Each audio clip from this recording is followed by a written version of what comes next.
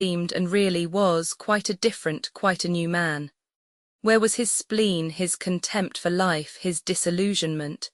Pierre was the only person to whom he made up his mind to speak openly, and to him he told all that was in his soul. Now he boldly and lightly made plans for an extended future, said he could not sacrifice his own happiness to his father's caprice, and spoke of how he would either make his father consent to this marriage and love her, or would do without his consent. Then he marvelled at the feeling that had mastered him as at something strange, apart from and independent of himself. I should not have believed anyone who told me that I was capable of such love, said Prince Andrei. It is not at all the same feeling that I knew in the past. The whole world is now for me divided into two halves. One half is she, and there all is joy, hope, light. The other half is everything where she is not, and there is all gloom and darkness. Darkness and gloom, reiterated Pierre. Yes, yes, I understand that. I cannot help loving the light, it is not my fault, and I am very happy, you understand me, I know you are glad for my sake. Yes, yes, Pierre assented, looking at his friend with a touched and sad expression in his eyes. The brighter Prince Andrei's lot appeared to him, the gloomier seemed his own. Roman 23 Prince Andrei needed his father's consent to his marriage, and to obtain this he started for the country next day. His father received his son's communication with external composure, but inward wrath. He could not comprehend how anyone could wish to alter his life or introduce anything new into it, when his own life was already ending. If only they would let me end my days as I want to, thought the old man, then they might do as they please. With his son, however, he employed the diplomacy he reserved for important occasions, and, adopting a quiet tone, discussed the whole matter. In the first place, the marriage was not a brilliant one as regards birth, wealth, or rank. Secondly, Prince Andrei was no longer as young as he had been, and his health was poor. The old man laid special stress on this, while she was very young. Thirdly, he had a son whom it would be a pity to entrust to a chit of a girl. Fourthly and finally, the father said, looking ironically at his son, I beg you to put it off for a year. Go abroad, take a cure. Look out as you wanted to for a German tutor for Prince Nikolai. Then if your love or passion or obstinacy, as you please, is still as great, marry. And that's my last word on it. Mind, the last, concluded the prince, in a tone which showed that nothing would make him alter his decision. Prince Andrei saw clearly that the old man hoped that his feelings or his fiancée's would not stand a year's test, or that he, the old prince himself, would die before then, and he decided to conform to his father's wish to propose and postpone the wedding for a year. 3 weeks after the last evening he had spent with the Rostovs, Prince Andrei returned to Petersburg. Next day after her talk with her mother, Natasha expected Bolkonsky all day, but he did not come. On the second and third day it was the same. Pierre did not come either, and Natasha, not knowing that Prince Andrei had gone to see his father, could not explain his absence to herself. 3 weeks passed in this way. Natasha had no desire to go out anywhere and wandered from room to room like a shadow, idle and listless. She wept secretly at night and did not go to her mother in the evenings.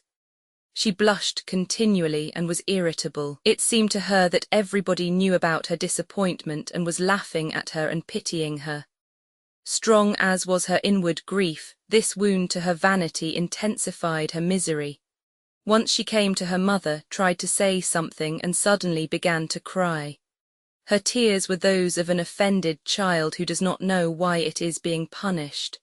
The Countess began to soothe Natasha, who, after first listening to her mother's words, suddenly interrupted her. Leave off, Mamma, I don't think, and don't want to think about it. He just came and then left off. Her voice trembled and she again nearly cried but recovered and went on quietly. And I don't at all want to get married. And I am afraid of him. I have now become quite calm, quite calm. The day after this conversation, Natasha put on the old dress which she knew had the peculiar property of conducing to cheerfulness in the mornings. And that day she returned to the old way of life which she had abandoned since the ball. Having finished her morning tea, she went to the ballroom, which she particularly liked for its loud resonance, and began singing her solfeggio. When she had finished her first exercise, she stood still in the middle of the room and sang a musical phrase that particularly pleased her. She listened joyfully, as though she had not expected it, to the charm of the notes reverberating, filling the whole empty ballroom and slowly dying away. And all at once she felt cheerful. What's the good of making so much of it? Things are nice as it is, she said to herself, and she began walking up and down the room, not stepping simply on the resounding parquet but treading with each step from the heel to the toe. She had on a new and favourite pair of shoes, and listening to the regular tap of the heel and creak of the toe as gladly as she had to the sounds of her own voice. Passing a mirror, she glanced into it. There, that's me, the expression of her face seemed to say as she caught sight of herself. Well, and very nice too, I need nobody. A footman wanted to come in to clear away something in the room, but she would not let him, and having closed the door behind him continued her walk. That morning she had returned to her favourite mood, love of and delight in herself. How charming that Natasha is, she said again, speaking as some third, collective male person. Pretty, a good voice, young, and in nobody's way, if only they leave her in peace. However much they left her in peace, she could not now be at peace, and immediately felt this.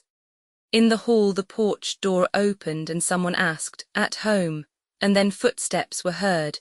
Natasha was looking at the mirror but did not see herself. She listened to the sounds in the hall. When she saw herself, her face was pale. It was he. She knew this for certain, though she hardly heard his voice through the closed doors. Pale and agitated, Natasha ran into the drawing-room.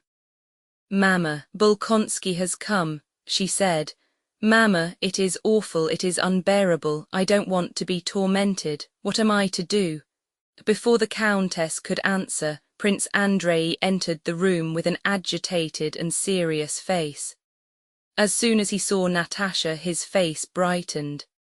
He kissed the Countess' hand and Natasha's and sat down beside the sofa. "It is long since we had the pleasure," began the Countess, but Prince Andrei interrupted her by answering her intended question, obviously in haste to say what he had to. "I have not been to see you all this time because I have been at my father's. I had to talk over a very important matter with him. I only got back last night," he said, glancing at Natasha. "I want to have a talk with you, Countess," he added after a moment's pause. The Countess lowered her eyes, sighing deeply. "I am at your disposal," she murmured. Natasha knew that she ought to go away but was unable to do so. Something gripped her throat, and regardless of manners she stared straight at Prince Andrei with wide-open eyes. At once, this instant, no, it can't be, she thought. Again he glanced at her, and that glance convinced her that she was not mistaken. Yes, at once, that very instant, her fate would be decided. "Go, Natasha, I will call you," said the Countess in a whisper. Natasha glanced with frightened, imploring eyes at Prince Andrei and at her mother and went out. "I have come, Countess, to ask for your daughter's hand," said Prince Andrei. The Countess' face flushed hotly, but she said nothing. "Your offer," she began at last sedately. He remained silent, looking into her eyes. "Your offer," she grew confused, "is agreeable to us, and I accept your offer. I am glad. And my husband, I hope, but it will depend on her. I will speak to her when I have your consent. Do you give it to me?" said Prince Andrei. "Yes," replied the Countess. She held out her hand to him, and with a mixed feeling of estrangement and tenderness pressed her lips to his forehead as he stooped to kiss her hand. She wished to love him as a son, but felt that to her he was a stranger and a terrifying man. "I am sure my husband will consent," said the Countess, "but your father, my father, to whom I have told my plans, has made it an express condition of his consent that the wedding is not to take place for a year. And I wish to tell you of that," said Prince Andrei. "It is true that Natasha is still young, but so long as that, it is unavoidable," said Prince Andrei with a sigh. "I will send her to you," said the Countess, and left the room. "Lord, have mercy upon us," she repeated while seeking her daughter. Sonia said that Natasha was in her bedroom. Natasha was sitting on the bed, pale and dry-eyed, and was gazing at the icons and whispering something as she rapidly crossed herself. Seeing her mother, she jumped up and flew to her. "Well, Mamma, well, go to him. He is asking for your hand," said the Countess, coldly it seemed to Natasha. Go, said the mother, sadly and reproachfully, with a deep sigh as her daughter ran away. Natasha never remembered how she entered the drawing-room. When she came in and saw him, she paused. "Is it possible that this stranger has now become everything to me?" she asked herself, and immediately answered, "Yes, everything. He alone is now dearer to me than everything in the world." Prince Andrei came up to her with downcast eyes. "I have loved you from the very first moment I saw you. May I hope?" He looked at her and was struck by the serious, impassioned expression of her face. Her face said, "Why ask, why doubt what you cannot but know, why speak when words cannot express what one feels?" She drew near to him and stopped. He took her hand and kissed it. "Do you love me?" Yes, Natasha murmured as if in vexation. Then she sighed loudly and, catching her breath more and more quickly, began to sob. "What is it? What's the matter?" "Oh, I am so happy," she replied, smiled through her tears, bent over closer to him, paused for an instant as if asking herself whether she might, and then kissed him. Prince Andrei held her hands, looked into her eyes, and did not find in his heart his former love for her. Something in him had suddenly changed. There was no longer the former poetic and mystic charm of desire, but there was pity for her feminine and childish weakness, fear at her devotion and trustfulness, and an oppressive yet joyful sense of the duty that now bound him to her forever. The present feeling, though not so bright and poetic as the former, was stronger and more serious. "Did your mother tell you that it cannot be for a year?" asked Prince Andrei, still looking into her eyes. "Is it possible that I, the chit of a girl, as everybody called me, thought Natasha, is it possible that I am now to be the wife and the equal of this strange, dear, clever man whom even my father looks up to? Can it be true? Can it be true that there can be no more playing with life, that now I am grown up, that on me now lies a responsibility for my every word and deed?" "Yes, but what did he ask me?" "No," she replied, but she had not understood his question. "Forgive me," he said, "but you are so young, and I have already been through so much in life. I am afraid for you, you do not yet know yourself." Natasha listened with concentrated attention, trying but failing to take in the meaning of his words. "Hard as this year which delays my happiness will be," continued Prince Andrei, "it will give you time to be sure of yourself. I ask you to make me happy in a year, but you are free. Our engagement shall remain a secret, and should you find that you do not love me, or should you come to love," said Prince Andrei with an unnatural smile. "Why do you say that?" Natasha interrupted him. "You know that from the very day you first came to Otredno I have loved you," she cried, quite convinced that she spoke the truth. "In a year you will learn to know yourself." "A whole year," Natasha repeated suddenly, only now realizing that the marriage was to be postponed for a year. "But why a year? Why a year?" Prince Andrei began to explain to her the reasons for this delay. Natasha did not hear him. "And can't it be helped?" she asked. Prince Andrei did not reply, but his face expressed the impossibility of altering that decision. "It's awful, oh, it's awful, awful," Natasha suddenly cried and again burst into sobs. "I shall die waiting a year, it's impossible, it's awful." She looked into her lover's face and saw in it a look of commiseration and perplexity. "No, no, I'll do anything," she said, suddenly checking her tears. "I am so happy." The father and mother came into the room and gave the betrothed couple their blessing. From that day Prince Andrei began to frequent the Rostovs as Natasha's affianced lover. Roman 24. No betrothal ceremony took place and Natasha's engagement to Bolkonsky was not announced. Prince Andrei insisted on that. He said that as he was responsible for the delay, he ought to bear the whole burden of it, that he had given his word and bound himself forever, but that he did not wish to bind Natasha and gave her perfect freedom. If after 6 months she felt that she did not love him, she would have full right to reject him. Naturally, neither Natasha nor her parents wished to hear of this, but Prince Andrei was firm. He came every day to the Rostovs, but did not behave to Natasha as an affianced lover. He did not use the familiar thou, but said you to her and kissed only her hand.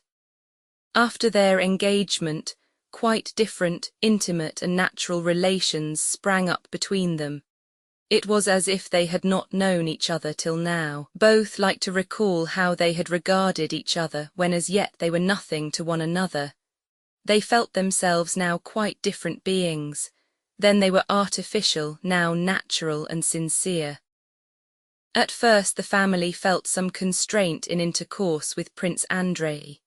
He seemed a man from another world, and for a long time Natasha trained the family to get used to him, proudly assuring them all that he only appeared to be different, but was really just like all of them, and that she was not afraid of him and no one else ought to be. After a few days they grew accustomed to him, and without restraint in his presence pursued their usual way of life, in which he took his part. He could talk about rural economy with the Count, fashions with the Countess and Natasha, and about albums and fancy work with Sonia. Sometimes the household, both among themselves and in his presence, expressed their wonder at how it had all happened, and at the evident omens there had been of it.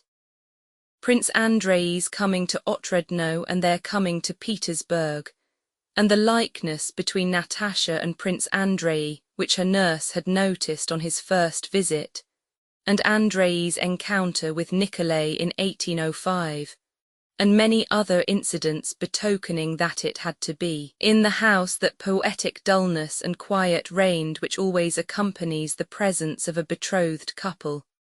Often when all sitting together, everyone kept silent. Sometimes the others would get up and go away and the couple, left alone, still remained silent. They rarely spoke of their future life.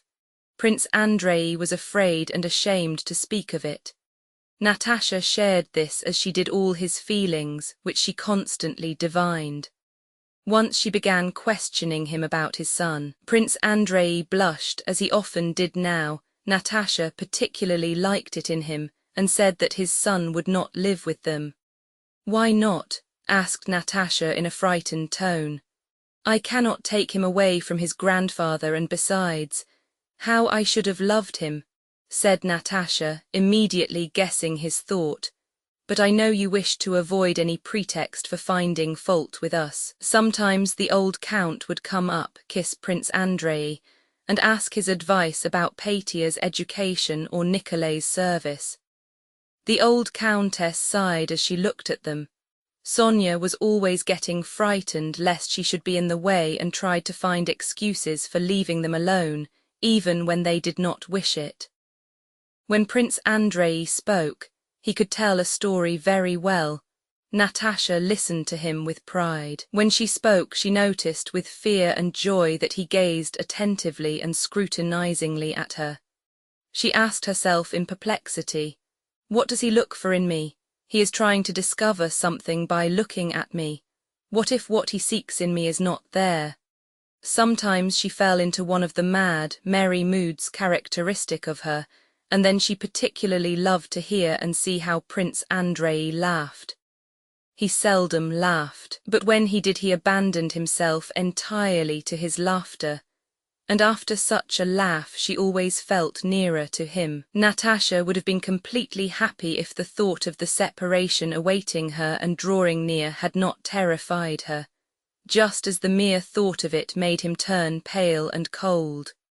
On the eve of his departure from Petersburg, Prince Andrei brought with him Pierre, who had not been to the Rostovs once since the ball. Pierre seemed disconcerted and embarrassed. He was talking to the Countess, and Natasha sat down beside a little chess table with Sonia, thereby inviting Prince Andrei to come too. He did so. "You have known Bezukov a long time?" he asked. "Do you like him?" "Yes, he's a dear but very absurd." And as usual when speaking of Pierre, she began to tell anecdotes of his absent-mindedness, some of which had even been invented about him. "Do you know I have entrusted him with our secret? I have known him from childhood. He has a heart of gold. I beg you, Natali," Prince Andrei said with sudden seriousness. "I am going away, and heaven knows what may happen. You may cease to, all right, I know I am not to say that. Only this then, whatever may happen to you when I am not here. What can happen? Whatever trouble may come," Prince Andrei continued, "I beg you, Mademoiselle Sophie, whatever may happen, to turn to him alone for advice and help.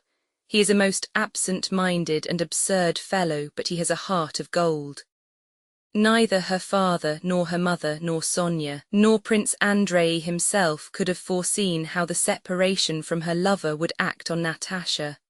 Flushed and agitated, she went about the house all that day, dry-eyed, occupied with most trivial matters as if not understanding what awaited her. She did not even cry when, on taking leave, he kissed her hand for the last time. "Don't go," she said in a tone that made him wonder whether he really ought not to stay, and which he remembered long afterwards. Nor did she cry when he was gone, but for several days she sat in her room dry-eyed, taking no interest in anything and only saying now and then, "Oh, why did he go away?" But a fortnight after his departure, to the surprise of those around her, she recovered from her mental sickness just as suddenly and became her old self again, but with a change in her moral physiognomy, as a child gets up after a long illness with a changed expression of face. Roman 25. During that year after his son's departure, Prince Nikolai Andreevich Bolkonsky's health and temper became much worse. He grew still more irritable, and it was Princess Maria who generally bore the brunt of his frequent fits of unprovoked anger. He seemed carefully to seek out her tender spots so as to torture her mentally as harshly as possible. Princess Maria had two passions and consequently two joys, her nephew Nikolushka, and religion, and these were the favourite subjects of the prince's attacks and ridicule. Whatever was spoken of he would bring round to the superstitiousness of old maids, or the petting and spoiling of children. "You want to make him, Nikolenka, into an old maid like yourself. A pity. Prince Andrei wants a son and not an old maid," he would say. Or turning to Mademoiselle Burian, he would ask her in Princess Maria's presence how she liked our village priests and icons, and would joke about them. He continually hurt Princess Maria's feelings and tormented her, but it cost her no effort to forgive him. Could he be to blame toward her, or could her father, whom she knew loved her in spite of it all, be unjust? And what is justice? The princess never thought of that proud word justice. All the complex laws of man centered for her in one clear and simple law, the law of love and self-sacrifice taught us by him who lovingly suffered for mankind though he himself was God. What had she to do with the justice or injustice of other people? She had to endure and love, and that she did. During the winter, Prince Andrei had come to Bald Hills and had been gay, gentle, and more affectionate than Princess Maria had known him for a long time past. She felt that something had happened to him, but he said nothing to her about his love. Before he left, he had a long talk with his father about something, and Princess Maria noticed that before his departure, they were dissatisfied with one another. Soon after Prince Andrei had gone, Princess Maria wrote to her friend Julie Karagina in Petersburg, whom she had dreamed, as all girls dream, of marrying to her brother, and who was at that time in mourning for her own brother, killed in Turkey. Sorrow, it seems, is our common lot, my dear, tender friend Julie. Your loss is so terrible that I can only explain it to myself as a special providence of God who, loving you, wishes to try you and your excellent mother. Oh, my friend, religion and religion alone can, I will not say comfort us, but save us from despair. Religion alone can explain to us what without its help man cannot comprehend. Why, for what cause, kind and noble beings able to find happiness in life, not merely harming no one but necessary to the happiness of others, are called away to God, while cruel, useless, harmful persons, or such as are a burden to themselves and to others, are left living.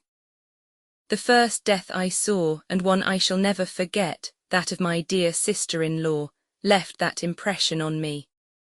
Just as you ask destiny why your splendid brother had to die, so I asked why that angel Lisa, who not only never wronged anyone, but in whose soul there were never any unkind thoughts, had to die. And what do you think, dear friend?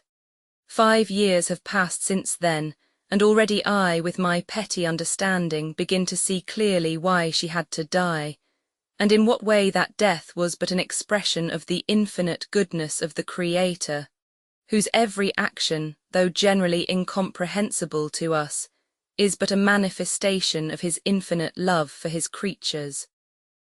Perhaps, I often think, she was too angelically innocent to have the strength to perform all a mother's duties. As a young wife she was irreproachable. Perhaps she could not have been so as a mother. As it is, not only has she left us, and particularly Prince Andrei, with the purest regrets and memories, but probably she will there receive a place I dare not hope for myself. But not to speak of her alone, that early and terrible death has had the most beneficent influence on me, and on my brother in spite of all our grief. Then, at the moment of our loss, these thoughts could not occur to me. I should then have dismissed them with horror, but now they are very clear and certain. I write all this to you, dear friend, only to convince you of the gospel truth which has become for me a principle of life. Not a single hair of our heads will fall without his will. And his will is governed only by infinite love for us, and so whatever befalls us is for our good. You ask whether we shall spend next winter in Moscow. In spite of my wish to see you, I do not think so and do not want to do so. You will be surprised to hear that the reason for this is Buonaparte. The case is this. My father's health is growing noticeably worse. He cannot stand any contradiction and is becoming irritable. This irritability is, as you know, chiefly directed to political questions. He cannot endure the notion that Buonaparte is negotiating on equal terms with all the sovereigns of Europe, and particularly with our own, the grandson of the great Catherine. As you know, I am quite indifferent to politics, but from my father's remarks and his talks with Mikhail Ivanovitch I know all that goes on in the world, and especially about the honours conferred on Buonaparte, who only at Bald Hills in the whole world, it seems, is not accepted as a great man, still less as Emperor of France, and my father cannot stand this. It seems to me that it is chiefly because of his political views that my father is reluctant to speak of going to Moscow, for he foresees the encounters that would result from his way of expressing his views, regardless of anybody. All the benefit he might derive from a course of treatment he would lose as a result of the disputes about Buonaparte, which would be inevitable. In any case, it will be decided very shortly. Our family life goes on in the old way except for my brother Andrei's absence. He, as I wrote you before, has changed very much of late. After his sorrow, he only this year quite recovered his spirits. He has again become as I used to know him when a child, kind, affectionate, with that heart of gold to which I know no equal. He has realized, it seems to me, that life is not over for him.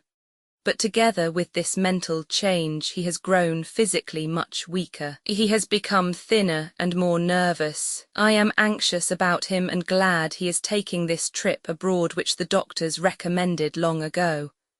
I hope it will cure him. You write that in Petersburg he is spoken of as one of the most active, cultivated, and capable of the young men. Forgive my vanity as a relation, but I never doubted it. The good he has done to everybody here, from his peasants up to the gentry, is incalculable. On his arrival in Petersburg, he received only his due. I always wonder at the way rumours fly from Petersburg to Moscow, especially such false ones as that you write about. I mean the report of my brother's betrothal to the little Rostova. I do not think my brother will ever marry again, and certainly not her. And this is why. First, I know that though he rarely speaks about the wife he has lost, the grief of that loss has gone too deep in his heart for him ever to decide to give her a successor, and our little angel a stepmother. Secondly, because as far as I know, that girl is not the kind of girl who could please Prince Andrei. I do not think he would choose her for a wife, and frankly I do not wish it. But I am running on too long and am at the end of my second sheet. Goodbye, my dear friend. May God keep you in his holy and mighty care. My dear friend, Mademoiselle Burian, sends you kisses. Maria Roman 26, Roman 26. In the middle of the summer, Princess Maria received an unexpected letter from Prince Andrei in Switzerland, in which he gave her strange and surprising news. He informed her of his engagement to Natasha Rostova. The whole letter breathed loving rapture for his betrothed and tender and confiding affection for his sister. He wrote that he had never loved as he did now, and that only now did he understand and know what life was. He asked his sister to forgive him for not having told her of his resolve when he had last visited Bald Hills, though he had spoken of it to his father. He had not done so for fear Princess Maria should ask her father to give his consent, irritating him and having to bear the brunt of his displeasure without attaining her object. Besides, he wrote, the matter was not then so definitely settled as it is now. My father then insisted on a delay of a year, and now already 6 months, half of that period, have passed, and my resolution is firmer than ever. If the doctors did not keep me here at the spas, I should be back in Russia, but as it is I have to postpone my return for 3 months. You know me and my relations with father. I want nothing from him. I have been and always shall be independent, but to go against his will and arouse his anger, now that he may perhaps remain with us such a short time, would destroy half my happiness.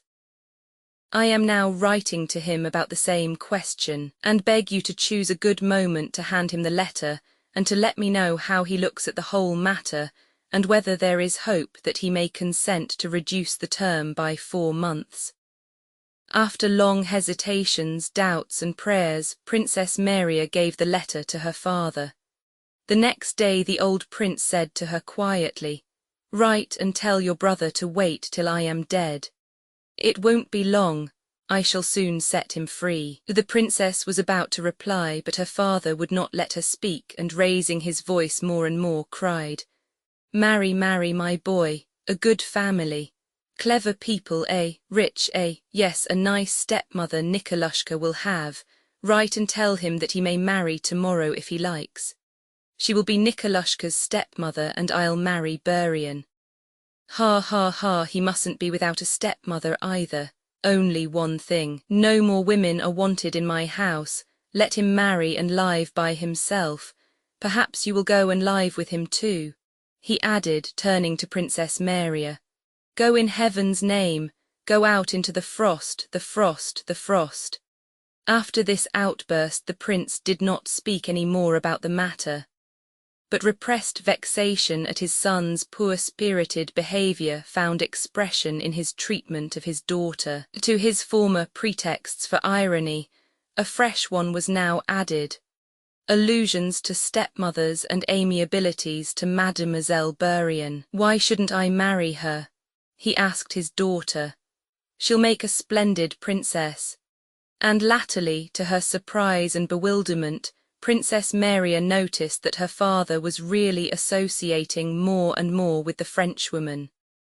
She wrote to Prince Andrei about the reception of his letter, but comforted him with hopes of reconciling their father to the idea. Nikolushka and his education, her brother Andrei, and religion were Princess Maria's joys and consolations.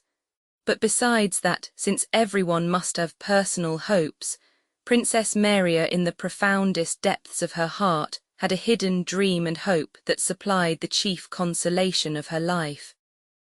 This comforting dream and hope were given her by God's folk, the half-witted and other pilgrims who visited her without the prince's knowledge. The longer she lived, the more experience and observation she had of life, the greater was her wonder at the short-sightedness of men who seek enjoyment and happiness here on earth, toiling, suffering, struggling and harming one another, to obtain that impossible, visionary, sinful happiness. Prince Andrei had loved his wife, she died, but that was not enough. He wanted to bind his happiness to another woman. Her father objected to this because he wanted a more distinguished and wealthier match for Andrei, and they all struggled and suffered and tormented one another and injured their souls, their eternal souls, for the attainment of benefits which endure but for an instant. Not only do we know this ourselves, but Christ, the Son of God, came down to earth and told us that this life is but for a moment and is a probation. Yet we cling to it and think to find happiness in it. How is it that no one realizes this? Thought Princess Maria. No one except these despised God's folk who, wallet on back, come to me by the back door, afraid of being seen by the prince, not for fear of ill usage by him, but for fear of causing him to sin, to leave family, home, and all the cares of worldly welfare, in order without clinging to anything to wander in hempen rags from place to place under an assumed name, doing no one any harm but praying for all, for those who drive one away as well as for those who protect one. Higher than that life and truth there is no life or truth. There was one pilgrim, a quiet, pockmarked little woman of 50 called Fedosyushka, who for over 30 years had gone about barefoot and worn heavy chains. Princess Maria was particularly fond of her. Once, when in a room with a lamp dimly lit before the icon Fedosyushka was talking of her life, the thought that Fedosyushka alone had found the true path of life suddenly came to Princess Maria with such force that she resolved to become a pilgrim herself. When Fedosyushka had gone to sleep, Princess Maria thought about this for a long time, and at last made up her mind that, strange as it might seem, she must go on a pilgrimage. She disclosed this thought to no one but to her confessor, Father Akinfi, the monk, and he approved of her intention. Under guise of a present for the pilgrims, Princess Maria prepared a pilgrim's complete costume for herself, a coarse smock, bast shoes, a rough coat, and a black kerchief.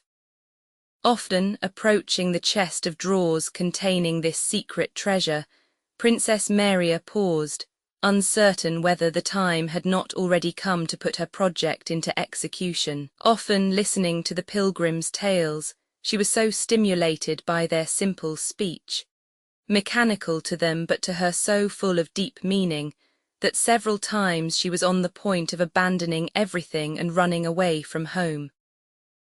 In imagination she already pictured herself by Fedosyushka's side, dressed in coarse rags, walking with a staff, a wallet on her back along the dusty road, directing her wanderings from one saint's shrine to another, free from envy, earthly love, or desire, and reaching at last the place where there is no more sorrow or sighing, but eternal joy and bliss. I shall come to a place and pray there, and before having time to get used to it or getting to love it, I shall go farther. I will go on till my legs fail, and I'll lie down and die somewhere, and shall at last reach that eternal, quiet haven where there is neither sorrow nor sighing, thought Princess Maria. But afterwards, when she saw her father and especially little Koko, Nikolushka, her resolve weakened. She wept quietly and felt that she was a sinner who loved her father and little nephew more than God.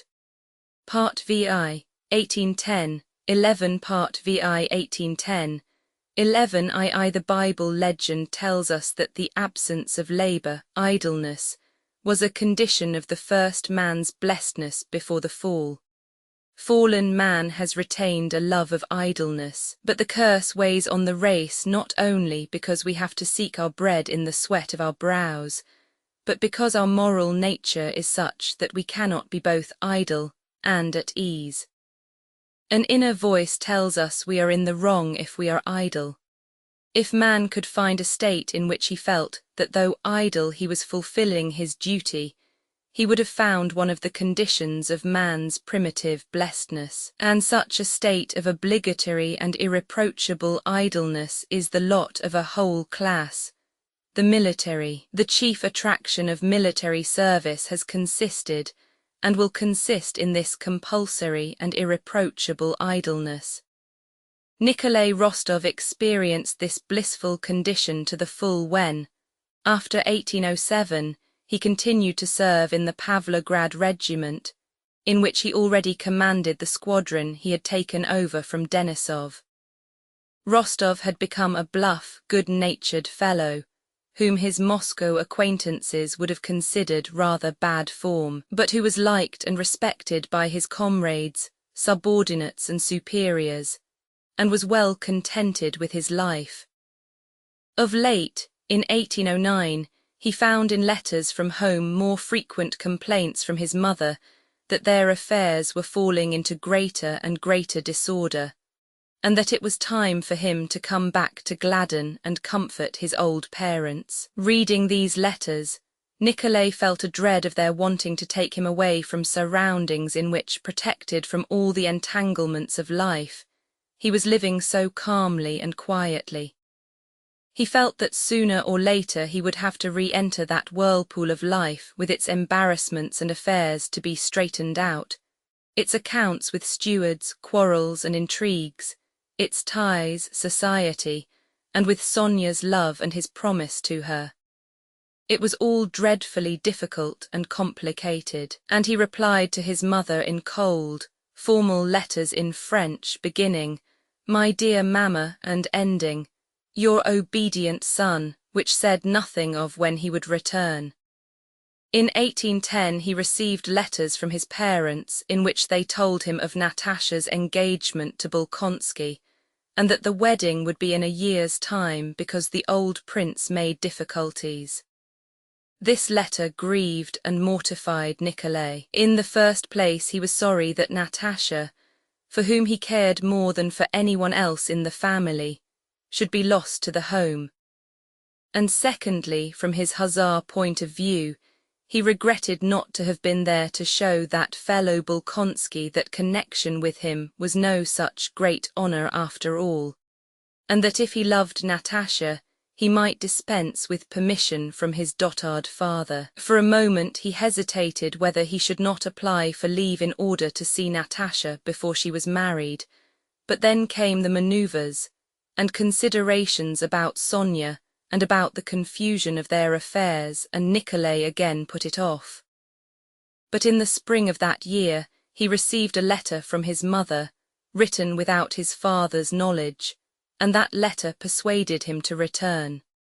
She wrote that if he did not come and take matters in hand, their whole property would be sold by auction, and they would all have to go begging. The Count was so weak, and trusted Mitenka so much, and was so good-natured, that everybody took advantage of him, and things were going from bad to worse. "For God's sake, I implore you, come at once if you do not wish to make me and the whole family wretched," wrote the Countess. This letter touched Nikolay. He had that common sense of a matter-of-fact man which showed him what he ought to do. The right thing now was, if not to retire from the service, at any rate to go home on leave. Why he had to go he did not know, but after his after-dinner nap he gave orders to saddle Mars, an extremely vicious grey stallion that had not been ridden for a long time, and when he returned with the horse all in a lather, he informed Lavrushka, Denisov's servant who had remained with him, and his comrades who turned up in the evening that he was applying for leave and was going home. Difficult and strange as it was for him to reflect that he would go away without having heard from the staff. And this interested him extremely, whether he was promoted to a captaincy or would receive the order of St. Anne for the last manoeuvres. Strange as it was to think that he would go away without having sold his 3 roans to the Polish Count Golokowski, who was bargaining for the horses Rostov had betted he would sell for 2,000 roubles. Incomprehensible as it seemed that the ball the Hussars were giving in honour of the Polish Mademoiselle Piarzazdzika, out of rivalry to the Uhlans who had given one in honour of their Polish Mademoiselle Borzazowska, would take place without him. He knew he must go away from this good, bright world to somewhere where everything was stupid and confused. A week later he obtained his leave. His Hussar comrades, not only those of his own regiment, but the whole brigade, gave Rostov a dinner to which the subscription was 15 roubles a head, and at which there were 2 bands and 2 choirs of singers. Rostov danced the trepak with Major Basov. The tipsy officers tossed, embraced and dropped Rostov. The soldiers of the 3rd Squadron tossed him too and shouted hurrah. And then they put him in his sleigh and escorted him as far as the first post station. During the first half of the journey, from Kremenchug to Kiev, all Rostov's thoughts, as is usual in such cases, were behind him with the squadron, but when he had gone more than halfway, he began to forget his 3 roans and Dozhoyveiko, his quartermaster, and to wonder anxiously how things would be at Otredno and what he would find there. Thoughts of home grew stronger the nearer he approached it, far stronger, as though this feeling of his was subject to the law by which the force of attraction is in inverse proportion to the square of the distance. At the last post station before Otredno, he gave the driver a 3-rouble tip, and on arriving he ran breathlessly, like a boy, up the steps of his home. After the rapture of meeting, and after that odd feeling of unsatisfied expectation, the feeling that everything is just the same, so why did I hurry? Nikolay began to settle down in his old home world. His father and mother were much the same, only a little older. What was new in them was a certain uneasiness and occasional discord, which there used not to be, and which, as Nikolay soon found out, was due to the bad state of their affairs. Sonia was nearly 20. She had stopped growing prettier and promised nothing more than she was already, but that was enough. She exhaled happiness and love from the time Nikolay returned, and the faithful, unalterable love of this girl had a gladdening effect on him. Petya and Natasha surprised Nikolay most. Petya was a big, handsome boy of 13, merry, witty and mischievous, with a voice that was already breaking.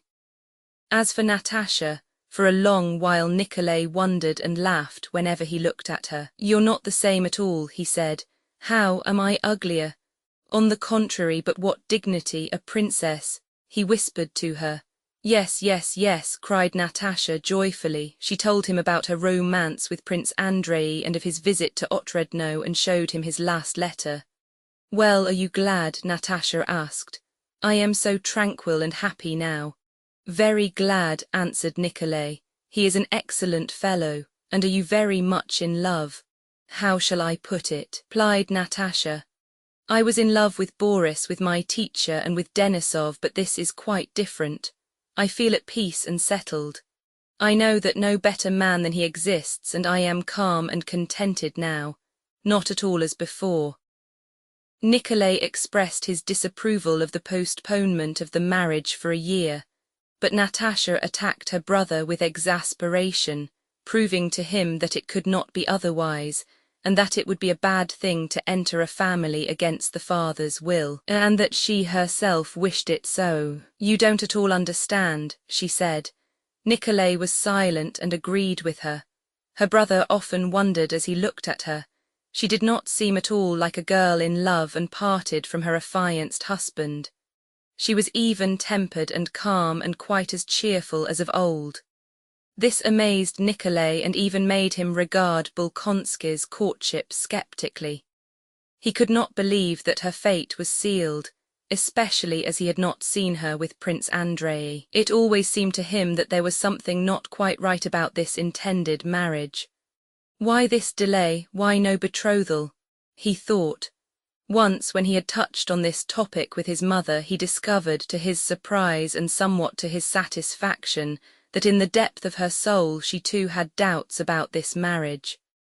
You see he writes, said she, showing her son a letter of Prince Andrei's, with that latent grudge a mother always has in regard to a daughter's future married happiness. He writes that he won't come before December. What can be keeping him? Illness, probably. His health is very delicate, don't tell Natasha. And don't attach importance to her being so bright. That's because she's living through the last days of her girlhood, but I know what she is like every time we receive a letter from him. However, God grant that everything turns out well. She always ended with these words.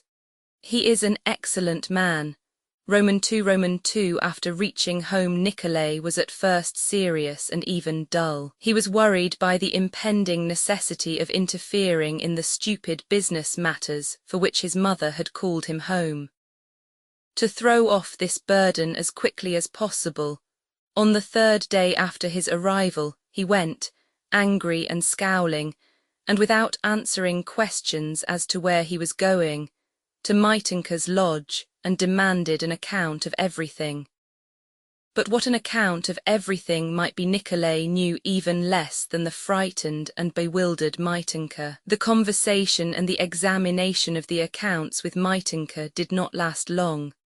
The village elder, a peasant delegate, and the village clerk who were waiting in the passage, heard with fear and delight first the young count's voice roaring and snapping and rising louder and louder, and then words of abuse, dreadful words, ejaculated one after the other.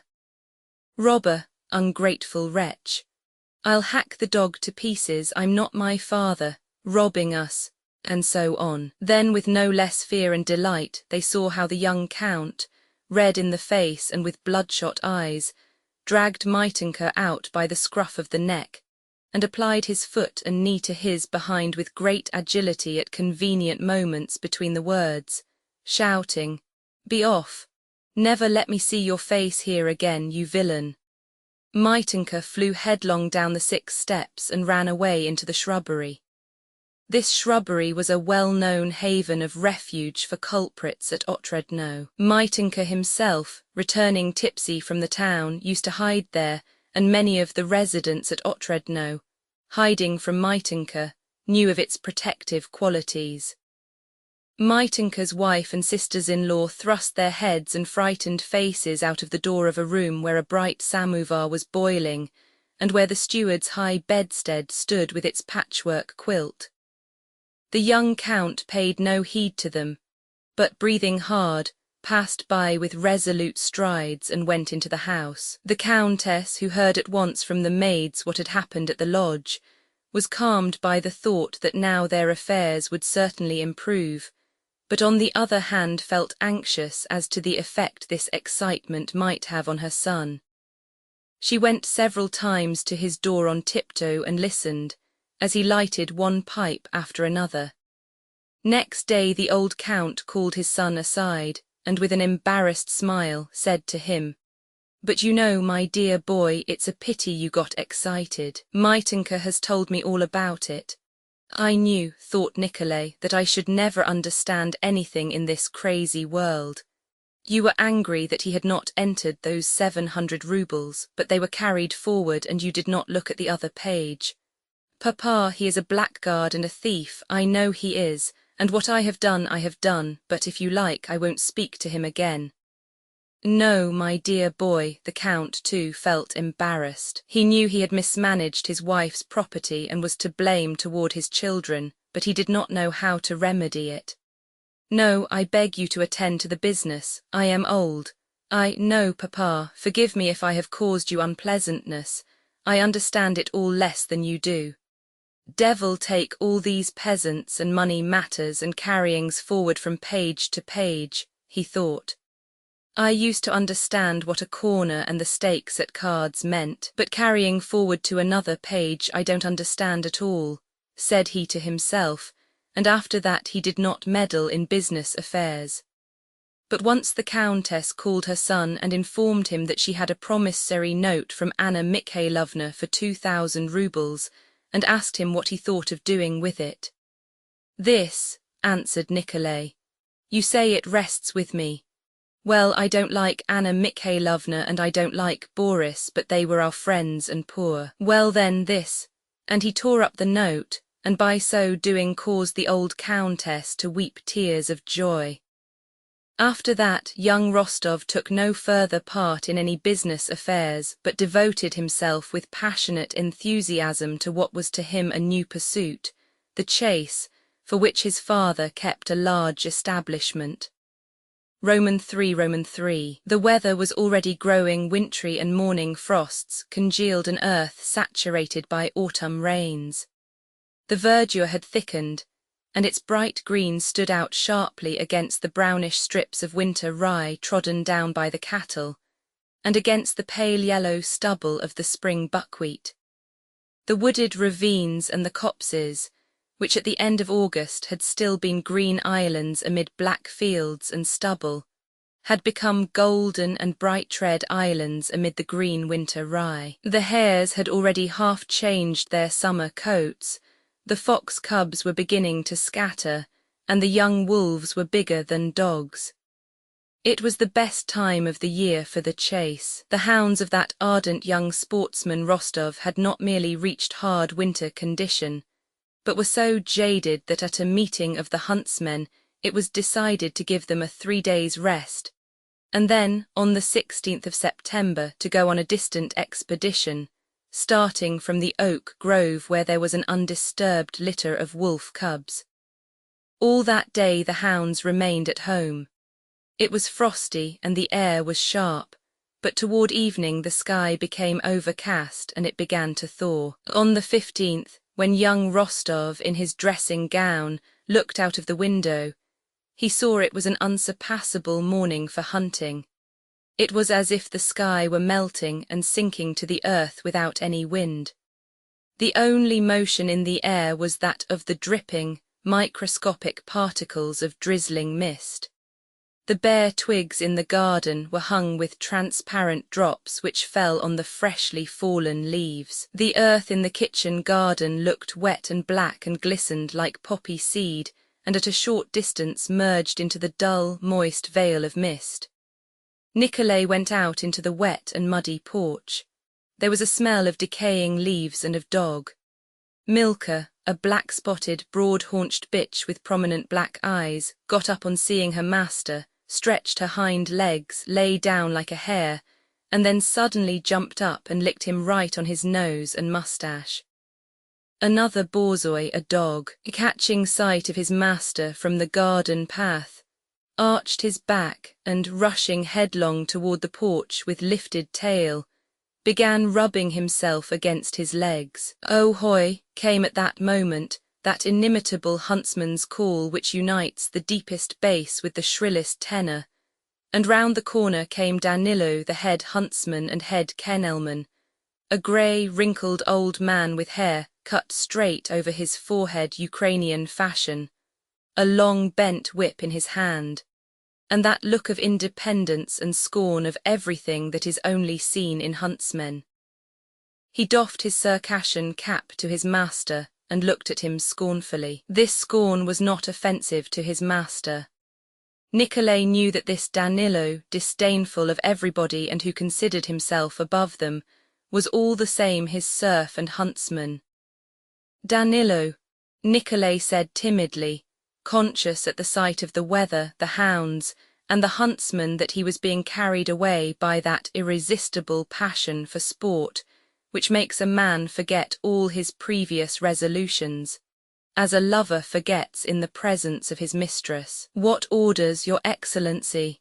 said the huntsman in his deep bass, deep as a proto-deacon's and hoarse with hallooing, and two flashing black eyes gazed from under his brows at his master, who was silent. "Can you resist it?" those eyes seemed to be asking. "It's a good day, eh, for a hunt and a gallop, eh?" asked Nicolay, scratching Milka behind the ears. Danilo did not answer, but winked instead. "I sent Yuvarka at dawn to listen," his bass boomed out after a minute's pause. "He says she's moved them into the Otredno enclosure. They were howling there." This meant that the she-wolf, about whom they both knew, had moved with her cubs to the Otredno copse, a small place 1.5 miles from the house. "We ought to go, don't you think so?" said Nicolay. "Come to me with Yuvarka." "As you please." "Then put off feeding them." "Yes, sir." 5 minutes later Danilo and Yuvarka were standing in Nicolay's big study. Though Danilo was not a big man, to see him in a room was like seeing a horse or a bear on the floor among the furniture and surroundings of human life. Danilo himself felt this, and as usual stood just inside the door trying to speak softly and not move, for fear of breaking something in the master's apartment, and he hastened to say all that was necessary so as to get from under that ceiling, out into the open under the sky once more. Having finished his inquiries and extorted from Danilo an opinion that the hounds were fit, Danilo himself wished to go hunting. Nicolay ordered the horses to be saddled, but just as Danilo was about to go, Natasha came in with rapid steps, not having done up her hair or finished dressing, and with her old nurse's big shawl wrapped round her. Petya ran in at the same time. "You are going?" asked Natasha. "I knew you would. Sonia said you wouldn't go, but I knew that today is the sort of day when you couldn't help going." "Yes, we are going," replied Nicolay reluctantly, for today, as he intended to hunt seriously, he did not want to take Natasha and Petya. "We are going, but only wolf hunting. It would be dull for you." "You know it is my greatest pleasure," said Natasha. "It's not fair you are going by yourself, are having the horses saddled and said nothing to us about it." "No barrier bars a Russian's path, we'll go," shouted Petya. "But you can't." "Mama said you mustn't," said Nicolay to Natasha. "Yes, I'll go, I shall certainly go," said Natasha decisively. "Danilo, tell them to saddle for us, and Mikhailo must come with my dogs," she added to the huntsman. It seemed to Danilo irksome and improper to be in a room at all, but to have anything to do with a young lady seemed to him impossible. He cast down his eyes and hurried out as if it were none of his business, careful as he went not to inflict any accidental injury on the young lady. Roman IV, the old count, who had always kept up an enormous hunting establishment, but had now handed it all completely over to his son's care. Being in very good spirits on this 15th of September, prepared to go out with the others. In an hour's time the whole hunting party was at the porch. Nicolay, with a stern and serious air which showed that now was no time for attending to trifles, went past Natasha and Petya, who were trying to tell him something. He had a look at all the details of the hunt, sent a pack of hounds and huntsmen on ahead to find the quarry, mounted his chestnut Donates, and whistling to his own leash of bourgeois, set off across the threshing ground to a field leading to the Otredno wood. The old count's horse, a sorrel gelding called Viflyanka, was led by the groom in attendance on him, while the Count himself was to drive in a small trap straight to a spot reserved for him. They were taking 54 hounds, with 6 hunt attendants and whippers in. Besides the family, there were 8 borzoi kennel men and more than 40 bourgeois, so that, with the bourgeois on the leash belonging to members of the family, there were about 130 dogs and 20 horsemen. Each dog knew its master and its call. Each man in the hunt knew his business, his place, what he had to do. As soon as they had passed the fence, they all spread out evenly and quietly, without noise or talk, along the road and field leading to the Otredno covert. The horses stepped over the field as over a thick carpet, now and then splashing into puddles as they crossed a road. The misty sky still seemed to descend evenly and imperceptibly toward the earth. The air was still warm and silent. Occasionally the whistle of a huntsman, the snort of a horse, the crack of a whip, or the whine of a straggling hound could be heard. When they had gone a little less than a mile, 5 more riders with dogs appeared out of the mist, approaching the Rostovs. In front rode a fresh-looking, handsome old man with a large grey moustache. "Good morning, uncle," said Nikolay when the old man drew near. "That's it. Come on, I was sure of it," began uncle. He was a distant relative of the Rostovs, a man of small means and their neighbour. "I knew you wouldn't be able to resist it, and it's a good thing you're going. That's it, come on." This was uncle's favourite expression. "Take the covert at once, for my Gertchik says the Ilogins are at Korniki with their hounds. That's it, come on, they'll take the cubs from under your very nose." "That's where I'm going. Shall we join up our packs?" asked Nikolay. The hounds were joined into one pack, and uncle and Nikolay rode on side by side. Natasha, muffled up in shawls which did not hide her eager face and shining eyes, galloped up to them. She was followed by Petya, who always kept close to her, by Mikhailo, a huntsman, and by a groom appointed to look after her. Petya, who was laughing, whipped and pulled at his horse. Natasha sat easily and confidently on her black Arabchik, and reined him in without effort with a firm hand. Uncle looked round disapprovingly at Petya and Natasha. He did not like to combine frivolity with the serious business of hunting. "Good morning, uncle, we are going too," shouted Petya. Good morning, but don't go overriding the hounds," said uncle sternly. "Nikolenka, what a fine dog Trunilla is. He knew me," said Natasha, referring to her favourite hound. "In the first place, Trunilla is not a dog but a harrier," thought Nikolay, and looked sternly at his sister, trying to make her feel the distance that ought to separate them at that moment. Natasha understood it. "You mustn't think we'll be in anyone's way, uncle," she said. "We'll go to our places and won't budge." "A good thing too, little countess," said uncle. "Only mind you don't fall off your horse," he added, "because that's it, come on. You've nothing to hold on to." The oasis of the Otredno covert came in sight a few hundred yards off. The huntsmen were already nearing it. Rostov, having finally settled with uncle where they should set on the hounds, and having shown Natasha where she was to stand, a spot where nothing could possibly run out, went round above the ravine.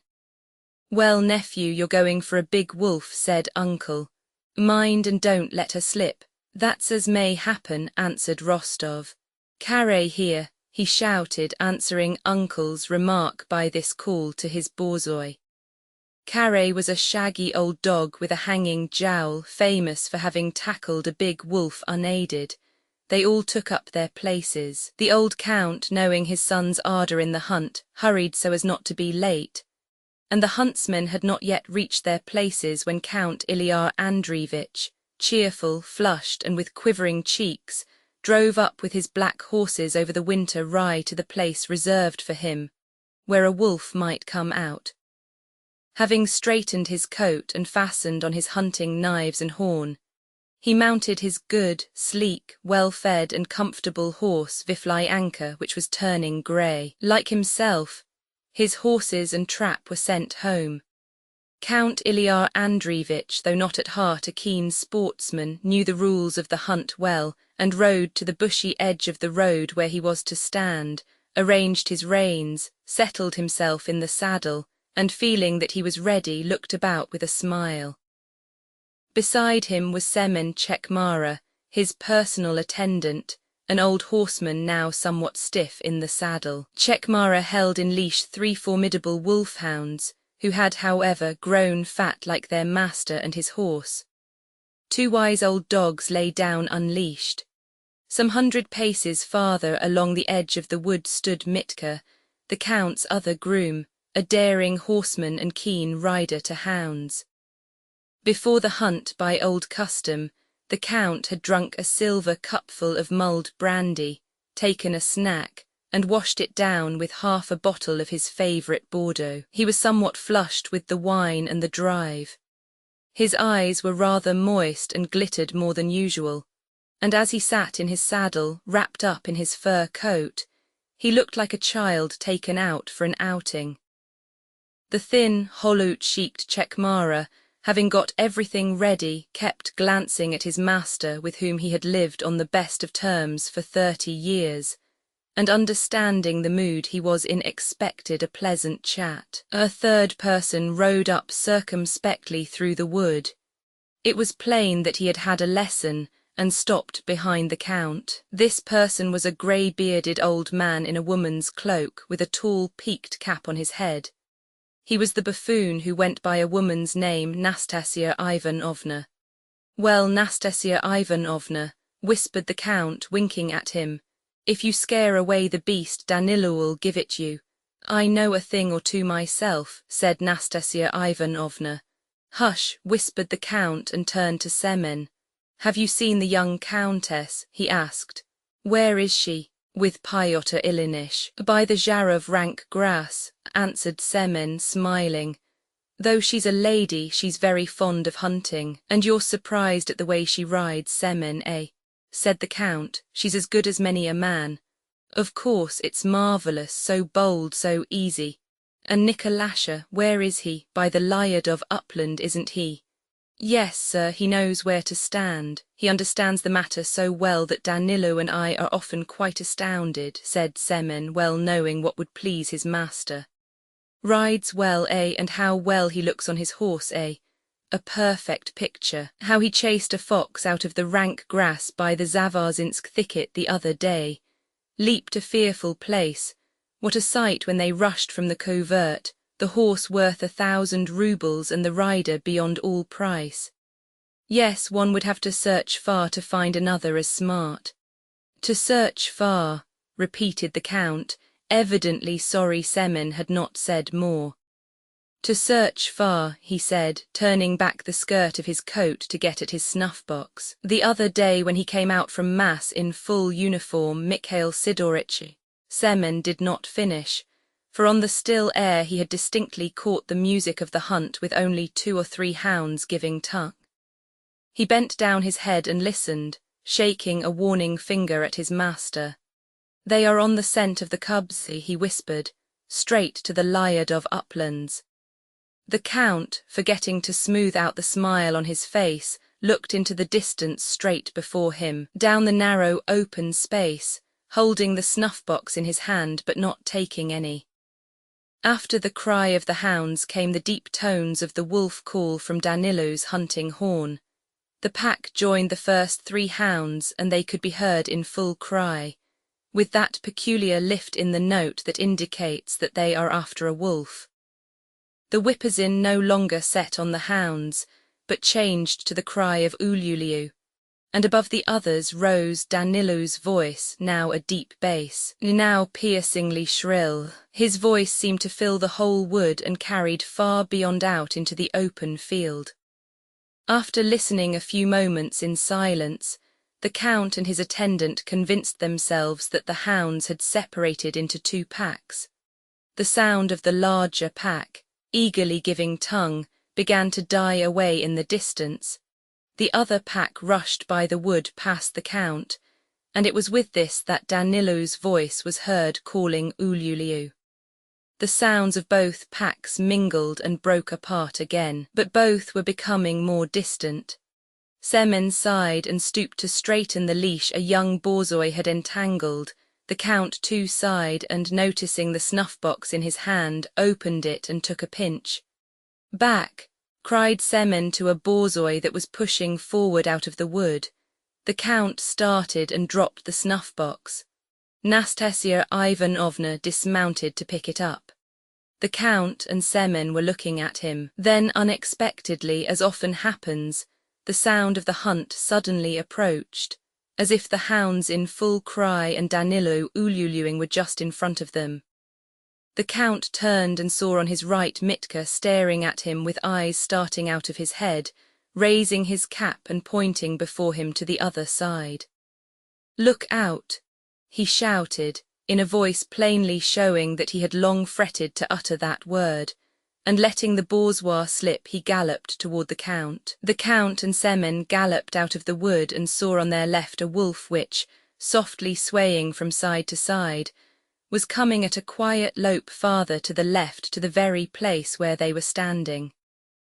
The angry bourgeois whined and, getting free of the leash, rushed past the horse's feet at the wolf. The wolf paused, turned its heavy forehead toward the dogs awkwardly, like a man suffering from the quinsy, and still slightly swaying from side to side, gave a couple of leaps and with a swish of its tail disappeared into the skirt of the wood. At the same instant, with a cry like a wail, first one hound, then another, and then another, sprang helter-skelter from the wood opposite, and the whole pack rushed across the field toward the very spot where the wolf had disappeared.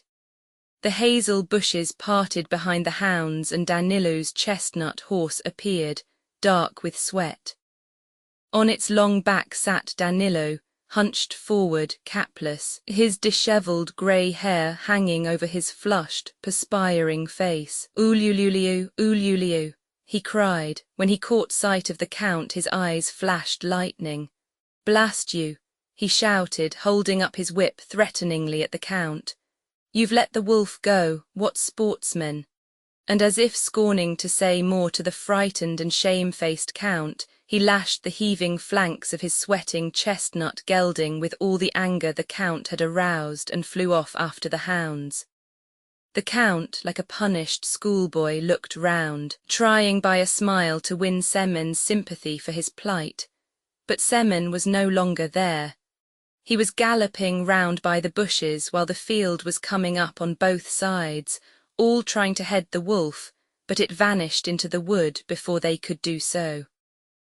V.V. Nikolai Rostov meanwhile remained at his post, waiting for the wolf. By the way the hunt approached and receded, by the cries of the dogs whose notes were familiar to him, by the way the voices of the huntsmen approached, receded and rose, he realized what was happening at the copse. He knew that young and old wolves were there, that the hounds had separated into two packs, that somewhere a wolf was being chased, and that something had gone wrong. He expected the wolf to come his way any moment. He made thousands of different conjectures as to where and from what side the beast would come and how he would set upon it. Hope alternated with despair. Several times he addressed a prayer to God that the wolf should come his way. He prayed with that passionate and shame-faced feeling with which men pray at moments of great excitement arising from trivial causes. "What would it be to thee to do this for me?" he said to God. "I know thou art great, and that it is a sin to ask this of thee. But for God's sake do let the old wolf come my way, and let Carre spring at it, in sight of Uncle who is watching from over there, and seize it by the throat in a death grip." 1,000 times during that half-hour Rostov cast eager and restless glances over the edge of the wood, with the two scraggy oaks rising above the aspen undergrowth, and the gully with its water-worn side, and Uncle's cap just visible above the bush on his right. "No, I shan't have such luck," thought Rostov. "Yet what wouldn't it be worth? It is not to be. Everywhere at cards and in war I am always unlucky." Memories of Austerlitz and of Dolokhov flashed rapidly and clearly through his mind. Only once in my life to get an old wolf, I want only that, thought he, straining eyes and ears and looking to the left and then to the right and listening to the slightest variation of note in the cries of the dogs. Again he looked to the right and saw something running toward him across the deserted field. No, it can't be, thought Rostov, taking a deep breath, as a man does at the coming of something long hoped for. The height of happiness was reached, and so simply, without warning or noise or display, that Rostov could not believe his eyes and remained in doubt for over a second. The wolf ran forward and jumped heavily over a gully that lay in her path. She was an old animal with a grey back and big reddish belly. She ran without hurry, evidently feeling sure that no one saw her. Rostov, holding his breath, looked round at the bourgeois. They stood or lay not seeing the wolf or understanding the situation. Old Carré had turned his head and was angrily searching for fleas, baring his yellow teeth and snapping at his hind legs. "Uliuliuliu," whispered Rostov, pouting his lips.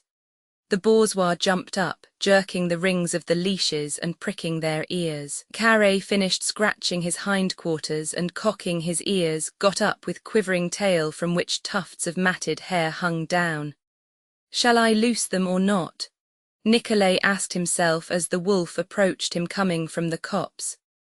Suddenly the wolf's whole physiognomy changed.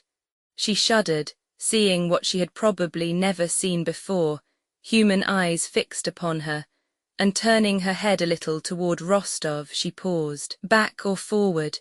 No matter, forward," the wolf seemed to say to herself, and she moved forward without again looking round and with a quiet, long, easy yet resolute lope. "Uliuliu," cried Nikolay in a voice not his own, and of its own accord his good horse darted headlong downhill, leaping over gullies to head off the wolf, and the bourgeois passed it, running faster still.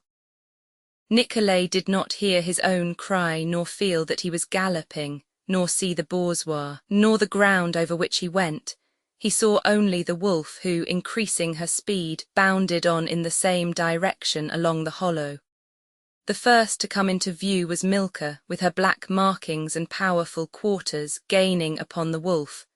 Nearer and nearer, now she was ahead of it, but the wolf turned its head to face her, and instead of putting on speed as she usually did, Milka suddenly raised her tail and stiffened her forelegs. "Uliuliuliu," shouted Nikolay. The reddish Lubim rushed forward from behind Milka, sprang impetuously at the wolf, and seized it by its hindquarters, but immediately jumped aside in terror. The wolf crouched, gnashed her teeth, and again rose and bounded forward, followed at the distance of a couple of feet by all the bourgeois who did not get any closer to her.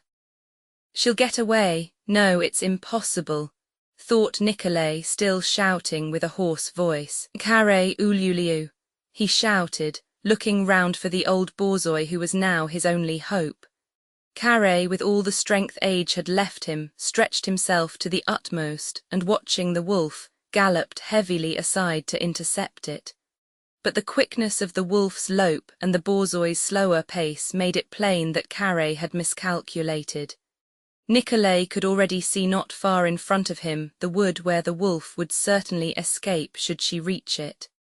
But, coming toward him, he saw hounds and a huntsman galloping almost straight at the wolf. There was still hope. A long, yellowish young borzoi, one Nikolay did not know from another leash, rushed impetuously at the wolf from in front and almost knocked her over.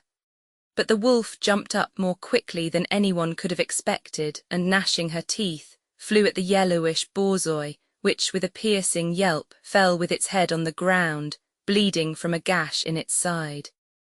"Carré, old fellow," wailed Nikolay. Thanks to the delay caused by this crossing of the wolf's path, the old dog with its felted hair hanging from its thigh was within 5 paces of it.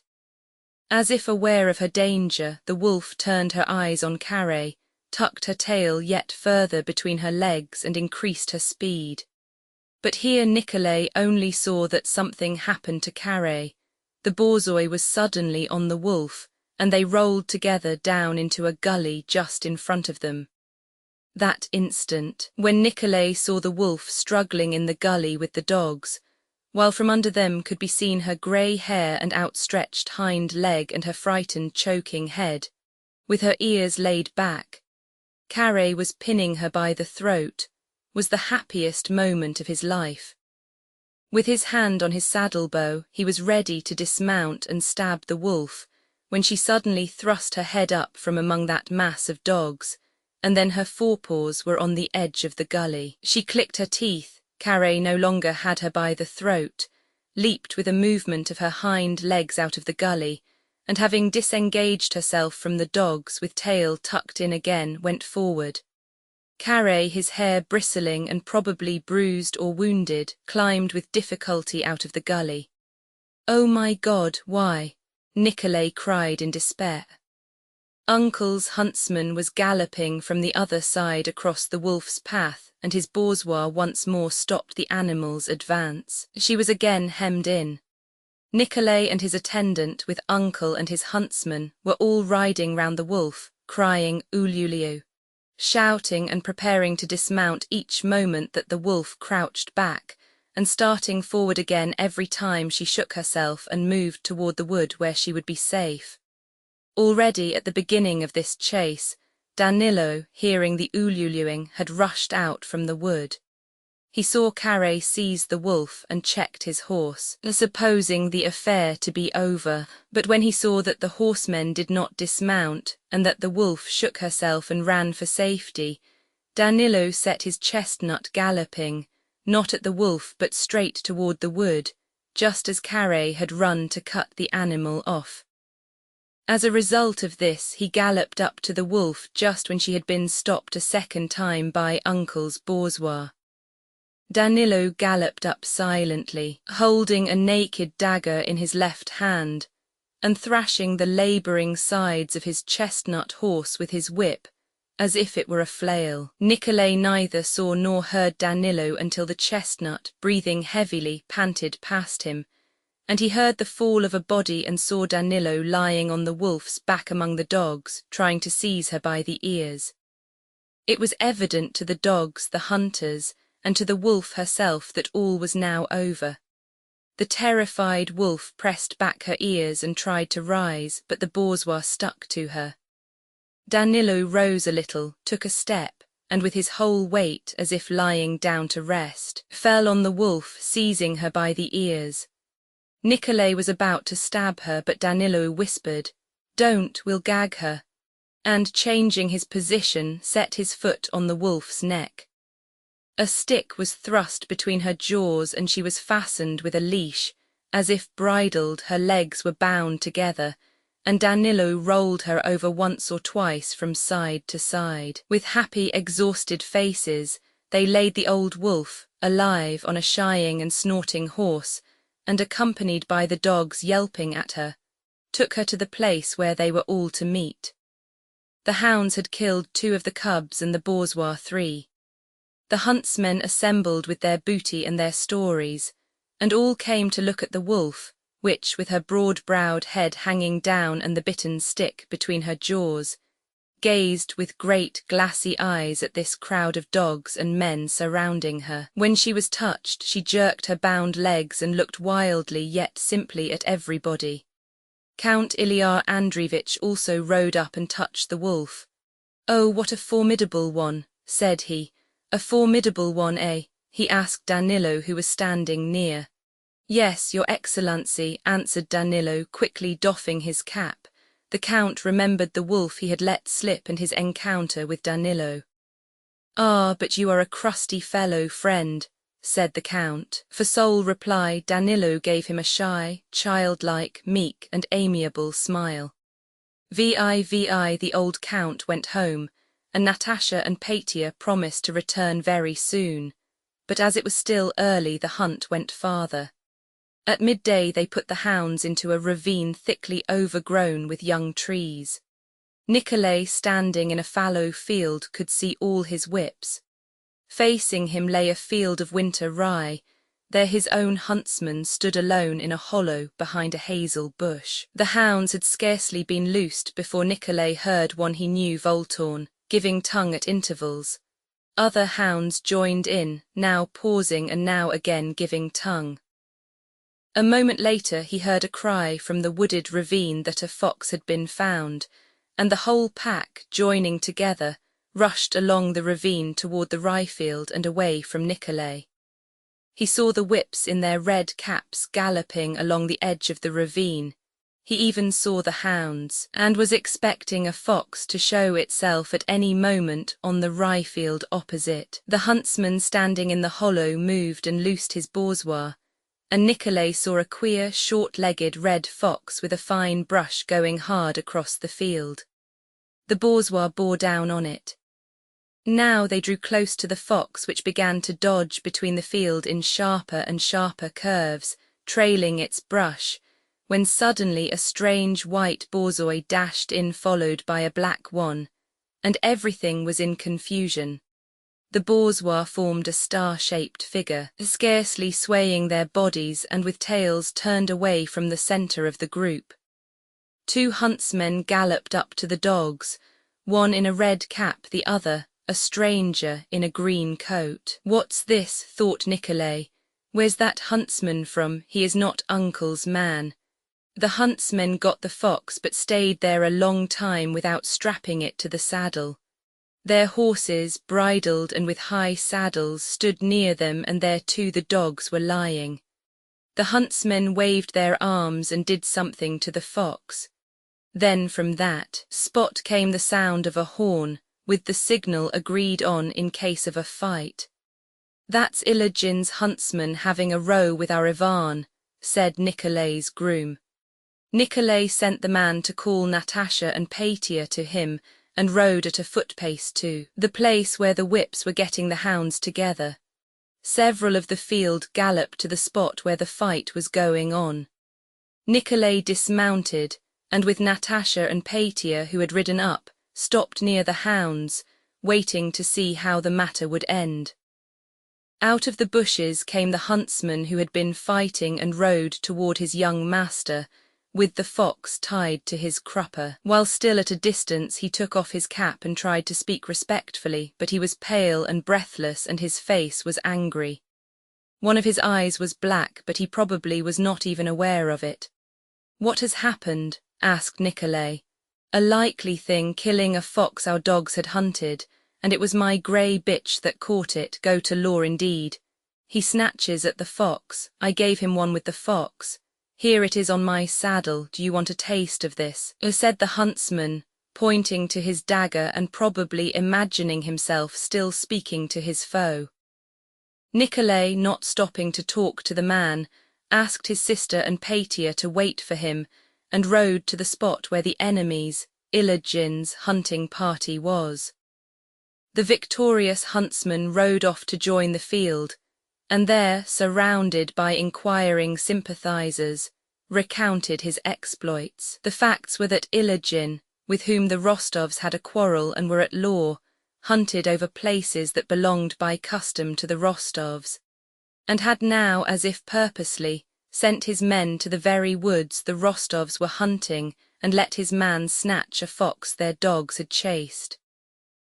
Nicolay, though he had never seen Iligin, with his usual absence of moderation in judgment, hated him cordially from reports of his arbitrariness and violence, and regarded him as his bitterest foe. He rode in angry agitation toward him, firmly grasping his whip and fully prepared to take the most resolute and desperate steps to punish his enemy. Hardly had he passed an angle of the wood before a stout gentleman in a beaver cap came riding toward him on a handsome raven-black horse, accompanied by 2 hunt servants. Instead of an enemy, Nicolay found in Iligin a stately and courteous gentleman who was particularly anxious to make the young count's acquaintance. Having ridden up to Nicolay, Iligin raised his beaver cap and said he much regretted what had occurred and would have the man punished who had allowed himself to seize a fox hunted by someone else's bourgeois. He hoped to become better acquainted with the count and invited him to draw his covert. Natasha, afraid that her brother would do something dreadful, had followed him in some excitement. Seeing the enemies exchanging friendly greetings, she rode up to them. Ilijin lifted his beaver cap still higher to Natasha, and said with a pleasant smile that the young countess resembled Diana in her passion for the chase as well as in her beauty, of which he had heard much. To expiate his huntsman's offence, Ilijin pressed the Rostovs to come to an upland of his about a mile away which he usually kept for himself, and which, he said, swarmed with hares. Nikolay agreed, and the hunt, now doubled, moved on. The way to Ilijin's upland was across the fields. The hunt servants fell into line. The masters rode together. Uncle, Rostov, and Ilijin kept stealthily glancing at one another's dogs, trying not to be observed by their companions, and searching uneasily for rivals to their own bourgeois. Rostov was particularly struck by the beauty of a small, purebred, red-spotted bitch on Ilijin's leash, slender but with muscles like steel, a delicate muzzle and prominent black eyes. He had heard of the swiftness of Ilijin's bourgeois, and in that beautiful bitch saw a rival to his own milker.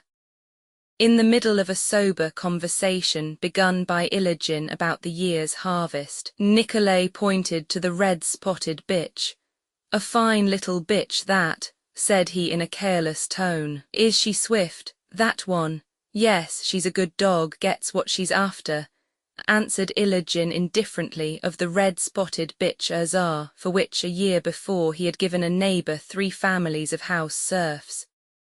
"So in your parts too the harvest is nothing to boast of, Count," he went on, continuing the conversation they had begun. And considering it polite to return the young Count's compliment, Ilijin looked at his bourgeois and picked out Milka, who attracted his attention by her breadth. "That black-spotted one of yours is fine, well-shaped," said he. "Yes, she's fast enough," replied Nikolay, and thought, "If only a full-grown hare would cross the field now, I'd show you what sort of borzoi she is," and turning to his groom he said he would give a ruble to anyone who found a hare.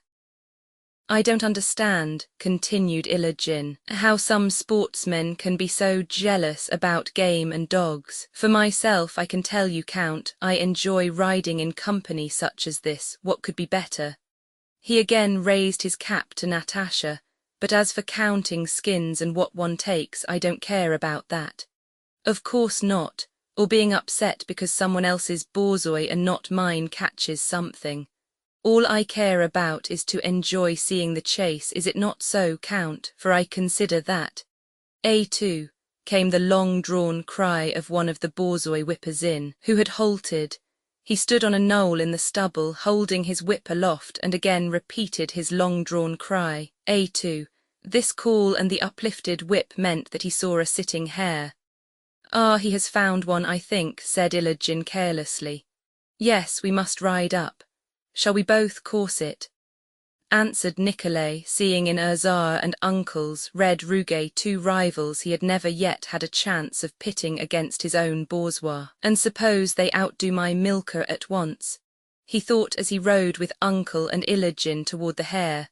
"A full-grown one?" asked Ilijin as he approached the whip who had sighted the hare, and not without agitation he looked round and whistled to Urzar. "And you, Mikhail Nikanorovitch?" he said, addressing Uncle. The latter was riding with a sullen expression on his face. "How can I join in? Why, you've given a village for each of your bourgeois. That's it, come on. Yours are worth thousands. Try yours against one another, you two, and I'll look on." "Ruge hey hey," he shouted. "Rugeyushka," he added, involuntarily by this diminutive expressing his affection and the hopes he placed on this red borzoi. Natasha saw and felt the agitation the 2 elderly men and her brother were trying to conceal, and was herself excited by it. The huntsman stood halfway up the knoll holding up his whip, and the gentlefolk rode up to him at a foot-pace. The hounds that were far off on the horizon turned away from the hare, and the whips, but not the gentlefolk also moved away. All were moving slowly and sedately. "How is it pointing?" asked Nicolay, riding 100 paces toward the whip who had sighted the hare. But before the whip could reply, the hare, scenting the frost coming next morning, was unable to rest and leaped up. The pack on leash rushed downhill in full cry after the hare, and from all sides the bourgeois that were not on leash darted after the hounds and the hare. All the hunt who had been moving slowly shouted, "Stop!" calling in the hounds, while the bourgeois whips, with a cry of "A2," galloped across the field, setting the bourgeois on the hare. The tranquil Ilogin, Nicolay, Natasha, and Uncle flew, reckless of where and how they went, seeing only the bourgeois and the hare and fearing only to lose sight even for an instant of the chase. The hare they had started was a strong and swift one. When he jumped up he did not run at once, but pricked his ears listening to the shouting and trampling that resounded from all sides at once. He took a dozen bounds, not very quickly, letting the bourgeois gain on him, and finally, having chosen his direction and realized his danger, laid back his ears and rushed off headlong. He had been lying in the stubble, but in front of him was the autumn sowing where the ground was soft. The 2 bourgeois of the huntsmen who had sighted him, having been the nearest, were the first to see and pursue him, but they had not gone far before Ilogin's red-spotted Urzar passed them, got within a length, flew at the hare with terrible swiftness aiming at his scut, and thinking she had seized him, rolled over like a ball. The hare arched his back and bounded off yet more swiftly. From behind Urzar rushed the broad-haunched, black-spotted Milka and began rapidly gaining on the hare. "Milashka, dear," rose Nicolay's triumphant cry. It looked as if Milka would immediately pounce on the hare, but she overtook him and flew past. The hare had squatted.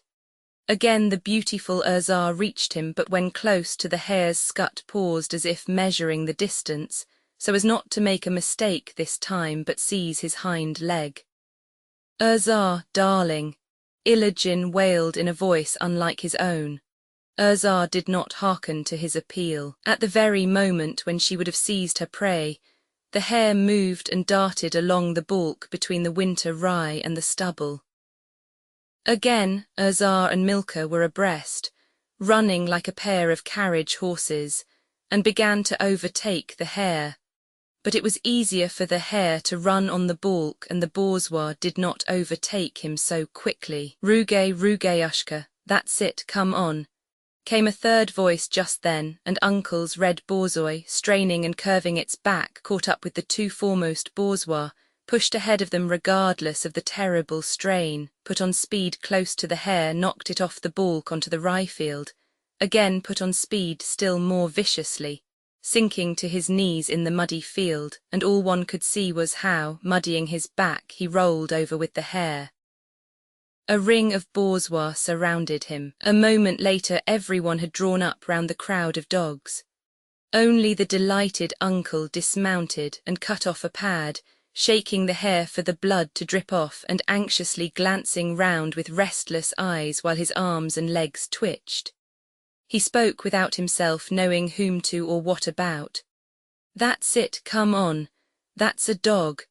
There, it has beaten them all, the 1,000 ruble as well as the 1 ruble bourgeois. That's it, come on," said he, panting and looking wrathfully around as if he were abusing someone, as if they were all his enemies and had insulted him, and only now had he at last succeeded in justifying himself. "There are your 1,000 ruble ones. That's it, come on. Rugay, here's a pad for you," he said, throwing down the hare's muddy pad. "You've deserved it, that's it, come on." "She'd tired herself out, she'd run it down 3 times by herself," said Nicolay, also not listening to anyone and regardless of whether he were heard or not.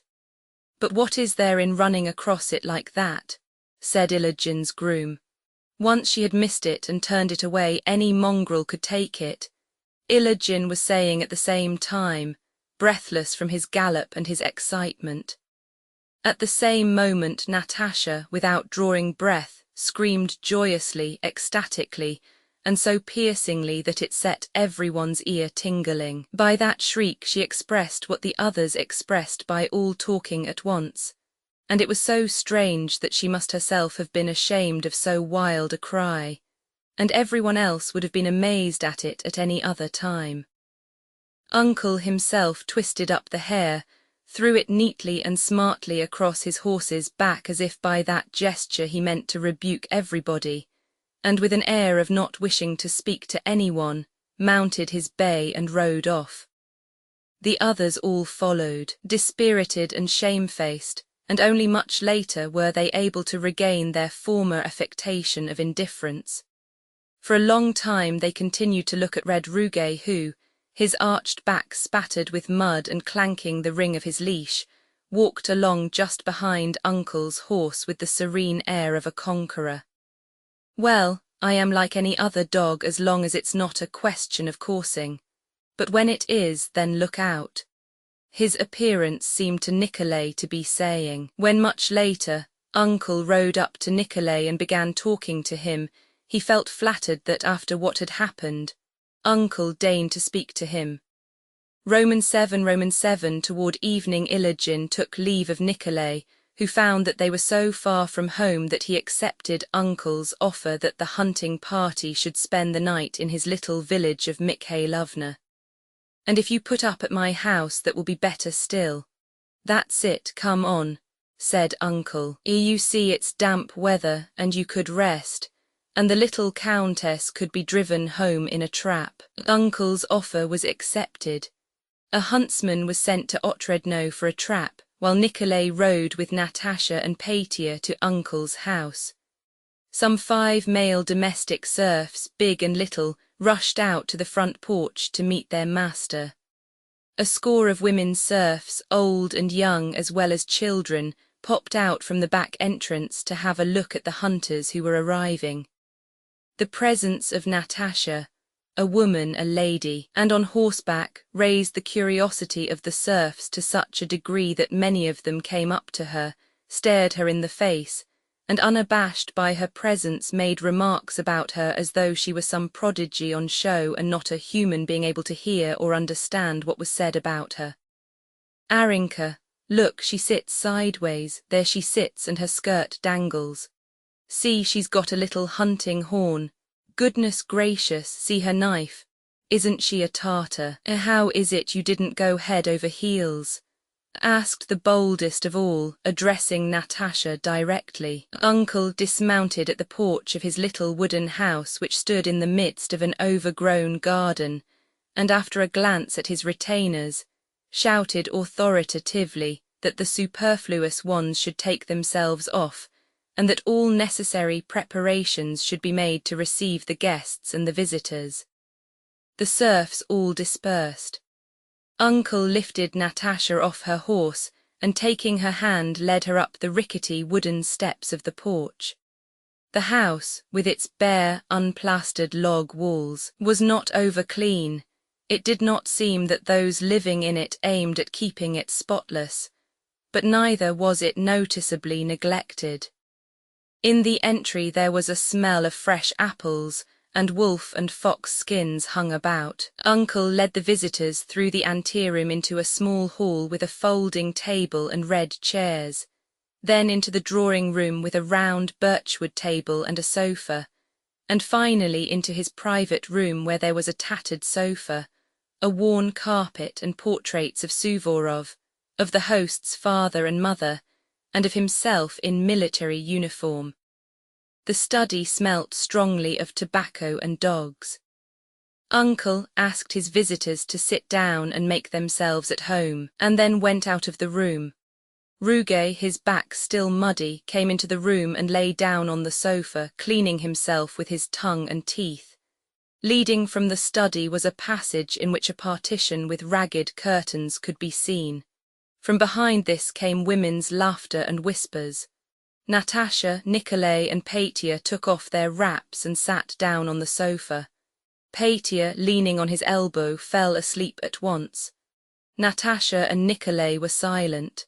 Their faces glowed. They were hungry and very cheerful. They looked at one another, now that the hunt was over and they were in the house, Nikolay no longer considered it necessary to show his manly superiority over his sister.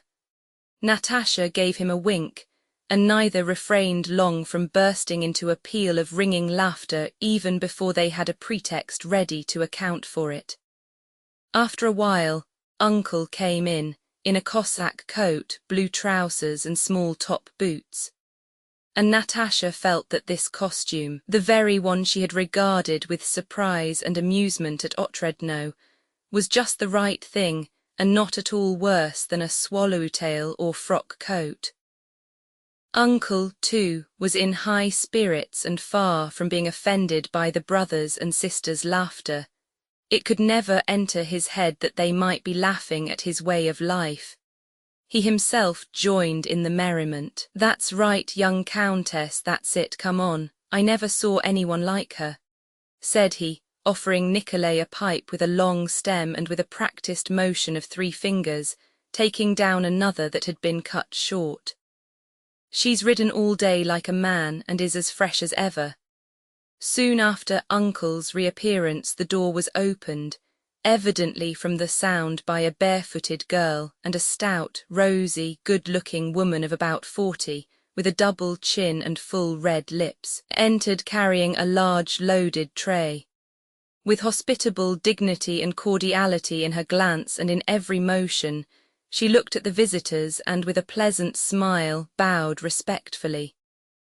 In spite of her exceptional stoutness, which caused her to protrude her chest and stomach and throw back her head, this woman, who was Uncle's housekeeper, trod very lightly. She went to the table, set down the tray, and with her plump white hands deftly took from it the bottles and various hors d'oeuvres and dishes and arranged them on the table.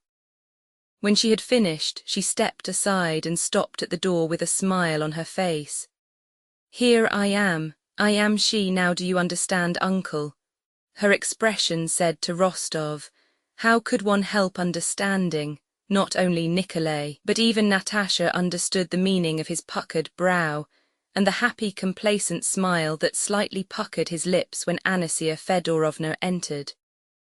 On the tray was a bottle of herb wine, different kinds of vodka, pickled mushrooms, rye cakes made with buttermilk, honey in the comb, still mead and sparkling mead, apples, nuts, raw and roasted, and nut and honey sweets. Afterwards she brought a freshly roasted chicken, ham, preserves made with honey, and preserves made with sugar. All this was the fruit of Anasia Fedorovna's housekeeping, gathered and prepared by her. The smell and taste of it all had a smack of Anasia Fedorovna herself, a savour of juiciness, cleanliness, whiteness, and pleasant smiles. "Take this, little lady countess," she kept saying as she offered Natasha first one thing and then another. Natasha ate of everything and thought she had never seen or eaten such buttermilk cakes, such aromatic jam, such honey and nut sweets, or such a chicken anywhere. Anasia Fedorovna left the room.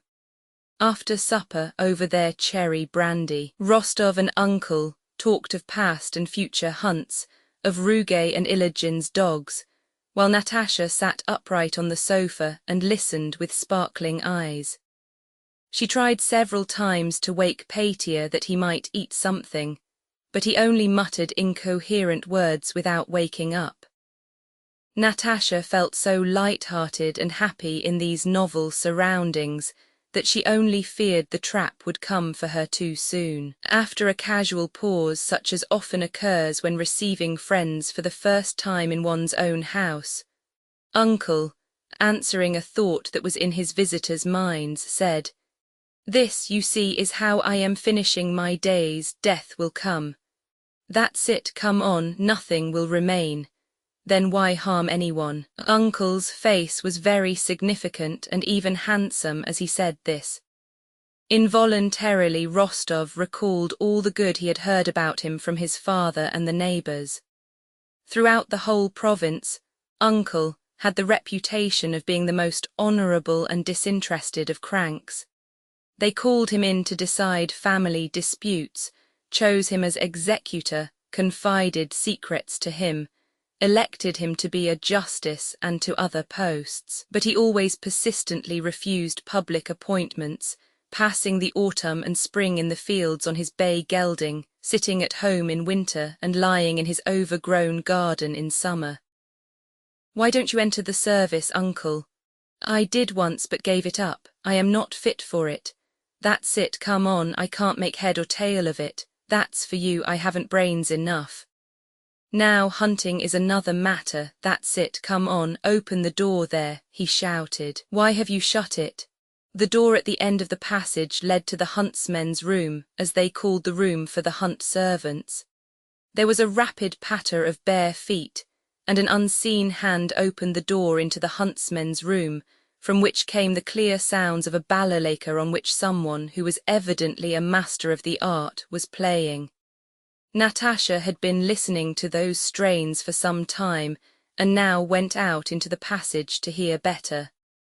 "That's Mitka, my coachman. I have got him a good balalaika. I'm fond of it," said Uncle. It was the custom for Mitka to play the balalaika in the huntsmen's room when Uncle returned from the chase. Uncle was fond of such music.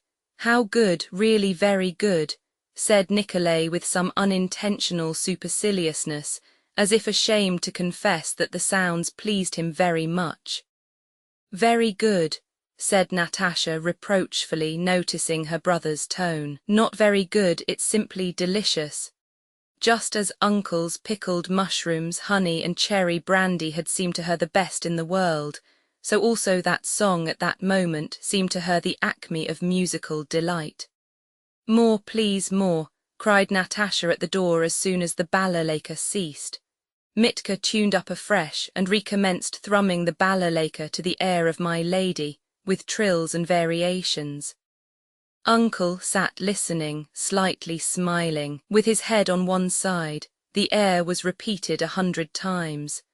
The balalaika was retuned several times and the same notes were thrummed again, but the listeners did not grow weary of it and wished to hear it again and again. Anasia Fedorovna came in and leaned her portly person against the doorpost. "You like listening," she said to Natasha with a smile extremely like Uncle's. "That's a good player of ours," she added. "He doesn't play that part right," said Uncle suddenly, with an energetic gesture. "Here he ought to burst out. That's it, come on. Ought to burst out." "Do you play then?" asked Natasha. Uncle did not answer but smiled. "Anisyushka, go and see if the strings of my guitar are all right. I haven't touched it for a long time. That's it, come on, I've given it up." Anasia Fedorovna, with her light step, willingly went to fulfill her errand and brought back the guitar. Without looking at anyone, Uncle blew the dust off it and, tapping the case with his bony fingers, tuned the guitar and settled himself in his armchair. He took the guitar a little above the fingerboard, arching his left elbow with a somewhat theatrical gesture, and with a wink at Anasia Fedorovna, struck a single chord, pure and sonorous, and then quietly, smoothly, and confidently began playing in very slow time, not My Lady, but the well-known song, Came a Maiden Down the Street. The tune, played with precision and in exact time, began to thrill in the hearts of Nikolay and Natasha, arousing in them the same kind of sober mirth as radiated from Anasia Fedorovna's whole being. Anasia Fedorovna flushed, and drawing her kerchief over her face went laughing out of the room. Uncle continued to play correctly, carefully, with energetic firmness, looking with a changed and inspired expression at the spot where Anasia Fedorovna had just stood. Something seemed to be laughing a little on one side of his face under his grey moustaches, especially as the song grew brisker and the time quicker, and when, here and there, as he ran his fingers over the strings, something seemed to snap. "Lovely, lovely, go on, Uncle, go on," shouted Natasha as soon as he had finished. She jumped up and hugged and kissed him. "Nikolenka, Nikolenka," she said, turning to her brother as if asking him, "What is it moves me so?" Nikolay too was greatly pleased by Uncle's playing, and Uncle played the piece over again. Anasia Fedorovna's smiling face reappeared in the doorway and behind her other faces. Fetching water clear and sweet, stop, dear maiden, I entreat, played uncle once more, running his fingers skillfully over the strings, and then he stopped short and jerked his shoulders. Go on, uncle dear, Natasha wailed in an imploring tone as if her life depended on it. Uncle rose, and it was as if there were two men in him. One of them smiled seriously at the merry fellow, while the merry fellow struck a naive and precise attitude preparatory to a folk dance. Now then, niece, he exclaimed, waving to Natasha the hand that had just struck a chord. Natasha threw off the shawl from her shoulders, ran forward to face uncle, and setting her arms akimbo also made a motion with her shoulders and struck an attitude. Where, how, and when had this young countess, educated by an émigrée French governess, imbibed from the Russian air, she breathed that spirit, and obtained that manner which the Pas de Chale 69 would, one would have supposed, long ago have effaced. But the spirit and the movements were those inimitable and unteachable Russian ones that uncle had expected of her. As soon as she had struck her pose and smiled triumphantly, proudly, and with sly merriment, the fear that had at first seized Nicolay and the others that she might not do the right thing was at an end, and they were already admiring her. She did the right thing with such precision, such complete precision, that Anasia Fedorovna, who had at once handed her the handkerchief she needed for the dance, had tears in her eyes, though she laughed as she watched this slim, graceful countess, reared in silks and velvets and so different from herself, who yet was able to understand all that was in Anasia, and in Anasia's father and mother and aunt, and in every Russian man and woman. Well, little countess, that's it, come on, cried uncle with a joyous laugh, having finished the dance. Well done, niece, now a fine young fellow must be found as husband for you, that's it, come on. He's chosen already, said Nicolay, smiling. Oh, said uncle in surprise, looking inquiringly at Natasha, who nodded her head with a happy smile. And such a one, she said, but as soon as she had said it a new train of thoughts and feelings arose in her. What did Nicolay's smile mean when he said chosen already? Is he glad of it or not? It is as if he thought my Bolkonsky would not approve of or understand our gaiety, but he would understand it all. Where is he now?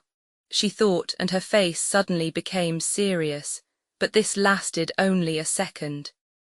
Don't dare to think about it, she said to herself, and sat down again smilingly beside uncle, begging him to play something more. Uncle played another song and a valse. Then after a pause he cleared his throat and sang his favourite hunting song. As 'twas growing dark last night fell the snow so soft and light, uncle sang as peasants sing, with full and naive conviction that the whole meaning of a song lies in the words and that the tune comes of itself, and that apart from the words there is no tune, which exists only to give measure to the words. As a result of this, the unconsidered tune, like the song of a bird, was extraordinarily good. Natasha was in ecstasies over uncle's singing.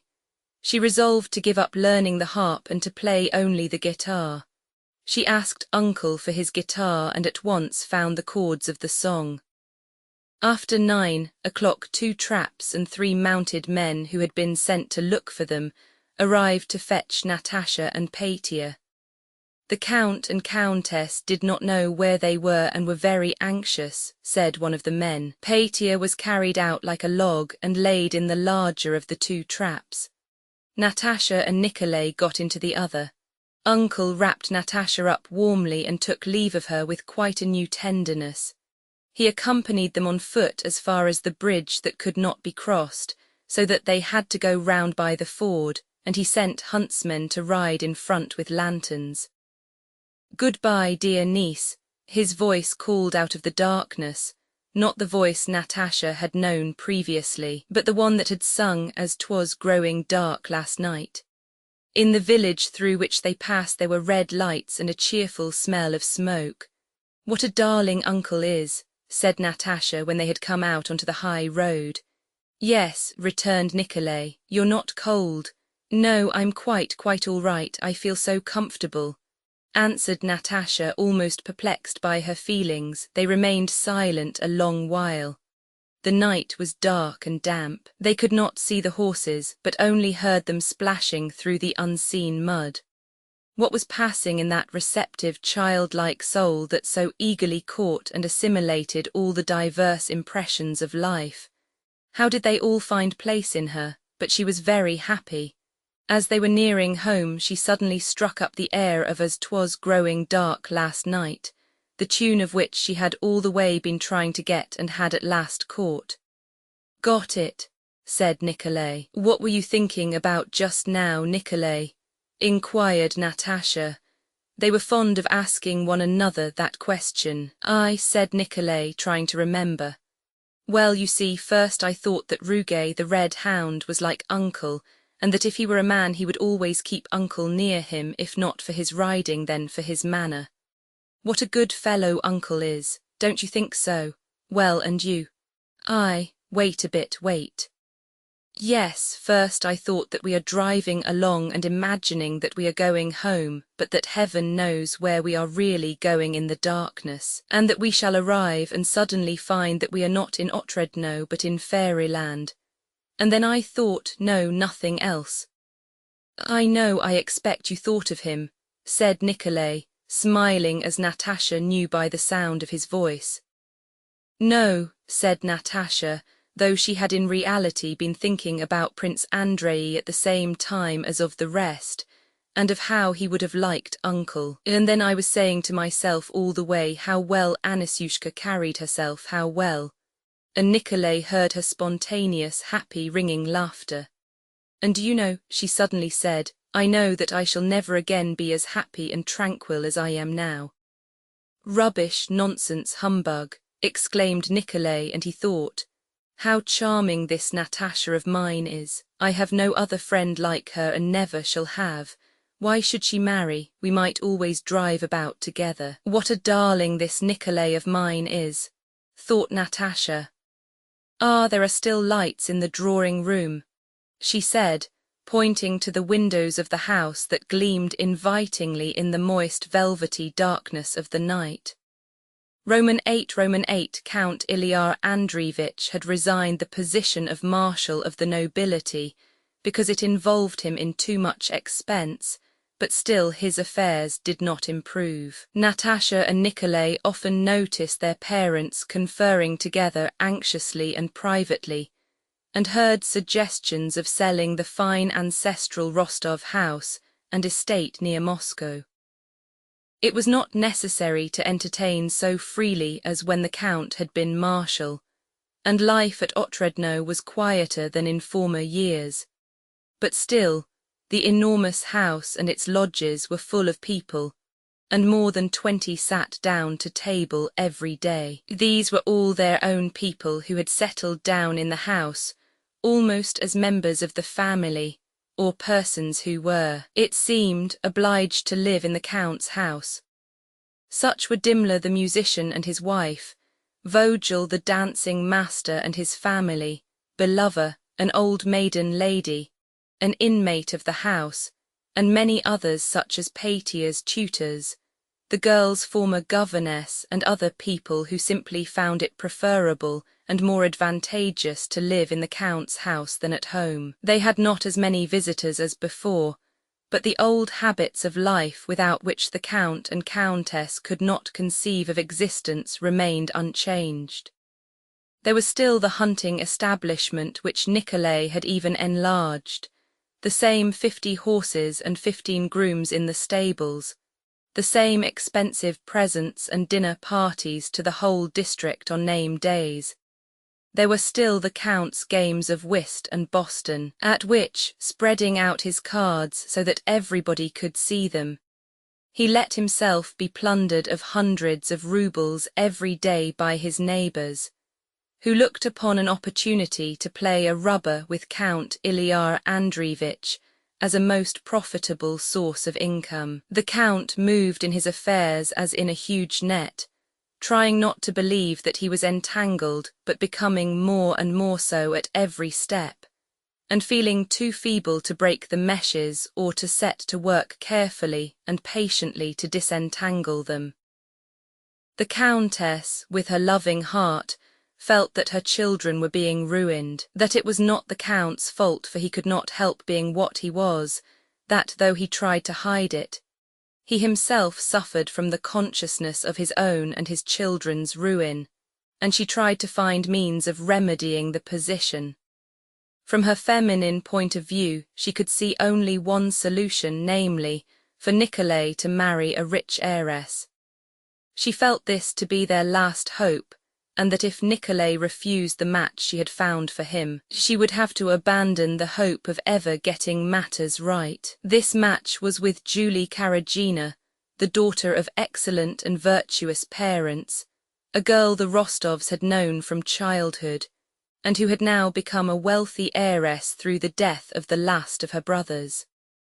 The Countess had written direct to Julie's mother in Moscow, suggesting a marriage between their children, and had received a favourable answer from her. Karagina had replied that for her part she was agreeable, and everything depended on her daughter's inclination. She invited Nikolay to come to Moscow. Several times the Countess, with tears in her eyes, told her son that now both her daughters were settled, her only wish was to see him married. She said she could lie down in her grave peacefully if that were accomplished. Then she told him that she knew of a splendid girl and tried to discover what he thought about marriage. At other times she praised Julie to him and advised him to go to Moscow during the holidays to amuse himself. Nikolay guessed what his mother's remarks were leading to, and during one of these conversations induced her to speak quite frankly. She told him that her only hope of getting their affairs disentangled now lay in his marrying Julie Karagina. "But, Mamma, suppose I loved a girl who has no fortune, would you expect me to sacrifice my feelings and my honour for the sake of money?" he asked his mother, not realizing the cruelty of his question and only wishing to show his noble-mindedness. "No, you have not understood me," said his mother, not knowing how to justify herself. "You have not understood me, Nikolenka. It is your happiness I wish for," she added, feeling that she was telling an untruth and was becoming entangled. She began to cry. "Mamma, don't cry, only tell me that you wish it, and you know I will give my life anything to put you at ease," said Nikolay. "I would sacrifice anything for you, even my feelings." But the Countess did not want the question put like that. She did not want a sacrifice from her son, she herself wished to make a sacrifice for him. "No, you have not understood me, don't let us talk about it," she replied, wiping away her tears. "Maybe I do love a poor girl," said Nikolay to himself. "Am I to sacrifice my feelings and my honour for money? I wonder how Mamma could speak so to me. Because Sonia is poor I must not love her," he thought, "must not respond to her faithful, devoted love. Yet I should certainly be happier with her than with some doll like Julie. I can always sacrifice my feelings for my family's welfare," he said to himself, "but I can't coerce my feelings. If I love Sonia, that feeling is for me stronger and higher than all else." Nikolay did not go to Moscow, and the Countess did not renew the conversation with him about marriage. She saw with sorrow, and sometimes with exasperation, symptoms of a growing attachment between her son and the portionless Sonia. Though she blamed herself for it, she could not refrain from grumbling at and worrying Sonia, often pulling her up without reason, addressing her stiffly as "my dear," and using the formal "you" instead of the intimate "thou" in speaking to her. The kind-hearted Countess was the more vexed with Sonia because that poor dark-eyed niece of hers was so meek, so kind, so devotedly grateful to her benefactors, and so faithfully, unchangingly and unselfishly in love with Nikolay, that there were no grounds for finding fault with her. Nikolay was spending the last of his leave at home. A fourth letter had come from Prince Andrei from Rome, in which he wrote that he would have been on his way back to Russia long ago, had not his wound unexpectedly reopened in the warm climate, which obliged him to defer his return till the beginning of the new year. Natasha was still as much in love with her betrothed, found the same comfort in that love, and was still as ready to throw herself into all the pleasures of life as before. But at the end of the 4th month of their separation, she began to have fits of depression which she could not master. She felt sorry for herself, sorry that she was being wasted all this time and of no use to anyone, while she felt herself so capable of loving and being loved. Things were not cheerful in the Rostovs' home. Roman 9 Christmas came, and except for the ceremonial mass, the solemn and wearisome Christmas congratulations from neighbours and servants, and the new dresses everyone put on, there were no special festivities, though the calm frost of 20 degrees Réaumur, the dazzling sunshine by day, and the starlight of the winter night seemed to call for some special celebration of the season. On the 3rd day of Christmas week, after the midday dinner, all the inmates of the house dispersed to various rooms. It was the dullest time of the day. Nikolay, who had been visiting some neighbours that morning, was asleep on the sitting-room sofa. The old count was resting in his study. Sonia sat in the drawing-room at the round table, copying a design for embroidery. The countess was playing patience. Nastasia Ivanovna the buffoon sat with a sad face at the window with 2 old ladies. Natasha came into the room, went up to Sonia, glanced at what she was doing, and then went up to her mother and stood without speaking. "Why are you wandering about like an outcast?" asked her mother. "What do you want?" "Him, I want him now, this minute, I want him," said Natasha with glittering eyes and no sign of a smile. The countess lifted her head and looked attentively at her daughter. "Don't look at me, mamma. Don't look, I shall cry directly." "Sit down with me a little," said the countess. "Mamma, I want him. Why should I be wasted like this, mamma?" Her voice broke, tears gushed from her eyes, and she turned quickly to hide them and left the room. She passed into the sitting-room, stood there thinking a while, and then went into the maid's room. There an old maidservant was grumbling at a young girl who stood panting, having just run in through the cold from the serfs' quarters. "Stop playing, there's a time for everything," said the old woman. "Let her alone, Kondratyevna," said Natasha. "Go, Mavroshka, go." Having released Mavroshka, Natasha crossed the dancing hall and went to the vestibule. There an old footman and 2 young ones were playing cards. They broke off and rose as she entered. "What can I do with them?" thought Natasha. "Oh, Nikita, please go, where can I send him?" "Yes, go to the yard and fetch a fowl, please, a cock, and you, Misha, bring me some oats."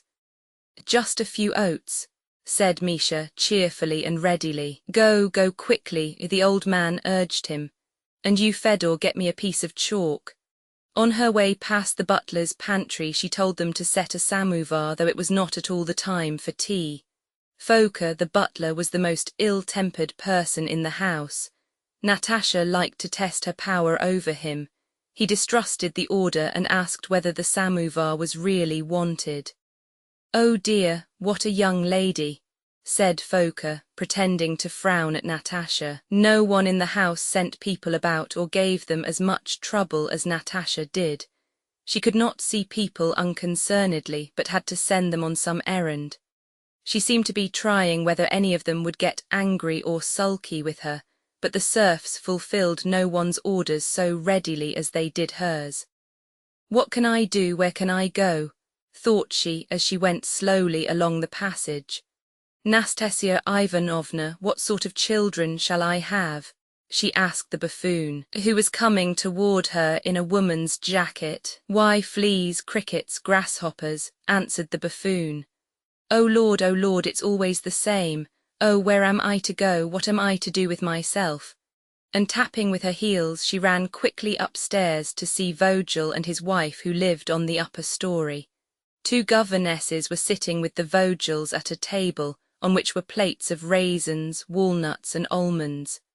The governesses were discussing whether it was cheaper to live in Moscow or Odessa. Natasha sat down, listened to their talk with a serious and thoughtful air, and then got up again.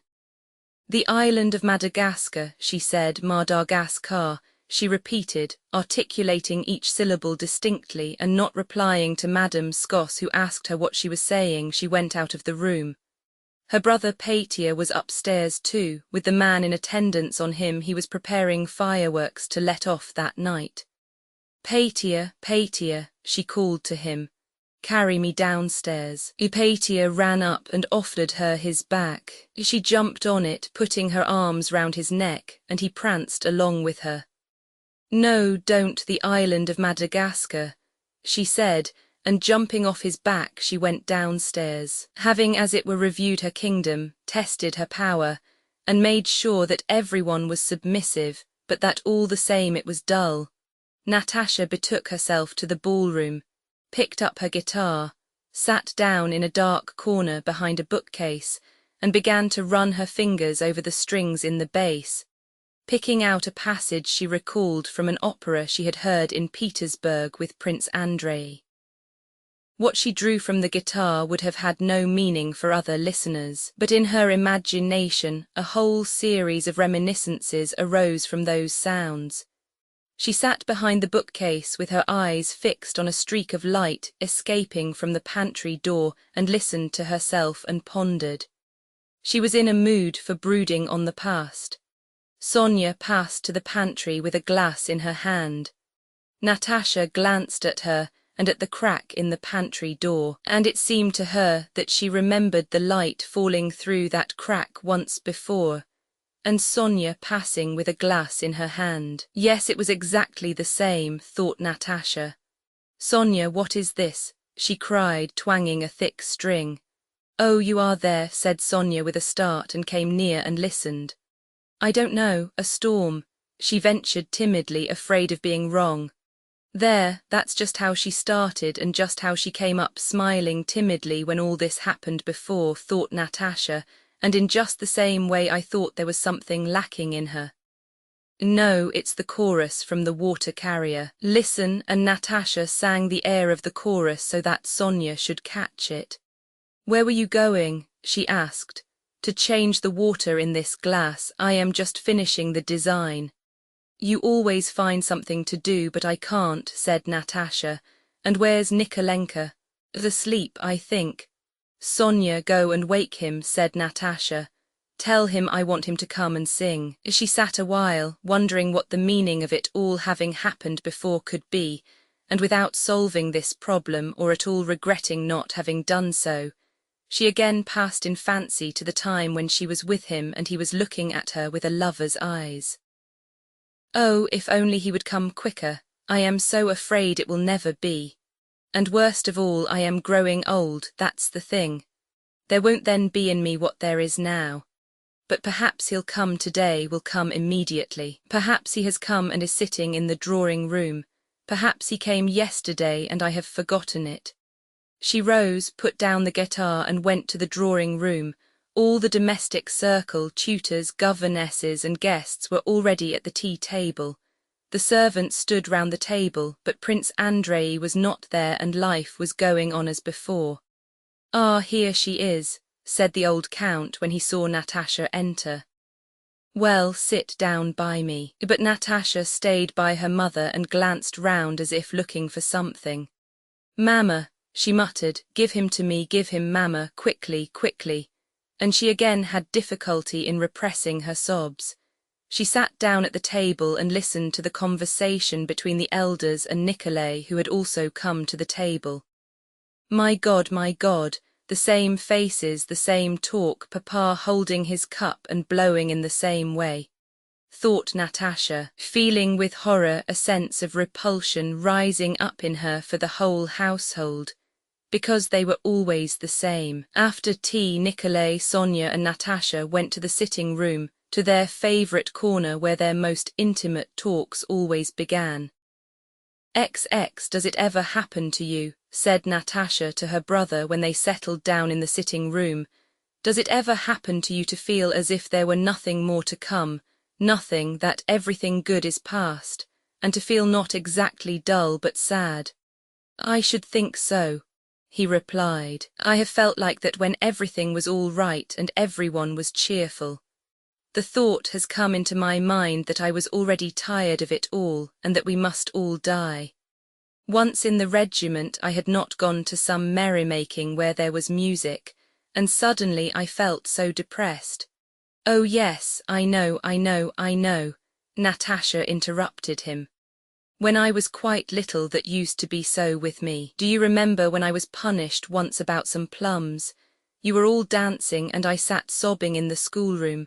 I shall never forget it. I felt sad and sorry for everyone, for myself and for everyone. And I was innocent, that was the chief thing, said Natasha. Do you remember? I remember, answered Nikolay. I remember that I came to you afterwards and wanted to comfort you, but do you know, I felt ashamed to. We were terribly absurd. I had a funny doll then and wanted to give it to you. Do you remember? And do you remember, Natasha asked with a pensive smile, how once long ago when we were quite little Uncle called us into the study that was in the old house and it was dark, we went in and suddenly there stood a Negro, chimed in Nikolay with a smile of delight. Of course I remember. Even now I don't know whether there really was a Negro or if we only dreamed it or were told about him. He was grey, you remember, and had white teeth and stood and looked at us. Sonia, do you remember? Asked Nikolay. Yes, I do remember something too, Sonia answered timidly. You know, I have asked Papa and Mama about that Negro, said Natasha, and they say there was no Negro at all, but you see, you remember. Of course I do, I remember his teeth as if I had just seen them. How strange it is, it's as if it were a dream, I like that. And do you remember how we rolled hard-boiled eggs in the ballroom, and suddenly 2 old women began spinning round on the carpet? Was that real or not? Do you remember what fun it was? Yes, and you remember how Papa in his blue overcoat fired a gun in the porch. So they went through their memories, smiling with pleasure, not the sad memories of old age but poetic, youthful ones, those impressions of one's most distant past in which dreams and realities blend. And they laughed with quiet enjoyment. Sonia, as always, did not quite keep pace with them, though they shared the same reminiscences. Much that they remembered had slipped from her mind, and what she recalled did not arouse the same poetic feeling as they experienced. She simply enjoyed their pleasure and tried to fit in with it. She only really took part when they recalled Sonia's first arrival. She told them how afraid she had been of Nikolay because he had on a corded jacket and her nurse had told her that she too would be sewn up with cords. And I remember their telling me that you had been born under a cabbage, said Natasha, and I remember that I dared not disbelieve it then, but knew that it was not true, and I felt so uncomfortable. While they were talking, a maid thrust her head in at the other door of the sitting room. They have brought the cock, miss, she said in a whisper. It isn't wanted, Polya, tell them to take it away, replied Natasha. In the middle of their talk in the sitting room, Dimla came in and went up to the harp that stood there in a corner. He took off its cloth covering and the harp gave out a jarring sound. Edorarid Karlich, please play my favourite nocturne by Field, came the old countess' voice from the drawing room. Dimla struck a chord and turning to Natasha, Nikolay and Sonia remarked, how quiet you young people are. Yes, we are philosophizing, said Natasha, glancing round for a moment and then continuing the conversation. They were now discussing dreams. Dimla began to play. Natasha went on tiptoe noiselessly to the table, took up a candle, carried it out and returned, seating herself quietly in her former place. It was dark in the room, especially where they were sitting on the sofa, but through the big windows the silvery light of the full moon fell on the floor. Dimmler had finished the piece but still sat softly running his fingers over the strings, evidently uncertain whether to stop or to play something else. "Do you know," said Natasha in a whisper, moving closer to Nikolay and Sonia, "that when one goes on and on recalling memories, one at last begins to remember what happened before one was in the world." "That is metempsychosis," said Sonia, who had always learned well and remembered everything. "The Egyptians believed that our souls have lived in animals and will go back into animals again."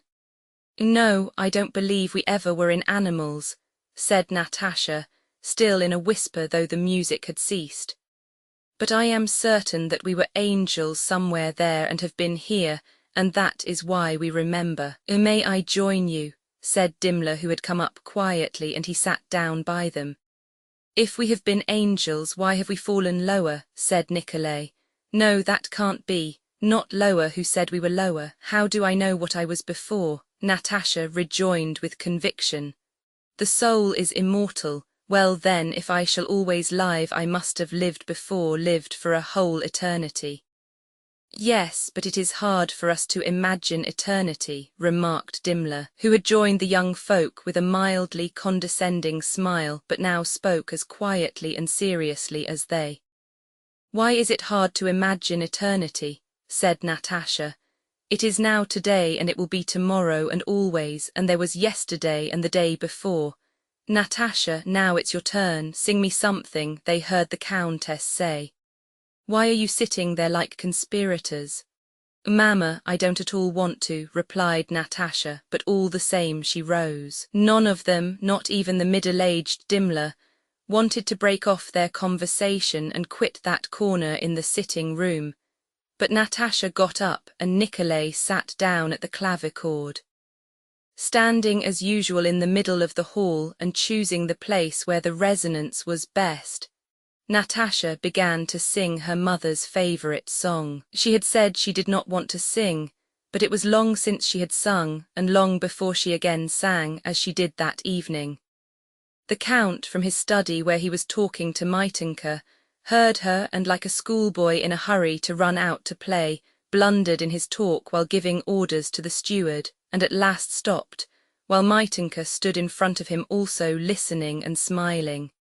Nikolay did not take his eyes off his sister and drew breath in time with her. Sonia, as she listened, thought of the immense difference there was between herself and her friend, and how impossible it was for her to be anything like as bewitching as her cousin.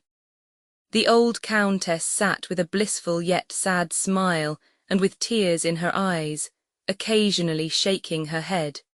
She thought of Natasha and of her own youth, and of how there was something unnatural and dreadful in this impending marriage of Natasha and Prince Andrei.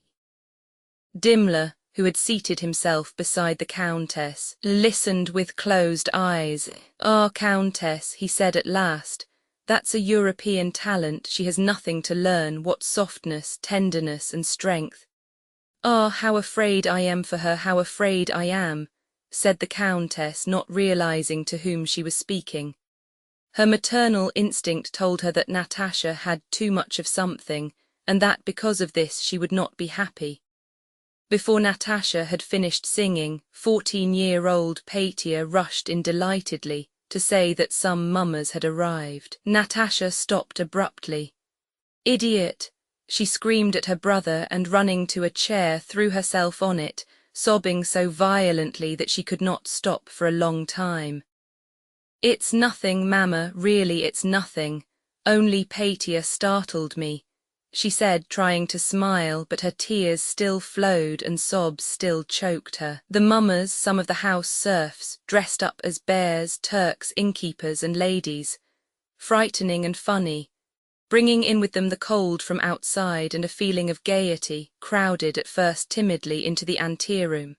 Then hiding behind one another they pushed into the ballroom where, shyly at first and then more and more merrily and heartily, they started singing, dancing and playing Christmas games. The Countess, when she had identified them and laughed at their costumes, went into the drawing room. The Count sat in the ballroom, smiling radiantly and applauding the players. The young people had disappeared. Half an hour later there appeared among the other mummers in the ballroom an old lady in a hooped skirt. This was Nikolay. A Turkish girl was Patia. A clown was Dimla. An hussar was Natasha, and a Circassian was Sonia with burnt cork moustache and eyebrows. After the condescending surprise, non-recognition and praise from those who were not themselves dressed up, the young people decided that their costumes were so good that they ought to be shown elsewhere. Nikolay, who, as the roads were in splendid condition, wanted to take them all for a drive in his troika, proposed to take with them about a dozen of the serf mummers and drive to Uncle's. "No, why disturb the old fellow?" said the Countess. "Besides, you wouldn't have room to turn round there. If you must go, go to the Melyukovs." Melyukova was a widow who, with her family and their tutors and governesses, lived 3 miles from the Rostovs. "That's right, my dear," chimed in the old Count, thoroughly aroused. "I'll dress up at once and go with them. I'll make Pachette open her eyes." But the Countess would not agree to his going. He had had a bad leg all these last days. It was decided that the Count must not go, but that if Luisa Ivanovna, Madame Skoss, would go with them, the young ladies might go to the Melyukovs, Sonia, generally so timid and shy, more urgently than anyone, begging Luisa Ivanovna not to refuse. Sonia's costume was the best of all. Her moustache and eyebrows were extraordinarily becoming. Everyone told her she looked very handsome, and she was in a spirited and energetic mood unusual with her. Some inner voice told her that now or never her fate would be decided, and in her male attire she seemed quite a different person. Luisa Ivanovna consented to go, and in half an hour 4 troika sleighs with large and small bells, their runners squeaking and whistling over the frozen snow, drove up to the porch. Natasha was foremost in setting a merry holiday tone, which, passing from one to another, grew stronger and reached its climax when they all came out into the frost and got into the sleighs, talking, calling to one another, laughing and shouting. 2 of the troikas were the usual household sleighs. The third was the old Count's with a trotter from the Orlov stud as shaft horse. The 4th was Nikolay's own with a short, shaggy black shaft horse. Nikolay, in his old lady's dress over which he had belted his hussar overcoat, stood in the middle of the sleigh, reins in hand. It was so light that he could see the moonlight reflected from the metal harness discs and from the eyes of the horses, who looked round in alarm at the noisy party under the shadow of the porch roof. Natasha, Sonia, Madame Skoss and 2 maids got into Nikolay's sleigh. Dimla, his wife, and Patia into the old Count's, and the rest of the mummers seated themselves in the other 2 sleighs. "You go ahead, Zakhara," shouted Nikolay to his father's coachman, wishing for a chance to race past him. The old Count's troika with Dimla and his party started forward, squeaking on its runners as though freezing to the snow, its deep-toned bell clanging. The side horses, pressing against the shafts of the middle horse, sank in the snow, which was dry and glittered like sugar, and threw it up. Nikolay set off, following the first sleigh. Behind him the others moved noisily, their runners squeaking. At first they drove at a steady trot along the narrow road. While they drove past the garden, the shadows of the bare trees often fell across the road and hid the brilliant moonlight. But as soon as they were past the fence, the snowy plain bathed in moonlight and motionless, spread out before them glittering like diamonds, and dappled with bluish shadows. Bang, bang, went the first sleigh over a cradle hole in the snow of the road, and each of the other sleighs jolted in the same way, and rudely breaking the frost-bound stillness, the troikas began to speed along the road, one after the other. "A hare's track, a lot of tracks," rang out Natasha's voice through the frost-bound air. "How light it is, Nicholas," came Sonia's voice. Nikolay glanced round at Sonia and bent down to see her face closer. Quite a new, sweet face with black eyebrows and mustaches peeped up at him from her sable furs. So close and yet so distant, in the moonlight. That used to be Sonia, thought he, and looked at her closer and smiled. "What is it, Nicholas?" "Nothing," said he, and turned again to the horses. When they came out onto the beaten high road, polished by sleigh runners and cut up by roughshod hoofs, the marks of which were visible in the moonlight, the horses began to tug at the reins of their own accord and increased their pace. The near-side horse, arching his head and breaking into a short canter, tugged at his traces. The shaft horse swayed from side to side, moving his ears as if asking, "Isn't it time to begin now?" In front, already far ahead, the deep bell of the sleigh ringing farther and farther off, the black horses driven by Zakhara could be clearly seen against the white snow. From that sleigh one could hear the shouts, laughter and voices of the mummers. "Gee up, my darlings," shouted Nikolay, pulling the reins to one side and flourishing the whip. It was only by the keener wind that met them and the jerks given by the side horses who pulled harder, ever increasing their gallop, that one noticed how fast the troika was flying. Nikolay looked back. With screams, squeals and waving of whips that caused even the shaft horses to gallop, the other sleighs followed. The shaft horse swung steadily beneath the bow over its head, with no thought of slackening pace and ready to put on speed when required. Nikolay overtook the first sleigh. They were driving downhill and coming out upon a broad, trodden track across a meadow near a river. "Where are we?" thought he. "It's the Kossoy meadow, I suppose, but no, this is something new I've never seen before. This isn't the Kossoy meadow nor the Demkin hill, and heaven only knows what it is. It is something new and enchanted. Well, whatever it may be," and shouting to his horses, he began to pass the first sleigh. Zakhara held back his horses and turned his face, which was already covered with hoarfrost, to his eyebrows. Nikolay gave the horses the rein, and Zakhara, stretching out his arms, clucked his tongue and let his horses go. "Now look out, master," he cried. Faster still the two troikas flew side by side, and faster moved the feet of the galloping side horses. Nikolay began to draw ahead. Zakhara, while still keeping his arms extended, raised one hand with the reins. "No, you won't, master," he shouted. Nikolay put all his horses to a gallop and passed Zakhara. The horses showered the fine dry snow on the faces of those in the sleigh. Beside them sounded quick ringing bells, and they caught confused glimpses of swiftly moving legs and the shadows of the troika they were passing. The whistling sound of the runners on the snow and the voices of girls shrieking were heard from different sides. Again checking his horses, Nikolay looked around him. They were still surrounded by the magic plain bathed in moonlight and spangled with stars. "Zakhara is shouting that I should turn to the left, but why to the left?" thought Nikolay. "Are we getting to the Melyukovs? Is this Melyukovka?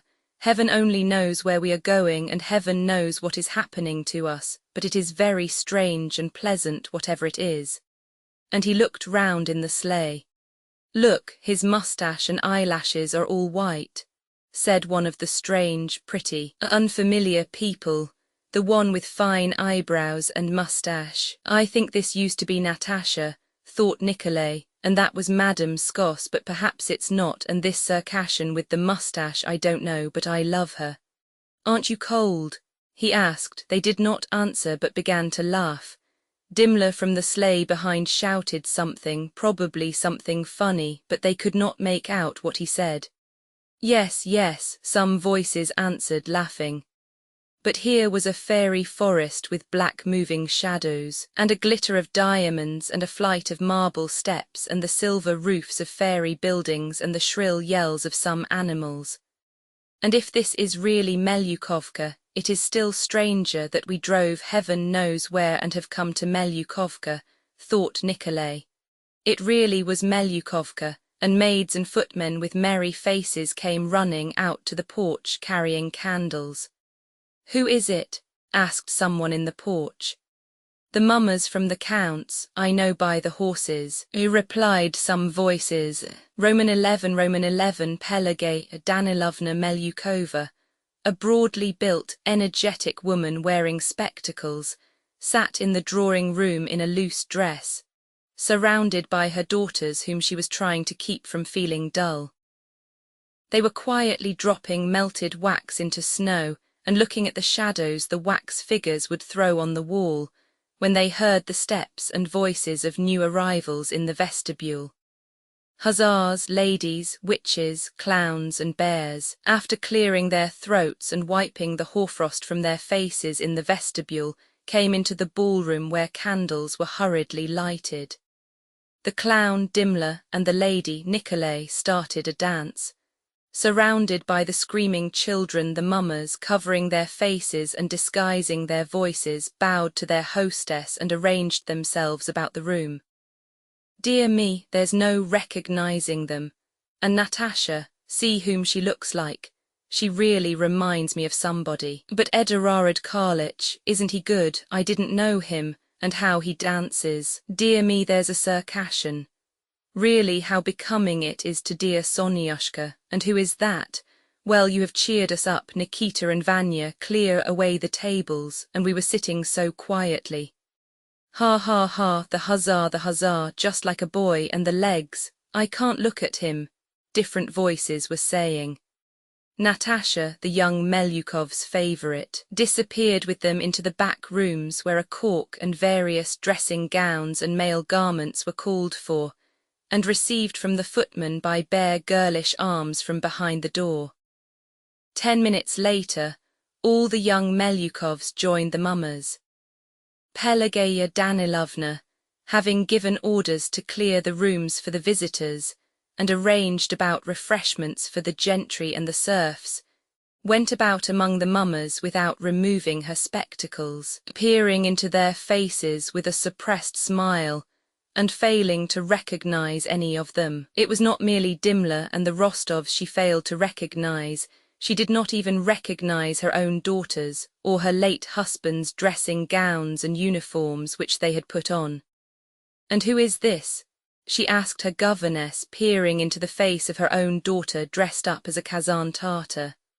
"I suppose it is one of the Rostovs. Well, Mr. Hussar, and what regiment do you serve in?" she asked Natasha. "Here, hand some fruit jelly to the Turk," she ordered the butler who was handing things round. "That's not forbidden by his law." Sometimes, as she looked at the strange but amusing capers cut by the dancers, who, having decided once for all that being disguised no one would recognize them, were not at all shy, Pelageya Danilovna hid her face in her handkerchief, and her whole stout body shook with irrepressible, kindly, elderly laughter. "My little Sasha, look at Sasha," she said. After Russian country dances and chorus dances, Pelageya Danilovna made the serfs and gentry join in one large circle. A ring, a string, and a silver ruble were fetched, and they all played games together. In an hour, all the costumes were crumpled and disordered. The corked eyebrows and moustaches were smeared over the perspiring, flushed, and merry faces. Pelageya Danilovna began to recognize the mummers, admired their cleverly contrived costumes, and particularly how they suited the young ladies, and she thanked them all for having entertained her so well. The visitors were invited to supper in the drawing-room, and the serfs had something served to them in the ballroom. "Now to tell one's fortune in the empty bathhouse is frightening," said an old maid who lived with the Melyukovs during supper. "Why," said the eldest Melyukov girl, "you wouldn't go, it takes courage." "I'll go," said Sonya. "Tell what happened to the young lady," said the second Melyukov girl. "Well," began the old maid, "a young lady once went out, took a cock, laid the table for two all properly and sat down. After sitting a while she suddenly hears someone coming, a sleigh drives up with harness bells, she hears him coming. He comes in just in the shape of a man, like an officer, comes in and sits down to table with her. Ah, ah, screamed Natasha, rolling her eyes with horror. Yes, and how did he speak? Yes, like a man. Everything quite all right, and he began persuading her, and she should have kept him talking till cockcrow, but she got frightened, just got frightened, and hid her face in her hands. Then he caught her up. It was lucky the maids ran in just then. Now why frighten them? Said Pelageya Danilovna. Mamma, you used to try your fate yourself, said her daughter. And how does one do it in a barn? Inquired Sonia. Well, say you went to the barn now and listened. It depends on what you hear. Hammering and knocking, that's bad, but a sound of shifting grain is good, and one sometimes hears that too. Mamma, tell us what happened to you in the barn. Pelageya Danilovna smiled. Oh, I've forgotten, she replied, but none of you would go. Yes, I will, Pelageya Danilovna, let me. I'll go, said Sonia. Well, why not if you're not afraid? Luisa Ivanovna, may I? Asked Sonia. Whether they were playing the ring and string game or the ruble game or talking as now, Nikolay did not leave Sonia's side, and gazed at her with quite new eyes. It seemed to him that it was only today, thanks to that burnt cork moustache, that he had fully learned to know her. And really that evening Sonia was brighter, more animated and prettier than Nikolay had ever seen her before. So that's what she is like. What a fool I have been, he thought, gazing at her sparkling eyes, and under the moustache a happy rapturous smile dimpled her cheeks, a smile he had never seen before. I'm not afraid of anything, said Sonia. May I go at once? She got up. They told her where the barn was and how she should stand and listen, and they handed her a fur cloak. She threw this over her head and shoulders and glanced at Nikolay. What a darling that girl is, thought he, and what have I been thinking of till now? Sonia went out into the passage to go to the barn. Nikolay went hastily to the front porch, saying he felt too hot. The crowd of people really had made the house stuffy. Outside there was the same cold stillness and the same moon, but even brighter than before. The light was so strong and the snow sparkled with so many stars that one did not wish to look up at the sky, and the real stars were unnoticed. The sky was black and dreary, while the earth was gay. I am a fool, what have I been waiting for? Thought Nikolay, and running out from the porch he went round the corner of the house and along the path that led to the back porch. He knew Sonia would pass that way. Halfway lay some snow-covered piles of firewood and a cross, and along them a network of shadows from the bare old lime trees fell on the snow and on the path. This path led to the barn. The log walls of the barn and its snow-covered roof, that looked as if hewn out of some precious stone, sparkled in the moonlight. A tree in the garden snapped with the frost, and then all was again perfectly silent. His bosom seemed to inhale not air but the strength of eternal youth and gladness. From the back porch came the sound of feet descending the steps. The bottom step upon which snow had fallen gave a ringing creak, and he heard the voice of an old maidservant saying, "Straight, straight, along the path, miss. Only don't look back." "I am not afraid," answered Sonia's voice, and along the path toward Nikolay came the crunching, whistling sound of Sonia's feet in her thin shoes. Sonia came along, wrapped in her cloak. She was only a couple of paces away when she saw him, and to her too he was not the Nikolay she had known and always slightly feared. He was in a woman's dress with tousled hair and a happy smile new to Sonia. She ran rapidly toward him. Quite different and yet the same, thought Nikolay, looking at her face all lit up by the moonlight. He slipped his arms under the cloak that covered her head, embraced her, pressed her to him, and kissed her on the lips that wore a moustache and had a smell of burnt cork. Sonia kissed him full on the lips and, disengaging her little hands, pressed them to his cheeks. "Sonia, Nicholas," was all they said. They ran to the barn and then back again, re-entering, he by the front and she by the back porch. Roman 12, when they all drove back from Pelageya Danilovna's, Natasha, who always saw and noticed everything, arranged that she and Luisa Ivanovna should go back in the sleigh with Dimla, and Sonia with Nikolay and the maids. On the way back, Nikolay drove at a steady pace instead of racing, and kept peering by that fantastic all-transforming light into Sonia's face and searching beneath the eyebrows and moustache for his former and his present Sonia, from whom he had resolved never to be parted again. He looked, and recognizing in her both the old and the new Sonia, and being reminded by the smell of burnt cork of the sensation of her kiss, inhaled the frosty air with a full breast, and, looking at the ground flying beneath him and at the sparkling sky, felt himself again in fairyland. "Sonia, is it well with thee?" he asked from time to time. "Yes," she replied, "and with thee." When halfway home, Nikolay handed the reins to the coachman and ran for a moment to Natasha's sleigh and stood on its wing. "Natasha," he whispered in French, "do you know I have made up my mind about Sonia?" "Have you told her?" asked Natasha, suddenly beaming all over with joy. "Oh, how strange you are with that moustache and those eyebrows. Natasha, are you glad?" "I am so glad, so glad. I was beginning to be vexed with you. I did not tell you, but you have been treating her badly. What a heart she has, Nicola's. I am horrid sometimes, but I was ashamed to be happy while Sonia was not," continued Natasha. "Now I am so glad. Well, run back to her."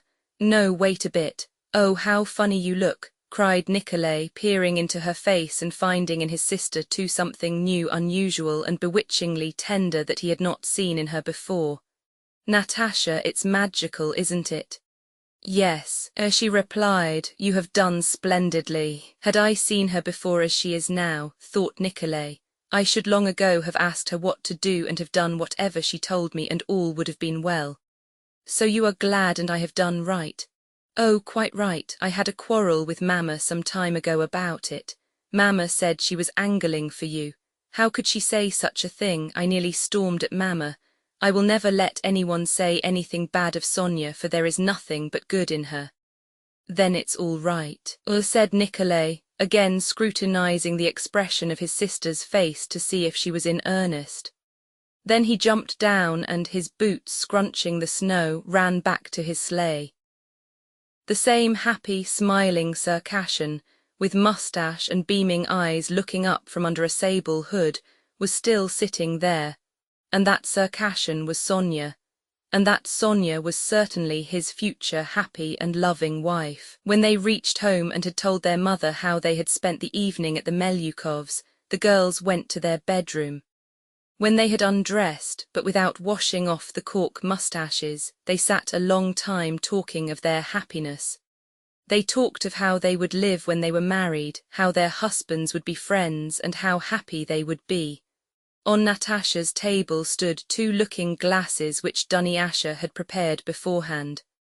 "Only when will all that be? I am afraid never." "It would be too good," said Natasha, rising and going to the looking-glasses. "Sit down, Natasha, perhaps you'll see him," said Sonia. Natasha lit the candles, one on each side of one of the looking-glasses, and sat down. "I see someone with a moustache," said Natasha, seeing her own face. "You mustn't laugh, miss," said Dunyasha. With Sonia's help and the maid's, Natasha got the glass she held into the right position opposite the other.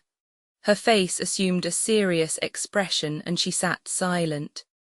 She sat a long time looking at the receding line of candles reflected in the glasses and expecting, from tales she had heard, to see a coffin or him, Prince Andrei, in that last dim, indistinctly outlined square.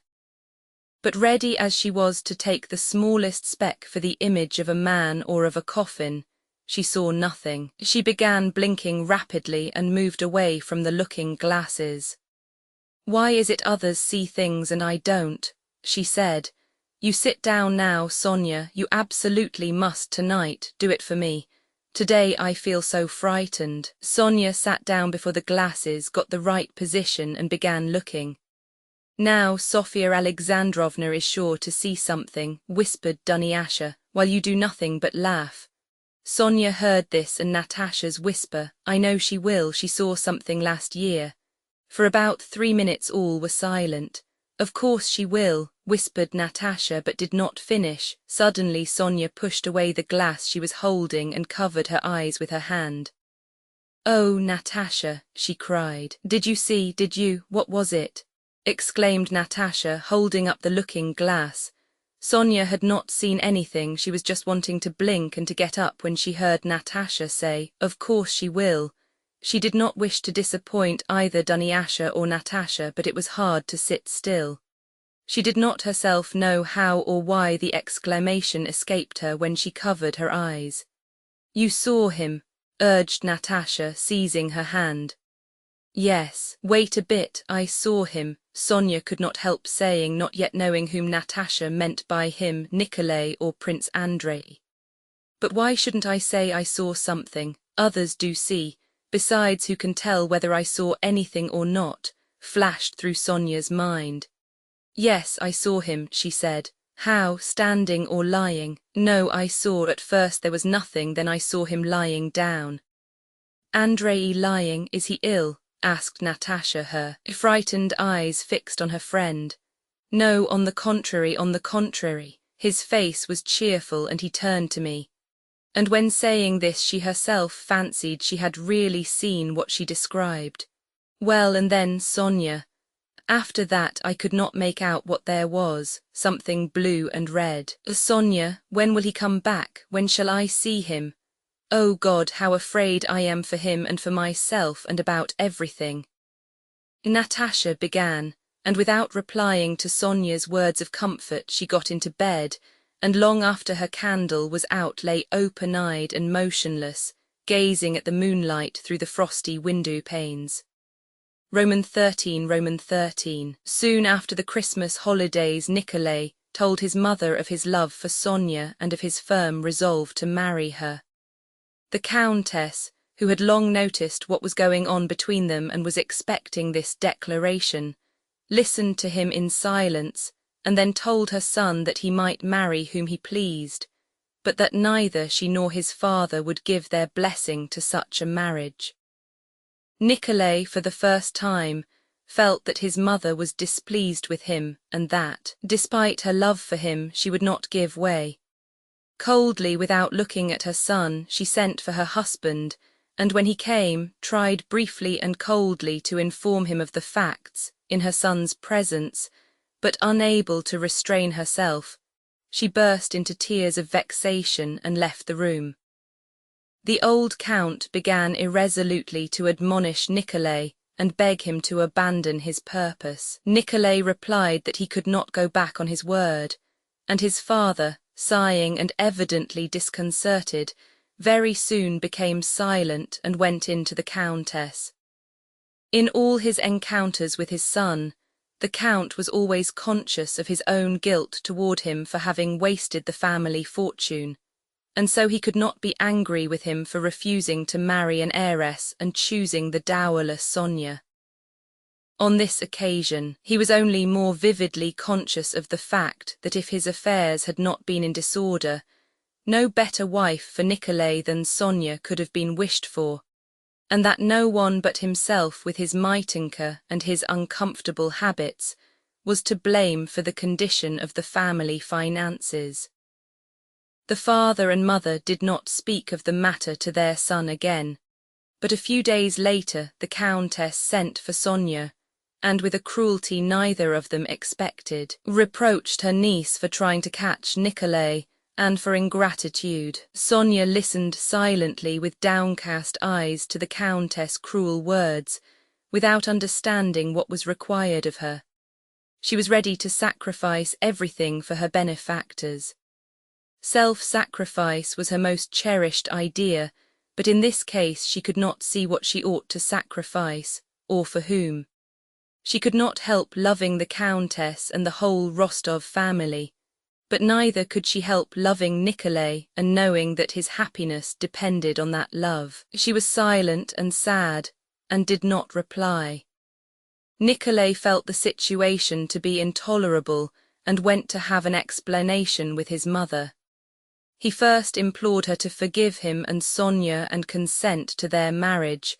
Then he threatened that if she molested Sonia, he would at once marry her secretly. The Countess, with a coldness her son had never seen in her before, replied that he was of age, that Prince Andrei was marrying without his father's consent, and he could do the same, but that she would never receive that intriguer as her daughter.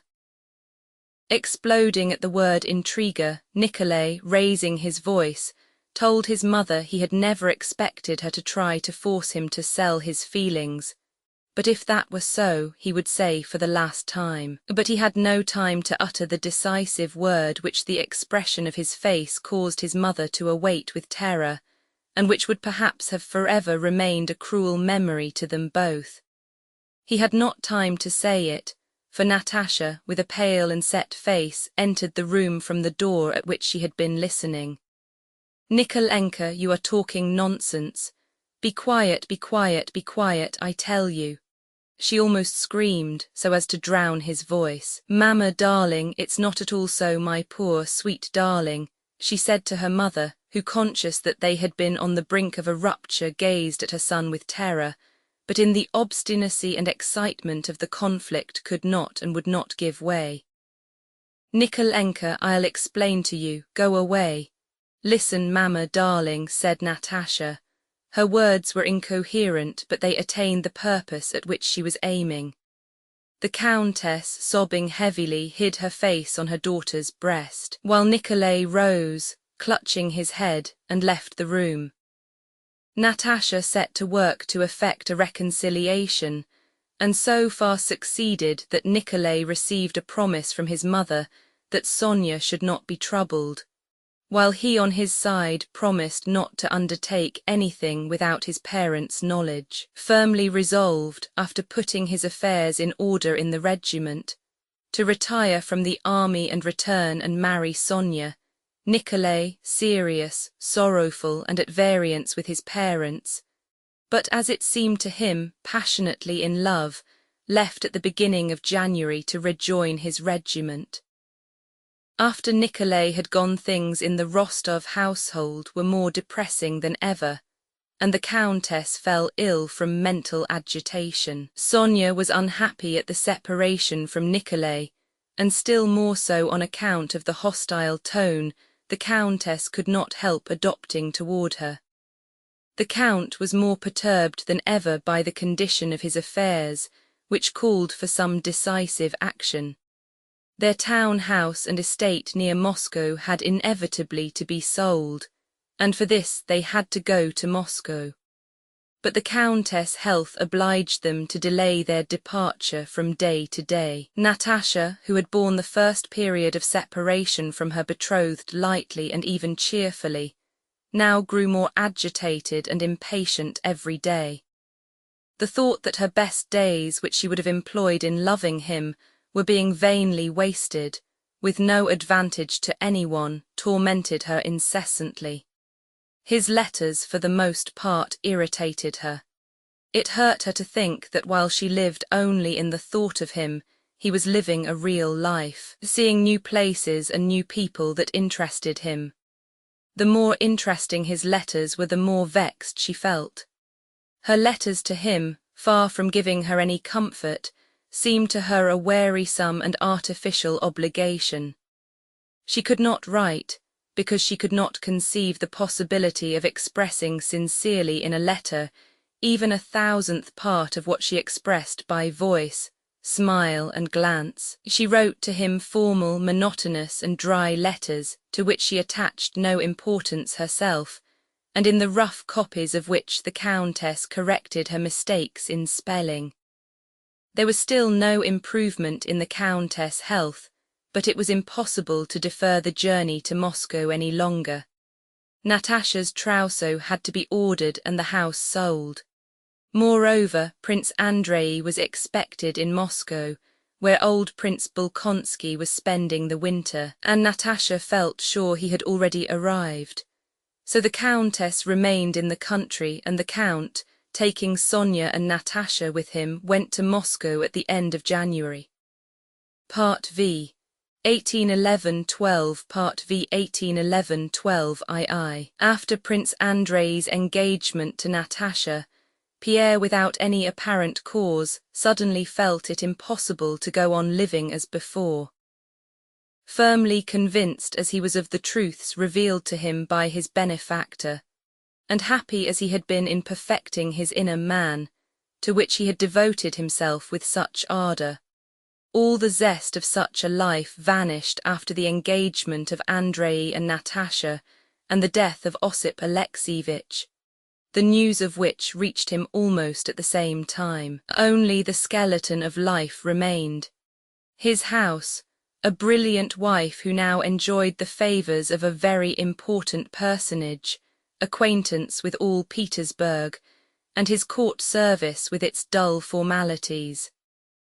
And this life suddenly seemed to Pierre unexpectedly loathsome. He ceased keeping a diary, avoided the company of the brothers, began going to the club again, drank a great deal, and came once more in touch with the bachelor sets, leading such a life that the Countess Elena Vassilievna thought it necessary to speak severely to him about it.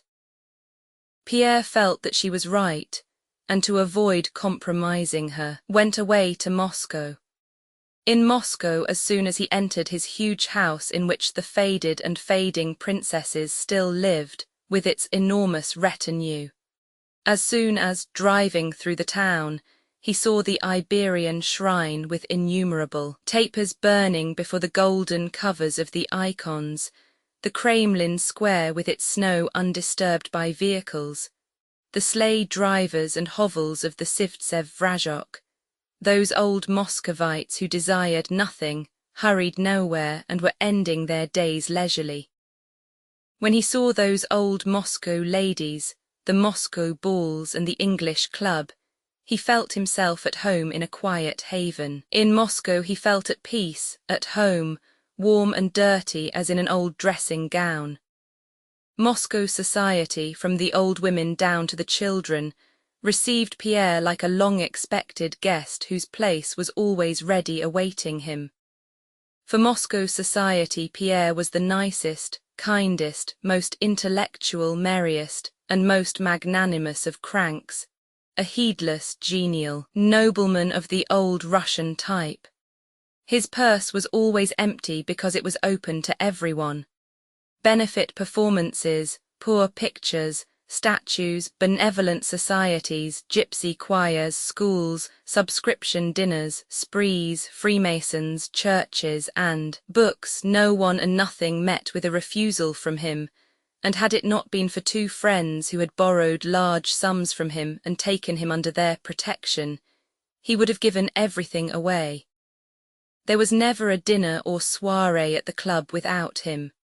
As soon as he sank into his place on the sofa after 2 bottles of Margaux, he was surrounded, and talking, disputing and joking began. When there were quarrels, his kindly smile and well-timed jests reconciled the antagonists. The Masonic dinners were dull and dreary when he was not there. When after a bachelor supper he rose with his amiable and kindly smile, yielding to the entreaties of the festive company to drive off somewhere with them, shouts of delight and triumph arose among the young men. At balls he danced if a partner was needed. Young ladies, married and unmarried, liked him because without making love to any of them, he was equally amiable to all, especially after supper. Il est charmant, il n'a pas de sexe. 70, they said of him. Pierre was one of those retired gentlemen-in-waiting of whom there were hundreds good-humouredly ending their days in Moscow. How horrified he would have been 7 years before, when he first arrived from abroad, had he been told that there was no need for him to seek or plan anything, that his rut had long been shaped, eternally predetermined, and that, wriggle as he might, he would be what all in his position were. He could not have believed it. Had he not at one time longed with all his heart to establish a republic in Russia, then himself to be a Napoleon, then to be a philosopher, and then a strategist and the conqueror of Napoleon. Had he not seen the possibility of and passionately desired the regeneration of the sinful human race and his own progress to the highest degree of perfection? Had he not established schools and hospitals and liberated his serfs? But instead of all that, here he was, the wealthy husband of an unfaithful wife, a retired gentleman-in-waiting, fond of eating and drinking, and, as he unbuttoned his waistcoat, of abusing the government a bit, a member of the Moscow English Club and a universal favourite in Moscow society. For a long time he could not reconcile himself to the idea that he was one of those same retired Moscow gentlemen-in-waiting he had so despised 7 years before. Sometimes he consoled himself with the thought that he was only living this life temporarily. But then he was shocked by the thought of how many, like himself, had entered that life and that club temporarily, with all their teeth and hair, and had only left it when not a single tooth or hair remained. In moments of pride, when he thought of his position, it seemed to him that he was quite different and distinct from those other retired gentlemen-in-waiting he had formerly despised. They were empty, stupid, contented fellows, satisfied with their position, while I am still discontented and want to do something for mankind. But perhaps all these comrades of mine struggled just like me and sought something new, a path in life of their own, and like me were brought by force of circumstances, society and race, by that elemental force against which man is powerless, to the condition I am in, said he to himself in moments of humility. And after living some time in Moscow he no longer despised but began to grow fond of, to respect, and to pity his comrades in destiny, as he pitied himself. Pierre no longer suffered moments of despair, hypochondria, and disgust with life, but the malady that had formerly found expression in such acute attacks was driven inwards, and never left him for a moment. What for? Why? What is going on in the world? He would ask himself in perplexity several times a day, involuntarily beginning to reflect anew on the meaning of the phenomena of life. But knowing by experience that there were no answers to these questions, he made haste to turn away from them, and took up a book or hurried off to the club or to Apollon Nikolaevich's, to exchange the gossip of the town. Elena Vassilievna, who has never cared for anything but her own body and is one of the stupidest women in the world, thought Pierre, is regarded by people as the acme of intelligence and refinement, and they pay homage to her. Napoleon Bonaparte was despised by all as long as he was great, but now that he has become a wretched comedian, the Emperor Francis wants to offer him his daughter in an illegal marriage.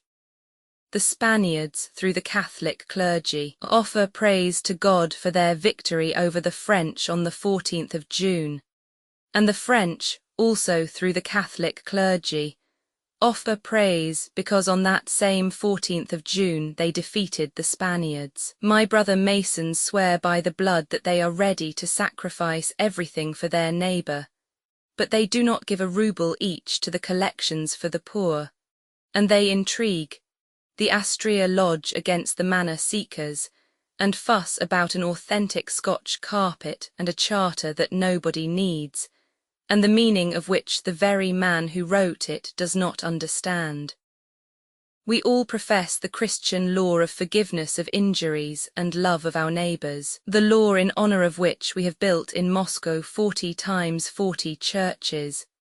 But yesterday a deserter was knouted to death, and a minister of that same law of love and forgiveness, a priest, gave the soldier a cross to kiss before his execution. So thought Pierre, and the whole of this general deception which everyone accepts, accustomed as he was to it, astonished him each time as if it were something new. I understand the deception and confusion, he thought, but how am I to tell them all that I see? I have tried and have always found that they too in the depths of their souls understand it as I do and only try not to see it. So it appears that it must be so. But what is to become of me? Thought he. He had the unfortunate capacity many men, especially Russians, have of seeing and believing in the possibility of goodness and truth, but of seeing the evil and falsehood of life too clearly to be able to take a serious part in it. Every sphere of work was connected, in his eyes, with evil and deception. Whatever he tried to be, whatever he engaged in, the evil and falsehood of it repulsed him and blocked every path of activity. Yet he had to live and to find occupation. It was too dreadful to be under the burden of these insoluble problems, so he abandoned himself to any distraction in order to forget them. He frequented every kind of society, drank much, bought pictures, engaged in building, and above all read. He read everything that came to hand. On coming home, while his valets were still taking off his things, he picked up a book and began to read. From reading he passed to sleeping, from sleeping to gossip in drawing rooms of the club, from gossip to carousals and women, from carousals back to gossip, reading and wine. Drinking became more and more a physical and also a moral necessity. Though the doctors warned him that with his corpulence wine was dangerous for him, he drank a great deal.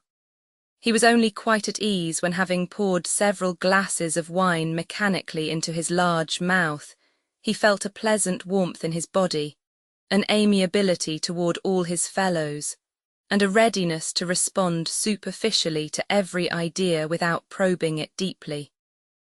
Only after emptying a bottle or two did he feel dimly that the terribly tangled skein of life which previously had terrified him was not as dreadful as he had thought. He was always conscious of some aspect of that skein, as with a buzzing in his head after dinner or supper he chatted or listened to conversation or read. But under the influence of wine he said to himself, "It doesn't matter, I'll get it unravelled. I have a solution ready but have no time now, I'll think it all out later on." But the later on never came. In the morning, on an empty stomach, all the old questions appeared as insoluble and terrible as ever, and Pierre hastily picked up a book, and if anyone came to see him he was glad. Sometimes he remembered how he had heard that soldiers in war, when entrenched under the enemy's fire, if they have nothing to do, try hard to find some occupation the more easily to bear the danger. To Pierre all men seemed like those soldiers, seeking refuge from life, some in ambition, some in cards, some in framing laws, some in women, some in toys, some in horses, some in politics, some in sport, some in wine, and some in governmental affairs. Nothing is trivial and nothing is important, it's all the same, only to save oneself from it as best one can, thought Pierre. Only not to see it, that dreadful it. Roman II at the beginning of winter Prince Nikolai Andreevich Bolkonsky and his daughter moved to Moscow. At that time enthusiasm for the Emperor Alexander's regime had weakened, and a patriotic and anti-French tendency prevailed there, and this, together with his past and his intellect and his originality, at once made Prince Nikolai Andreevich an object of particular respect to the Muscovites and the centre of the Moscow opposition to the government. The prince had aged very much that year. He showed marked signs of senility by a tendency to fall asleep, forgetfulness of quite recent events, remembrance of remote ones, and the childish vanity with which he accepted the role of head of the Moscow opposition.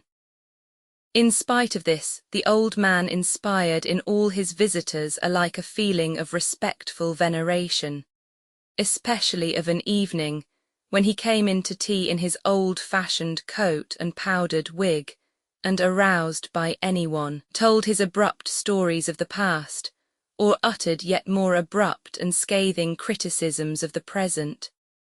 For them all, that old-fashioned house with its gigantic mirrors, pre-revolution furniture, powdered footmen and the stern, shrewd old man. Himself a relic of the past century, with his gentle daughter and the pretty Frenchwoman who were reverently devoted to him, presented a majestic and agreeable spectacle. But the visitors did not reflect that besides the couple of hours during which they saw their host, there were also 22 hours in the day during which the private and intimate life of the house continued. Latterly, that private life had become very trying for Princess Maria. There in Moscow, she was deprived of her greatest pleasures, talks with the pilgrims and the solitude which refreshed her at Bald Hills, and she had none of the advantages and pleasures of city life. She did not go out into society. Everyone knew that her father would not let her go anywhere without him, and his failing health prevented his going out himself, so that she was not invited to dinners and evening parties. She had quite abandoned the hope of getting married. She saw the coldness and malevolence with which the old prince received and dismissed the young men, possible suitors, who sometimes appeared at their house. She had no friends. During this visit to Moscow she had been disappointed in the two who had been nearest to her. Mademoiselle Bourienne, with whom she had never been able to be quite frank, had now become unpleasant to her, and for various reasons Princess Maria avoided her. Julie, with whom she had corresponded for the last 5 years, was in Moscow, but proved to be quite alien to her when they met. Just then Julie, who by the death of her brothers had become one of the richest heiresses in Moscow, was in the full whirl of society pleasures. She was surrounded by young men who, she fancied, had suddenly learned to appreciate her worth. Julie was at that stage in the life of a society woman when she feels that her last chance of marrying has come, and that her fate must be decided now or never. On Thursdays, Princess Maria remembered with a mournful smile that she now had no one to write to, since Julie, whose presence gave her no pleasure, was here and they met every week. Like the old émigré who declined to marry the lady with whom he had spent his evenings for years, she regretted Julie's presence and having no one to write to. In Moscow, Princess Maria had no one to talk to, no one to whom to confide her sorrow, and much sorrow fell to her lot just then. The time for Prince Andrei's return and marriage was approaching, but his request to her to prepare his father for it had not been carried out. In fact, it seemed as if matters were quite hopeless, for at every mention of the young Countess Rostova the old prince, who apart from that was usually in a bad temper, lost control of himself. Another lately added sorrow arose from the lessons she gave her 6-year-old nephew. To her consternation, she detected in herself in relation to Nikolushka some symptoms of her father's irritability. However often she told herself that she must not get irritable when teaching her nephew, almost every time that, pointer in hand, she sat down to show him the French alphabet, she so longed to pour her own knowledge quickly and easily into the child, who was already afraid that Auntie might at any moment get angry, that at his slightest inattention she trembled, became flustered and heated, raised her voice, and sometimes pulled him by the arm and put him in the corner. Having put him in the corner, she would herself begin to cry over her cruel, evil nature and Nikolushka. Following her example, would sob, and without permission would leave his corner, come to her, pull her wet hands from her face and comfort her. But what distressed the princess most of all was her father's irritability, which was always directed against her, and had of late amounted to cruelty. Had he forced her to prostrate herself to the ground all night, had he beaten her or made her fetch wood or water, it would never have entered her mind to think her position hard. But this loving despot, the more cruel because he loved her and for that reason tormented himself and her, knew how not merely to hurt and humiliate her deliberately, but to show her that she was always to blame for everything. Of late, he had exhibited a new trait that tormented Princess Maria more than anything else. This was his ever-increasing intimacy with Mademoiselle Bourienne. The idea that at the first moment of receiving the news of his son's intentions had occurred to him in jest. That if Andrei got married he himself would marry Bourienne, had evidently pleased him, and latterly he had persistently, and as it seemed to Princess Maria merely to offend her, shown special endearments to the companion, and expressed his dissatisfaction with his daughter by demonstrations of love of Bourienne. One day in Moscow in Princess Maria's presence, she thought her father did it purposely when she was there. The old prince kissed Mademoiselle Bourienne's hand, and drawing her to him, embraced her affectionately. Princess Maria flushed and ran out of the room. A few minutes later, Mademoiselle Bourienne came into Princess Maria's room smiling and making cheerful remarks in her agreeable voice. Princess Maria hastily wiped away her tears, went resolutely up to Mademoiselle Bourienne, and evidently unconscious of what she was doing began shouting in angry haste at the Frenchwoman, her voice breaking. "It's horrible, vile, inhuman to take advantage of the weakness." She did not finish. "Leave my room," she exclaimed and burst into sobs.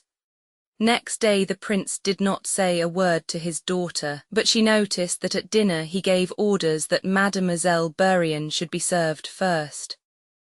After dinner, when the footman handed coffee and from habit began with the princess, the prince suddenly grew furious, threw his stick at Philip, and instantly gave instructions to have him conscripted for the army. "He doesn't obey, I said it twice, and he doesn't obey. She is the first person in this house, she's my best friend," cried the prince.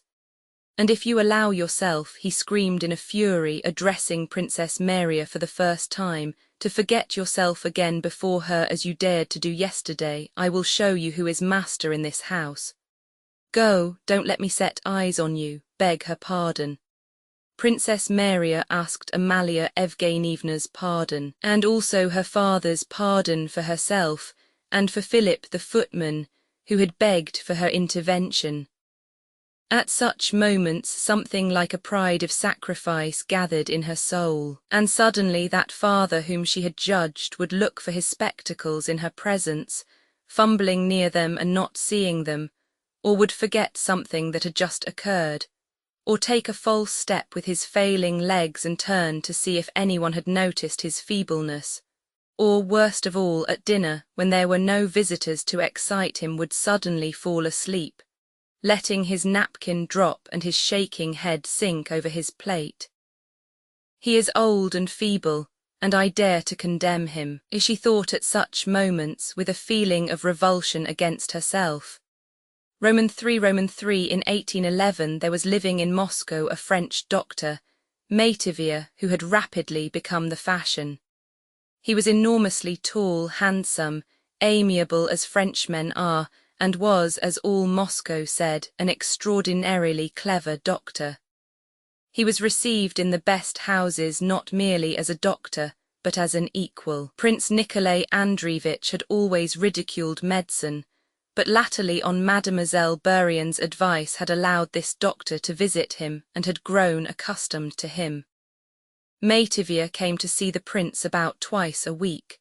On December 6, St. Nicholas' Day and the prince's name day, all Moscow came to the prince's front door, but he gave orders to admit no one and to invite to dinner only a small number, a list of whom he gave to Princess Maria. Métivier, who came in the morning with his felicitations, considered it proper in his quality of Doctor de Force-la-Cansine, 71 as he told Princess Maria, and went in to see the prince. It happened that on that morning of his name day the prince was in one of his worst moods. He had been going about the house all the morning finding fault with everyone, and pretending not to understand what was said to him, and not to be understood himself. Princess Maria well knew this mood of quiet, absorbed querulousness, which generally culminated in a burst of rage.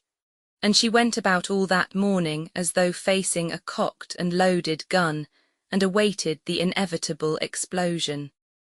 Until the doctor's arrival, the morning had passed off safely. After admitting the doctor, Princess Maria sat down with a book in the drawing-room near the door through which she could hear all that passed in the study. At first she heard only Mativia's voice, then her father's, then both voices began speaking at the same time. The door was flung open, and on the threshold appeared the handsome figure of the terrified Mativia with his shock of black hair, and the prince in his dressing gown and fez, his face distorted with fury and the pupils of his eyes rolled downwards. "You don't understand," shouted the prince, "but I do. French spy, slave of Bonaparte, spy, get out of my house, be off, I tell you," and he slammed the door. Mativia, shrugging his shoulders, went up to Mademoiselle Bourienne, who at the sound of shouting had run in from an adjoining room. "The prince is not very well, bile and rush of blood to the head. Keep calm, I will call again tomorrow," said Mativia, and putting his fingers to his lips he hastened away. Through the study door came the sound of slippered feet and the cry, "Spies, traitors, traitors everywhere, not a moment's peace in my own house." After Mativia's departure the old prince called his daughter in, and the whole weight of his wrath fell on her. She was to blame that a spy had been admitted. Had he not told her, yes, told her to make a list, and not to admit anyone who was not on that list? Then why was that scoundrel admitted? She was the cause of it all. With her, he said, he could not have a moment's peace and could not die quietly. "No, ma'am, we must part, we must part.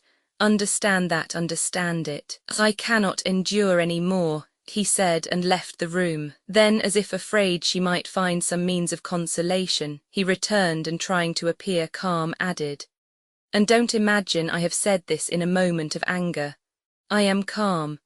I have thought it over, and it will be carried out. We must part, so find some place for yourself." But he could not restrain himself, and with the virulence of which only one who loves is capable, evidently suffering himself, he shook his fists at her and screamed. If only some fool would marry her. Then he slammed the door, sent for Mademoiselle Bourienne, and subsided into his study. At 2 o'clock the 6 chosen guests assembled for dinner. These guests, the famous Count Rostopchin, Prince Lopukhin with his nephew, General Chatrov, an old war comrade of the prince's, and of the younger generation Pierre and Boris Drubetskoy, awaited the prince in the drawing-room. Boris, who had come to Moscow on leave a few days before, had been anxious to be presented to Prince Nikolai Andreevich, and had contrived to ingratiate himself so well that the old prince in his case made an exception to the rule of not receiving bachelors in his house. The prince's house did not belong to what is known as fashionable society, but his little circle, though not much talked about in town, was one it was more flattering to be received in than any other. Boris had realized this the week before when the commander-in-chief in his presence invited Rostopchin to dinner on St. Nikolai's Day, and Rostopchin had replied that he could not come. "On that day I always go to pay my devotions to the relics of Prince Nikolai Andreevich."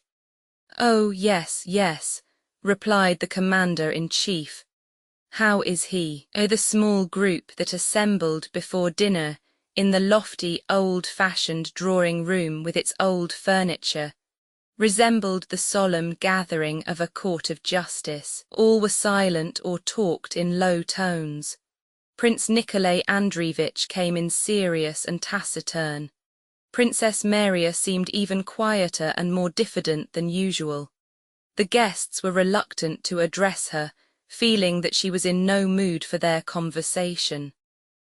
Count Rostopchin alone kept the conversation going, now relating the latest town news, and now the latest political gossip. Lopukhin and the old general occasionally took part in the conversation. Prince Nikolai Andreevich listened as a presiding judge receives a report, only now and then, silently or by a brief word, showing that he took heed of what was being reported to him. The tone of the conversation was such as indicated that no one approved of what was being done in the political world. Incidents were related evidently confirming the opinion that everything was going from bad to worse. But whether telling a story or giving an opinion, the speaker always stopped, or was stopped, at the point beyond which his criticism might touch the sovereign himself. At dinner the talk turned on the latest political news, Napoleon's seizure of the Duke of Oldenburg's territory, and the Russian note, hostile to Napoleon, which had been sent to all the European courts. "Bonaparte treats Europe as a pirate does a captured vessel," said Count Rostopchin, repeating a phrase he had uttered several times before. One only wonders at the long-suffering or blindness of the crowned heads. Now the Pope's turn has come and Bonaparte doesn't scruple to depose the head of the Catholic Church. Yet all keep silent. Our sovereign alone has protested against the seizure of the Duke of Oldenburg's territory, and even, Count Rostopchin paused, feeling that he had reached the limit beyond which censure was impossible. "Other territories have been offered in exchange for the Duchy of Oldenburg," said Prince Nikolai Andreevich. "He shifts the dukes about as I might move my serfs from Bald Hills to Bogucharovo or my Ryazan estates. The Duke of Oldenburg bears his misfortunes with admirable strength of character and resignation," remarked Boris, joining in respectfully.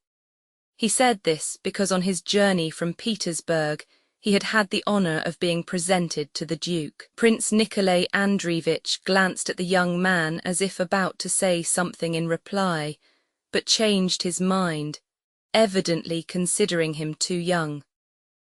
"I have read our protests about the Oldenburg affair and was surprised how badly the note was worded," remarked Count Rostopchin in the casual tone of a man dealing with a subject quite familiar to him.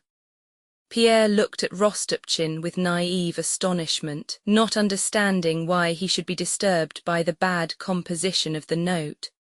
"Does it matter, Count, how the note is worded?" he asked, "so long as its substance is forcible? My dear fellow, with our 500,000 troops it should be easy to have a good style," returned Count Rostopchin. Pierre now understood the Count's dissatisfaction with the wording of the note. "One would have thought quill drivers enough had sprung up," remarked the old prince. "There in Petersburg they are always writing, not notes only but even new laws. My Andrusha there has written a whole volume of laws for Russia. Nowadays they are always writing," and he laughed unnaturally. There was a momentary pause in the conversation. The old general cleared his throat to draw attention. "Did you hear of the last event at the review in Petersburg, the figure cut by the new French ambassador?" Yes, I heard something." He said something awkward in His Majesty's presence. His Majesty drew attention to the Grenadier Division and to the march past, continued the general, and it seems the ambassador took no notice and allowed himself to reply that we in France pay no attention to such trifles. The Emperor did not condescend to reply. At the next review they say the Emperor did not once deign to address him. All were silent. On this fact relating to the Emperor personally, it was impossible to pass any judgment. "Impudent fellows," said the prince. "You know Mativier, I turned him out of my house this morning. He was here, they admitted him in spite of my request that they should let no one in," he went on, glancing angrily at his daughter. And he narrated his whole conversation with the French doctor and the reasons that convinced him that Mativier was a spy. Though these reasons were very insufficient and obscure, no one made any rejoinder. After the roast, champagne was served. The guests rose to congratulate the old prince. Princess Maria, too, went round to him. He gave her a cold, angry look and offered her his wrinkled, clean-shaven cheek to kiss. The whole expression of his face told her that he had not forgotten the morning's talk, that his decision remained in force, and only the presence of visitors hindered his speaking of it to her now. When they went into the drawing-room where coffee was served, the old men sat together. Prince Nikolay Andreevich grew more animated and expressed his views on the impending war. He said that our wars with Bonaparte would be disastrous so long as we sought alliances with the Germans and thrust ourselves into European affairs, into which we had been drawn by the Peace of Tilsit. We ought not to fight either for or against Austria. Our political interests are all in the East, and in regard to Bonaparte the only thing is to have an armed frontier and a firm policy, and he will never dare to cross the Russian frontier, as was the case in 1807. How can we fight the French, Prince? Said Count Rostopchin. Can we arm ourselves against our teachers and divinities? Look at our youths, look at our ladies. The French are our gods, Paris is our kingdom of heaven. He began speaking louder, evidently to be heard by everyone. French dresses, French ideas, French feelings. There now you turned Metivier out by the scruff of his neck because he is a Frenchman and a scoundrel, but our ladies crawl after him on their knees. I went to a party last night, and there out of 5 ladies 3 were Roman Catholics and had the Pope's indulgence for doing woolwork on Sundays. And they themselves sit there nearly naked, like the signboards at our public baths, if I may say so. Ah, when one looks at our young people, Prince, one would like to take Peter the Great's old cudgel out of the museum and belabor them in the Russian way till all the nonsense jumps out of them. All were silent. The old prince looked at Rostopchin with a smile and wagged his head approvingly. Well, goodbye, your excellency, keep well, said Rostopchin, getting up with characteristic briskness and holding out his hand to the prince. Goodbye, my dear fellow. His words are music. I never tire of hearing him, said the old prince, keeping hold of the hand and offering his cheek to be kissed. Following Rostopchin's example, the others also rose. Roman 4. Princess Maria, as she sat listening to the old men's talk and fault-finding, understood nothing of what she heard. She only wondered whether the guests had all observed her father's hostile attitude toward her. She did not even notice the special attentions and amiabilities shown her during dinner by Boris Drubetskoy, who was visiting them for the 3rd time already. Princess Maria turned with absent-minded, questioning look to Pierre, who hat in hand and with a smile on his face was the last of the guests to approach her after the old prince had gone out and they were left alone in the drawing-room. May I stay a little longer? He said, letting his stout body sink into an armchair beside her. Oh yes, she answered. You noticed nothing? Her look asked. Pierre was in an agreeable after-dinner mood. He looked straight before him and smiled quietly. Have you known that young man long, Princess? He asked. Who? Drubetskoy? No, not long. Do you like him? Yes, he is an agreeable young man. Why do you ask me that? Said Princess Maria, still thinking of that morning's conversation with her father. Because I have noticed that when a young man comes on leave from Petersburg to Moscow, it is usually with the object of marrying an heiress. You have observed that, said Princess Maria. Yes, returned Pierre with a smile, and this young man now manages matters so that where there is a wealthy heiress there he is too. I can read him like a book. At present he is hesitating whom to lay siege to, you or Mademoiselle Julie Karagina. He is very attentive to her. He visits them. Yes, very often, and do you know the new way of courting? Said Pierre with an amused smile, evidently in that cheerful mood of good-humoured raillery for which he so often reproached himself in his diary. No, replied Princess Maria. To please Moscow girls nowadays one has to be melancholy. He is very melancholy with Mademoiselle Karagina, said Pierre. Really? Asked Princess Maria, looking into Pierre's kindly face and still thinking of her own sorrow. It would be a relief, thought she, if I ventured to confide what I am feeling to someone. I should like to tell everything to Pierre. He is kind and generous. It would be a relief. He would give me advice. Would you marry him? Oh my God, Count, there are moments when I would marry anybody. She cried suddenly to her own surprise and with tears in her voice. Ah, how bitter it is to love someone near to you and to feel that, she went on in a trembling voice, that you can do nothing for him but grieve him, and to know that you cannot alter this. Then there is only one thing left, to go away, but where could I go? What is wrong? What is it, Princess? But without finishing what she was saying, Princess Maria burst into tears. I don't know what is the matter with me today. Don't take any notice. Forget what I have said. Pierre's gaiety vanished completely.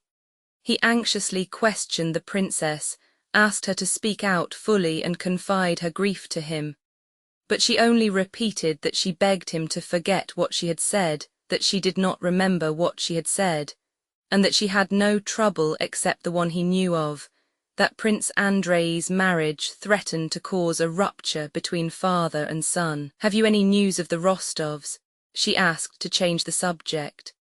I was told they are coming soon. I am also expecting Andrei any day. I should like them to meet here. And how does he now regard the matter? Asked Pierre, referring to the old prince. Princess Maria shook her head. What is to be done? In a few months the year will be up. The thing is impossible. I only wish I could spare my brother the first moments. I wish they would come sooner. I hope to be friends with her. You have known them a long time, said Princess Maria. Tell me honestly the whole truth. What sort of girl is she, and what do you think of her?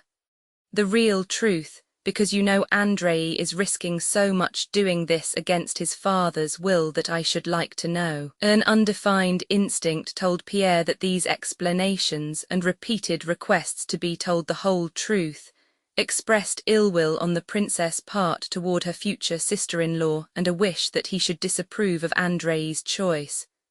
But in reply he said what he felt rather than what he thought. I don't know how to answer your question, he said, blushing without knowing why. I really don't know what sort of girl she is. I can't analyze her at all.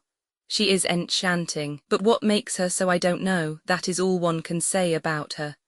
Princess Maria sighed, and the expression on her face said, Yes, that's what I expected and feared. Is she clever? She asked. Pierre considered.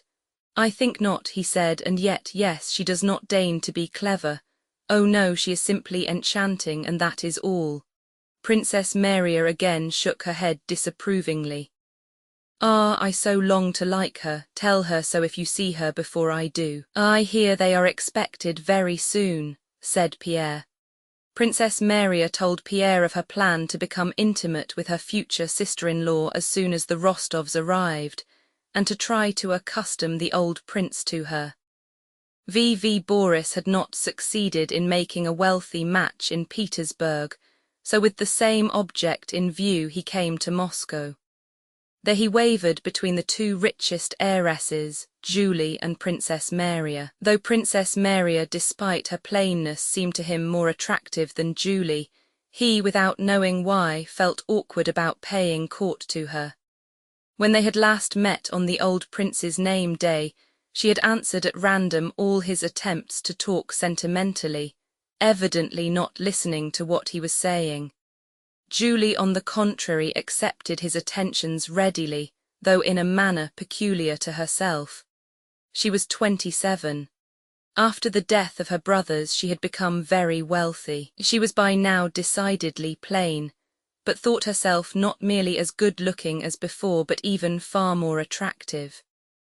She was confirmed in this delusion by the fact that she had become a very wealthy heiress, and also by the fact that the older she grew, the less dangerous she became to men, and the more freely they could associate with her and avail themselves of her suppers, soirees, and the animated company that assembled at her house, without incurring any obligation. A man who would have been afraid 10 years before of going every day to the house when there was a girl of 17 there, for fear of compromising her and committing himself, would now go boldly every day and treat her not as a marriageable girl, but as a sexless acquaintance. That winter the Karagins' house was the most agreeable and hospitable in Moscow.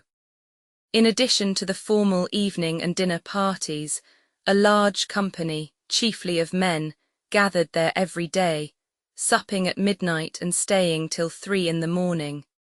Julie never missed a ball, a promenade, or a play. Her dresses were always of the latest fashion, but in spite of that she seemed to be disillusioned about everything and told everyone that she did not believe either in friendship or in love, or any of the joys of life, and expected peace only yonder. She adopted the tone of one who has suffered a great disappointment, like a girl who has either lost the man she loved or been cruelly deceived by him.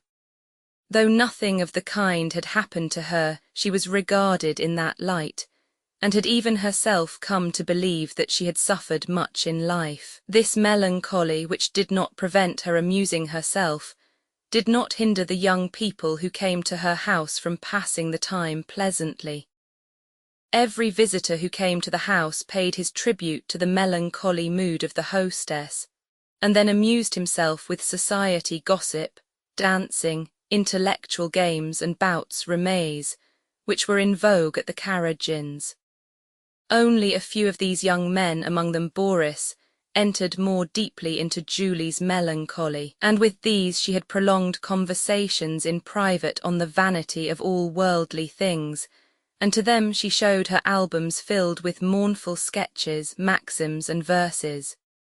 To Boris, Julie was particularly gracious. She regretted his early disillusionment with life, offered him such consolation of friendship as she who had herself suffered so much could render, and showed him her album.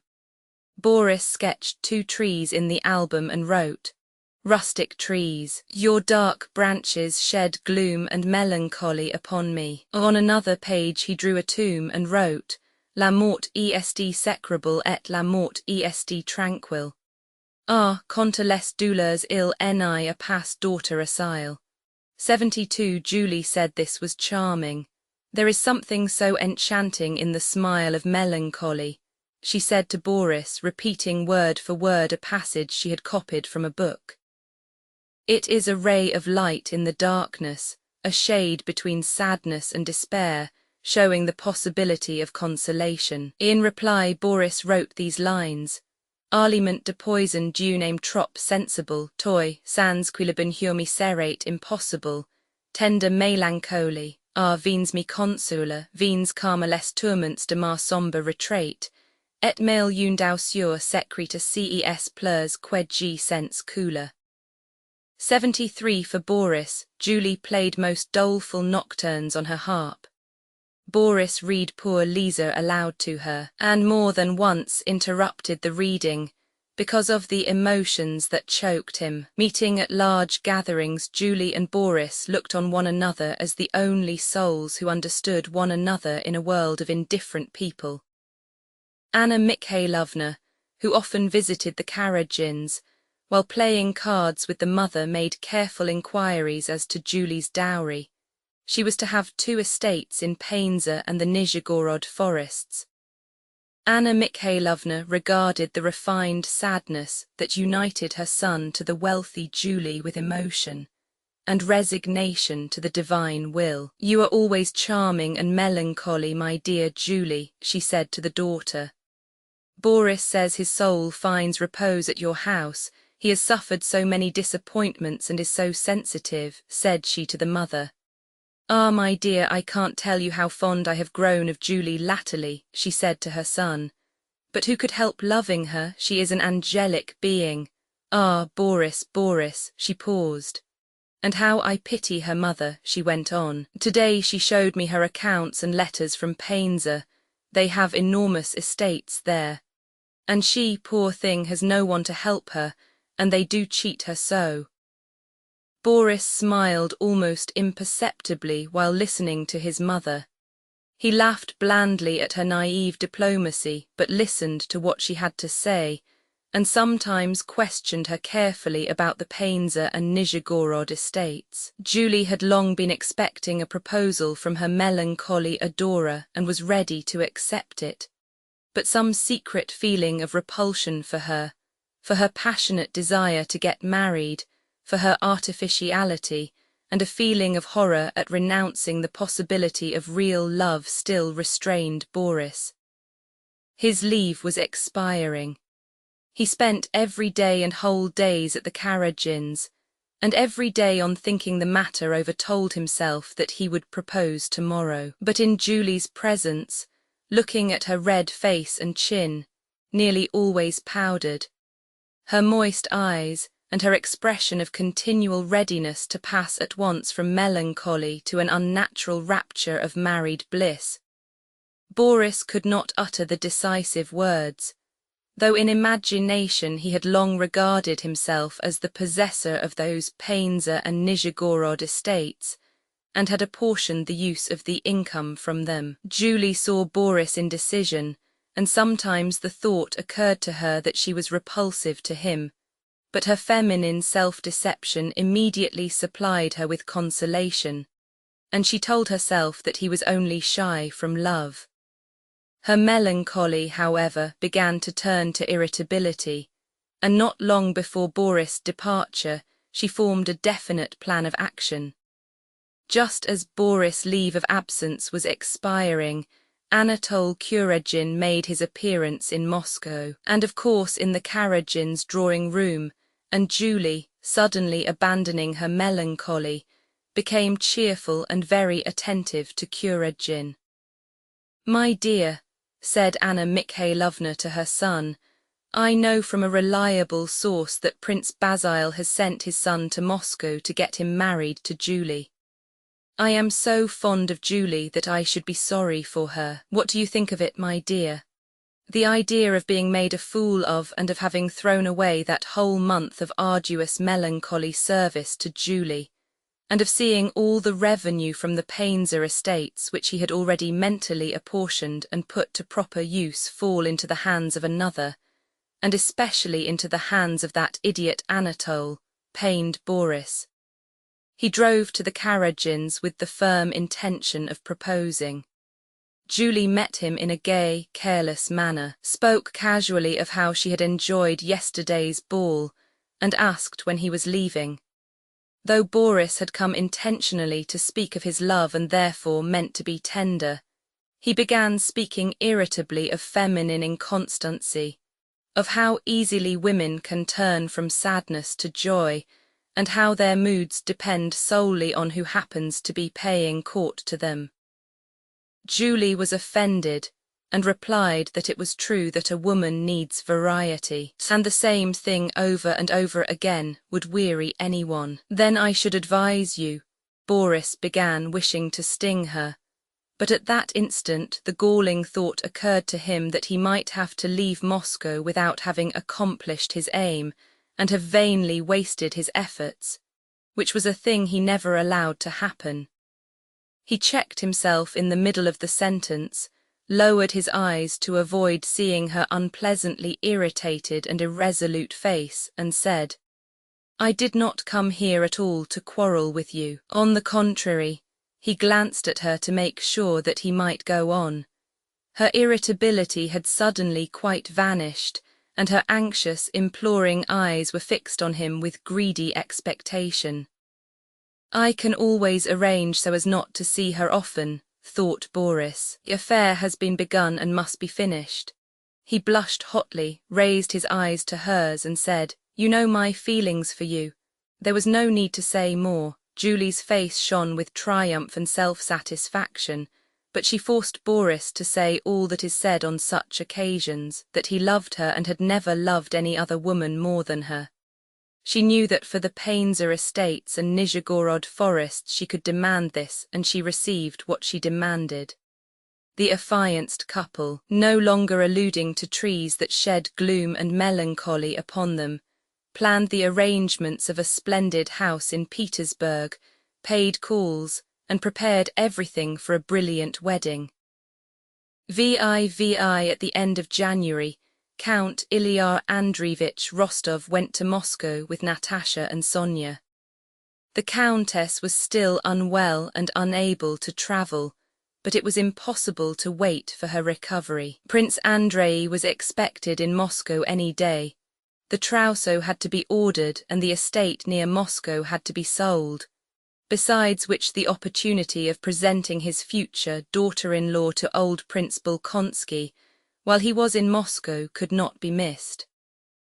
The Rostovs' Moscow house had not been heated that winter, and as they had come only for a short time, and the Countess was not with them, the Count decided to stay with Maria Dmitrievna Akrasimova, who had long been pressing her hospitality on them. Late one evening, the Rostovs' 4 sleighs drove into Maria Dmitrievna's courtyard in the old Konyusheny street. Maria Dmitrievna lived alone. She had already married off her daughter, and her sons were all in the service. She held herself as erect, told everyone her opinion as candidly, loudly, and bluntly as ever, and her whole bearing seemed a reproach to others for any weakness, passion, or temptation, the possibility of which she did not admit. From early in the morning, wearing a dressing jacket, she attended to her household affairs, and then she drove out, on holy days to church and after the service to jails and prisons on affairs of which she never spoke to anyone. On ordinary days after dressing, she received petitioners of various classes, of whom there were always some. Then she had dinner, a substantial and appetizing meal at which there were always 3 or 4 guests. After dinner she played a game of Boston, and at night she had the newspapers or a new book read to her while she knitted. She rarely made an exception and went out to pay visits, and then only to the most important persons in the town. She had not yet gone to bed when the Rostovs arrived, and the pulley of the hall door squeaked from the cold as it let in the Rostovs and their servants. Maria Dmitrievna, with her spectacles hanging down on her nose and her head flung back, stood in the hall doorway looking with a stern, grim face at the new arrivals. One might have thought she was angry with the travellers and would immediately turn them out, had she not at the same time been giving careful instructions to the servants for the accommodation of the visitors and their belongings. "The Count's things, bring them here," she said, pointing to the portmanteaus and not greeting anyone. "The young ladies, there to the left, now what are you dawdling for?" she cried to the maids. "Get the samovar ready.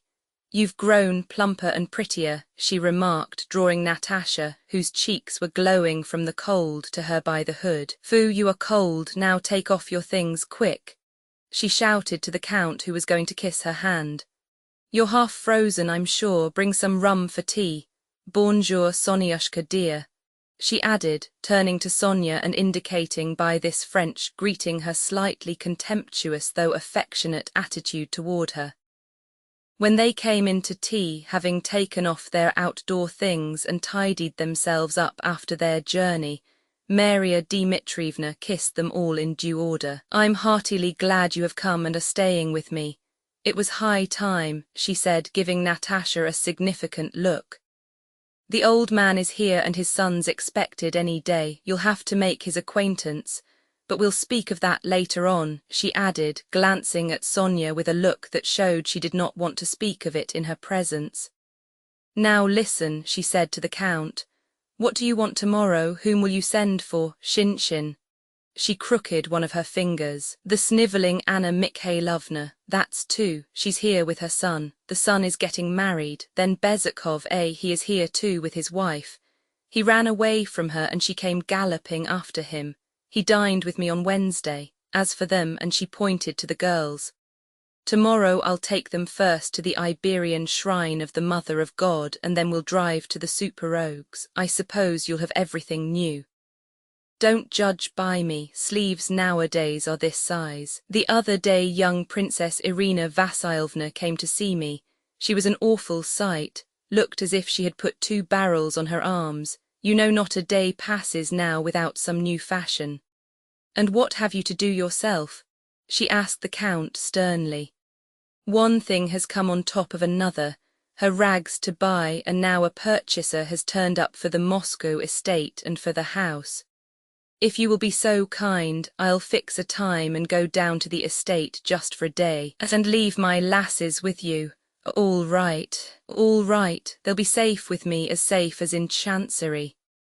I'll take them where they must go, scold them a bit and pet them a bit, said Maria Dmitrievna, touching her goddaughter and favourite Natasha on the cheek with her large hand. Next morning Maria Dmitrievna took the young ladies to the Iberian shrine of the Mother of God and to Madame Sapertrogit, who was so afraid of Maria Dmitrievna that she always let her have costumes at a loss merely to get rid of her. Maria Dmitrievna ordered almost the whole trousseau. When they got home, she turned everybody out of the room except Natasha, and then called her pet to her armchair. Well, now we'll talk. I congratulate you on your betrothed. You've hooked a fine fellow. I am glad for your sake, and I've known him since he was so high. She held her hand a couple of feet from the ground. Natasha blushed happily. I like him and all his family. Now listen, you know that old Prince Nikolay much dislikes his son's marrying. The old fellow's crotchety. Of course Prince Andrei is not a child and can shift without him, but it's not nice to enter a family against a father's will. One wants to do it peacefully and lovingly. You're a clever girl and you'll know how to manage. Be kind and use your wits, then all will be well. Natasha remained silent, from shyness Maria Dmitrievna supposed, but really because she disliked anyone interfering in what touched her love of Prince Andrei, which seemed to her so apart from all human affairs that no one could understand it. She loved and knew Prince Andrei. He loved her only, and was to come one of these days and take her. She wanted nothing more. You see, I have known him a long time and am also fond of Mashenka, your future sister-in-law. Husband's sisters bring up blisters, but this one wouldn't hurt a fly. She has asked me to bring you two together. Tomorrow you'll go with your father to see her. Be very nice and affectionate to her, you're younger than she. When he comes, he'll find you already know his sister and father and are liked by them. Am I right or not? Won't that be best? Yes, it will, Natasha answered reluctantly. Roman 7 next day, by Maria Dmitrievna's advice, Count Ilyar Andreevich took Natasha to call on Prince Nikolay Andreevich. The Count did not set out cheerfully on this visit. At heart he felt afraid. He well remembered the last interview he had had with the old prince at the time of the enrolment, when in reply to an invitation to dinner, he had had to listen to an angry reprimand for not having provided his full quota of men. Natasha, on the other hand, having put on her best gown, was in the highest spirits. They can't help liking me, she thought. Everybody always has liked me, and I am so willing to do anything they wish, so ready to be fond of him for being his father, and of her for being his sister, that there is no reason for them not to like me. They drove up to the gloomy old house on the Vozdvizhenka and entered the vestibule. Well, the Lord have mercy on us, said the Count, half in jest, half in earnest. But Natasha noticed that her father was flurried on entering the anteroom, and inquired timidly and softly whether the prince and princess were at home. When they had been announced, a perturbation was noticeable among the servants. The footman who had gone to announce them was stopped by another in the large hall, and they whispered to one another. Then a maidservant ran into the hall and hurriedly said something, mentioning the princess. At last an old, cross-looking footman came and announced to the Rostovs that the prince was not receiving, but that the princess begged them to walk up. The first person who came to meet the visitors was Mademoiselle Bourienne. She greeted the father and daughter with special politeness and showed them to the princess' room. The princess, looking excited and nervous, her face flushed in patches, ran in to meet the visitors, treading heavily and vainly trying to appear cordial and at ease. From the first glance, Princess Maria did not like Natasha. She thought her too fashionably dressed, frivolously gay and vain. She did not at all realize that before having seen her future sister-in-law, she was prejudiced against her by involuntary envy of her beauty, youth and happiness, as well as by jealousy of her brother's love for her. Apart from this insuperable antipathy to her, Princess Maria was agitated just then, because on the Rostovs being announced, the old prince had shouted that he did not wish to see them, that Princess Maria might do so if she chose, but they were not to be admitted to him. She had decided to receive them, but feared lest the prince might at any moment indulge in some freak, as he seemed much upset by the Rostovs' visit. "There, my dear princess, I've brought you my songstress," said the count, bowing and looking round uneasily as if afraid the old prince might appear. "I am so glad you should get to know one another. Very sorry the prince is still ailing," and after a few more commonplace remarks he rose. "If you'll allow me to leave my Natasha in your hands for a quarter of an hour, princess, I'll drive round to see Anna Semenovna. It's quite near in the Dogs' Square, and then I'll come back for her." The count had devised this diplomatic ruse, as he afterwards told his daughter, to give the future sisters-in-law an opportunity to talk to one another freely. But another motive was to avoid the danger of encountering the old prince, of whom he was afraid. He did not mention this to his daughter, but Natasha noticed her father's nervousness and anxiety and felt mortified by it. She blushed for him, grew still angrier at having blushed, and looked at the princess with a bold and defiant expression which said that she was not afraid of anybody. The princess told the count that she would be delighted, and only begged him to stay longer at Anna Semenovna's, and he departed, despite the uneasy glances thrown at her by Princess Maria, who wished to have a tête-à-tête with Natasha. Mademoiselle Bourienne remained in the room and persistently talked about Moscow amusements and theatres. Natasha felt offended by the hesitation she had noticed in the anteroom, by her father's nervousness, and by the unnatural manner of the princess who, she thought, was making a favour of receiving her, and so everything displeased her. She did not like Princess Maria, whom she thought very plain, affected and dry. Natasha suddenly shrank into herself and involuntarily assumed an offhand air which alienated Princess Maria still more. After 5 minutes of irksome, constrained conversation, they heard the sound of slippered feet rapidly approaching. Princess Maria looked frightened. The door opened and the old prince in a dressing gown and a white nightcap came in. "Ah, madam," he began. "Madam Countess Rostova, if I am not mistaken, I beg you to excuse me, I did not know, madam. God is my witness, I did not know you had honoured us with a visit, and I came in such a costume only to see my daughter. I beg you to excuse me. God is my witness, I didn't know," he repeated, stressing the word God so unnaturally and so unpleasantly that Princess Maria stood with downcast eyes, not daring to look either at her father or at Natasha. Nor did the latter, having risen and curtsied, know what to do. Mademoiselle Bourienne alone smiled agreeably. "I beg you to excuse me.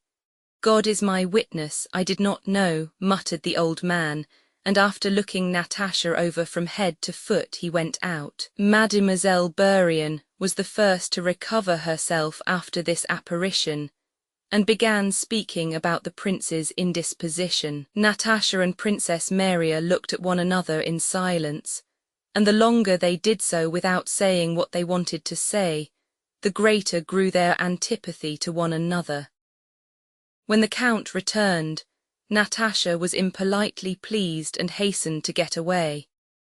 At that moment she hated the stiff, elderly princess who could place her in such an embarrassing position and had spent half an hour with her without once mentioning Prince Andrei. I couldn't begin talking about him in the presence of that Frenchwoman, thought Natasha. The same thought was meanwhile tormenting Princess Maria. She knew what she ought to have said to Natasha, but she had been unable to say it because Mademoiselle Bourienne was in the way, and because, without knowing why, she felt it very difficult to speak of the marriage. When the Count was already leaving the room, Princess Maria went up hurriedly to Natasha, took her by the hand and said with a deep sigh, "Wait, I must." Natasha glanced at her ironically without knowing why. "Dear Nathalie," said Princess Maria, "I want you to know that I am glad my brother has found happiness." She paused, feeling that she was not telling the truth. Natasha noticed this and guessed its reason. "I think, Princess, it is not convenient to speak of that now," she said with external dignity and coldness, though she felt the tears choking her. "What have I said and what have I done?" thought she as soon as she was out of the room. They waited a long time for Natasha to come to dinner that day. She sat in her room crying like a child, blowing her nose and sobbing. Sonia stood beside her, kissing her hair. "Natasha, what is it about?" she asked. "What do they matter to you? It will all pass, Natasha. But if you only knew how offensive it was, as if I— Don't talk about it, Natasha. It wasn't your fault, so why should you mind? Kiss me," said Sonia. Natasha raised her head and kissing her friend on the lips pressed her wet face against her. "I can't tell you, I don't know, no one's to blame," said Natasha. "It's my fault. But it all hurts terribly. Oh, why doesn't he come?" She came in to dinner with red eyes. Maria Dmitrievna, who knew how the prince had received the Rostovs, pretended not to notice how upset Natasha was, and jested resolutely and loudly at table with the Count and the other guests. Roman 8, that evening the Rostovs went to the opera, for which Maria Dmitrievna had taken a box. Natasha did not want to go, but could not refuse Maria Dmitrievna's kind offer, which was intended expressly for her. When she came ready dressed into the ballroom to await her father, and looking in the large mirror there saw that she was pretty, very pretty, she felt even more sad, but it was a sweet, tender sadness. "Oh God, if he were here now I would not behave as I did then, but differently. I would not be silly and afraid of things, I would simply embrace him, cling to him, and make him look at me with those searching, inquiring eyes with which he has so often looked at me, and then I would make him laugh as he used to laugh. And his eyes, how I see those eyes," thought Natasha. "And what do his father and sister matter to me? I love him alone, him with that face and those eyes, with his smile, manly and yet childlike. No, I had better not think of him, but forget him, quite forget him for the present. I can't bear this waiting and I shall cry in a minute." And she turned away from the glass, making an effort not to cry. And how can Sonia love Nikolenka so calmly and quietly and wait so long and so patiently? Thought she, looking at Sonia, who also came in quite ready with a fan in her hand. No, she's altogether different. I can't. Natasha at that moment felt so softened and tender that it was not enough for her to love and know she was beloved.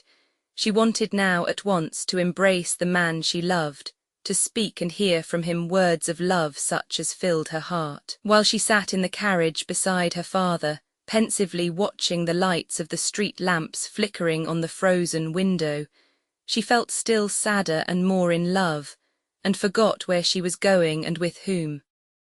Having fallen into the line of carriages, the Rostovs' carriage drove up to the theatre, its wheels squeaking over the snow.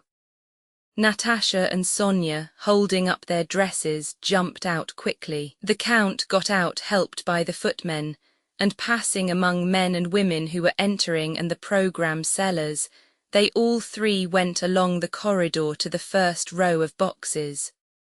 Through the closed doors the music was already audible.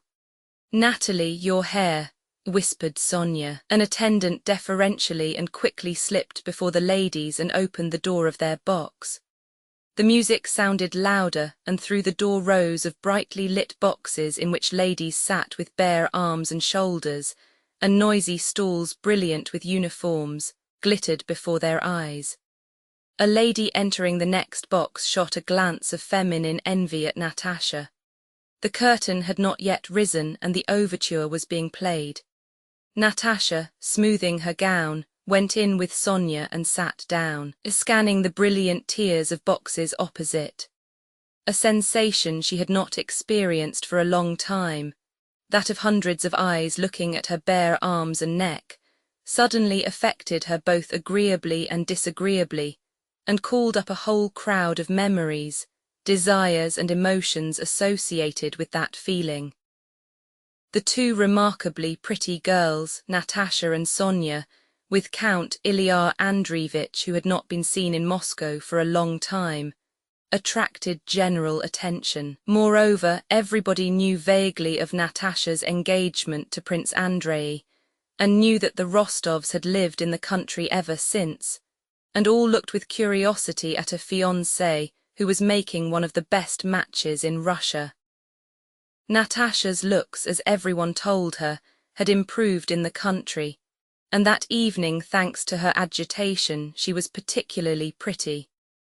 She struck those who saw her by her fullness of life and beauty, combined with her indifference to everything about her. Her black eyes looked at the crowd without seeking anyone, and her delicate arm, bare to above the elbow, lay on the velvet edge of the box, while evidently unconsciously she opened and closed her hand in time to the music, crumpling her program. "Look, there's Elenina," said Sonia, with her mother, "isn't it?"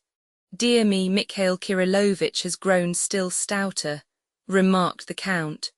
"Look at our Anna Mikhailovna, what a headdress she has on. The Karagins, Julie and Boris with them, one can see at once that they are engaged. Drubetskoy has proposed." "Oh yes, I heard it today," said Shinshin, coming into the Rostovs' box. Natasha looked in the direction in which her father's eyes were turned and saw Julie sitting beside her mother with a happy look on her face and a string of pearls round her thick red neck, which Natasha knew was covered with powder. Behind them, wearing a smile and leaning over with an ear to Julie's mouth, was Boris' handsome, smoothly brushed head. He looked at the Rostovs from under his brows and said something smiling to his betrothed. "They are talking about us, about me and him," thought Natasha, "and he no doubt is calming her jealousy of me. They needn't trouble themselves. If only they knew how little I am concerned about any of them." Behind them sat Anna Mikhailovna wearing a green headdress and with a happy look of resignation to the will of God on her face. Their box was pervaded by that atmosphere of an affianced couple which Natasha knew so well and liked so much. She turned away and suddenly remembered all that had been so humiliating in her morning's visit. What right has he not to wish to receive me into his family? Oh, better not think of it, not till he comes back. She told herself and began looking at the faces, some strange and some familiar, in the stalls. In the front, in the very centre, leaning back against the orchestra rail, stood Dolokhov in a Persian dress, his curly hair brushed up into a huge shock. He stood in full view of the audience, well aware that he was attracting everyone's attention, yet as much at ease as though he were in his own room. Around him thronged Moscow's most brilliant young men whom he evidently dominated. The Count, laughing, nudged the blushing Sonia and pointed to her former adorer. "Do you recognize him?" said he. "And where has he sprung from?" he asked, turning to Shinshin. "Didn't he vanish somewhere?" "He did," replied Shinshin. "He was in the Caucasus and ran away from there. They say he has been acting as minister to some ruling prince in Persia, where he killed the Shah's brother. Now all the Moscow ladies are mad about him. It's Dolokhov the Persian that does it. We never hear a word but Dolokhov is mentioned. They swear by him, they offer him to you as they would a dish of choice sterlet. Dolokhov and Anatole Kuragin have turned all our ladies' heads."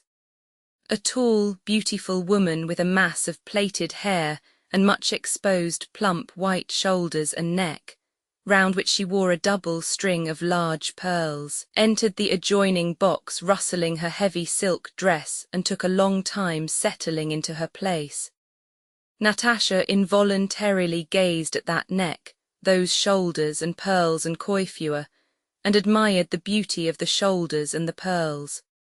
While Natasha was fixing her gaze on her for the second time, the lady looked round and, meeting the Count's eyes, nodded to him and smiled. She was the Countess Bezzakova, Pierre's wife, and the Count, who knew everyone in society, leaned over and spoke to her. "Have you been here long, Countess?" he inquired. I'll call to kiss your hand.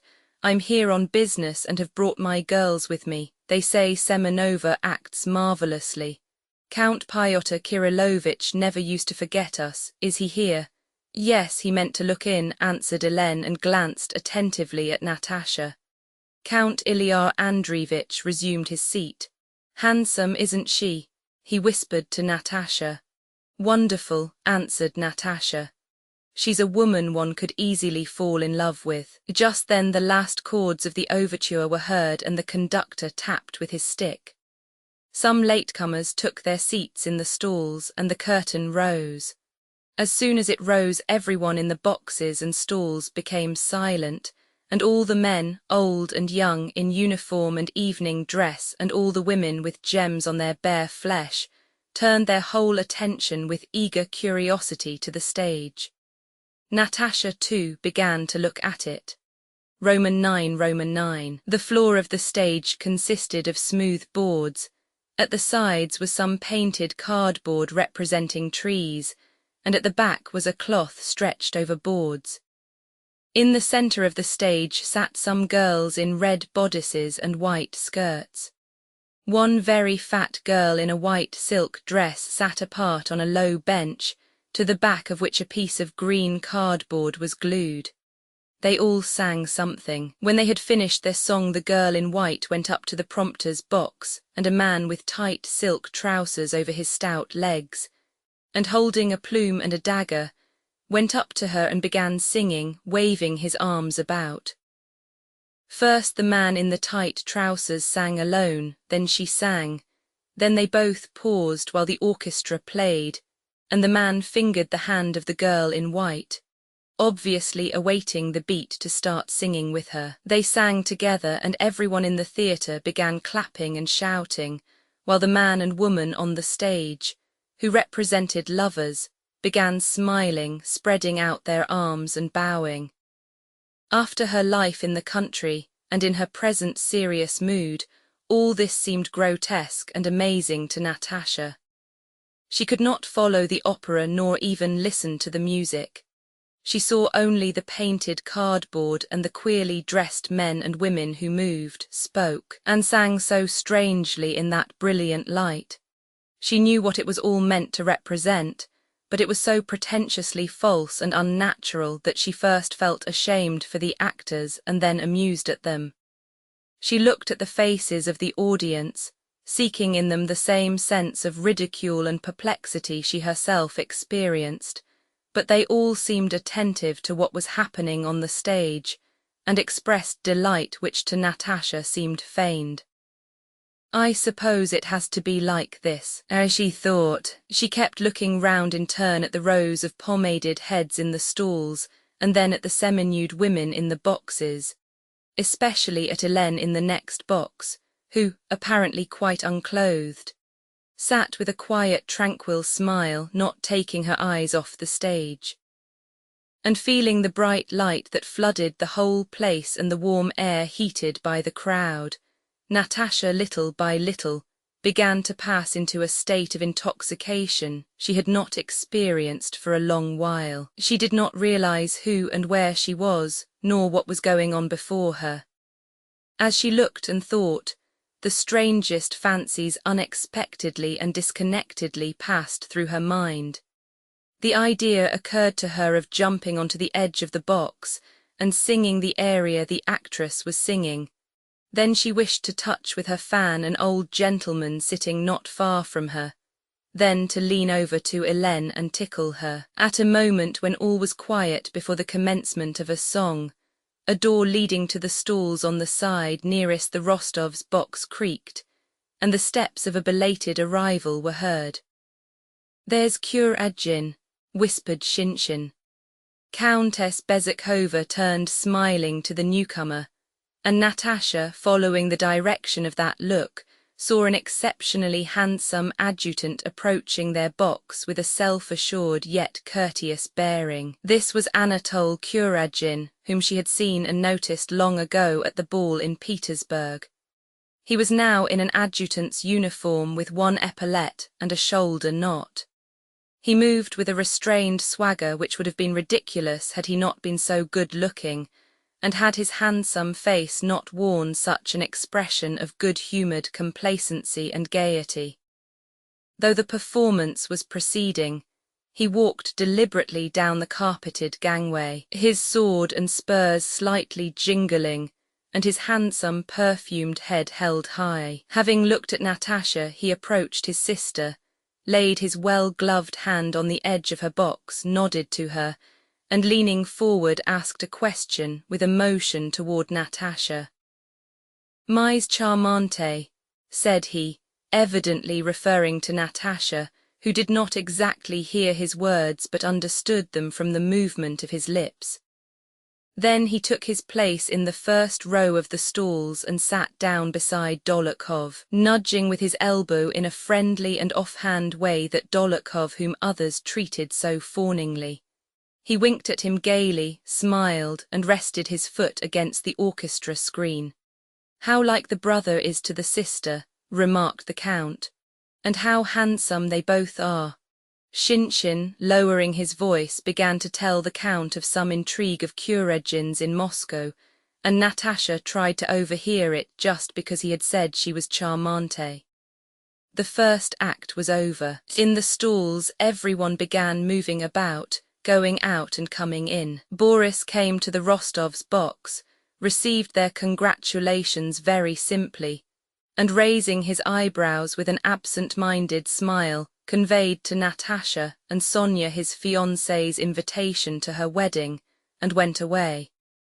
Natasha, with a gay, coquettish smile, talked to him, and congratulated on his approaching wedding that same Boris with whom she had formerly been in love. In the state of intoxication she was in, everything seemed simple and natural. The scantily clad Hélène smiled at everyone in the same way, and Natasha gave Boris a similar smile. Hélène's box was filled and surrounded from the stalls by the most distinguished and intellectual men, who seemed to vie with one another in their wish to let everyone see that they knew her. During the whole of that entr'acte Kuradjin stood with Dolokhov in front of the orchestra partition, looking at the Rostovs' box. Natasha knew he was talking about her, and this afforded her pleasure. She even turned so that he should see her profile in what she thought was its most becoming aspect. Before the beginning of the second act, Pierre appeared in the stalls. The Rostovs had not seen him since their arrival.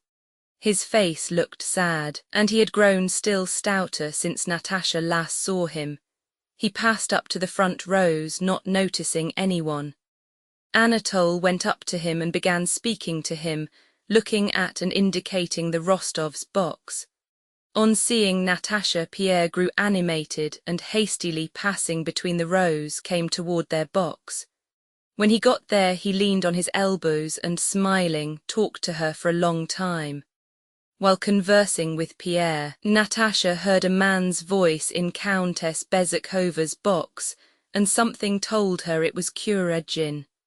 She turned, and their eyes met. Almost smiling, he gazed straight into her eyes with such an enraptured, caressing look that it seemed strange to be so near him, to look at him like that, to be so sure he admired her, and not to be acquainted with him.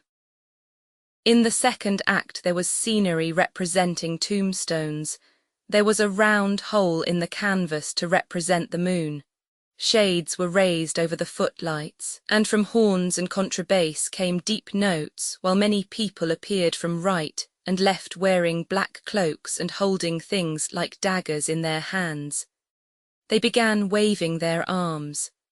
Then some other people ran in and began dragging away the maiden who had been in white and was now in light blue. They did not drag her away at once, but sang with her for a long time, and then at last dragged her off. And behind the scenes, something metallic was struck 3 times, and everyone knelt down and sang a prayer. All these things were repeatedly interrupted by the enthusiastic shouts of the audience. During this act, every time Natasha looked toward the stalls, she saw Anatole Kuragin with an arm thrown across the back of his chair, staring at her. She was pleased to see that he was captivated by her, and it did not occur to her that there was anything wrong in it. When the second act was over, Countess Bezukhova rose, turned to the Rostov's box, her whole bosom completely exposed, beckoned the old count with a gloved finger, and paying no attention to those who had entered her box, began talking to him with an amiable smile. "Do make me acquainted with your charming daughters," said she. "The whole town is singing their praises and I don't even know them." Natasha rose and curtsied to the splendid countess. She was so pleased by praise from this brilliant beauty that she blushed with pleasure. "I want to become a Muscovite too now," said Hélène. "How is it you're not ashamed to bury such pearls in the country?" Countess Bezukhova quite deserved her reputation of being a fascinating woman. She could say what she did not think, especially what was flattering, quite simply and naturally. "Dear Count, you must let me look after your daughters, though I am not staying here long this time, nor are you. I will try to amuse them. I have already heard much of you in Petersburg and wanted to get to know you," said she to Natasha with her stereotyped and lovely smile. "I had heard about you from my page, Drubetskoy. Have you heard he is getting married? And also from my husband's friend Bolkonsky, Prince Andrei Bolkonsky." She went on with special emphasis, implying that she knew of his relation to Natasha. To get better acquainted, she asked that one of the young ladies should come into her box for the rest of the performance, and Natasha moved over to it. The scene of the third act represented a palace in which many candles were burning and pictures of knights with short beards hung on the walls. In the middle stood what were probably a king and a queen. The king waved his right arm and, evidently nervous, sang something badly and sat down on a crimson throne. The maiden, who had been first in white and then in light blue, now wore only a smock and stood beside the throne with her hair down. She sang something mournfully, addressing the queen, but the king waved his arm severely, and men and women with bare legs came in from both sides and began dancing all together. Then the violins played very shrilly and merrily, and one of the women with thick bare legs and thin arms, separating from the others, went behind the wings, adjusted her bodice, returned to the middle of the stage, and began jumping and striking one foot rapidly against the other. In the stalls everyone clapped and shouted "Bravo." Then one of the men went into a corner of the stage. The cymbals and horns in the orchestra struck up more loudly, and this man with bare legs jumped very high and waved his feet about very rapidly. He was Duport, who received 60,000 rubles a year for this art. Everybody in the stalls, boxes and galleries began clapping and shouting with all their might, and the man stopped and began smiling and bowing to all sides. Then other men and women danced with bare legs. Then the king again shouted to the sound of music, and they all began singing. But suddenly a storm came on. Chromatic scales and diminished sevenths were heard in the orchestra. Everyone ran off, again dragging one of their number away, and the curtain dropped. Once more there was a terrible noise and clatter among the audience, and with rapturous faces everyone began shouting, "Duport, Duport, Duport." Natasha no longer thought this strange. She looked about with pleasure, smiling joyfully. "Isn't Duport delightful?" Hélène asked her. "Oh yes," replied Natasha. XX. During the entr'acte, a whiff of cold air came into Hélène's box, the door opened, and Anatole entered, stooping and trying not to brush against anyone. "Let me introduce my brother to you," said Hélène, her eyes shifting uneasily from Natasha to Anatole. Natasha turned her pretty little head toward the elegant young officer and smiled at him over her bare shoulder. Anatole, who was as handsome at close quarters as at a distance, sat down beside her and told her he had long wished to have this happiness, ever since the Narishkins' ball in fact, at which he had had the well-remembered pleasure of seeing her. Kuragin was much more sensible and simple with women than among men. He talked boldly and naturally, and Natasha was strangely and agreeably struck by the fact that there was nothing formidable in this man about whom there was so much talk, but that on the contrary his smile was most naive, cheerful and good-natured.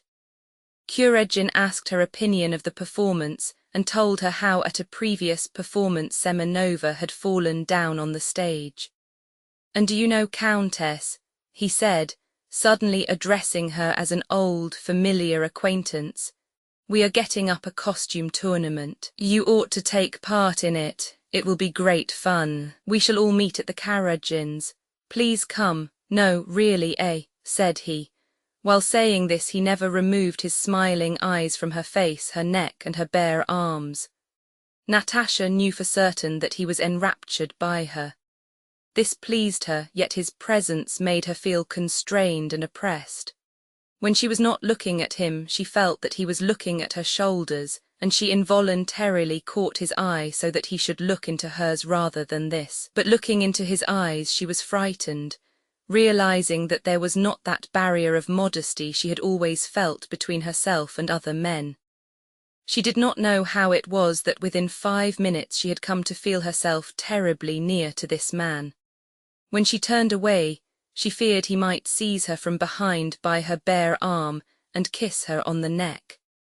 They spoke of most ordinary things, yet she felt that they were closer to one another than she had ever been to any man. Natasha kept turning to Hélène and to her father as if asking what it all meant, but Hélène was engaged in conversation with a general and did not answer her look, and her father's eyes said nothing but what they always said.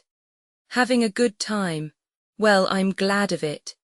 During one of these moments of awkward silence, when Anatole's prominent eyes were gazing calmly and fixedly at her, Natasha, to break the silence, asked him how he liked Moscow. She asked the question and blushed. She felt all the time that by talking to him she was doing something improper. Anatole smiled as though to encourage her. "At first I did not like it much, because what makes a town pleasant si sont les jolies femmes, 74 isn't that so? But now I like it very much indeed," he said, looking at her significantly. "You'll come to the costume tournament, Countess, do come." And putting out his hand to her bouquet and dropping his voice, he added, "You will be the prettiest there. Do come, dear Countess, and give me this flower as a pledge." Natasha did not understand what he was saying any more than he did himself, but she felt that his incomprehensible words had an improper intention. She did not know what to say and turned away as if she had not heard his remark. But as soon as she had turned away, she felt that he was there behind, so close behind her. How is he now? Confused? Angry? Ought I to put it right? She asked herself, and she could not refrain from turning round. She looked straight into his eyes, and his nearness, self-assurance, and the good-natured tenderness of his smile vanquished her. She smiled just as he was doing, gazing straight into his eyes. And again she felt with horror that no barrier lay between him and her. The curtain rose again.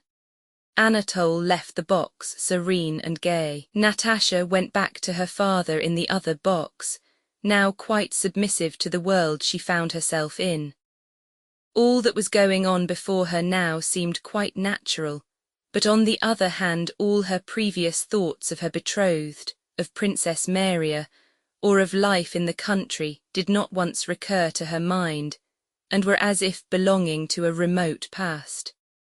In the fourth act there was some sort of devil who sang waving his arm about, till the boards were withdrawn from under him, and he disappeared down below. That was the only part of the fourth act that Natasha saw. She felt agitated and tormented, and the cause of this was Kuragin, whom she could not help watching. As they were leaving the theatre, Anatole came up to them, called their carriage, and helped them in. As he was putting Natasha in, he pressed her arm above the elbow. Agitated and flushed, she turned round. He was looking at her with glittering eyes, smiling tenderly. Only after she had reached home was Natasha able clearly to think over what had happened to her, and suddenly remembering Prince Andrei, she was horrified, and at tea, to which all had sat down after the opera, she gave a loud exclamation, flushed, and ran out of the room. "Oh God, I am lost," she said to herself. "How could I let him?" She sat for a long time hiding her flushed face in her hands, trying to realize what had happened to her, but was unable either to understand what had happened or what she felt. Everything seemed dark, obscure, and terrible, there in that enormous, illuminated theatre where the bare-legged Duport in a tinsel-decorated jacket jumped about to the music on wet boards, and young girls and old men, and the nearly naked Hélène with her proud, calm smile rapturously cried bravo.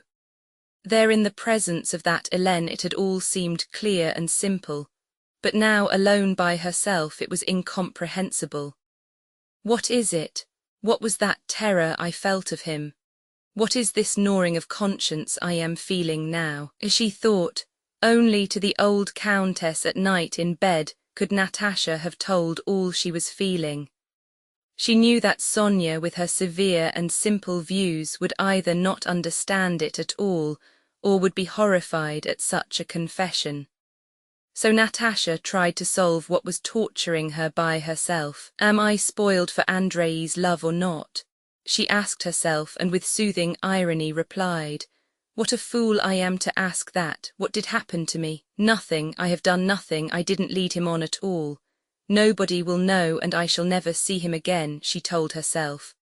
So it is plain that nothing has happened and there is nothing to repent of, and Andrei can love me still. But why still? Oh God, why isn't he here? Natasha quieted herself for a moment, but again some instinct told her that though all this was true, and though nothing had happened, yet the former purity of her love for Prince Andrei had perished.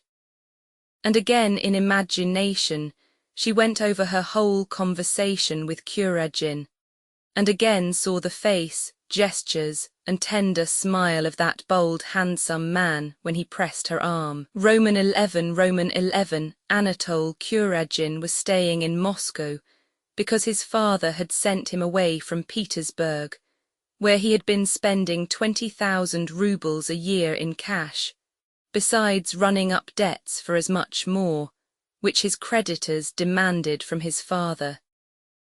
His father announced to him that he would now pay half his debts for the last time, but only on condition that he went to Moscow as adjutant to the commander-in-chief, a post his father had procured for him, and would at last try to make a good match there.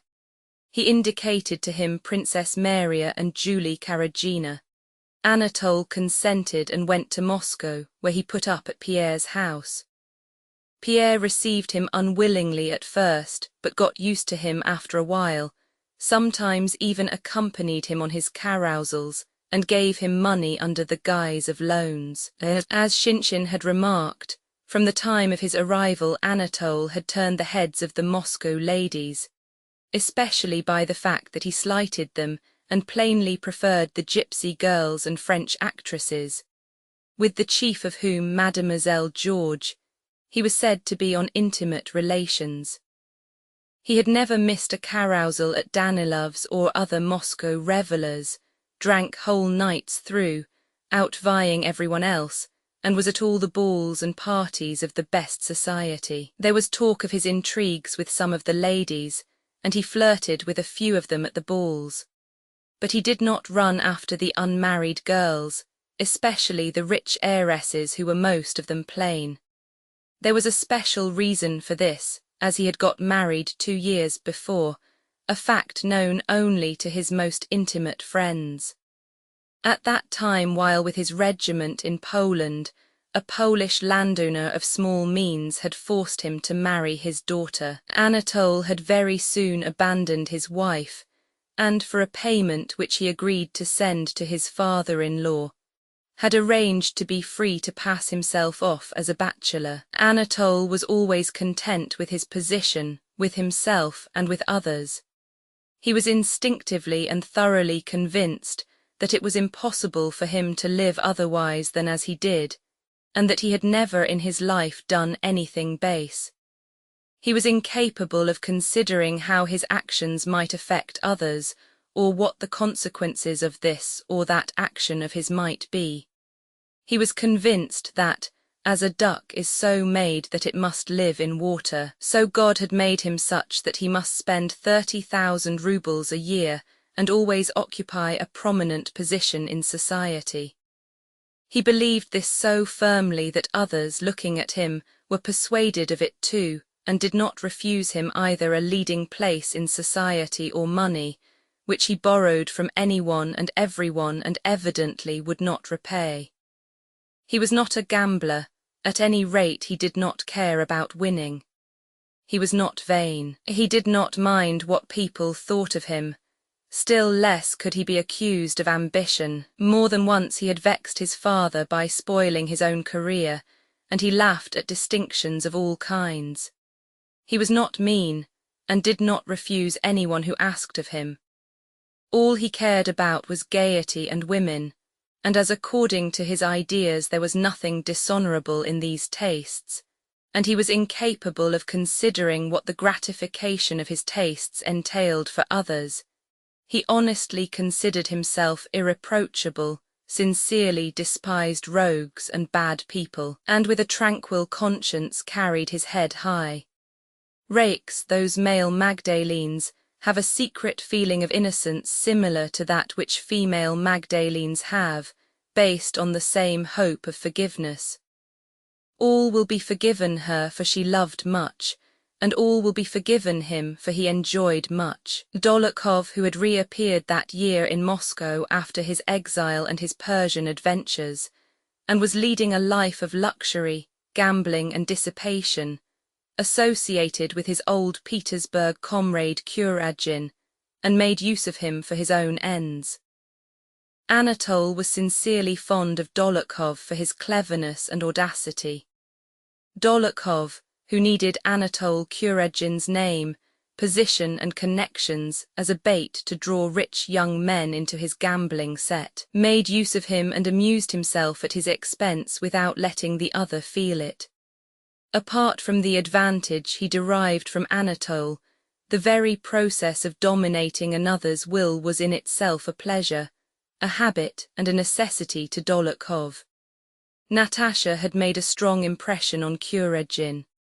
At supper after the opera, he described to Dolokhov with the air of a connoisseur the attractions of her arms, shoulders, feet and hair, and expressed his intention of making love to her. Anatole had no notion and was incapable of considering what might come of such love-making, as he never had any notion of the outcome of any of his actions. "She's first-rate, my dear fellow, but not for us," replied Dolokhov. "I will tell my sister to ask her to dinner," said Anatole. You'd better wait till she's married." "You know I adore little girls, they lose their heads at once," pursued Anatole. "You have been caught once already by a little girl," said Dolokhov, who knew of Kuragin's marriage. "Take care." "Well, that can't happen twice, said Anatole with a good-humoured laugh. Roman 12. The day after the opera the Rostovs went nowhere, and nobody came to see them. Maria Dmitrievna talked to the Count about something which they concealed from Natasha. Natasha guessed they were talking about the old prince and planning something, and this disquieted and offended her.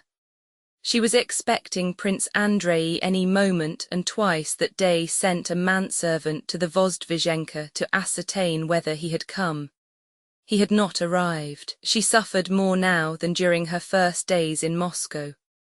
To her impatience and pining for him were now added the unpleasant recollection of her interview with Princess Maria and the old prince, and a fear and anxiety of which she did not understand the cause.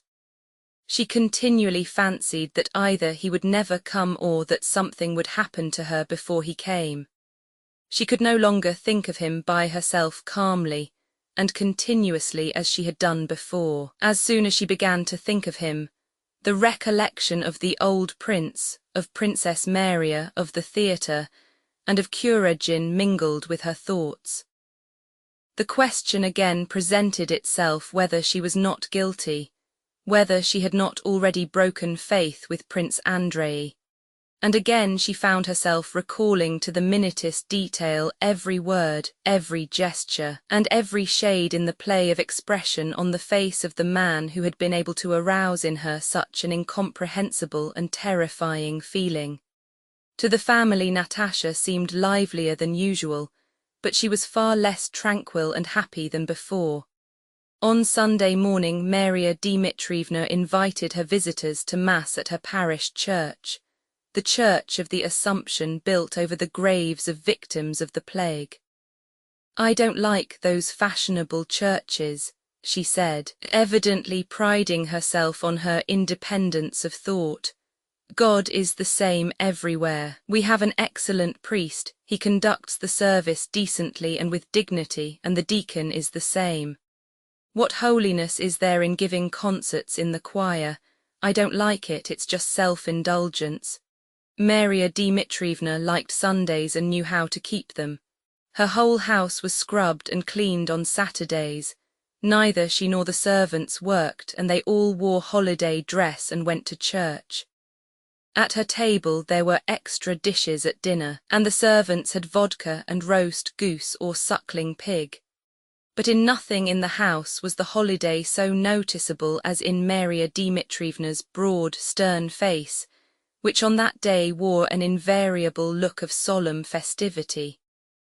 After Mass, when they had finished their coffee in the dining room where the loose covers had been removed from the furniture, a servant announced that the carriage was ready, and Maria Dmitrievna rose with a stern air. She wore her holiday shawl, in which she paid calls, and announced that she was going to see Prince Nikolai Andreevich Bolkonsky to have an explanation with him about Natasha. After she had gone, a dressmaker from Madame Sapertrogit waited on the Rostovs, and Natasha, very glad of this diversion, having shut herself into a room adjoining the drawing-room, occupied herself trying on the new dresses. Just as she had put on a bodice without sleeves and only tacked together, and was turning her head to see in the glass how the back fitted, she heard in the drawing-room the animated sounds of her father's voice and another's, a woman's that made her flush. It was Helene. Natasha had not time to take off the bodice before the door opened and Countess Bezukhova, dressed in a purple velvet gown with a high collar, came into the room beaming with good-humoured, amiable smiles. "Oh, my enchantress," she cried to the blushing Natasha. "Charming. No, this is really beyond anything, my dear Count," said she to Count Ilyar Andreevich, who had followed her in. "How can you live in Moscow and go nowhere? No, I won't let you off. Mademoiselle George will recite at my house tonight, and there'll be some people, and if you don't bring your lovely girls, who are prettier than Mademoiselle George, I won't know you. My husband is away in Tver, or I would send him to fetch you. You must come, you positively must, between 8 and 9. She nodded to the dressmaker, whom she knew and who had curtsied respectfully to her, and seated herself in an armchair beside the looking-glass, draping the folds of her velvet dress picturesquely. She did not cease chattering good-naturedly and gaily, continually praising Natasha's beauty. She looked at Natasha's dresses and praised them, as well as a new dress of her own made of metallic gauze, which she had received from Paris, and advised Natasha to have one like it. "But anything suits you, my charmer," she remarked. A smile of pleasure never left Natasha's face. She felt happy and as if she were blossoming under the praise of this dear Countess Bezzikova, who had formerly seemed to her so unapproachable and important, and was now so kind to her. Natasha brightened up and felt almost in love with this woman, who was so beautiful and so kind. Hélène, for her part, was sincerely delighted with Natasha and wished to give her a good time. Anatole had asked her to bring him and Natasha together, and she was calling on the Rostovs for that purpose. The idea of throwing her brother and Natasha together amused her. Though at one time in Petersburg she had been annoyed with Natasha for drawing Boris away, she did not think of that now, and in her own way heartily wished Natasha well. As she was leaving the Rostovs, she called her protégé aside. "My brother dined with me yesterday. We nearly died of laughter. He ate nothing and kept sighing for you, my charmer. He is madly, quite madly in love with you, my dear." Natasha blushed scarlet when she heard this. How she blushes, my pretty," said Hélène. "You must certainly come. If you love somebody, my charmer, that is not a reason to shut yourself up. Even if you are engaged, I am sure your fiancé would wish you to go into society rather than be bored to death. So she knows I am engaged, and she and her husband, Pierre, that good Pierre, have talked and laughed about this, so it's all right." And again, under Hélène's influence, what had seemed terrible now seemed simple and natural. "And she is such a grand dame, so kind, and evidently likes me so much. And why not enjoy myself?" thought Natasha, gazing at Hélène with wide-open, wondering eyes. Maria Dmitrievna came back to dinner taciturn and serious, having evidently suffered a defeat at the old prince's. She was still too agitated by the encounter to be able to talk of the affair calmly. In answer to the Count's inquiries, she replied that things were all right and that she would tell about it next day. On hearing of Countess Bezzikova's visit and the invitation for that evening, Maria Dmitrievna remarked, "I don't care to have anything to do with Bezzikova and don't advise you to. However, if you've promised, go. And it will divert your thoughts," she added, addressing Natasha. Roman 13, Count Ilyar Andreevich took the girls to Countess Bezzikova's. There were a good many people there, but nearly all strangers to Natasha.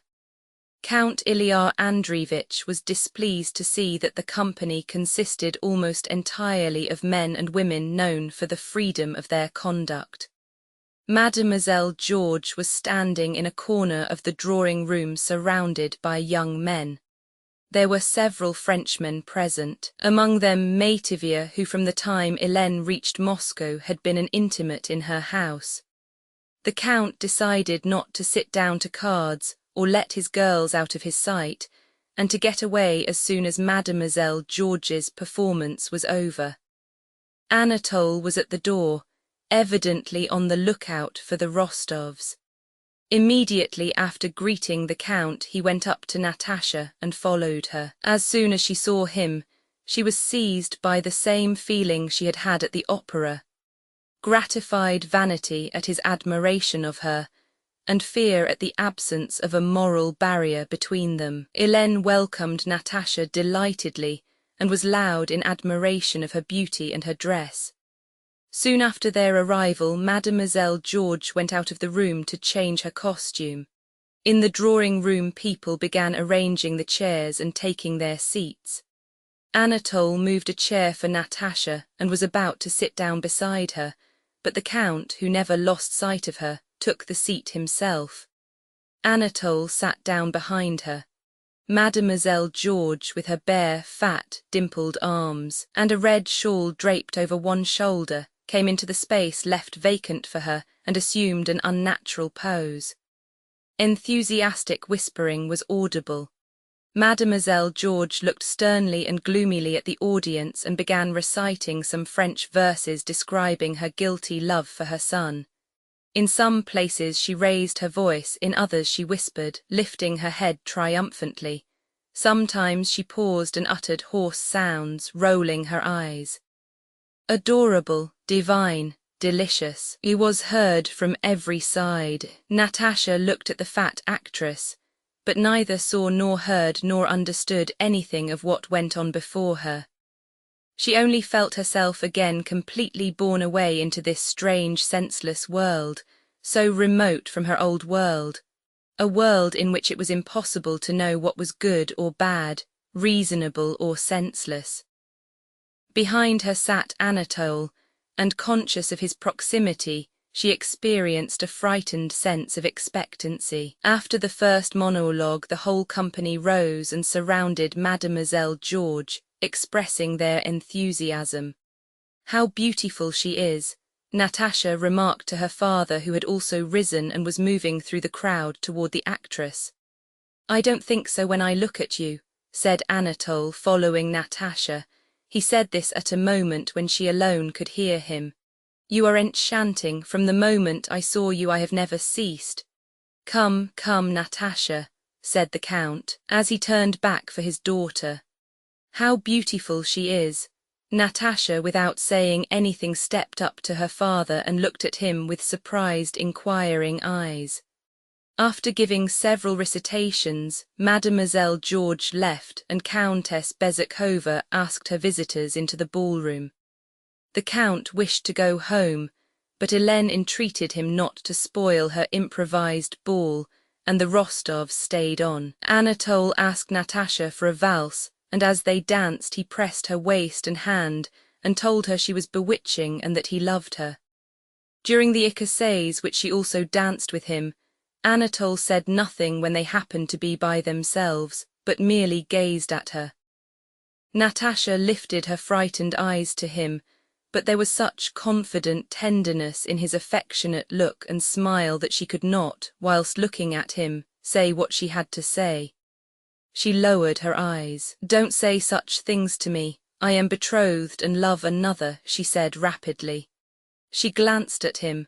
Anatole was not upset or pained by what she had said. "Don't speak to me of that. What can I do?" said he. "I tell you I am madly, madly in love with you. Is it my fault that you are enchanting? It's our turn to begin." Natasha, animated and excited, looked about her with wide-open, frightened eyes and seemed merrier than usual. She understood hardly anything that went on that evening. They danced the écossaise and the Grossvater. Her father asked her to come home, but she begged to remain. Wherever she went and whomever she was speaking to, she felt his eyes upon her.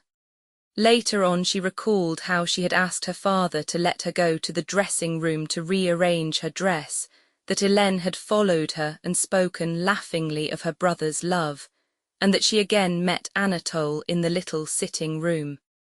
Helene had disappeared, leaving them alone, and Anatole had taken her hand and said in a tender voice, "I cannot come to visit you, but is it possible that I shall never see you? I love you madly. Can I never?" And blocking her path, he brought his face close to hers. His large, glittering, masculine eyes were so close to hers that she saw nothing but them. "Natali," he whispered inquiringly while she felt her hands being painfully pressed. "Natali, I don't understand. I have nothing to say," her eyes replied. Burning lips were pressed to hers, and at the same instant she felt herself released, and Helene's footsteps and the rustle of her dress were heard in the room. Natasha looked round at her and then, red and trembling, threw a frightened look of inquiry at Anatole and moved toward the door. "One word, just one, for God's sake," cried Anatole. She paused. She so wanted a word from him that would explain to her what had happened and to which she could find no answer. "Natalie, just a word, only one." He kept repeating, evidently not knowing what to say, and he repeated it till Helene came up to them. Helene returned with Natasha to the drawing room. The Rostovs went away without staying for supper. After reaching home, Natasha did not sleep all night.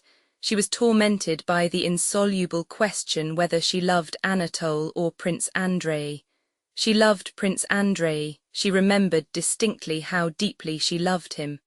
But she also loved Anatole, of that there was no doubt. Else how could all this have happened, thought she. If, after that, I could return his smile when saying goodbye, if I was able to let it come to that, it means that I loved him from the first. It means that he is kind, noble, and splendid, and I could not help loving him. What am I to do if I love him and the other one too? She asked herself, unable to find an answer to these terrible questions. Roman 14 morning came with its cares and bustle. Everyone got up and began to move about and talk. Dressmakers came again. Maria Dmitrievna appeared, and they were called to breakfast. Natasha kept looking uneasily at everybody with wide-open eyes, as if wishing to intercept every glance directed toward her, and tried to appear the same as usual. After breakfast, which was her best time, Maria Dmitrievna sat down in her armchair and called Natasha and the Count to her. "Well, friends, I have now thought the whole matter over, and this is my advice," she began. "Yesterday, as you know, I went to see Prince Bolkonsky.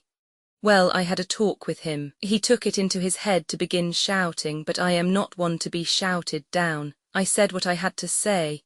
"Well, and he?" asked the Count. He's crazy, he did not want to listen, but what's the use of talking? As it is, we have worn the poor girl out," said Maria Dmitrievna. "My advice to you is finish your business and go back home to Otredno and wait there." "Oh no," exclaimed Natasha. "Yes, go back," said Maria Dmitrievna, "and wait there. If your betrothed comes here now, there will be no avoiding a quarrel, but alone with the old man he will talk things over and then come on to you." Count Ilyar Andreevich approved of this suggestion, appreciating its reasonableness. If the old man came round, it would be all the better to visit him in Moscow or at Bald Hills later on, and if not, the wedding, against his wishes, could only be arranged at Otredno. "That is perfectly true, and I am sorry I went to see him and took her," said the old Count. "No, why be sorry? Being here you had to pay your respects." "But if he won't, that's his affair," said Maria Dmitrievna, looking for something in her reticule. "Besides, the trousseau is ready, so there is nothing to wait for, and what is not ready I'll send after you. Though I don't like letting you go, it is the best way. So go, with God's blessing." Having found what she was looking for in the reticule, she handed it to Natasha. It was a letter from Princess Maria. "She has written to you. How she torments herself, poor thing. She's afraid you might think that she does not like you." "But she doesn't like me," said Natasha. "Don't talk nonsense," cried Maria Dmitrievna. "I shan't believe anyone, I know she doesn't like me," replied Natasha boldly as she took the letter, and her face expressed a cold and angry resolution that caused Maria Dmitrievna to look at her more intently and to frown. "Don't answer like that, my good girl," she said. "What I say is true. Write an answer." Natasha did not reply and went to her own room to read Princess Maria's letter. Princess Maria wrote that she was in despair at the misunderstanding that had occurred between them. Whatever her father's feelings might be, she begged Natasha to believe that she could not help loving her as the one chosen by her brother, for whose happiness she was ready to sacrifice everything. "Do not think, however," she wrote, "that my father is ill-disposed toward you. He is an invalid and an old man who must be forgiven, but he is good and magnanimous and will love her who makes his son happy." Princess Maria went on to ask Natasha to fix a time when she could see her again. After reading the letter, Natasha sat down at the writing table to answer it. "Dear Princess," she wrote in French quickly and mechanically, and then paused. What more could she write after all that had happened the evening before? Yes, yes, all that has happened, and now all is changed. As she thought as she sat with the letter she had begun before her, "Must I break off with him? Must I really? That's awful." And to escape from these dreadful thoughts she went to Sonia and began sorting patterns with her. After dinner, Natasha went to her room and again took up Princess Maria's letter. Can it be that it is all over? She thought. Can it be that all this has happened so quickly and has destroyed all that went before? She recalled her love for Prince Andrei in all its former strength, and at the same time felt that she loved Kuregin. She vividly pictured herself as Prince Andrei's wife, and the scenes of happiness with him she had so often repeated in her imagination, and at the same time, aglow with excitement, recalled every detail of yesterday's interview with Anatole. Why could that not be as well? She sometimes asked herself in complete bewilderment. Only so could I be completely happy, but now I have to choose and I can't be happy without either of them. Only, she thought, to tell Prince Andrei what has happened or to hide it from him are both equally impossible, but with that one nothing is spoiled. But am I really to abandon forever the joy of Prince Andrei's love in which I have lived so long? Please, miss, whispered a maid entering the room with a mysterious air. A man told me to give you this, and she handed Natasha a letter.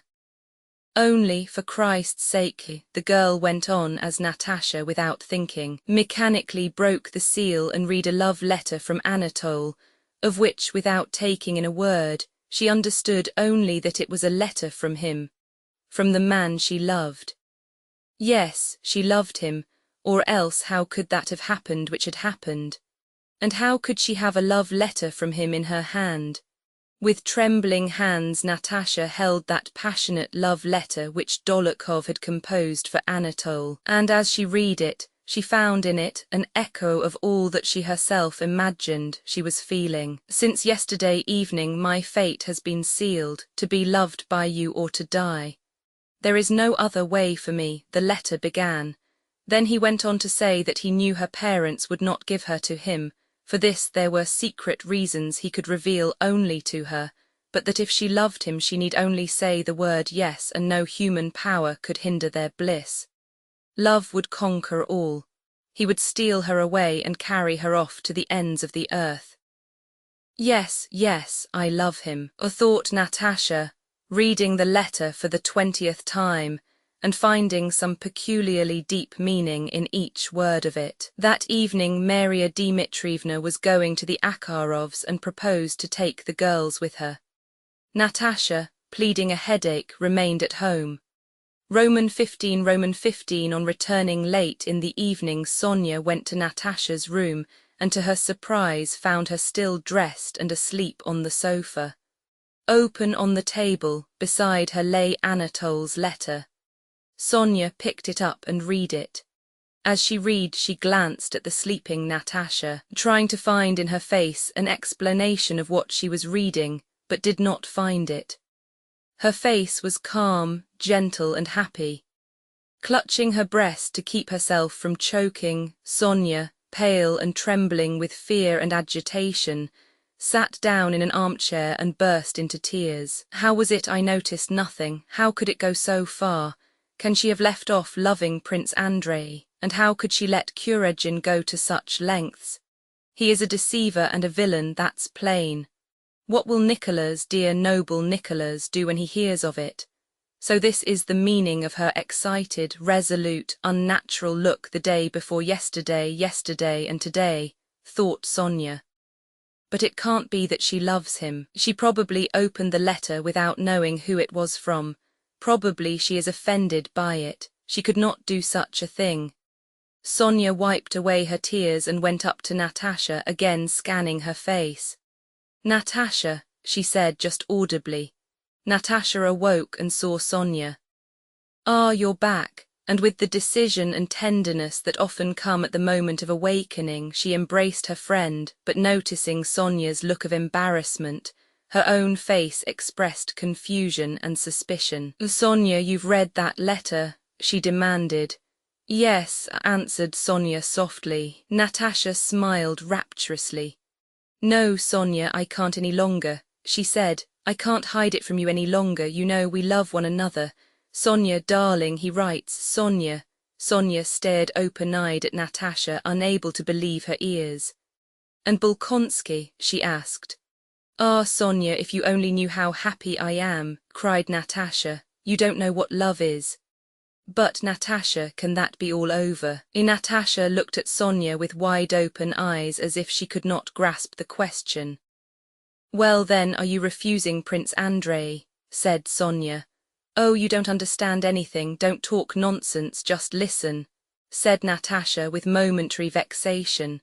But I can't believe it, insisted Sonia. I don't understand. How is it you have loved a man for a whole year and suddenly— Why, you have only seen him 3 times. Natasha, I don't believe you, you're joking. In 3 days to forget everything and so. 3 days, said Natasha. It seems to me I've loved him 100 years. It seems to me that I have never loved anyone before, you can't understand it. Sonia, wait a bit, sit here, and Natasha embraced and kissed her. I had heard that it happens like this, and you must have heard it too, but it's only now that I feel such love. It's not the same as before. As soon as I saw him, I felt he was my master and I his slave, and that I could not help loving him. Yes, his slave, whatever he orders I shall do. You don't understand that. What can I do? What can I do, Sonia? Cried Natasha with a happy yet frightened expression. But think what you are doing, cried Sonia. I can't leave it like this. This secret correspondence, how could you let him go so far? She went on with a horror and disgust she could hardly conceal. I told you that I have no will, Natasha replied. Why can't you understand? I love him. Then I won't let it come to that, I shall tell, cried Sonia, bursting into tears. What do you mean? For God's sake, if you tell, you are my enemy, declared Natasha. You want me to be miserable, you want us to be separated. When she saw Natasha's fright, Sonia shed tears of shame and pity for her friend. But what has happened between you? She asked. What has he said to you? Why doesn't he come to the house? Natasha did not answer her questions. For God's sake, Sonia, don't tell anyone, don't torture me, Natasha entreated. Remember, no one ought to interfere in such matters. I have confided in you. But why this secrecy? Why doesn't he come to the house? Asked Sonia. Why doesn't he openly ask for your hand? You know Prince Andrei gave you complete freedom, if it is really so, but I don't believe it. Natasha, have you considered what these secret reasons can be? Natasha looked at Sonia with astonishment. Evidently this question presented itself to her mind for the first time and she did not know how to answer it. I don't know what the reasons are, but there must be reasons. Sonia sighed and shook her head incredulously. If there were reasons, she began, but Natasha, guessing her doubts, interrupted her in alarm. Sonia, one can't doubt him, one can't, don't you understand? She cried. Does he love you? Does he love me? Natasha repeated with a smile of pity at her friend's lack of comprehension. Why, you have read his letter and you have seen him. But if he is dishonorable— He dishonorable, if you only knew, exclaimed Natasha. If he is an honorable man, he should either declare his intentions or cease seeing you, and if you won't do this, I will. I will write to him and I will tell Papa, said Sonia resolutely. But I can't live without him, cried Natasha. Natasha, I don't understand you, and what are you saying? Think of your father and of Nicholas. I don't want anyone, I don't love anyone but him. How dare you say he is dishonorable? Don't you know that I love him? Screamed Natasha. Go away, Sonia. I don't want to quarrel with you, but go, for God's sake go. You see how I am suffering. Natasha cried angrily, in a voice of despair and repressed irritation. Sonia burst into sobs and ran from the room. Natasha went to the table and without a moment's reflection wrote that answer to Princess Maria, which she had been unable to write all the morning. In this letter she said briefly that all their misunderstandings were at an end, that availing herself of the magnanimity of Prince Andrei, who when he went abroad had given her her freedom, she begged Princess Maria to forget everything and forgive her if she had been to blame toward her, but that she could not be his wife. At that moment, this all seemed quite easy, simple, and clear to Natasha. On Friday the Rostovs were to return to the country, but on Wednesday the Count went with the prospective purchaser to his estate near Moscow. On the day the Count left, Sonia and Natasha were invited to a big dinner party at the Karagins, and Maria Dmitrievna took them there.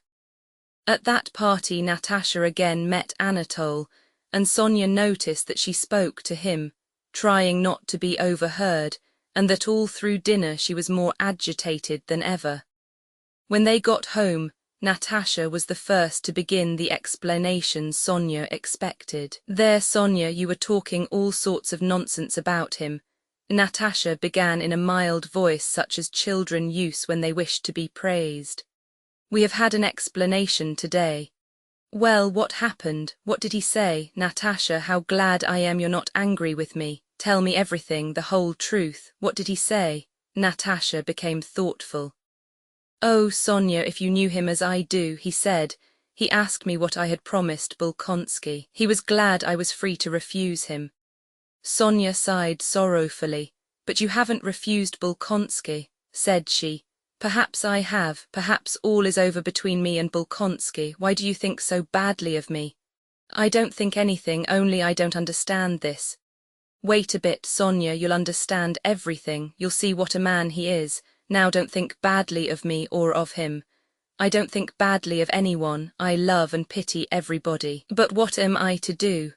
Sonia did not succumb to the tender tone Natasha used toward her. The more emotional and ingratiating the expression of Natasha's face became, the more serious and stern grew Sonia's. "Natasha," said she, "you asked me not to speak to you and I haven't spoken, but now you yourself have begun. I don't trust him, Natasha. Why this secrecy?" Again, interrupted Natasha. "Natasha, I am afraid for you." "Afraid of what?" "I am afraid you're going to your ruin," said Sonia resolutely, and was herself horrified at what she had said. Anger again showed in Natasha's face. "And I'll go to my ruin, I will, as soon as possible. It's not your business. It won't be you but I who'll suffer. Leave me alone, leave me alone. I hate you." "Natasha," moaned Sonia aghast.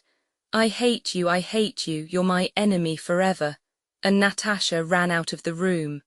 Natasha did not speak to Sonia again and avoided her. With the same expression of agitated surprise and guilt she went about the house, taking up now one occupation, now another, and at once abandoning them. Hard as it was for Sonia, she watched her friend and did not let her out of her sight. The day before the Count was to return, Sonia noticed that Natasha sat by the drawing-room window all the morning, as if expecting something, and that she made a sign to an officer who drove past, whom Sonia took to be Anatole. Sonia began watching her friend still more attentively, and noticed that at dinner and all that evening, Natasha was in a strange and unnatural state. She answered questions at random, began sentences she did not finish, and laughed at everything. After tea, Sonia noticed a housemaid at Natasha's door timidly waiting to let her pass. She let the girl go in, and then listening at the door learned that another letter had been delivered. Then suddenly it became clear to Sonia that Natasha had some dreadful plan for that evening. Sonia knocked at her door. Natasha did not let her in. She will run away with him, thought Sonia. She is capable of anything. There was something particularly pathetic and resolute in her face today. She cried as she said goodbye to Uncle, Sonia remembered. Yes, that's it, she means to elope with him, but what am I to do? Thought she, recalling all the signs that clearly indicated that Natasha had some terrible intention. The Count is away. What am I to do? Write to Kuragin demanding an explanation. But what is there to oblige him to reply? Write to Pierre as Prince Andrei asked me to in case of some misfortune.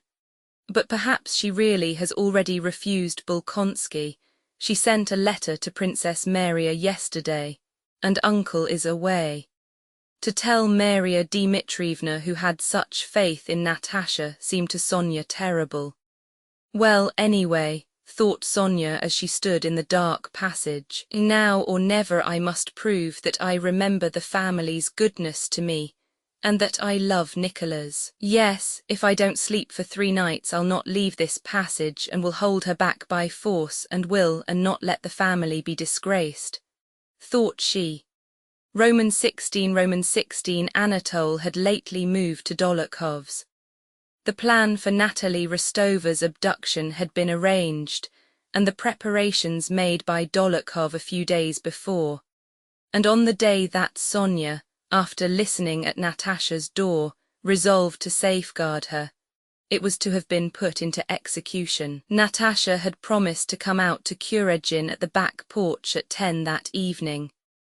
Kuregin was to put her into a troika he would have ready and to drive her 40 miles to the village of Kamenka, where an unfrocked priest was in readiness to perform a marriage ceremony over them. At Kamenka, a relay of horses was to wait which would take them to the Warsaw High Road, and from there they would hasten abroad with post horses. Anatole had a passport, an order for post horses, 10,000 rubles he had taken from his sister and another 10,000 borrowed with Dólokhov's help. 2 witnesses for the mock marriage, K.H. Vostokov, a retired petty official whom Dólokhov made use of in his gambling transactions, and Makarin, a retired hussar, a kindly, weak fellow who had an unbounded affection for Kuregin, were sitting at tea in Dólokhov's front room. In his large study, the walls of which were hung to the ceiling with Persian rugs, bearskins and weapons, sat Dólokhov in a travelling cloak and high boots, at an open desk on which lay an abacus and some bundles of paper money. Anatole, with uniform unbuttoned, walked to and fro from the room where the witnesses were sitting, through the study to the room behind, where his French valet and others were packing the last of his things. Dólokhov was counting the money and noting something down. Well, he said, K.H. Vostokov must have 2,000. Give it to him then, said Anatole. Makarka, their name for Makarin, will go through fire and water for you for nothing. So here are our accounts all settled, said Dólokhov, showing him the memorandum. Is that right? Yes, of course, returned Anatole, evidently not listening to Dólokhov and looking straight before him with a smile that did not leave his face. Dólokhov banged down the lid of his desk and turned to Anatole with an ironic smile. Do you know, you'd really better drop it all, there's still time. Fool, retorted Anatole, don't talk nonsense, if you only knew it's the devil knows what. No, really give it up, said Dólokhov. I am speaking seriously, it's no joke this plot you've hatched. What, teasing again, go to the devil, eh, said Anatole, making a grimace. Really, it's no time for your stupid jokes, and he left the room. Dólokhov smiled contemptuously and condescendingly when Anatole had gone out. You wait a bit, he called after him. I'm not joking, I'm talking sense, come here, come here. Anatole returned and looked at Dólokhov, trying to give him his attention and evidently submitting to him involuntarily. Now listen to me, I'm telling you this for the last time, why should I joke about it, did I hinder you, who arranged everything for you, who found the priest and got the passport, who raised the money, I did it all. Well, thank you for it, do you think I am not grateful? And Anatole sighed and embraced Dólokhov. I helped you, but all the same I must tell you the truth. It is a dangerous business, and if you think about it, a stupid business. Well, you'll carry her off, all right. Will they let it stop at that? It will come out that you're already married. Why, they'll have you in the criminal court. Oh, nonsense, nonsense. Anatole ejaculated and again made a grimace. Didn't I explain to you, what? And Anatole, with the partiality dull-witted people have for any conclusion they have reached by their own reasoning, repeated the argument he had already put to Dólokhov 100 times. Didn't I explain to you that I have come to this conclusion? If this marriage is invalid, he went on, crooking one finger, then I have nothing to answer for, but if it is valid, no matter. Abroad no one will know anything about it. Isn't that so? And don't talk to me, don't. Seriously, you'd better drop it, you'll only get yourself into a mess. Go to the devil, cried Anatole, and clutching his hair left the room, but returned at once and dropped into an armchair in front of Dolokhov, with his feet turned under him. It's the very devil, what, feel how it beats. He took Dolokhov's hand and put it on his heart. What a foot, my dear fellow, what a glance, a goddess, he added in French. What? Dolokhov, with a cold smile and a gleam in his handsome, insolent eyes, looked at him, evidently wishing to get some more amusement out of him. Well, and when the money's gone, what then? What then, eh? Repeated Anatole, sincerely perplexed by a thought of the future. What then? Then, I don't know. But why talk nonsense? He glanced at his watch. It's time. Anatole went into the back room. Now then, nearly ready, you're dawdling, he shouted to the servants. Dolokhov put away the money, called a footman whom he ordered to bring something for them to eat and drink before the journey, and went into the room where K.H. Vostokov and Macarin were sitting. Anatole lay on the sofa in the study, leaning on his elbow and smiling pensively, while his handsome lips muttered tenderly to himself, "Come and eat something, have a drink." Dolokhov shouted to him from the other room. "I don't want to," answered Anatole, continuing to smile. "Come, Balagar is here." Anatole rose and went into the dining room. Balagar was a famous troika driver who had known Dolokhov and Anatole some 6 years and had given them good service with his troikas. More than once, when Anatole's regiment was stationed at Tver, he had taken him from Tver in the evening, brought him to Moscow by daybreak, and driven him back again the next night. More than once he had enabled Dolokhov to escape when pursued. More than once he had driven them through the town with gypsies and ladykins, as he called the cocottes. More than once in their service he had run over pedestrians and upset vehicles in the streets of Moscow, and had always been protected from the consequences by "my gentlemen," as he called them. He had ruined more than one horse in their service. More than once they had beaten him, and more than once they had made him drunk on champagne and Madeira, which he loved, and he knew more than one thing about each of them, which would long ago have sent an ordinary man to Siberia. They often called Balagar into their orgies and made him drink and dance at the gypsies, and more than 1,000 roubles of their money had passed through his hands. In their service he risked his skin and his life 20 times a year, and in their service had lost more horses than the money he had from them would buy. But he liked them, liked that mad driving at 12 miles an hour, liked upsetting a driver or running down a pedestrian, and flying at full gallop through the Moscow streets. He liked to hear those wild, tipsy shouts behind him, "Get on, get on," when it was impossible to go any faster. He liked giving a painful lash on the neck to some peasant who, more dead than alive, was already hurrying out of his way. Real gentlemen, he considered them. Anatole and Dolokhov liked Balagar too for his masterly driving and because he liked the things they liked. With others Balagar bargained, charging 25 roubles for a 2 hours drive, and rarely drove himself, generally letting his young men do so. But with his gentlemen, he always drove himself and never demanded anything for his work.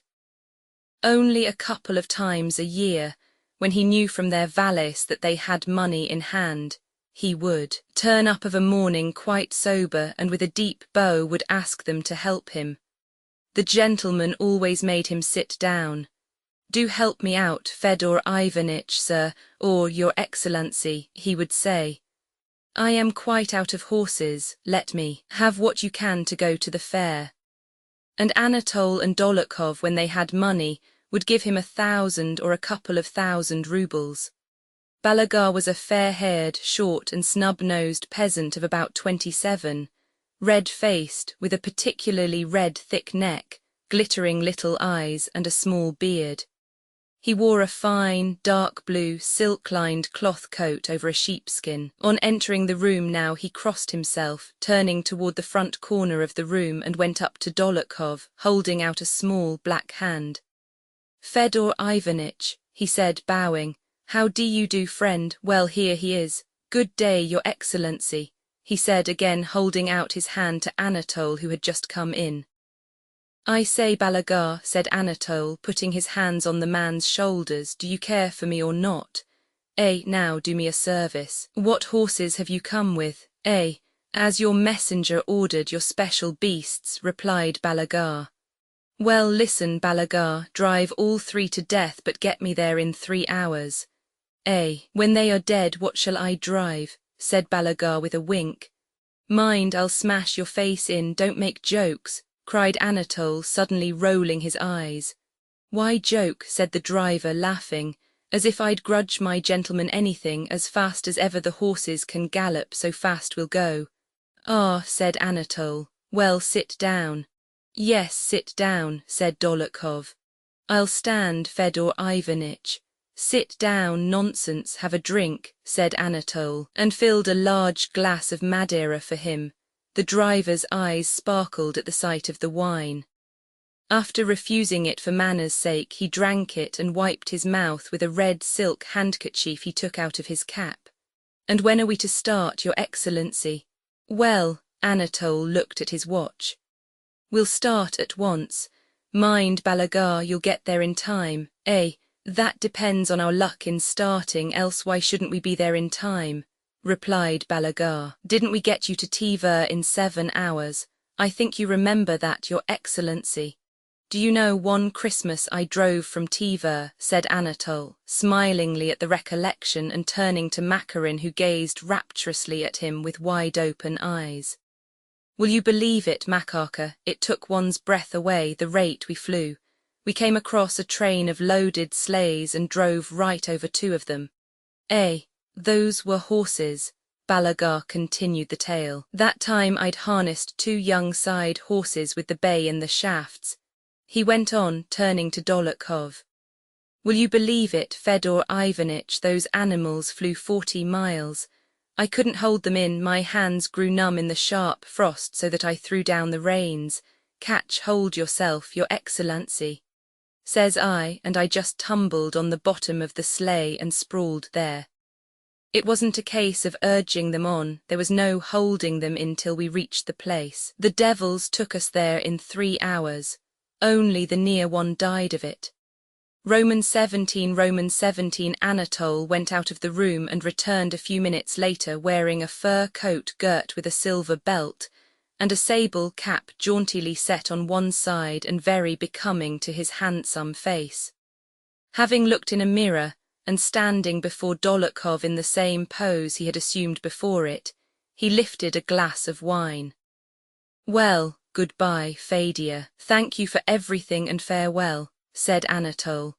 "Well, comrades and friends," he considered for a moment, "of my youth, farewell," he said, turning to Macarin and the others. Though they were all going with him, Anatole evidently wished to make something touching and solemn out of this address to his comrades. He spoke slowly in a loud voice and throwing out his chest slightly swayed one leg. "All take glasses, you too, Balagar. Well, comrades and friends of my youth, we've had our fling and lived and revelled. And now when shall we meet again? I am going abroad. We have had a good time, now farewell, lads, to our health, hurrah," he cried, and emptying his glass flung it on the floor. "To your health," said Balagar, who also emptied his glass and wiped his mouth with his handkerchief. Macarin embraced Anatole with tears in his eyes. "Ah, Prince, how sorry I am to part from you." Let's go," cried Anatole. Balagar was about to leave the room. "No, stop," said Anatole. "Shut the door, we have first to sit down." That's the way, they shut the door and all sat down. "Now, quick march, lads," said Anatole, rising. Joseph, his valet, handed him his sabretache and sabre, and they all went out into the vestibule. "And where's the fur cloak?" asked Dolokhov. "Hey, Ignatka, go to Matrena Matravna and ask her for the sable cloak." I have heard what elopements are like, continued Dolokhov with a wink. Why, she'll rush out more dead than alive just in the things she is wearing. If you delay at all there'll be tears and papa and mamma, and she's frozen in a minute and must go back, but you wrap the fur cloak round her first thing and carry her to the sleigh. The valet brought a woman's fox-lined cloak. Fool, I told you the sable one. Hey, Matreshka, the sable, he shouted so that his voice rang far through the rooms. A handsome, slim and pale-faced gypsy girl with glittering black eyes and curly blue-black hair, wearing a red shawl, ran out with a sable mantle on her arm. Here, I don't grudge it, take it, she said, evidently afraid of her master and yet regretful of her cloak. Dolokhov, without answering, took the cloak, threw it over Matresha and wrapped her up in it. That's the way, said Dolokhov, and then so, and he turned the collar up round her head, leaving only a little of the face uncovered. And then so, do you see? And he pushed Anatole's head forward to meet the gap left by the collar, through which Matresha's brilliant smile was seen.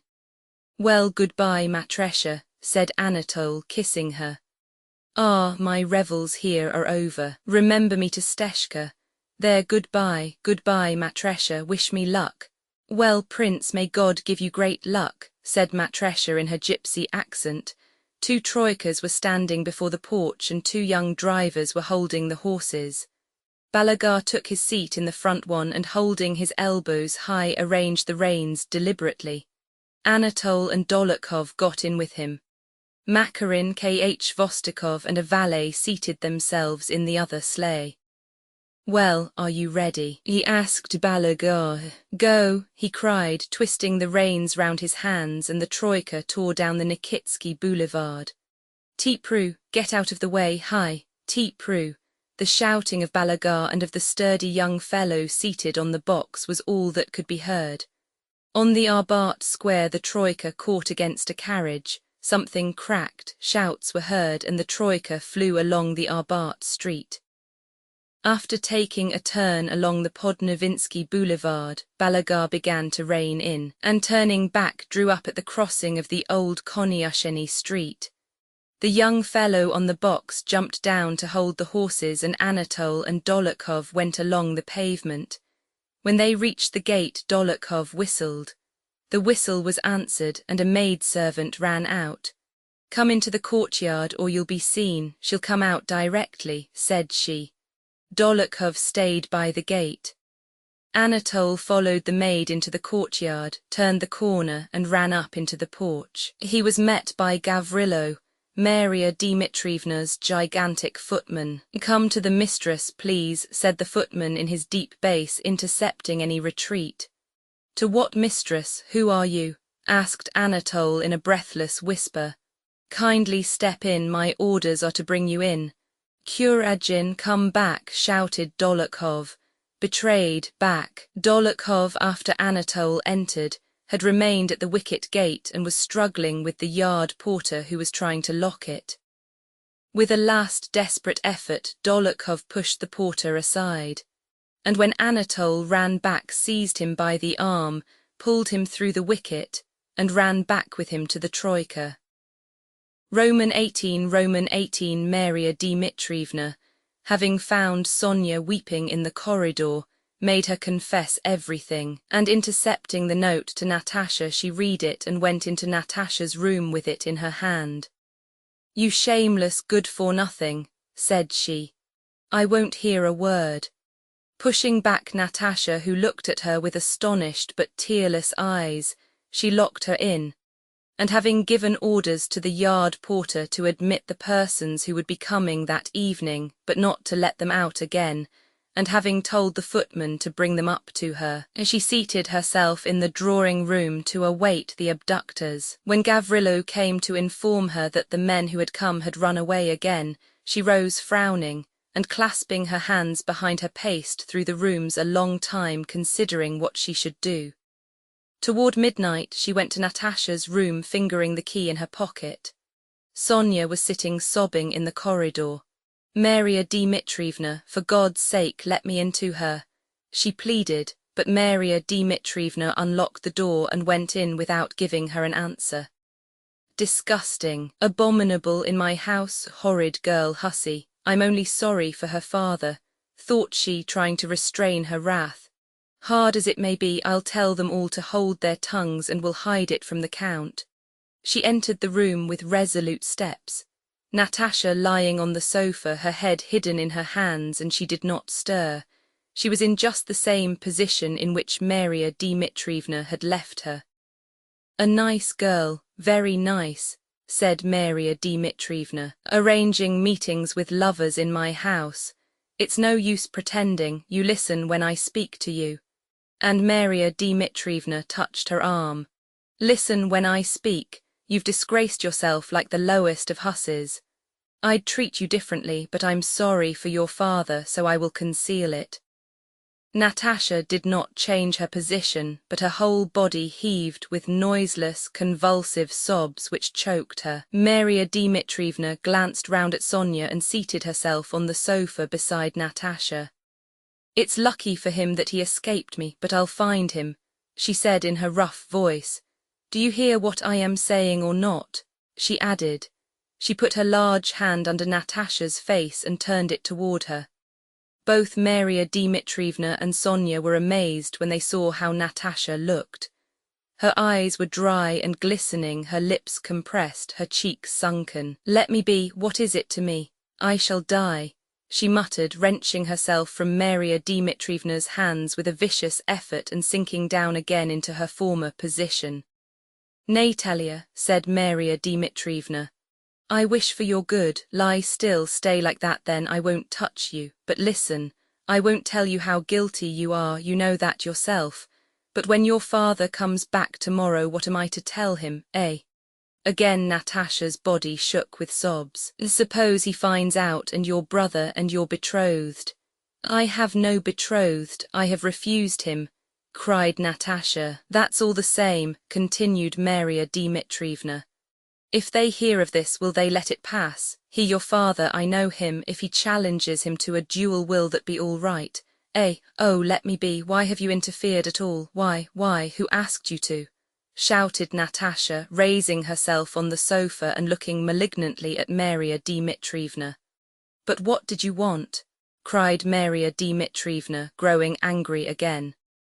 Were you kept under lock and key? Who hindered his coming to the house? Why carry you off as if you were some gypsy singing girl? Well, if he had carried you off, do you think they wouldn't have found him, your father or brother or your betrothed? And he's a scoundrel, a wretch, that's a fact. He is better than any of you, exclaimed Natasha, getting up. If you hadn't interfered, oh my God, what is it all, what is it? Sonia, why, go away. And she burst into sobs with the despairing vehemence with which people bewail disasters they feel they have themselves occasioned. Maria Dmitrievna was to speak again, but Natasha cried out, go away, you all hate and despise me, and she threw herself back on the sofa. Maria Dmitrievna went on admonishing her for some time, enjoining on her that it must all be kept from her father, and assuring her that nobody would know anything about it if only Natasha herself would undertake to forget it all, and not let anyone see that something had happened. Natasha did not reply, nor did she sob any longer, but she grew cold and had a shivering fit. Maria Dmitrievna put a pillow under her head, covered her with 2 quilts, and herself brought her some lime-flower water, but Natasha did not respond to her. Well, let her sleep, said Maria Dmitrievna as she went out of the room, supposing Natasha to be asleep. But Natasha was not asleep. With pale face and fixed, wide-open eyes, she looked straight before her. All that night she did not sleep or weep, and did not speak to Sonia, who got up and went to her several times. Next day Count Ilyar Andreevich returned from his estate near Moscow in time for lunch as he had promised.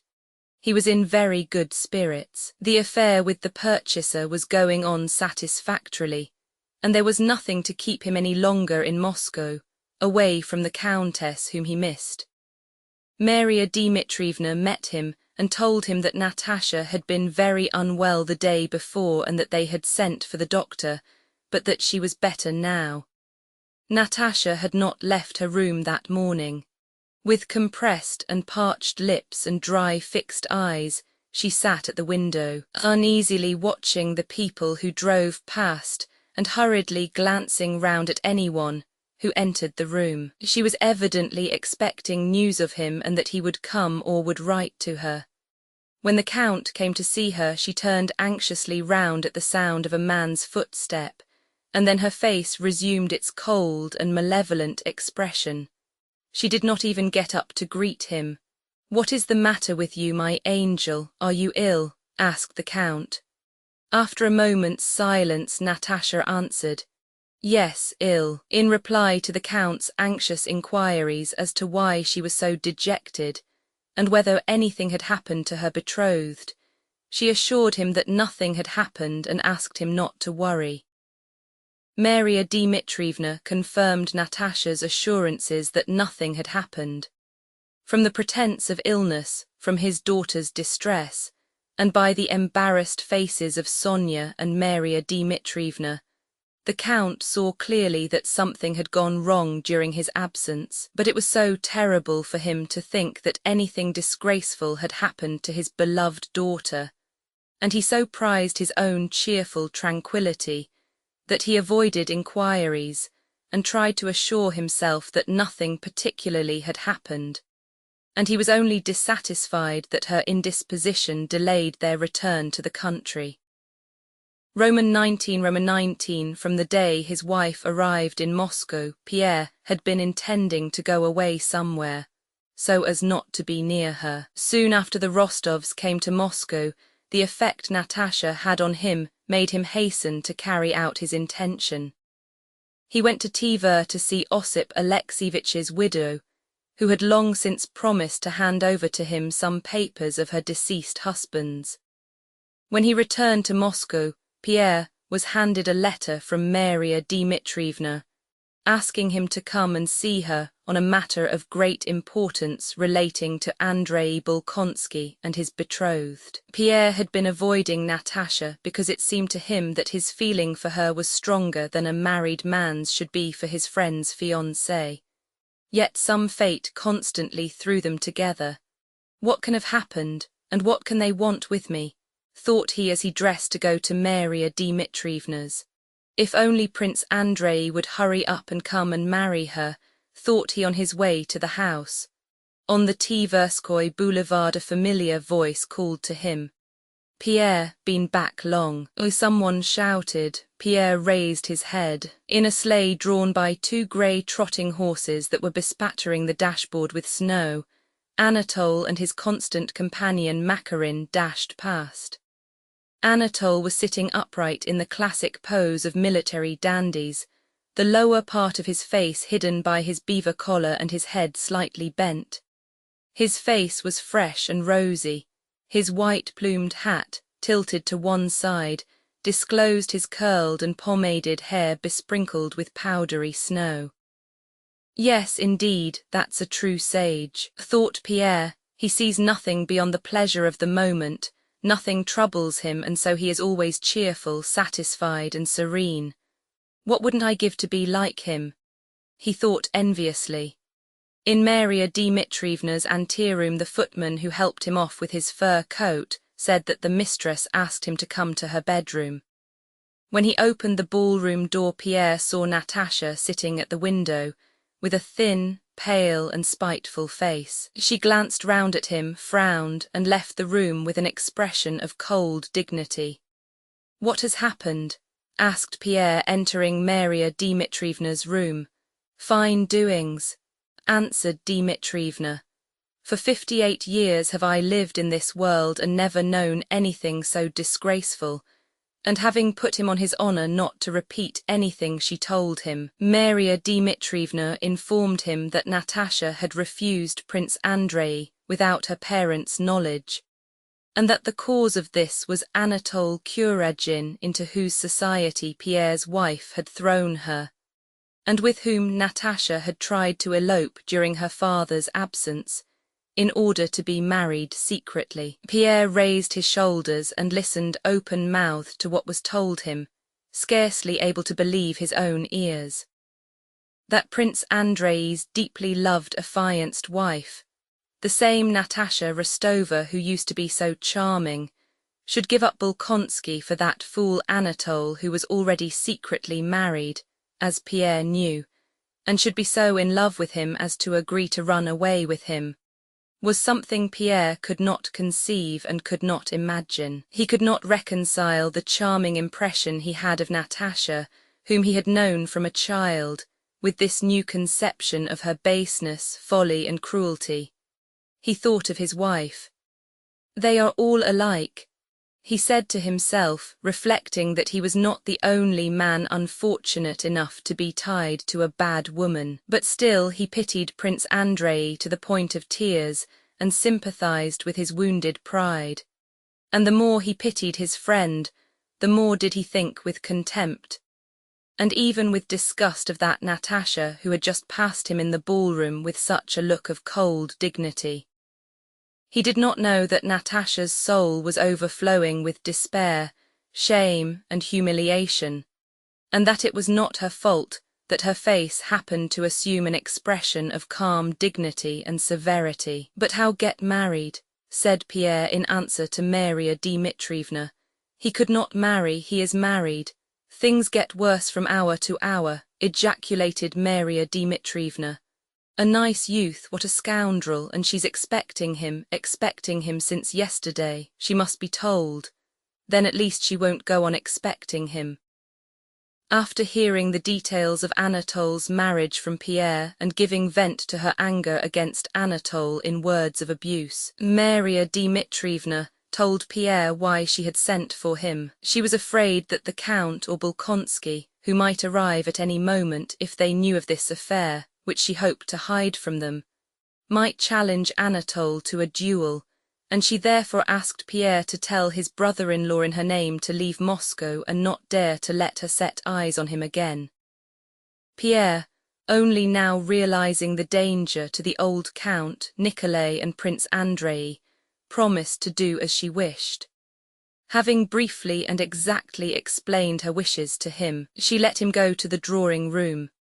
"Mind, the Count knows nothing. Behave as if you know nothing either," she said, "and I will go and tell her it is no use expecting him, and stay to dinner if you care to," she called after Pierre. Pierre met the old Count, who seemed nervous and upset. That morning Natasha had told him that she had rejected Bolkonsky. "Troubles, troubles, my dear fellow," he said to Pierre. "What troubles one has with these girls without their mother. I do so regret having come here. I will be frank with you. Have you heard she has broken off her engagement without consulting anybody? It's true this engagement never was much to my liking. Of course he is an excellent man, but still, with his father's disapproval they wouldn't have been happy, and Natasha won't lack suitors. Still, it has been going on so long, and to take such a step without father's or mother's consent. And now she's ill, and God knows what. It's hard, Count, hard to manage daughters in their mother's absence." Pierre saw that the Count was much upset and tried to change the subject, but the Count returned to his troubles. Sonia entered the room with an agitated face. "Natasha is not quite well. She's in her room and would like to see you. Maria Dmitrievna is with her and she too asks you to come." "Yes, you are a great friend of Bolkonsky's, no doubt she wants to send him a message," said the Count. Oh dear, how happy it all was," and clutching the spare grey locks on his temples, the Count left the room. When Maria Dmitrievna told Natasha that Anatole was married, Natasha did not wish to believe it, and insisted on having it confirmed by Pierre himself. Sonia told Pierre this as she led him along the corridor to Natasha's room. Natasha, pale and stern, was sitting beside Maria Dmitrievna, and her eyes, glittering feverishly, met Pierre with a questioning look the moment he entered. She did not smile or nod, but only gazed fixedly at him, and her look asked only one thing. Was he a friend, or like the others an enemy in regard to Anatole? As for Pierre, he evidently did not exist for her. He knows all about it, said Maria Dmitrievna, pointing to Pierre and addressing Natasha. Let him tell you whether I have told the truth. Natasha looked from one to the other as a hunted and wounded animal looks at the approaching dogs and sportsmen.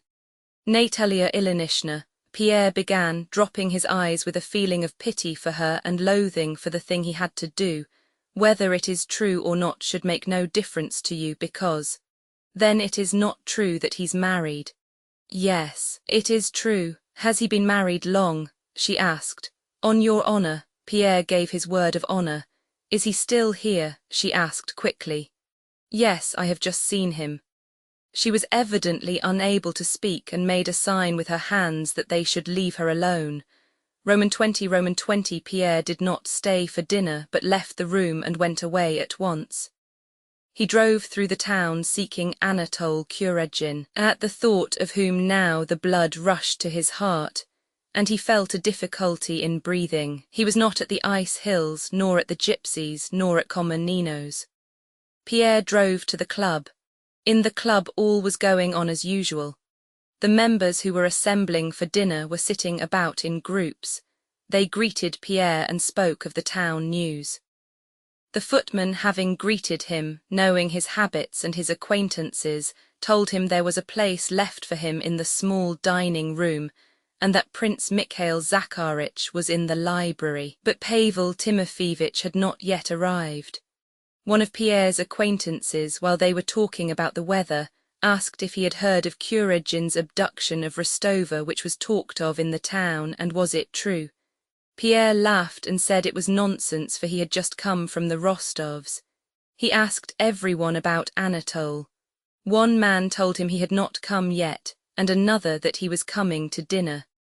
Pierre felt it strange to see this calm, indifferent crowd of people, unaware of what was going on in his soul. He paced through the ballroom, waited till everyone had come, and as Anatole had not turned up, did not stay for dinner but drove home. Anatole, for whom Pierre was looking, dined that day with Dolokhov, consulting him as to how to remedy this unfortunate affair. It seemed to him essential to see Natasha. In the evening he drove to his sister's to discuss with her how to arrange a meeting. When Pierre returned home after vainly hunting all over Moscow, his valet informed him that Prince Anatole was with the Countess.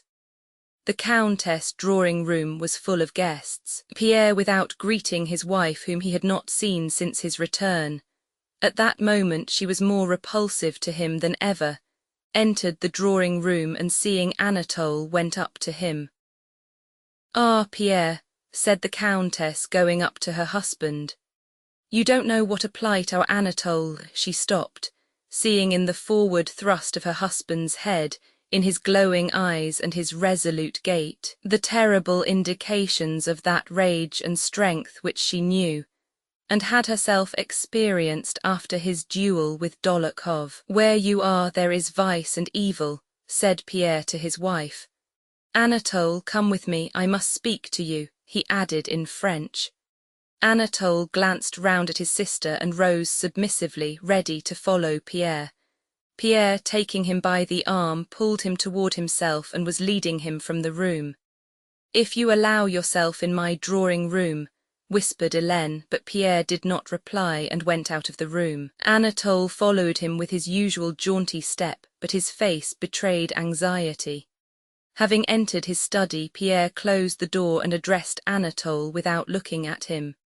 "You promised Countess Rostova to marry her and were about to elope with her, is that so?" "Mon cher," answered Anatole, their whole conversation was in French. "I don't consider myself bound to answer questions put to me in that tone." Pierre's face, already pale, became distorted by fury. He seized Anatole by the collar of his uniform with his big hand and shook him from side to side till Anatole's face showed a sufficient degree of terror. "When I tell you that I must talk to you, repeated Pierre.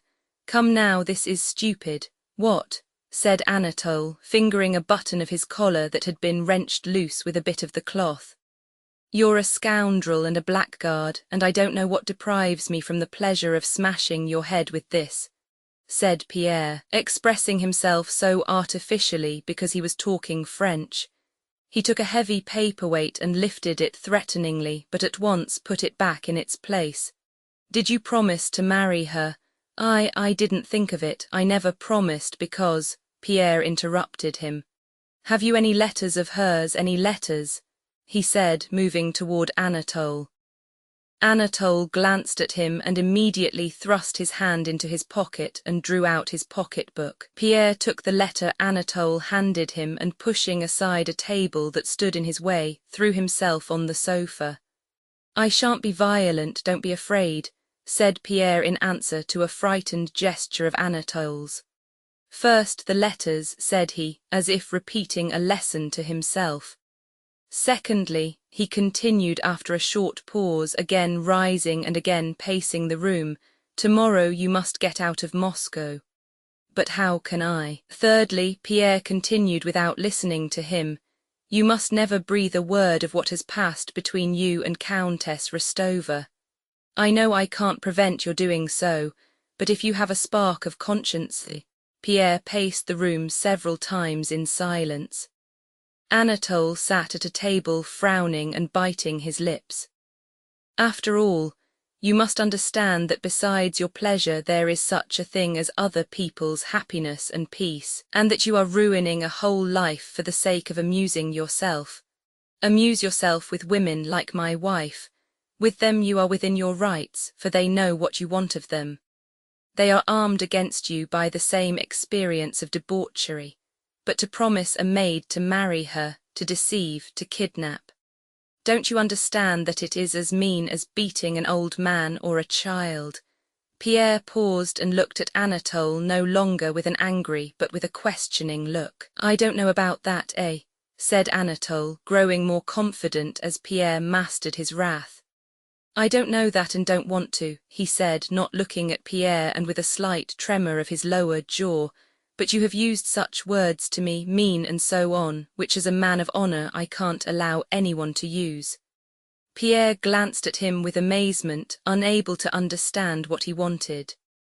Though it was tête-à-tête, Anatole continued. Still I can't. Is it satisfaction you want? Said Pierre ironically.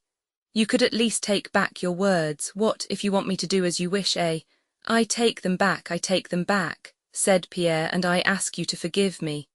Pierre involuntarily glanced at the loose button. And if you require money for your journey, Anatole smiled. The expression of that base and cringing smile which Pierre knew so well in his wife revolted him. Oh, vile and heartless brood, he exclaimed and left the room. Next day Anatole left for Petersburg. Roman 21, Pierre drove to Maria Dmitrievna's to tell her of the fulfillment of her wish that Kuragin should be banished from Moscow. The whole house was in a state of alarm and commotion. Natasha was very ill, having, as Maria Dmitrievna told him in secret, poisoned herself the night after she had been told that Anatole was married, with some arsenic she had stealthily procured. After swallowing a little, she had been so frightened that she woke Sonia and told her what she had done. The necessary antidotes had been administered in time, and she was now out of danger, though still so weak that it was out of the question to move her to the country, and so the Countess had been sent for. Pierre saw the distracted Count, and Sonia, who had a tear-stained face, but he could not see Natasha. Pierre dined at the club that day, and heard on all sides gossip about the attempted abduction of Rostova. He resolutely denied these rumours, assuring everyone that nothing had happened, except that his brother-in-law had proposed to her and been refused. It seemed to Pierre that it was his duty to conceal the whole affair and re-establish Natasha's reputation.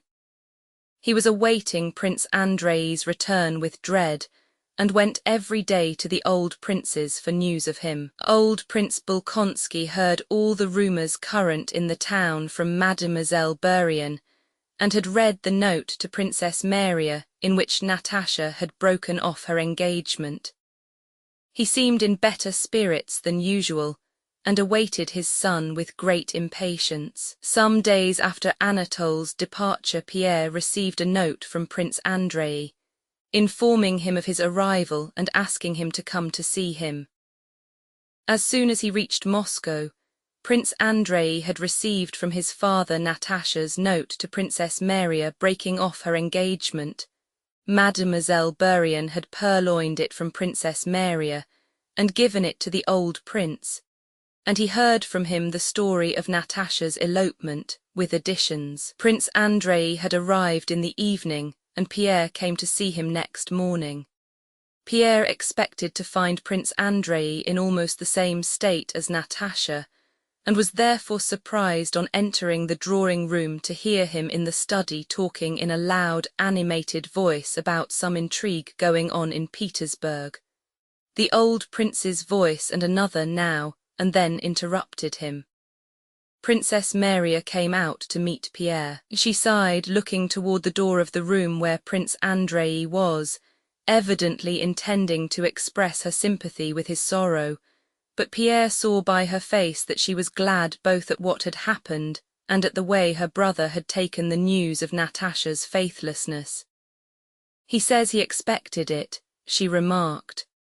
"I know his pride will not let him express his feelings, but still he has taken it better, far better than I expected. Evidently it had to be. But is it possible that all is really ended?" asked Pierre. Princess Maria looked at him with astonishment. She did not understand how he could ask such a question. Pierre went into the study. Prince Andrei, greatly changed and plainly in better health, but with a fresh horizontal wrinkle between his brows, stood in civilian dress facing his father and Prince Meshchersky, warmly disputing and vigorously gesticulating. The conversation was about Speransky, the news of whose sudden exile and alleged treachery had just reached Moscow. Now he is censured and accused by all who were enthusiastic about him a month ago, Prince Andrei was saying, and by those who were unable to understand his aims. To judge a man who is in disfavor and to throw on him all the blame of other men's mistakes is very easy, but I maintain that if anything good has been accomplished in this reign, it was done by him alone. He paused at the sight of Pierre. His face quivered and immediately assumed a vindictive expression. Posterity will do him justice, he concluded, and at once turned to Pierre. "Well, how are you, still getting stouter?" he said with animation, but the new wrinkle on his forehead deepened. "Yes, I am well," he said in answer to Pierre's question and smiled. To Pierre that smile said plainly, "I am well, but my health is now of no use to anyone." After a few words to Pierre about the awful roads from the Polish frontier, about people he had met in Switzerland who knew Pierre, and about M. Dessalles, whom he had brought from abroad to be his son's tutor, Prince Andrei again joined warmly in the conversation about Speransky which was still going on between the two old men. If there were treason or proofs of secret relations with Napoleon, they would have been made public, he said with warmth and haste. "I do not, and never did, like Speransky personally, but I like justice." Pierre now recognized in his friend a need with which he was only too familiar, to get excited and to have arguments about extraneous matters in order to stifle thoughts that were too oppressive and too intimate. When Prince Meshchersky had left, Prince Andrei took Pierre's arm and asked him into the room that had been assigned him. A bed had been made up there, and some open portmanteaus and trunks stood about. Prince Andrei went to one and took out a small casket, from which he drew a packet wrapped in paper. He did it all silently and very quickly. He stood up and coughed. His face was gloomy and his lips compressed. Forgive me for troubling you." Pierre saw that Prince Andrei was going to speak of Natasha, and his broad face expressed pity and sympathy. This expression irritated Prince Andrei, and in a determined, ringing and unpleasant tone he continued, "I have received a refusal from Countess Rostova and have heard reports of your brother-in-law having sought her hand or something of that kind. Is that true?" "Both true and untrue," Pierre began, but Prince Andrei interrupted him. "Here are her letters and her portrait," said he. He took the packet from the table and handed it to Pierre. "Give this to the Countess if you see her. She is very ill," said Pierre. "Then she is here still," said Prince Andrei. "And Prince Kuragin," he added quickly, "he left long ago, she has been at death's door." "I much regret her illness," said Prince Andrei, and he smiled like his father, coldly, maliciously and unpleasantly. "So Monsieur Kuragin has not honored Countess Rostova with his hand," said Prince Andrei, and he snorted several times. "He could not marry, for he was married already," said Pierre. Prince Andrei laughed disagreeably, again reminding one of his father. "And where is your brother-in-law now, if I may ask?" he said. "He has gone to Peter's, but I don't know," said Pierre. "Well, it doesn't matter," said Prince Andrei. "Tell Countess Rostova that she was and is perfectly free and that I wish her all that is good." Pierre took the packet. Prince Andrei, as if trying to remember whether he had something more to say or waiting to see if Pierre would say anything, looked fixedly at him. "I say, do you remember our discussion in Petersburg?" asked Pierre about. "Yes," returned Prince Andrei hastily. "I said that a fallen woman should be forgiven, but I didn't say I could forgive her. I can't. But can this be compared?" said Pierre. Prince Andrei interrupted him and cried sharply, "Yes, ask her hand again, be magnanimous, and so on." "Yes, that would be very noble, but I am unable to follow in that gentleman's footsteps. If you wish to be my friend, never speak to me of that, of all that." "Well, goodbye, so you'll give her the packet." Pierre left the room and went to the old Prince and Princess Maria. The old man seemed livelier than usual. Princess Maria was the same as always, but beneath her sympathy for her brother, Pierre noticed her satisfaction that the engagement had been broken off. Looking at them, Pierre realized what contempt and animosity they all felt for the Rostovs, and that it was impossible in their presence even to mention the name of her who could give up Prince Andrei for anyone else. At dinner the talk turned on the war, the approach of which was becoming evident. Prince Andrei talked incessantly, arguing now with his father, now with the Swiss tutor Dessalles, and showing an unnatural animation, the cause of which Pierre so well understood. Roman 22 that same evening Pierre went to the Rostovs to fulfill the commission entrusted to him. Natasha was in bed, the Count at the club, and Pierre, after giving the letters to Sonia, went to Maria Dmitrievna, who was interested to know how Prince Andrei had taken the news. 10 minutes later Sonia came to Maria Dmitrievna. "Natasha insists on seeing Count Pyotr Kirillovitch," said she. "But how? Are we to take him up to her? The room there has not been tidied up." "No, she has dressed and gone into the drawing room," said Sonia. Maria Dmitrievna only shrugged her shoulders. "When will her mother come? She has worried me to death. Now mind. Don't tell her everything," said she to Pierre. "One hasn't the heart to scold her, she is so much to be pitied, so much to be pitied."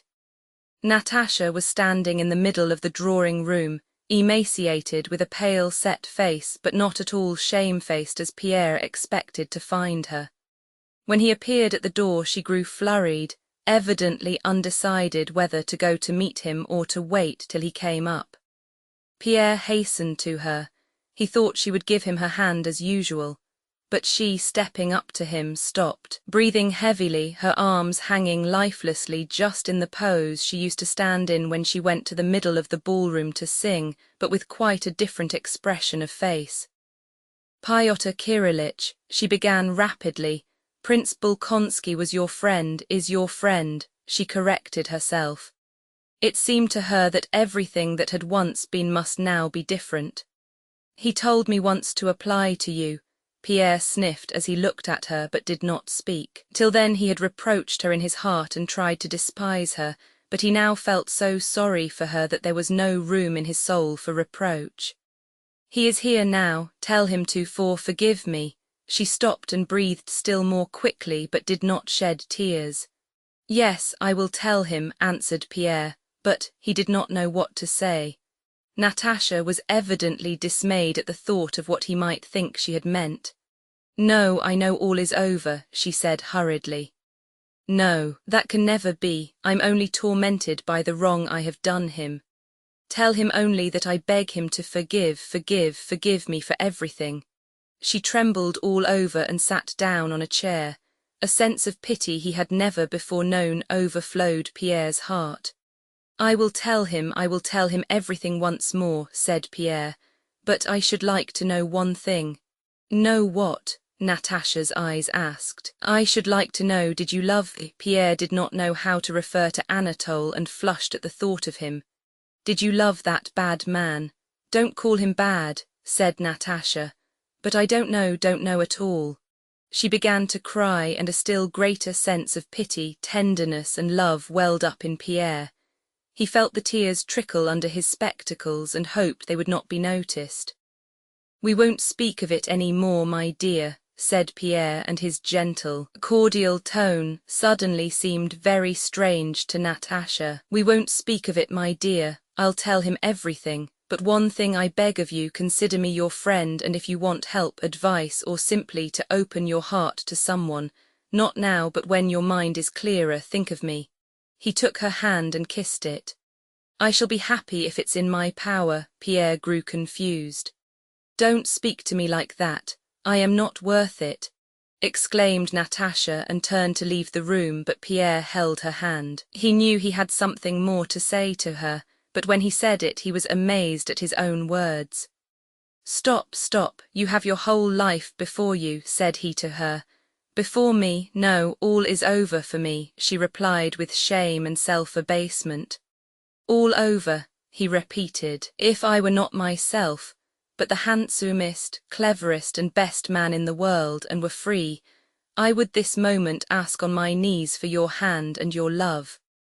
For the first time for many days, Natasha wept tears of gratitude and tenderness, and glancing at Pierre she went out of the room. Pierre too, when she had gone, almost ran into the anteroom, restraining tears of tenderness and joy that choked him, and without finding the sleeves of his fur cloak threw it on and got into his sleigh. Where to now, your excellency? Asked the coachman. Where to? Pierre asked himself. Where can I go now? Surely not to the club or to pay calls.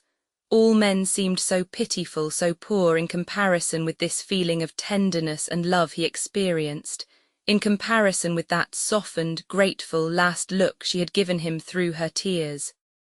Home, said Pierre, and despite 22 degrees of frost Fahrenheit, he threw open the bearskin cloak from his broad chest and inhaled the air with joy. It was clear and frosty. Above the dirty, ill-lit streets, above the black roofs, stretched the dark, starry sky. Only looking up at the sky did Pierre cease to feel how sordid and humiliating were all mundane things compared with the heights to which his soul had just been raised.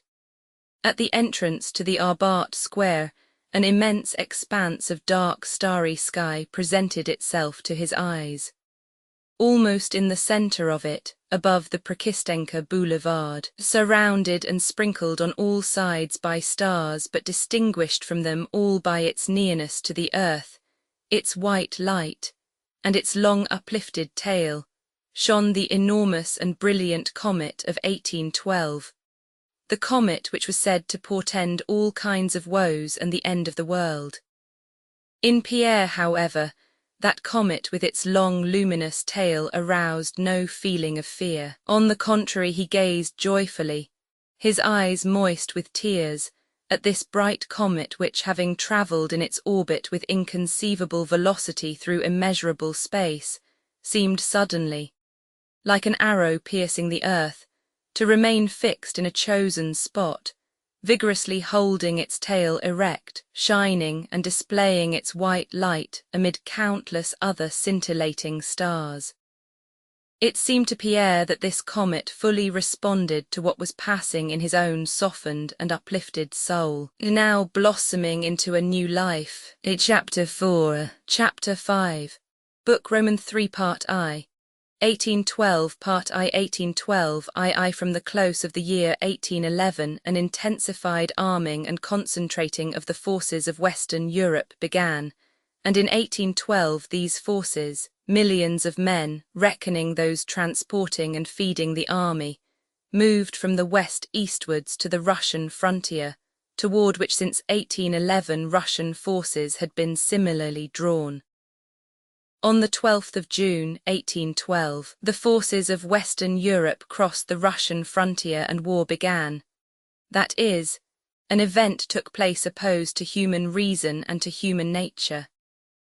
Millions of men perpetrated against one another such innumerable crimes, frauds, treacheries, thefts, forgeries, issues of false money, burglaries, incendiarisms, and murders, as in whole centuries are not recorded in the annals of all the law courts of the world, but which those who committed them did not at the time regard as being crimes. What produced this extraordinary occurrence? What were its causes? The historians tell us with naive assurance that its causes were the wrongs inflicted on the Duke of Oldenburg, the non-observance of the continental system, the ambition of Napoleon, the firmness of Alexander, the mistakes of the diplomatists, and so on. Consequently, it would only have been necessary for Metternich, Rumyantsev, or Talleyrand, between a levee and an evening party, to have taken proper pains and written a more adroit note, or for Napoleon to have written to Alexander, "My respected brother, I consent to restore the duchy to the Duke of Oldenburg," and there would have been no war. We can understand that the matter seemed like that to contemporaries. It naturally seemed to Napoleon that the war was caused by England's intrigues, as in fact he said on the island of St. Helena. It naturally seemed to members of the English Parliament that the cause of the war was Napoleon's ambition. To the Duke of Oldenburg, that the cause of the war was the violence done to him. To businessmen that the cause of the war was the continental system which was ruining Europe. To the generals and old soldiers that the chief reason for the war was the necessity of giving them employment. To the legitimists of that day that it was the need of re-establishing les bons principes, and to the diplomatists of that time that it all resulted from the fact that the alliance between Russia and Austria in 1809 had not been sufficiently well concealed from Napoleon, and from the awkward wording of Memorandum No. 178. It is natural that these and a countless and infinite quantity of other reasons, the number depending on the endless diversity of points of view, presented themselves to the men of that day. But to us, to posterity who view the thing that happened in all its magnitude and perceive its plain and terrible meaning, these causes seem insufficient.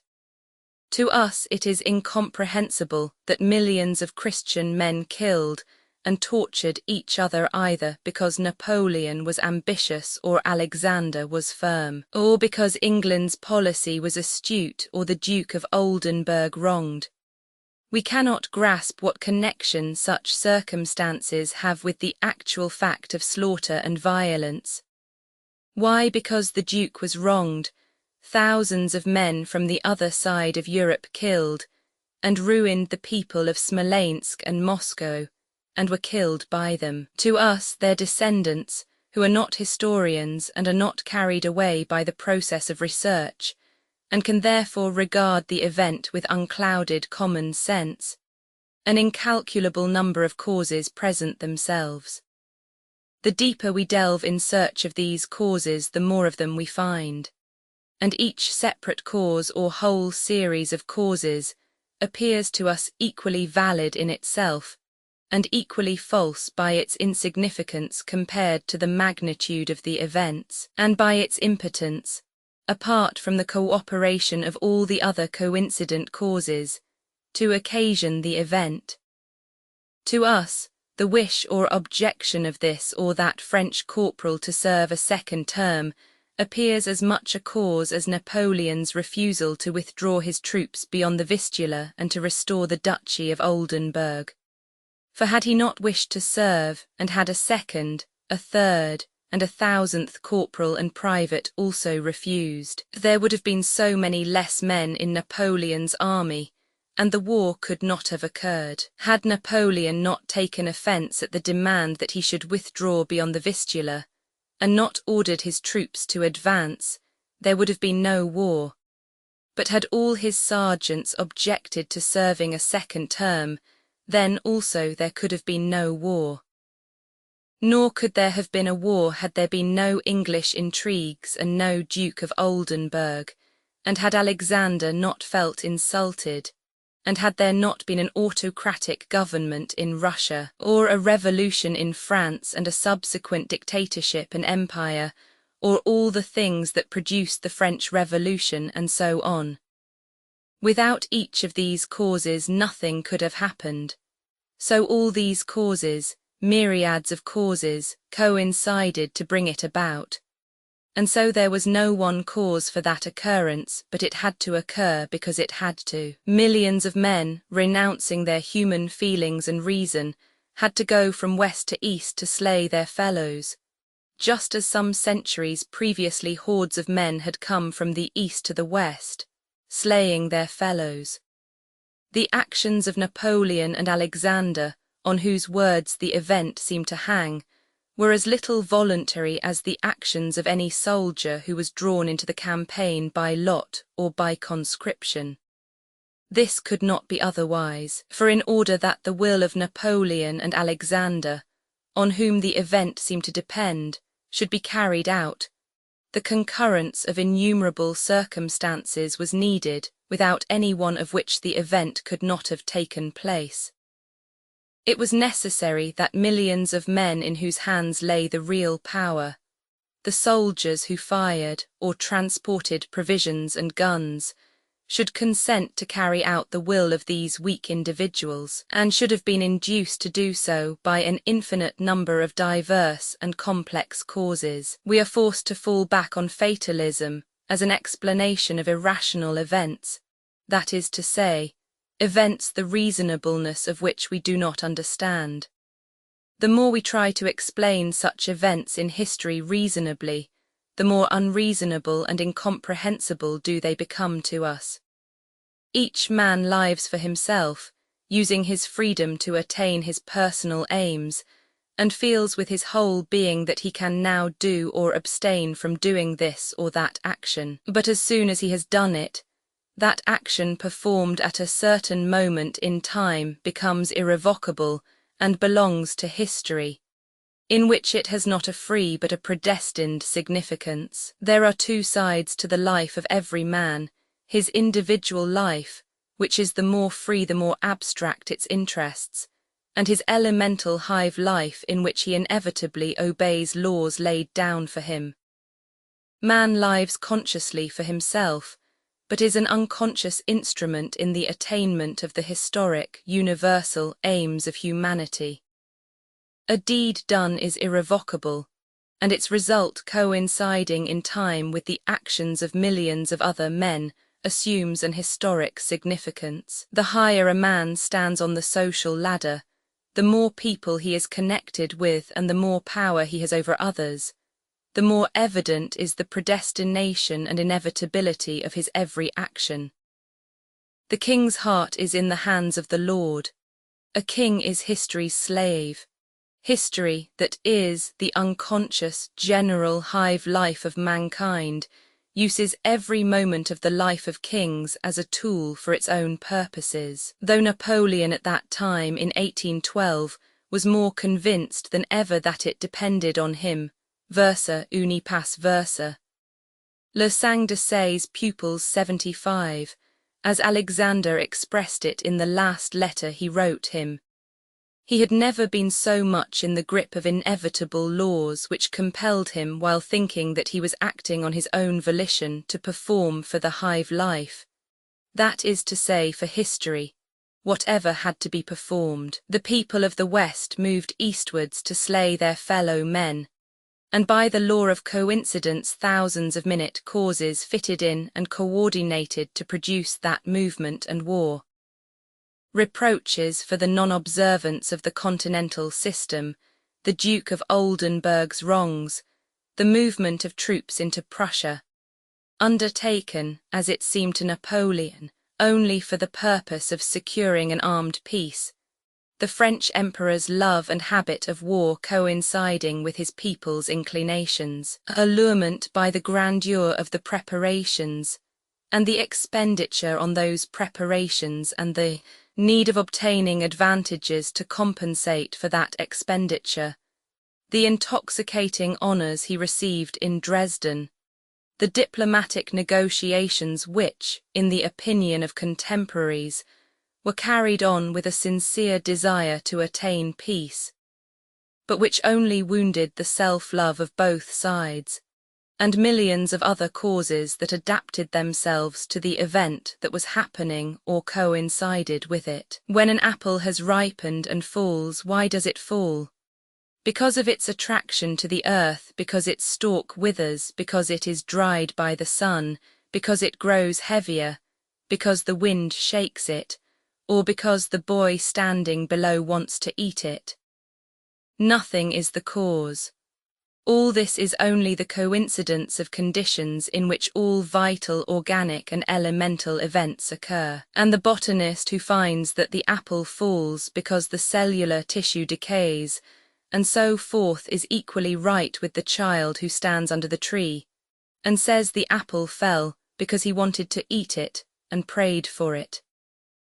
Equally right or wrong is he who says that Napoleon went to Moscow because he wanted to, and perished because Alexander desired his destruction, and he who says that an undermined hill weighing 1,000,000 tons fell because the last navvy struck it for the last time with his mattock. In historic events, the so-called great men are labels giving names to events, and like labels they have but the smallest connection with the event itself. Every act of theirs which appears to them an act of their own will is in an historical sense involuntary, and is related to the whole course of history and predestined from eternity. Roman 2 on the 29th of May Napoleon left Dresden, where he had spent 3 weeks surrounded by a court that included princes, dukes, kings, and even an emperor.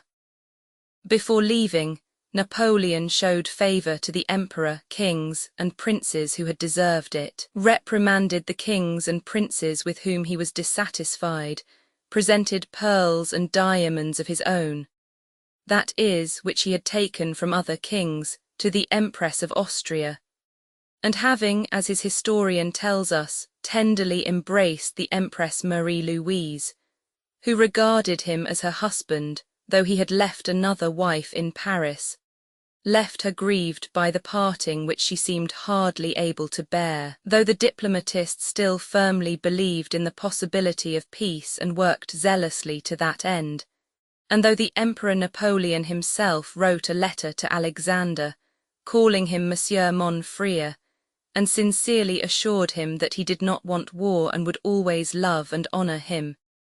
Yet he set off to join his army, and at every station gave fresh orders to accelerate the movement of his troops from west to east. He went in a travelling coach with 6 horses, surrounded by pages, aides-de-camp and an escort, along the road to Posen, Thorn, Danzig and Königsberg. At each of these towns thousands of people met him with excitement and enthusiasm. The army was moving from west to east, and relays of 6 horses carried him in the same direction.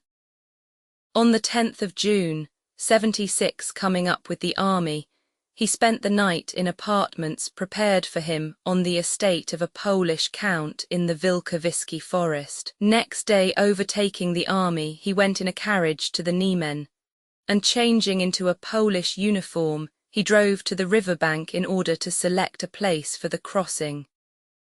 Seeing on the other side some Cossacks, less Cossacks, and the wide-spreading steppes in the midst of which lay the holy city of Moscow, La Ville Sainte, the capital of a realm such as the Scythia into which Alexander the Great had marched, Napoleon unexpectedly, and contrary alike to strategic and diplomatic considerations, ordered an advance, and the next day his army began to cross the Niemen.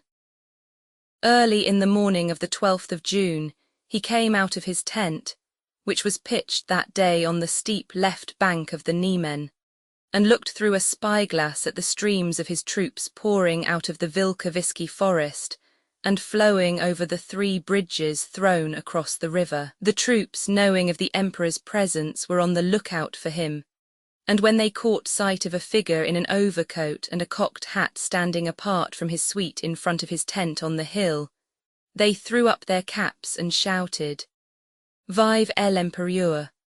And one after another poured in a ceaseless stream out of the vast forest that had concealed them, and separating, flowed on and on by the 3 bridges to the other side. Now we'll go into action. Oh, when he takes it in hand himself, things get hot by heaven. There he is. Vive l'Empereur, so these are the steppes of Asia. It's a nasty country all the same. Au revoir, Boucher, I'll keep the best palace in Moscow for you. Au revoir, good luck. Did you see the emperor? Vive l'Empereur. Prieur, if they make me governor of India, Gayrard, I'll make you minister of Kashmir, that's settled. Vive l'Empereur, hurrah, hurrah, hurrah. The Cossacks, those rascals, see how they run. Vive l'Empereur, there he is, do you see him? I've seen him twice as I see you now. The little corporal, I saw him give the cross to one of the veterans. Vive l'Empereur, came the voices of men, old and young, of most diverse characters and social positions. On the faces of all was one common expression of joy at the commencement of the long-expected campaign, and of rapture and devotion to the man in the grey coat who was standing on the hill. On the 13th of June, a rather small, thoroughbred Arab horse was brought to Napoleon. He mounted it and rode at a gallop to one of the bridges over the Niemen, deafened continually by incessant and rapturous acclamations which he evidently endured, only because it was impossible to forbid the soldiers to express their love of him by such shouting. But the shouting which accompanied him everywhere disturbed him, and distracted him from the military cares that had occupied him from the time he joined the army. He rode across one of the swaying pontoon bridges to the farther side, turned sharply to the left, and galloped in the direction of Kovno, preceded by enraptured mounted chasseurs of the guard who, breathless with delight, galloped ahead to clear a path for him through the troops.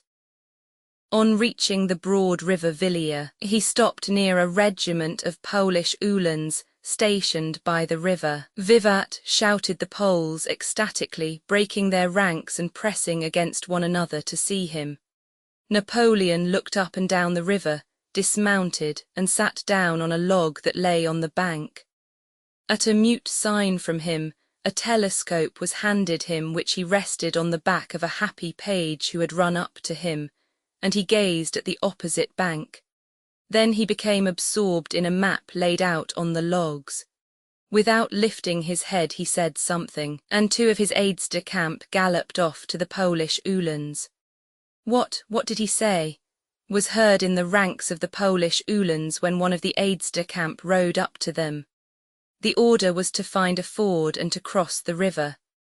The colonel of the Polish Uhlans, a handsome old man, flushed and fumbling in his speech from excitement, asked the aide-de-camp whether he would be permitted to swim the river with his Uhlans instead of seeking a ford. In evident fear of refusal, like a boy asking for permission to get on a horse, He begged to be allowed to swim across the river before the emperor's eyes.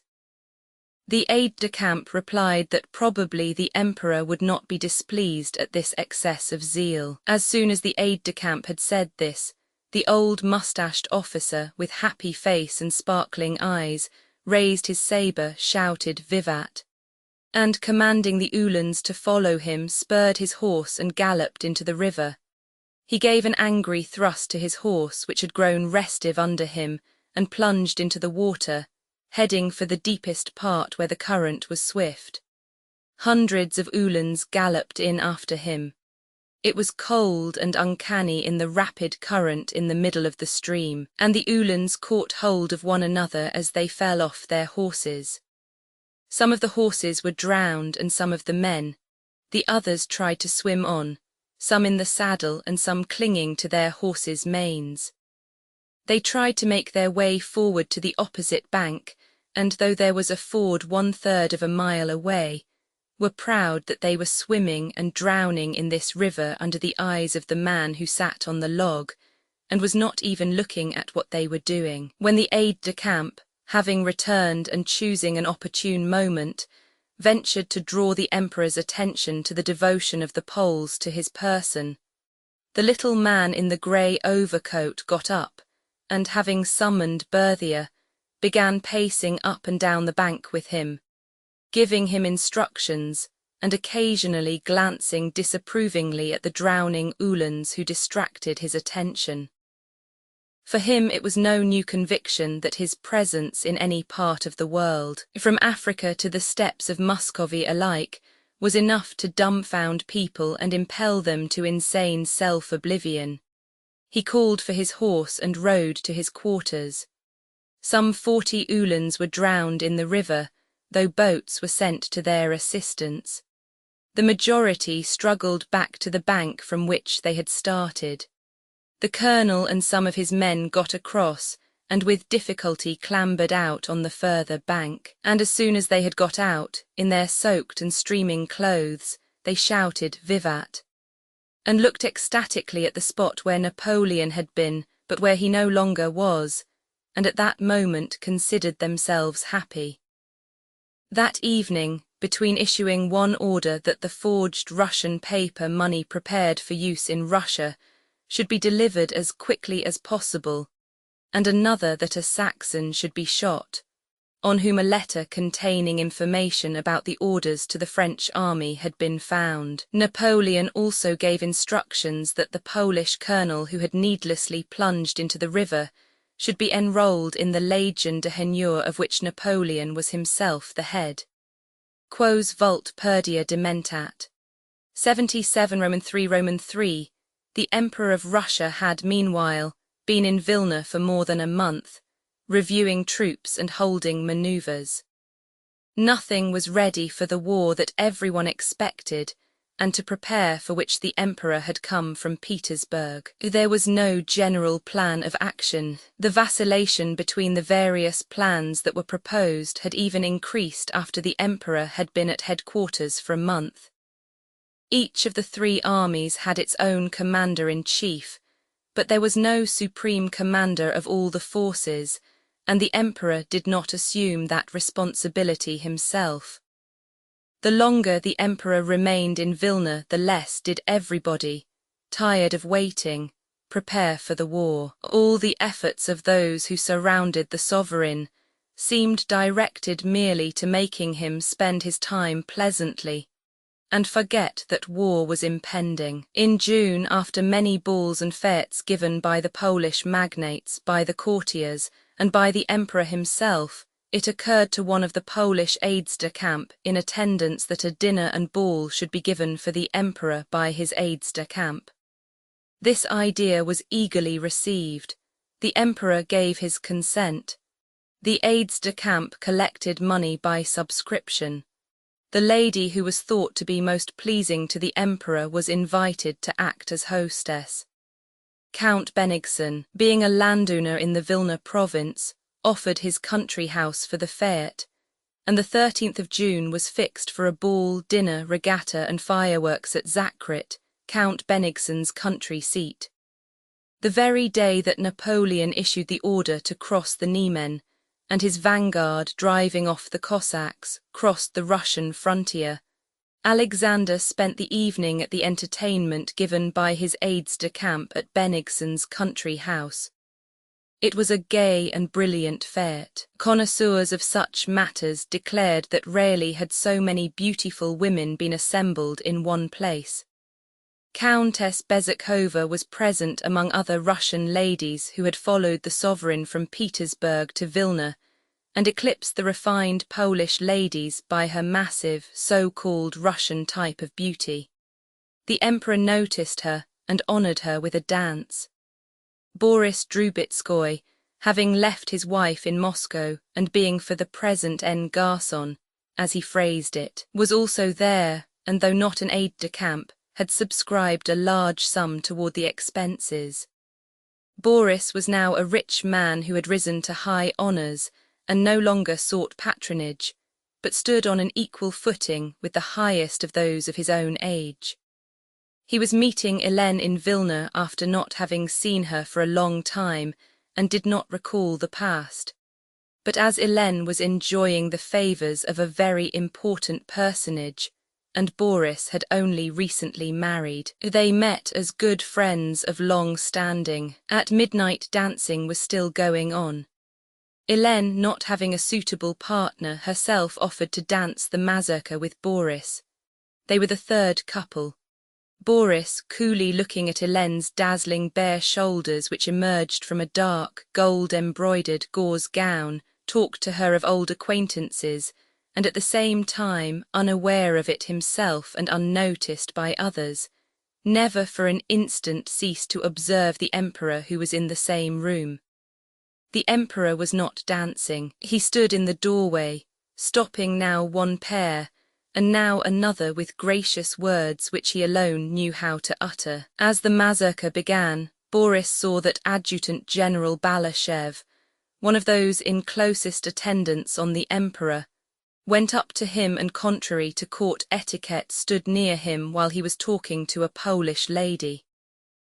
Having finished speaking to her, the emperor looked inquiringly at Balashev, and, evidently understanding that he only acted thus because there were important reasons for so doing, nodded slightly to the lady and turned to him. Hardly had Balashev begun to speak before a look of amazement appeared on the emperor's face. He took Balashev by the arm and crossed the room with him, unconsciously clearing a path 7 yards wide as the people on both sides made way for him.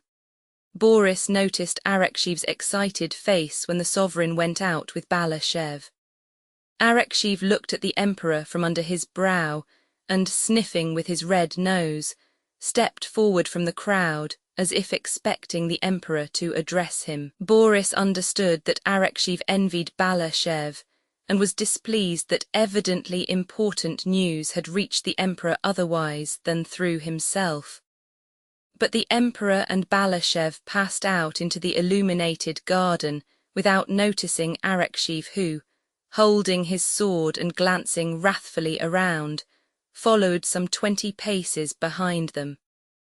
All the time Boris was going through the figures of the mazurka. He was worried by the question of what news Balashev had brought and how he could find it out before others. In the figure in which he had to choose 2 ladies, he whispered to Helene that he meant to choose Countess Potocka, who, he thought, had gone out onto the veranda, and glided over the parquet to the door opening into the garden, where, seeing Balashev and the emperor returning to the veranda, he stood still. They were moving toward the door. Boris, fluttering as if he had not had time to withdraw, respectfully pressed close to the doorpost with bowed head. The emperor, with the agitation of one who has been personally affronted, was finishing with these words: "To enter Russia without declaring war, I will not make peace as long as a single armed enemy remains in my country." It seemed to Boris that it gave the emperor pleasure to utter these words. He was satisfied with the form in which he had expressed his thoughts, but displeased that Boris had overheard it. "Let no one know of it," the emperor added with a frown. Boris understood that this was meant for him, and closing his eyes, slightly bowed his head. The emperor re-entered the ballroom and remained there about another half-hour. Boris was thus the first to learn the news that the French army had crossed the Niemen, and thanks to this, was able to show certain important personages that much that was concealed from others was usually known to him, and by this means he rose higher in their estimation. The unexpected news of the French having crossed the Niemen was particularly startling after a month of unfulfilled expectations, and at a ball. On first receiving the news, under the influence of indignation and resentment, the emperor had found a phrase that pleased him, fully expressed his feelings, and has since become famous. On returning home at 2 o'clock that night, he sent for his secretary, Shishkov, and told him to write an order to the troops and a rescript to Field Marshal Prince Saltykov, in which he insisted on the words being inserted that he would not make peace so long as a single armed Frenchman remained on Russian soil. Next day the following letter was sent to Napoleon. Monsieur Monfrère, yesterday I learned that, despite the loyalty with which I have kept my engagements with your Majesty, your troops have crossed the Russian frontier, and I have this moment received from Petersburg a note, in which Count Lauriston informs me as a reason for this aggression that your Majesty has considered yourself to be in a state of war with me from the time Prince Kurakin asked for his passports. The reasons on which the Duc de Bassano based his refusal to deliver them to him would never have led me to suppose that that could serve as a pretext for aggression. In fact, the ambassador, as he himself has declared, was never authorized to make that demand, and as soon as I was informed of it, I let him know how much I disapproved of it and ordered him to remain at his post. If your Majesty does not intend to shed the blood of our peoples for such a misunderstanding, and consents to withdraw your troops from Russian territory, I will regard what has passed as not having occurred, and an understanding between us will be possible. In the contrary case, your Majesty, I shall see myself forced to repel an attack that nothing on my part has provoked. It still depends on your Majesty to preserve humanity from the calamity of another war. I am, etc. Signed, Alexander Roman 4 at 2 in the morning of the 14th of June. The Emperor, having sent for Balashev and read him his letter to Napoleon, ordered him to take it and hand it personally to the French Emperor. When dispatching Balashev, the Emperor repeated to him the words that he would not make peace so long as a single armed enemy remained on Russian soil, and told him to transmit those words to Napoleon. Alexander did not insert them in his letter to Napoleon, because with his characteristic tact he felt it would be injudicious to use them at a moment when a last attempt at reconciliation was being made, but he definitely instructed Balashev to repeat them personally to Napoleon. Having set off in the small hours of the 14th, accompanied by a bugler and 2 Cossacks, Balashev reached the French outposts at the village of Raikonti, on the Russian side of the Niemen, by dawn. There he was stopped by French cavalry sentinels. A French non-commissioned officer of hussars, in crimson uniform and a shaggy cap, shouted to the approaching Balashev to halt. Balashev did not do so at once, but continued to advance along the road at a walking pace. The non-commissioned officer frowned and, muttering words of abuse, advanced his horse's chest against Balashev, put his hand to his sabre, and shouted rudely at the Russian general, asking, was he deaf that he did not do as he was told? Balashev mentioned who he was. The non-commissioned officer began talking with his comrades about regimental matters without looking at the Russian general.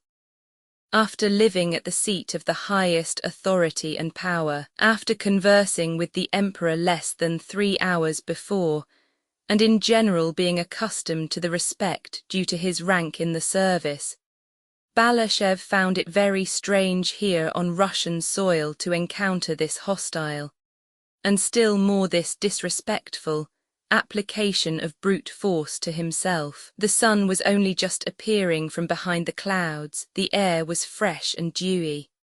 A herd of cattle was being driven along the road from the village, and over the fields the larks rose trilling, one after another like bubbles rising in water. Balashev looked around him, awaiting the arrival of an officer from the village. The Russian Cossacks and bugler and the French hussars looked silently at one another from time to time. A French colonel of hussars, who had evidently just left his bed, came riding from the village on a handsome, sleek grey horse, accompanied by 2 hussars. The officer, the soldiers and their horses all looked smart and well kept. It was that first period of a campaign when troops are still in full trim, almost like that of peacetime manoeuvres, but with a shade of martial swagger in their clothes, and a touch of the gaiety and spirit of enterprise which always accompany the opening of a campaign. The French colonel with difficulty repressed a yawn, but was polite and evidently understood Balashev's importance. He led him past his soldiers and behind the outposts, and told him that his wish to be presented to the emperor would most likely be satisfied immediately, as the emperor's quarters were, he believed, not far off. They rode through the village of Raikonti, past tethered French hussar horses, past sentinels and men who saluted their colonel and stared with curiosity at a Russian uniform, and came out at the other end of the village. The colonel said that the commander of the division was 1.25 miles away and would receive Balashev and conduct him to his destination. The sun had by now risen and shone gaily on the bright verdure.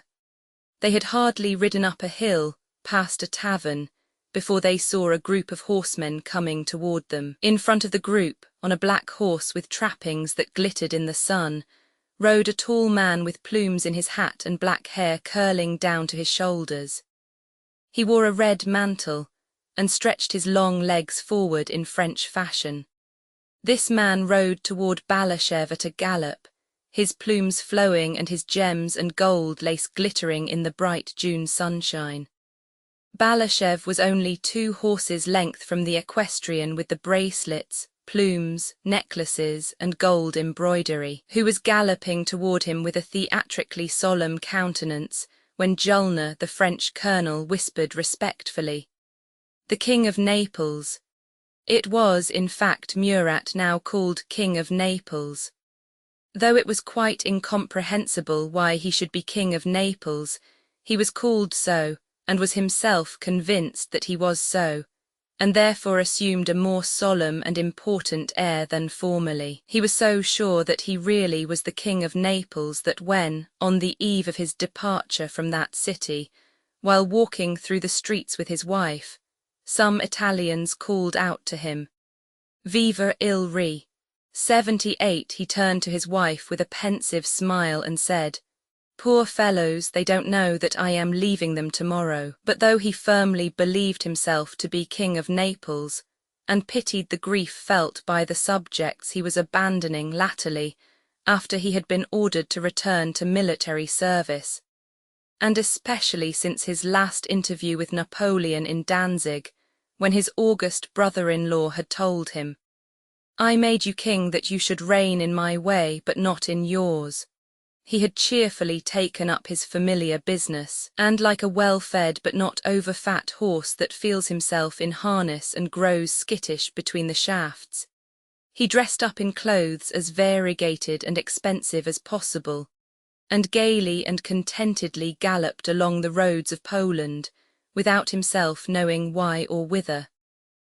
On seeing the Russian general, he threw back his head, with its long hair curling to his shoulders, in a majestically royal manner, and looked inquiringly at the French colonel. The colonel respectfully informed His Majesty of Balashev's mission, whose name he could not pronounce. De Balmashev, said the king, overcoming by his assurance the difficulty that had presented itself to the colonel. Charmed to make your acquaintance, General, he added with a gesture of kingly condescension. As soon as the king began to speak loud and fast, his royal dignity instantly forsook him, and without noticing it he passed into his natural tone of good-natured familiarity. He laid his hand on the withers of Balashev's horse and said, "Well, General, it all looks like war," as if regretting a circumstance of which he was unable to judge. "Your Majesty," replied Balashev, "my master the Emperor does not desire war, and as your Majesty sees," said Balashev, using the words your Majesty at every opportunity, with the affectation unavoidable in frequently addressing one to whom the title was still a novelty. Murat's face beamed with stupid satisfaction as he listened to Monsieur de Balmashev. But royauté oblige. 79, and he felt it incumbent on him, as a king and an ally, to confer on state affairs with Alexander's envoy.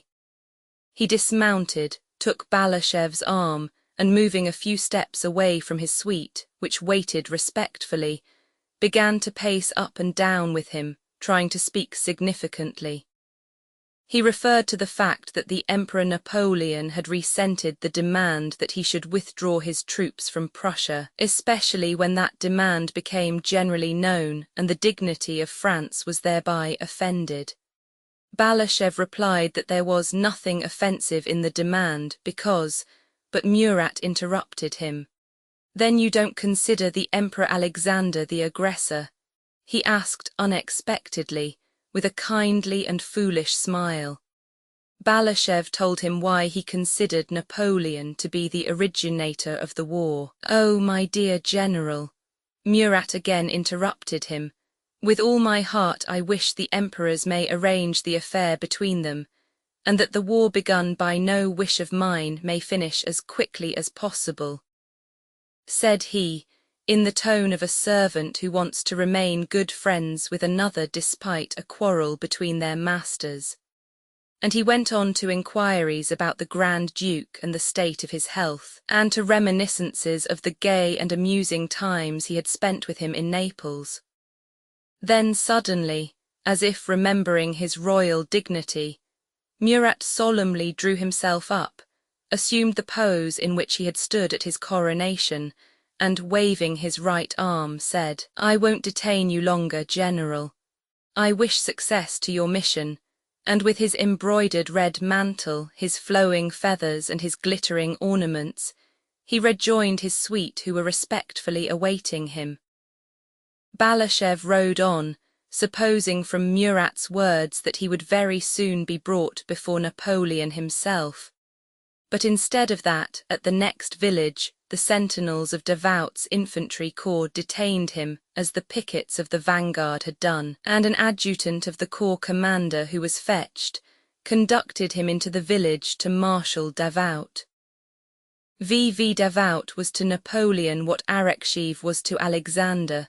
Though not a coward like Arakchev, he was as precise as cruel, and as unable to express his devotion to his monarch except by cruelty. In the organism of states such men are necessary, as wolves are necessary in the organism of nature, and they always exist, always appear and hold their own, however incongruous their presence and their proximity to the head of the government may be.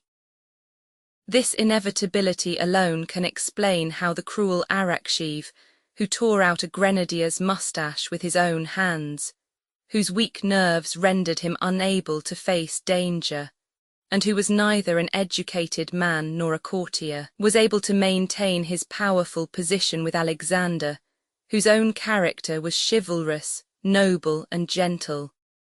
Balashev found Davout seated on a barrel in the shed of a peasant's hut, writing. He was auditing accounts.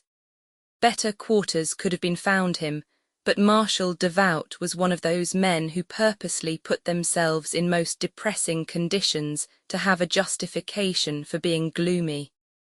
For the same reason they are always hard at work and in a hurry. How can I think of the bright side of life when, as you see, I am sitting on a barrel and working in a dirty shed? The expression of his face seemed to say, the chief pleasure and necessity of such men, when they encounter anyone who shows animation, is to flaunt their own dreary, persistent activity. Davout allowed himself that pleasure when Balashëv was brought in. He became still more absorbed in his task when the Russian general entered, and after glancing over his spectacles at Balashëv's face, which was animated by the beauty of the morning and by his talk with Murat, he did not rise or even stir, but scowled still more and sneered malevolently. When he noticed in Balashëv's face the disagreeable impression this reception produced, Davout raised his head and coldly asked what he wanted, thinking he could have been received in such a manner only because Davout did not know that he was adjutant general to the Emperor Alexander and even his envoy to Napoleon. Balashëv hastened to inform him of his rank and mission. Contrary to his expectation, Davout, after hearing him, became still surlier and ruder. "Where is your dispatch?" he inquired. "Give it to me, I will send it to the Emperor." Balashëv replied that he had been ordered to hand it personally to the Emperor. "Your Emperor's orders are obeyed in your army, but here," said Davout, "you must do as you're told." And as if to make the Russian general still more conscious of his dependence on brute force, Davout sent an adjutant to call the officer on duty. Balashëv took out the packet containing the Emperor's letter and laid it on the table made of a door with its hinges still hanging on it, laid across two barrels. Davout took the packet and read the inscription. "You are perfectly at liberty to treat me with respect or not," protested Balashëv, "but permit me to observe that I have the honor to be adjutant general to His Majesty." Davout glanced at him silently and plainly derived pleasure from the signs of agitation and confusion which appeared on Balashëv's face. "You will be treated as is fitting," said he, and putting the packet in his pocket, left the shed. A minute later the Marshal's adjutant, de Casters, came in and conducted Balashëv to the quarters assigned him. That day he dined with the Marshal, at the same board on the barrels.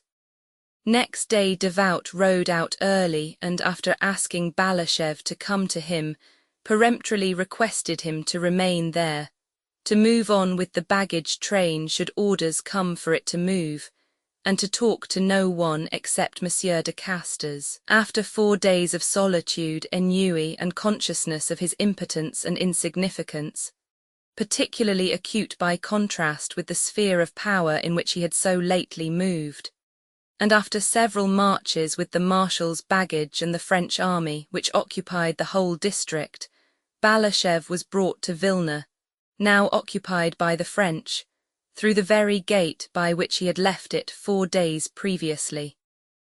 Next day the imperial gentleman-in-waiting, the Comte de Turenne, came to Balashëv, and informed him of the Emperor Napoleon's wish to honor him with an audience. 4 days before, sentinels of the Preobrazhensk regiment had stood in front of the house to which Balashëv was conducted, and now 2 French grenadiers stood there in blue uniforms unfastened in front and with shaggy caps on their heads, and an escort of hussars and uhlans, and a brilliant suite of aides-de-camp, pages and generals, who were waiting for Napoleon to come out, were standing at the porch.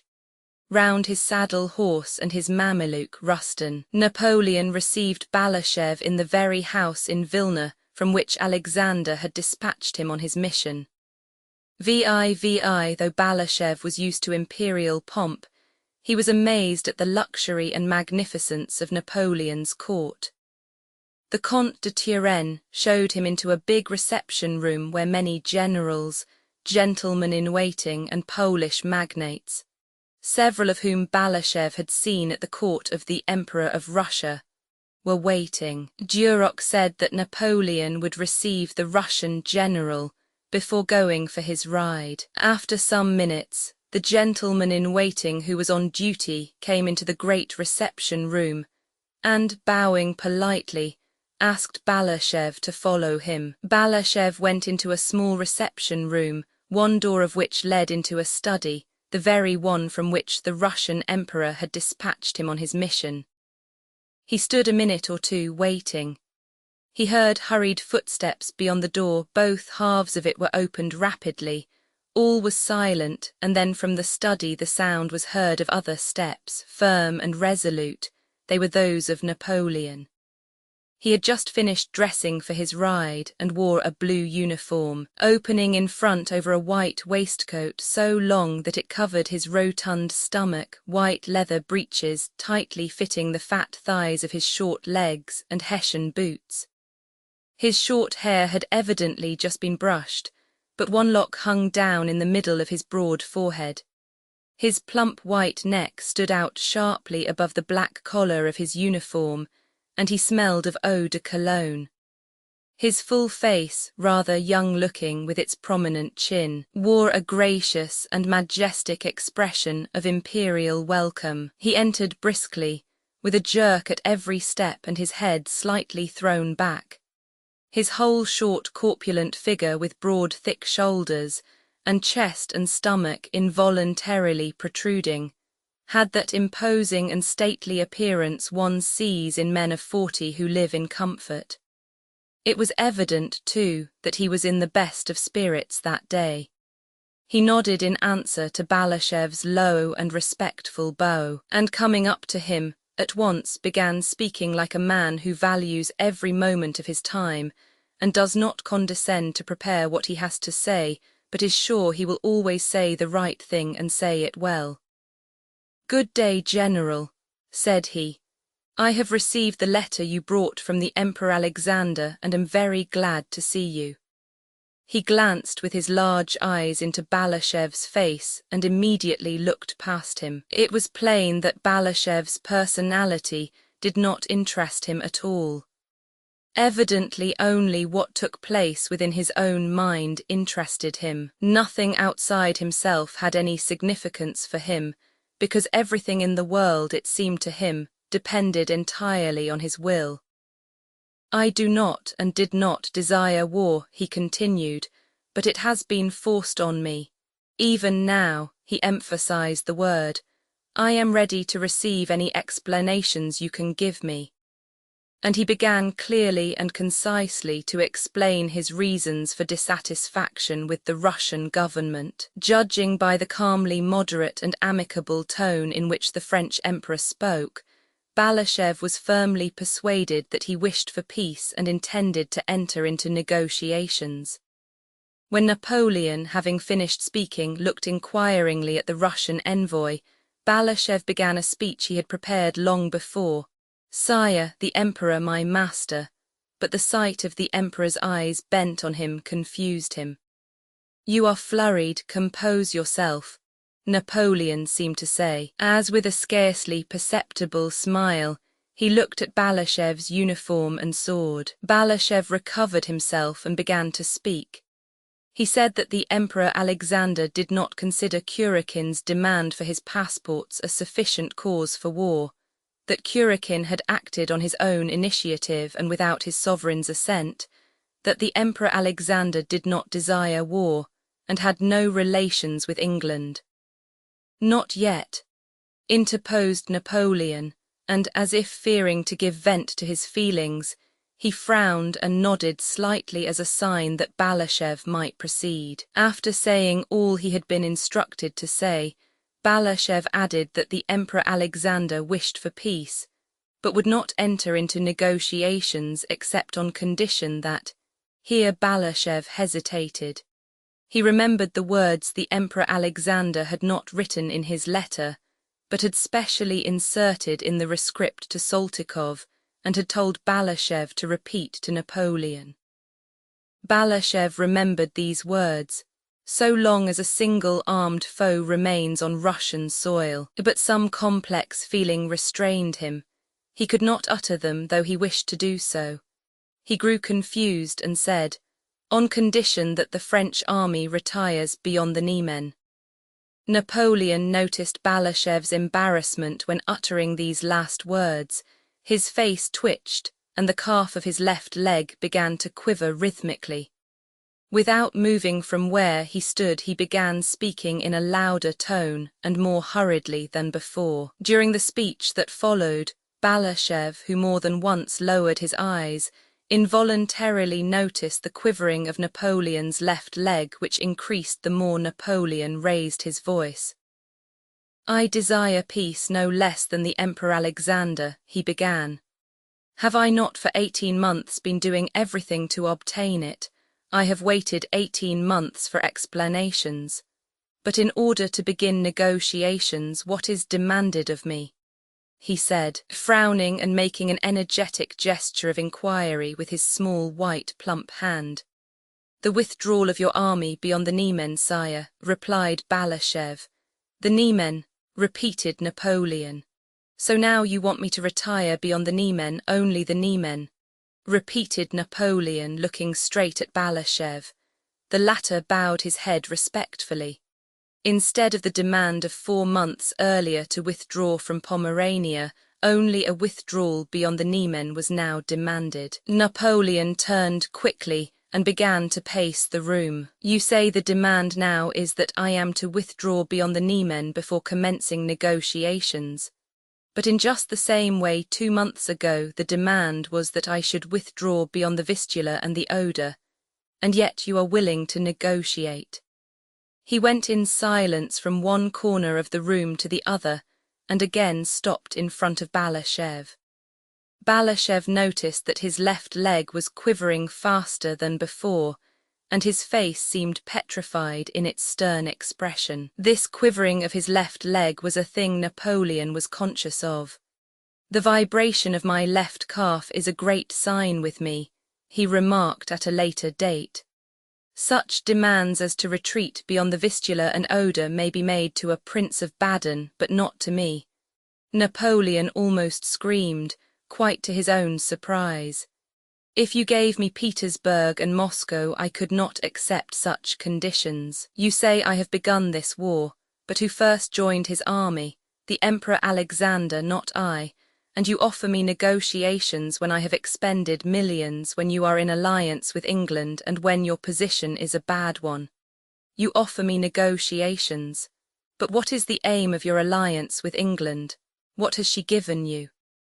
He continued hurriedly, evidently no longer trying to show the advantages of peace and discuss its possibility, but only to prove his own rectitude and power and Alexander's errors and duplicity. The commencement of his speech had obviously been made with the intention of demonstrating the advantages of his position and showing that he was nevertheless willing to negotiate. But he had begun talking, and the more he talked the less could he control his words. The whole purport of his remarks now was evidently to exalt himself and insult Alexander, just what he had least desired at the commencement of the interview. "I hear you have made peace with Turkey." Balashev bowed his head affirmatively. "Peace has been concluded," he began, but Napoleon did not let him speak. He evidently wanted to do all the talking himself and continued to talk with the sort of eloquence and unrestrained irritability to which spoiled people are so prone. "Yes, I know you have made peace with the Turks without obtaining Moldavia and Wallachia. I would have given your sovereign those provinces as I gave him Finland. Yes," he went on, "I promised and would have given the Emperor Alexander Moldavia and Wallachia, and now he won't have those splendid provinces. Yet he might have united them to his empire, and in a single reign would have extended Russia from the Gulf of Bothnia to the mouths of the Danube. Catherine the Great could not have done more," said Napoleon, growing more and more excited as he paced up and down the room, repeating to Balashev almost the very words he had used to Alexander himself at Tilsit. "All that he would have owed to my friendship. Oh, what a splendid reign!" he repeated several times, then paused, drew from his pocket a gold snuff-box, lifted it to his nose, and greedily sniffed at it. What a splendid reign the Emperor Alexander's might have been! He looked compassionately at Balashev, and as soon as the latter tried to make some rejoinder, hastily interrupted him. What could he wish or look for that he would not have obtained through my friendship? Demanded Napoleon, shrugging his shoulders in perplexity. But no, he has preferred to surround himself with my enemies, and with whom? With Steins, Armfeldts, Bennigsens, and Wintzingerodes. Stein, a traitor expelled from his own country, Armfeldt, a rake and an intriguer, Wintzingerode, a fugitive French subject, Bennigsen, rather more of a soldier than the others, but all the same an incompetent, who was unable to do anything in 1807, and who should awaken terrible memories in the Emperor Alexander's mind. Granted that were they competent they might be made use of, continued Napoleon, hardly able to keep pace in words with the rush of thoughts that incessantly sprang up, proving how right and strong he was. In his perception the two were one and the same. But they are not even that. They are neither fit for war nor peace. Barclay is said to be the most capable of them all, but I cannot say so, judging by his first movements. And what are they doing, all these courtiers? Fool proposes, Armfeldt disputes, Bennigsen considers, and Barclay, called on to act, does not know what to decide on, and time passes bringing no result. Bagration alone is a military man. He's stupid, but he has experience, a quick eye, and resolution. And what role is your young monarch playing in that monstrous crowd? They compromise him and throw on him the responsibility for all that happens. A sovereign should not be with the army unless he is a general, said Napoleon, evidently uttering these words as a direct challenge to the emperor. He knew how Alexander desired to be a military commander. The campaign began only a week ago, and you haven't even been able to defend Vilna. You are cut in two and have been driven out of the Polish provinces. Your army is grumbling. On the contrary, your majesty, said Balashev, hardly able to remember what had been said to him and following these verbal fireworks with difficulty. The troops are burning with eagerness. I know everything, Napoleon interrupted him. I know everything. I know the number of your battalions as exactly as I know my own. You have not 200,000 men, and I have 3 times that number. I give you my word of honor, said Napoleon, forgetting that his word of honor could carry no weight. I give you my word of honor that I have 530,000 men this side of the Vistula. The Turks will be of no use to you. They are worth nothing and have shown it by making peace with you. As for the Swedes, it is their fate to be governed by mad kings. Their king was insane and they changed him for another, Bernadotte, who promptly went mad, for no Swede would ally himself with Russia unless he were mad. Napoleon grinned maliciously and again raised his snuff-box to his nose. Balashev knew how to reply to each of Napoleon's remarks and would have done so. He continually made the gesture of a man wishing to say something, but Napoleon always interrupted him. To the alleged insanity of the Swedes, Balashev wished to reply that when Russia is on her side, Sweden is practically an island. But Napoleon gave an angry exclamation to drown his voice. Napoleon was in that state of irritability in which a man has to talk, and talk, merely to convince himself that he is in the right. Balashev began to feel uncomfortable. As envoy he feared to demean his dignity and felt the necessity of replying. But as a man, he shrank before the transport of groundless wrath that had evidently seized Napoleon. He knew that none of the words now uttered by Napoleon had any significance, and that Napoleon himself would be ashamed of them when he came to his senses. Balashev stood with downcast eyes, looking at the movements of Napoleon's stout legs and trying to avoid meeting his eyes. "But what do I care about your allies?" said Napoleon. "I have allies, the Poles. There are 80,000 of them and they fight like lions, and there will be 200,000 of them. And probably still more perturbed by the fact that he had uttered this obvious falsehood, and that Balashev still stood silently before him in the same attitude of submission to fate, Napoleon abruptly turned round, drew close to Balashev's face, and gesticulating rapidly and energetically with his white hands, almost shouted, "Know that if you stir up Prussia against me, I'll wipe it off the map of Europe." He declared, his face pale and distorted by anger, and he struck one of his small hands energetically with the other. "Yes, I will throw you back beyond the Dvina and beyond the Dnieper, and will re-erect against you that barrier which it was criminal and blind of Europe to allow to be destroyed. Yes, that is what will happen to you. That is what you have gained by alienating me." And he walked silently several times up and down the room, his fat shoulders twitching. He put his snuff-box into his waistcoat pocket, took it out again, lifted it several times to his nose, and stopped in front of Balashev. He paused, looked ironically straight into Balashev's eyes, and said in a quiet voice, "And yet what a splendid reign your master might have had." Balashev, feeling it incumbent on him to reply, said that from the Russian side things did not appear in so gloomy a light. Napoleon was silent, still looking derisively at him and evidently not listening to him. Balashev said that in Russia the best results were expected from the war. Napoleon nodded condescendingly as if to say, "I know it's your duty to say that, but you don't believe it yourself. I have convinced you." When Balashev had ended, Napoleon again took out his snuff-box, sniffed at it, and stamped his foot twice on the floor as a signal. The door opened, a gentleman-in-waiting, bending respectfully, handed the Emperor his hat and gloves. Another brought him a pocket handkerchief. Napoleon, without giving them a glance, turned to Balashev.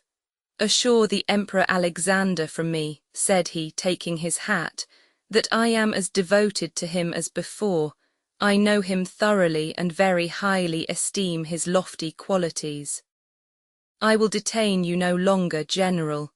You shall receive my letter to the Emperor." And Napoleon went quickly to the door. Everyone in the reception room rushed forward and descended the staircase. Roman 7, after all that Napoleon had said to him, those bursts of anger and the last dryly spoken words. "I will detain you no longer, General. You shall receive my letter." Balashev felt convinced that Napoleon would not wish to see him, and would even avoid another meeting with him, an insulted envoy, especially as he had witnessed his unseemly anger. But to his surprise, Balashev received through Duroc an invitation to dine with the Emperor that day.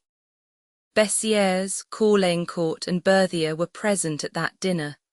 Napoleon met Balashev cheerfully and amiably. He not only showed no sign of constraint or self-reproach on account of his outburst that morning, but on the contrary tried to reassure Balashev. It was evident that he had long been convinced that it was impossible for him to make a mistake, and that in his perception whatever he did was right, not because it harmonized with any idea of right and wrong, but because he did it. The Emperor was in very good spirits after his ride through Vilna, where crowds of people had rapturously greeted and followed him. From all the windows of the streets through which he rode, rugs, flags, and his monogram were displayed, and the Polish ladies, welcoming him, waved their handkerchiefs to him. At dinner, having placed Balashev beside him, Napoleon not only treated him amiably, but behaved as if Balashev were one of his own courtiers, one of those who sympathized with his plans and ought to rejoice at his success. In the course of conversation he mentioned Moscow and questioned Balashev about the Russian capital, not merely as an interested traveler asks about a new city he intends to visit, but as if convinced that Balashev as a Russian must be flattered by his curiosity. "How many inhabitants are there in Moscow? How many houses? Is it true that Moscow is called Holy Moscow? How many churches are there in Moscow? He asked, and receiving the reply that there were more than 200 churches, he remarked, "Why such a quantity of churches?" "The Russians are very devout," replied Balashev, "but a large number of monasteries and churches is always a sign of the backwardness of a people," said Napoleon, turning to Caulaincourt for appreciation of this remark. Balashev respectfully ventured to disagree with the French emperor.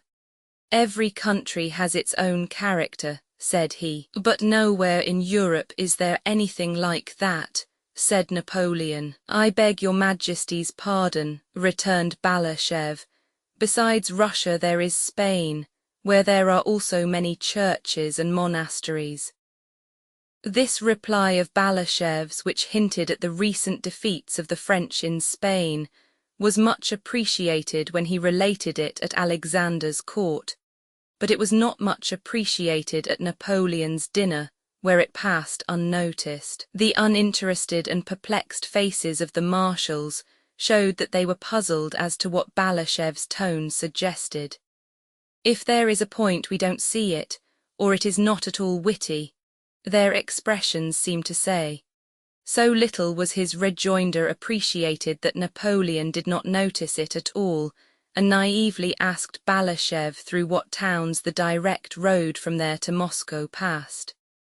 Balashev, who was on the alert all through the dinner, replied that just as all roads lead to Rome, so all roads lead to Moscow. There were many roads, and among them the road through Poltava, which Charles Roman XII chose. Balashev involuntarily flushed with pleasure at the aptitude of this reply, but hardly had he uttered the word Poltava before Caulaincourt began speaking of the badness of the road from Petersburg to Moscow, and of his Petersburg reminiscences. After dinner, they went to drink coffee in Napoleon's study, which 4 days previously had been that of the Emperor Alexander. Napoleon sat down, toying with his Sevres coffee cup, and motioned Balashev to a chair beside him. Napoleon was in that well-known after-dinner mood which, more than any reasoned cause, makes a man contented with himself and disposed to consider everyone his friend. It seemed to him that he was surrounded by men who adored him, and he felt convinced that after his dinner, Balashev too was his friend and worshipper. Napoleon turned to him with a pleasant, though slightly ironic, smile. "They tell me this is the room the Emperor Alexander occupied. Strange, isn't it, General?" he said, evidently not doubting that this remark would be agreeable to his hearer since it went to prove his, Napoleon's, superiority to Alexander. Balashev made no reply and bowed his head in silence. "Yes. 4 days ago in this room, Wintzingerode and Stein were deliberating," continued Napoleon with the same derisive and self-confident smile. "What I can't understand," he went on, "is that the Emperor Alexander has surrounded himself with my personal enemies. That I do not understand. Has he not thought that I may do the same?" And he turned inquiringly to Balashev, and evidently this thought turned him back on to the track of his morning's anger, which was still fresh in him. "And let him know that I will do so," said Napoleon, rising and pushing his cup away with his hand. "I'll drive all his Württemberg, Baden and Weimar relations out of Germany. Yes, I'll drive them out. Let him prepare an asylum for them in Russia." Balashev bowed his head with an air indicating that he would like to make his bow and leave, and only listened because he could not help hearing what was said to him. Napoleon did not notice this expression. He treated Balashev not as an envoy from his enemy, but as a man now fully devoted to him and who must rejoice at his former master's humiliation. "And why has the Emperor Alexander taken command of the armies? What is the good of that? War is my profession, but his business is to reign and not to command armies. Why has he taken on himself such a responsibility?" Again Napoleon brought out his snuff-box, paced several times up and down the room in silence, and then, suddenly and unexpectedly, went up to Balashev and with a slight smile, as confidently, quickly, and simply as if he were doing something not merely important but pleasing to Balashev. He raised his hand to the 40-year-old Russian general's face, and taking him by the ear, pulled it gently, smiling with his lips only. To have one's ear pulled by the emperor was considered the greatest honor and mark of favor at the French court. "Well, adorer and courtier of the Emperor Alexander, why don't you say anything?" said he, as if it was ridiculous in his presence to be the adorer and courtier of anyone but himself, Napoleon. "Are the horses ready for the general?" he added, with a slight inclination of his head in reply to Balashev's bow. "Let him have mine, he has a long way to go." The letter taken by Balashev was the last Napoleon sent to Alexander. Every detail of the interview was communicated to the Russian monarch, and the war began. Roman 8 after his interview with Pierre in Moscow, Prince Andrei went to Petersburg, on business as he told his family, but really to meet Anatole Kuragin, whom he felt it necessary to encounter. On reaching Petersburg he inquired for Kuragin, but the latter had already left the city.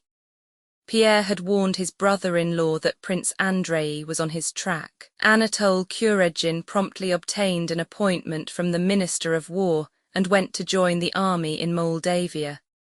While in Petersburg, Prince Andrei met Kutuzov, his former commander, who was always well disposed toward him, and Kutuzov suggested that he should accompany him to the army in Moldavia, to which the old general had been appointed commander-in-chief. So Prince Andrei, having received an appointment on the headquarters staff, left for Turkey. Prince Andrei did not think it proper to write and challenge Kuragin. He thought that if he challenged him without some fresh cause it might compromise the young Countess Rostova, and so he wanted to meet Kuragin personally in order to find a fresh pretext for a duel. But he again failed to meet Kuragin in Turkey, for soon after Prince Andrei arrived, the latter returned to Russia. In a new country, amid new conditions, Prince Andrei found life easier to bear. After his betrothed had broken faith with him, which he felt the more acutely the more he tried to conceal its effects, the surroundings in which he had been happy became trying to him, and the freedom and independence he had once prized so highly were still more so. Not only could he no longer think the thoughts that had first come to him as he lay gazing at the sky on the field of Austerlitz, and had later enlarged upon with Pierre, and which had filled his solitude at Bogucharovo, and then in Switzerland and Rome, but he even dreaded to recall them and the bright and boundless horizons they had revealed. He was now concerned only with the nearest practical matters unrelated to his past interests, and he seized on these the more eagerly the more those past interests were closed to him. It was as if that lofty, infinite canopy of heaven that had once towered above him had suddenly turned into a low, solid vault that weighed him down, in which all was clear, but nothing eternal or mysterious. Of the activities that presented themselves to him, army service was the simplest and most familiar. As a general on duty on Kutuzov's staff, he applied himself to business with zeal and perseverance, and surprised Kutuzov by his willingness and accuracy in work. Not having found Kuragin in Turkey, Prince Andrei did not think it necessary to rush back to Russia after him, but all the same he knew that however long it might be before he met Kuragin, despite his contempt for him, and despite all the proofs he deduced to convince himself that it was not worth stooping to a conflict with him, he knew that when he did meet him, he would not be able to resist calling him out, any more than a ravenous man can help snatching at food. And the consciousness that the insult was not yet avenged, that his rancour was still unspent, weighed on his heart and poisoned the artificial tranquility which he managed to obtain in Turkey by means of restless, plodding, and rather vainglorious and ambitious activity. In the year 1812, when news of the war with Napoleon reached Bucharest, where Kutuzov had been living for 2 months, passing his days and nights with a Wallachian woman, Prince Andrei asked Kutuzov to transfer him to the Western Army.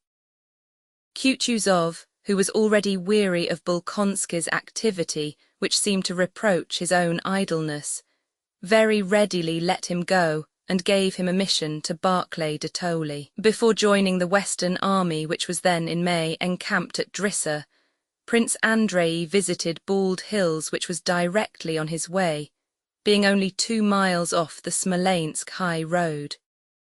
During the last 3 years there had been so many changes in his life. He had thought, felt, and seen so much, having travelled both in the east and the west, that on reaching Bald Hills it struck him as strange and unexpected to find the way of life there unchanged and still the same in every detail. He entered through the gates with their stone pillars and drove up the avenue leading to the house as if he were entering an enchanted sleeping castle. The same old stateliness, the same cleanliness, the same stillness reigned there, and inside there was the same furniture, the same walls, sounds and smell, and the same timid faces. As only somewhat older, Princess Maria was still the same timid, plain maiden getting on in years, uselessly and joylessly passing the best years of her life in fear and constant suffering. Mademoiselle Bourienne was the same coquettish, self-satisfied girl, enjoying every moment of her existence and full of joyous hopes for the future. She had merely become more self-confident, Prince Andrei thought. Dessalles, the tutor he had brought from Switzerland, was wearing a coat of Russian cut and talking broken Russian to the servants, but was still the same narrowly intelligent, conscientious and pedantic preceptor. The old prince had changed in appearance only by the loss of a tooth, which left a noticeable gap on one side of his mouth. In character he was the same as ever, only showing still more irritability and skepticism as to what was happening in the world. Nikolushka alone had changed. He had grown, become rosier, had curly dark hair, and when merry and laughing, quite unconsciously lifted the upper lip of his pretty little mouth, just as the little princess used to do. He alone did not obey the law of immutability in the enchanted sleeping castle. But though externally all remained as of old, the inner relations of all these people had changed since Prince Andrei had seen them last. The household was divided into 2 alien and hostile camps, who changed their habits for his sake and only met because he was there. To the one camp belonged the old prince, Mademoiselle Bourienne, and the architect. To the other Princess Maria, Dessalles, Nikolushka, and all the old nurses and maids. During his stay at Bald Hills all the family dined together, but they were ill at ease, and Prince Andrei felt that he was a visitor for whose sake an exception was being made, and that his presence made them all feel awkward. Involuntarily feeling this at dinner on the first day, he was taciturn, and the old prince noticing this also became morosely dumb and retired to his apartments directly after dinner. In the evening, when Prince Andrei went to him and trying to rouse him, began to tell him of the young Count Kamensky's campaign, the old prince began unexpectedly to talk about Princess Maria, blaming her for her superstitions and her dislike of Mademoiselle Bourienne, who, he said, was the only person really attached to him. The old prince said that if he was ill it was only because of Princess Maria, that she purposely worried and irritated him, and that by indulgence and silly talk she was spoiling little Prince Nikolay. The old prince knew very well that he tormented his daughter and that her life was very hard, but he also knew that he could not help tormenting her and that she deserved it. Why does Prince Andrei, who sees this, say nothing to me about his sister? Does he think me a scoundrel, or an old fool who, without any reason, keeps his own daughter at a distance and attaches this Frenchwoman to himself? He doesn't understand, so I must explain it, and he must hear me out, thought the old prince. And he began explaining why he could not put up with his daughter's unreasonable character. If you ask me, said Prince Andrei without looking up, he was censuring his father for the first time in his life. I did not wish to speak about it, but as you ask me, I will give you my frank opinion. If there is any misunderstanding and discord between you and Masha, I can't blame her for it at all. I know how she loves and respects you. Since you ask me, continued Prince Andrei, becoming irritable, as he was always liable to do of late, I can only say that if there are any misunderstandings, they are caused by that worthless woman who is not fit to be my sister's companion. The old man at first stared fixedly at his son, and an unnatural smile disclosed the fresh gap between his teeth to which Prince Andrei could not get accustomed. What companion, my dear boy? You've already been talking it over. Father, I did not want to judge, said Prince Andrei in a hard and bitter tone. But you challenged me, and I have said, and always shall say, that Maria is not to blame, but those to blame. The one to blame is that Frenchwoman. He has passed judgment, said the old man in a low voice, and as it seemed to Prince Andrei with some embarrassment, but then he suddenly jumped up and cried, be off, let not a trace of you remain here. Prince Andrei wished to leave at once, but Princess Maria persuaded him to stay another day. That day he did not see his father, who did not leave his room and admitted no one but Mademoiselle Bourienne and Tikhon, but asked several times whether his son had gone. Next day before leaving, Prince Andrei went to his son's rooms. The boy, curly-headed like his mother and glowing with health, sat on his knee, and Prince Andrei began telling him the story of Bluebeard, but fell into a reverie without finishing the story. He thought not of this pretty child, his son whom he held on his knee, but of himself. He sought in himself either remorse for having angered his father or regret at leaving home for the first time in his life on bad terms with him, and was horrified to find neither. What meant still more to him was that he sought and did not find in himself the former tenderness for his son which he had hoped to reawaken by caressing the boy and taking him on his knee. Well, go on, said his son. Prince Andrei, without replying, put him down from his knee and went out of the room. As soon as Prince Andrei had given up his daily occupations, and especially on returning to the old conditions of life amid which he had been happy, weariness of life overcame him with its former intensity, and he hastened to escape from these memories and to find some work as soon as possible. So you've decided to go, Andrei? Asked his sister. Thank God that I can, replied Prince Andrei. I am very sorry you can't. Why do you say that? Replied Princess Maria. Why do you say that when you are going to this terrible war and he is so old? Mademoiselle Bourienne says he has been asking about you. As soon as she began to speak of that, her lips trembled and her tears began to fall. Prince Andrei turned away and began pacing the room. My God, when one thinks who and what trash can cause people misery, he said with a malignity that alarmed Princess Maria. She understood that when speaking of trash he referred not only to Mademoiselle Bourienne, the cause of her misery, but also to the man who had ruined his own happiness.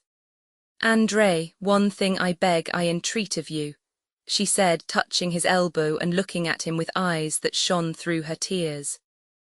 I understand you. She looked down. You don't imagine that sorrow is the work of men.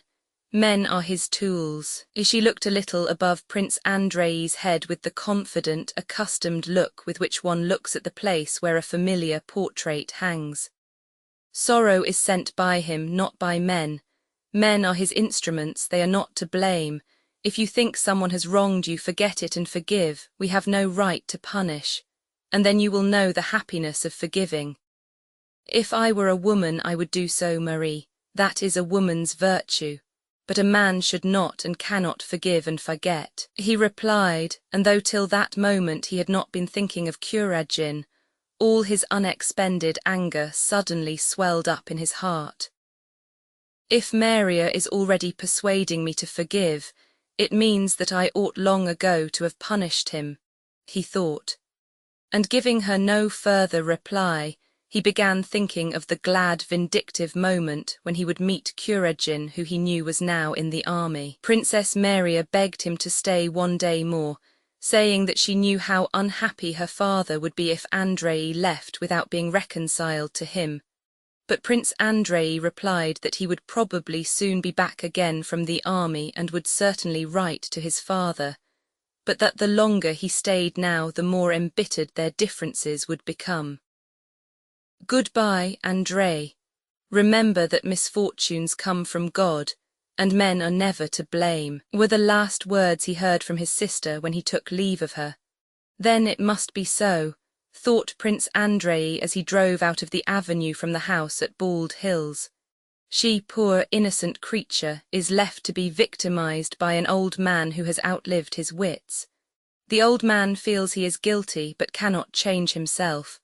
My boy is growing up and rejoices in life, in which, like everybody else, he will deceive or be deceived. And I am off to the army. Why, I myself don't know. I want to meet that man whom I despise, so as to give him a chance to kill and laugh at me. These conditions of life had been the same before, but then they were all connected, while now they had all tumbled to pieces. Only senseless things, lacking coherence, presented themselves one after another to Prince Andrei's mind. Roman 9. Prince Andrei reached the general headquarters of the army at the end of June. The first army, with which was the emperor, occupied the fortified camp at Drissa. The second army was retreating, trying to effect a junction with the first one, from which it was said to be cut off by large French forces. Everyone was dissatisfied with the general course of affairs in the Russian army, but no one anticipated any danger of invasion of the Russian provinces, and no one thought the war would extend farther than the western, the Polish provinces. Prince Andrei found Barclay de Tolly, to whom he had been assigned, on the bank of the Drissa.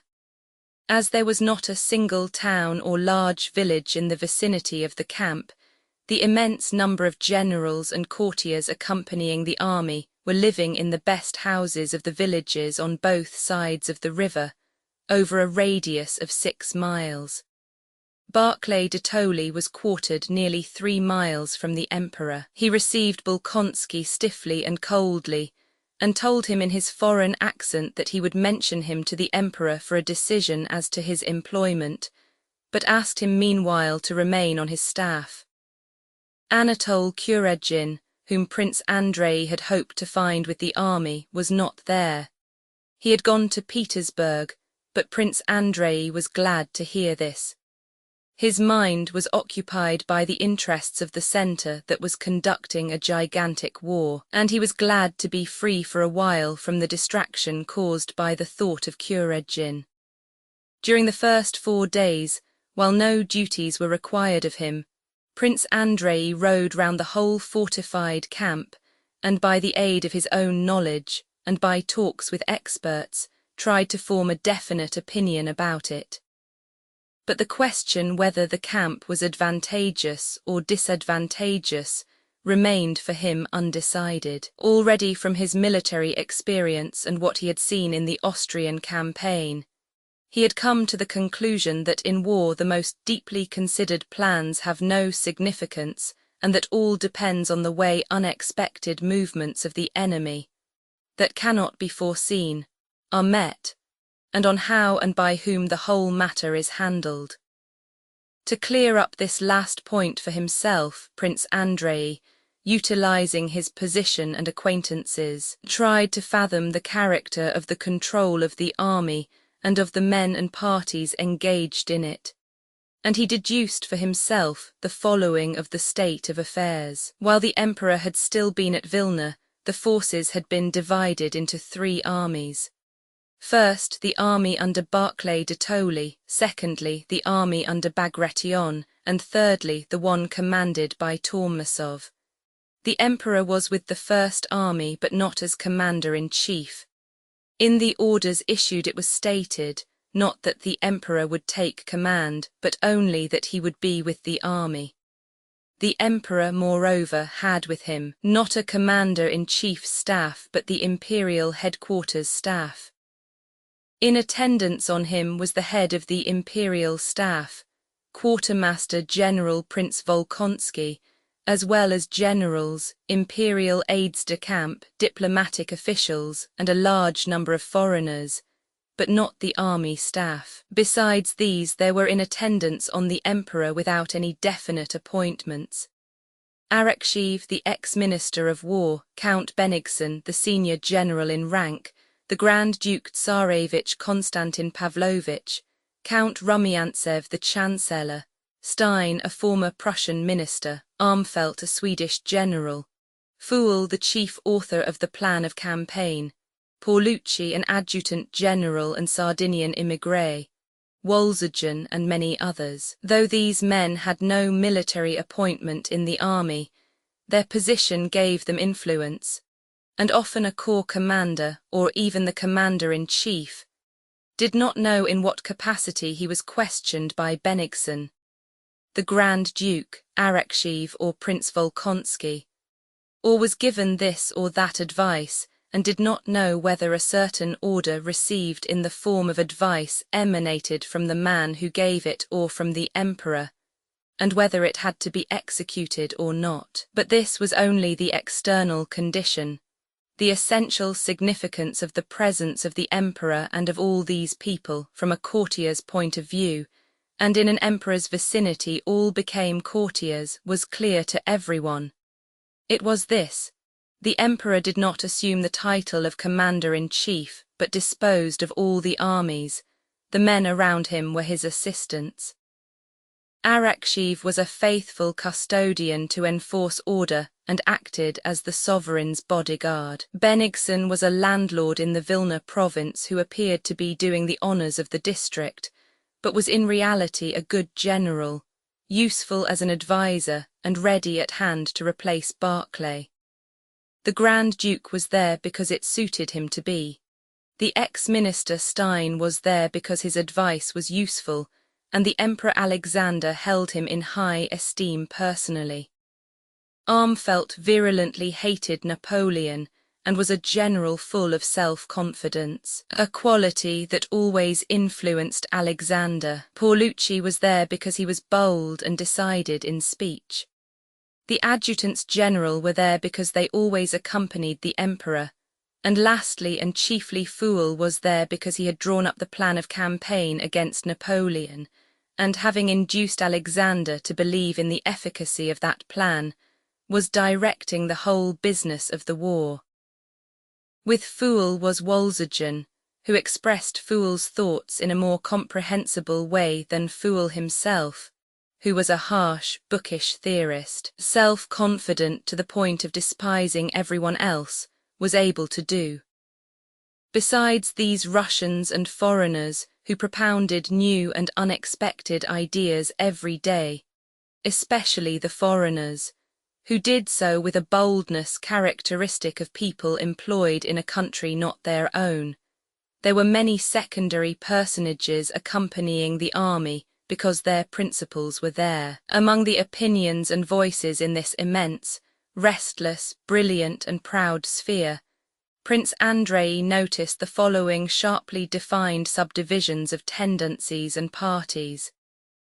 The first party consisted of Pfuel and his adherents, military theorists who believed in a science of war with immutable laws, laws of oblique movements, outflankings, and so forth. Pfuel and his adherents demanded a retirement into the depths of the country, in accordance with precise laws defined by a pseudo-theory of war, and they saw only barbarism, ignorance or evil intention in every deviation from that theory. To this party belonged the foreign nobles, Wolzogen, Wintzingerode and others, chiefly Germans. The second party was directly opposed to the first.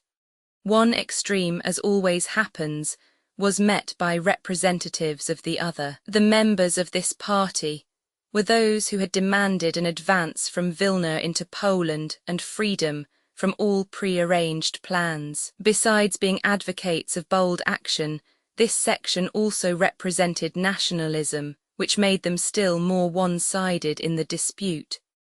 They were Russians, Bagration, Ermolov, who was beginning to come to the front, and others. At that time a famous joke of Ermolov's was being circulated, that as a great favour he had petitioned the emperor to make him a German. The men of that party, remembering Suvorov, said that what one had to do was not to reason, or stick pins into maps, but to fight, beat the enemy, keep him out of Russia, and not let the army get discouraged. To the third party, in which the emperor had most confidence, belonged the courtiers who tried to arrange compromises between the other two. The members of this party, chiefly civilians and to whom Arakchev belonged, thought and said what men who have no convictions but wish to seem to have some generally say. They said that undoubtedly war, particularly against such a genius as Bonaparte, they called him Bonaparte now, needs most deeply devised plans and profound scientific knowledge, and in that respect Fool was a genius. But at the same time it had to be acknowledged that the theorists are often one-sided, and therefore one should not trust them absolutely, but should also listen to what Fool's opponents and practical men of experience in warfare had to say, and then choose a middle course. They insisted on the retention of the camp at Drissa, according to Fool's plan, but on changing the movements of the other armies. Though by this course neither one aim nor the other could be attained, yet it seemed best to the adherents of this third party. Of a fourth opinion, the most conspicuous representative was the Tsarevich, who could not forget his disillusionment at Austerlitz, where he had ridden out at the head of the guards, in his casque and cavalry uniform as to a review, expecting to crush the French gallantly, but unexpectedly finding himself in the front line had narrowly escaped amid the general confusion. The men of this party had both the quality and the defect of frankness in their opinions. They feared Napoleon, recognized his strength and their own weakness, and frankly said so. They said, "Nothing but sorrow, shame and ruin will come of all this. We have abandoned Vilna and Vitebsk and shall abandon Drissa. The only reasonable thing left to do is to conclude peace as soon as possible, before we are turned out of Petersburg." This view was very general in the upper army circles, and found support also in Petersburg and from the Chancellor, Rumyantsev, who, for other reasons of state, was in favour of peace. The fifth party consisted of those who were adherents of Barclay de Tolly, not so much as a man but as Minister of War and Commander-in-Chief. Be he what he may, they always began like that. He is an honest, practical man, and we have nobody better. Give him real power, for war cannot be conducted successfully without unity of command, and he will show what he can do, as he did in Finland. If our army is well organized and strong, and has withdrawn to Drissa without suffering any defeats, we owe this entirely to Barclay. If Barclay is now to be superseded by Bennigsen, all will be lost, for Bennigsen showed his incapacity already in 1807. The sixth party, the Bennigsenites, said, on the contrary, that at any rate there was no one more active and experienced than Bennigsen, and twist about as you may, you will have to come to Bennigsen eventually. Let the others make mistakes now, said they, arguing that our retirement to Drissa was a most shameful reverse and an unbroken series of blunders. The more mistakes that are made the better. It will at any rate be understood all the sooner that things cannot go on like this. What is wanted is not some Barclay or other, but a man like Bennigsen, who made his mark in 1807, and to whom Napoleon himself did justice. A man whose authority would be willingly recognized, and Bennigsen is the only such man. The seventh party consisted of the sort of people who are always to be found, especially around young sovereigns, and of whom there were particularly many round Alexander, generals and imperial aides-de-camp passionately devoted to the emperor, not merely as a monarch but as a man, adoring him sincerely and disinterestedly, as Rostov had done in 1805, and who saw in him not only all the virtues but all human capabilities as well.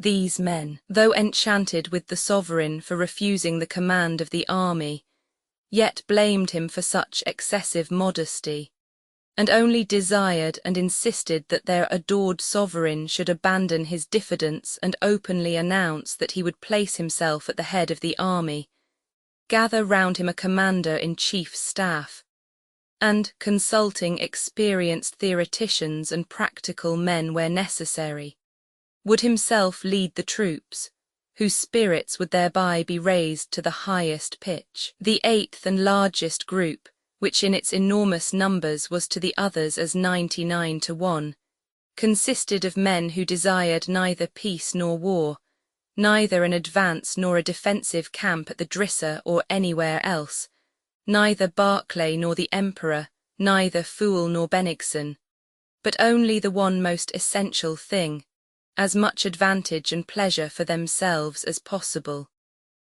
In the troubled waters of conflicting and intersecting intrigues that eddied about the emperor's headquarters, it was possible to succeed in many ways unthinkable at other times.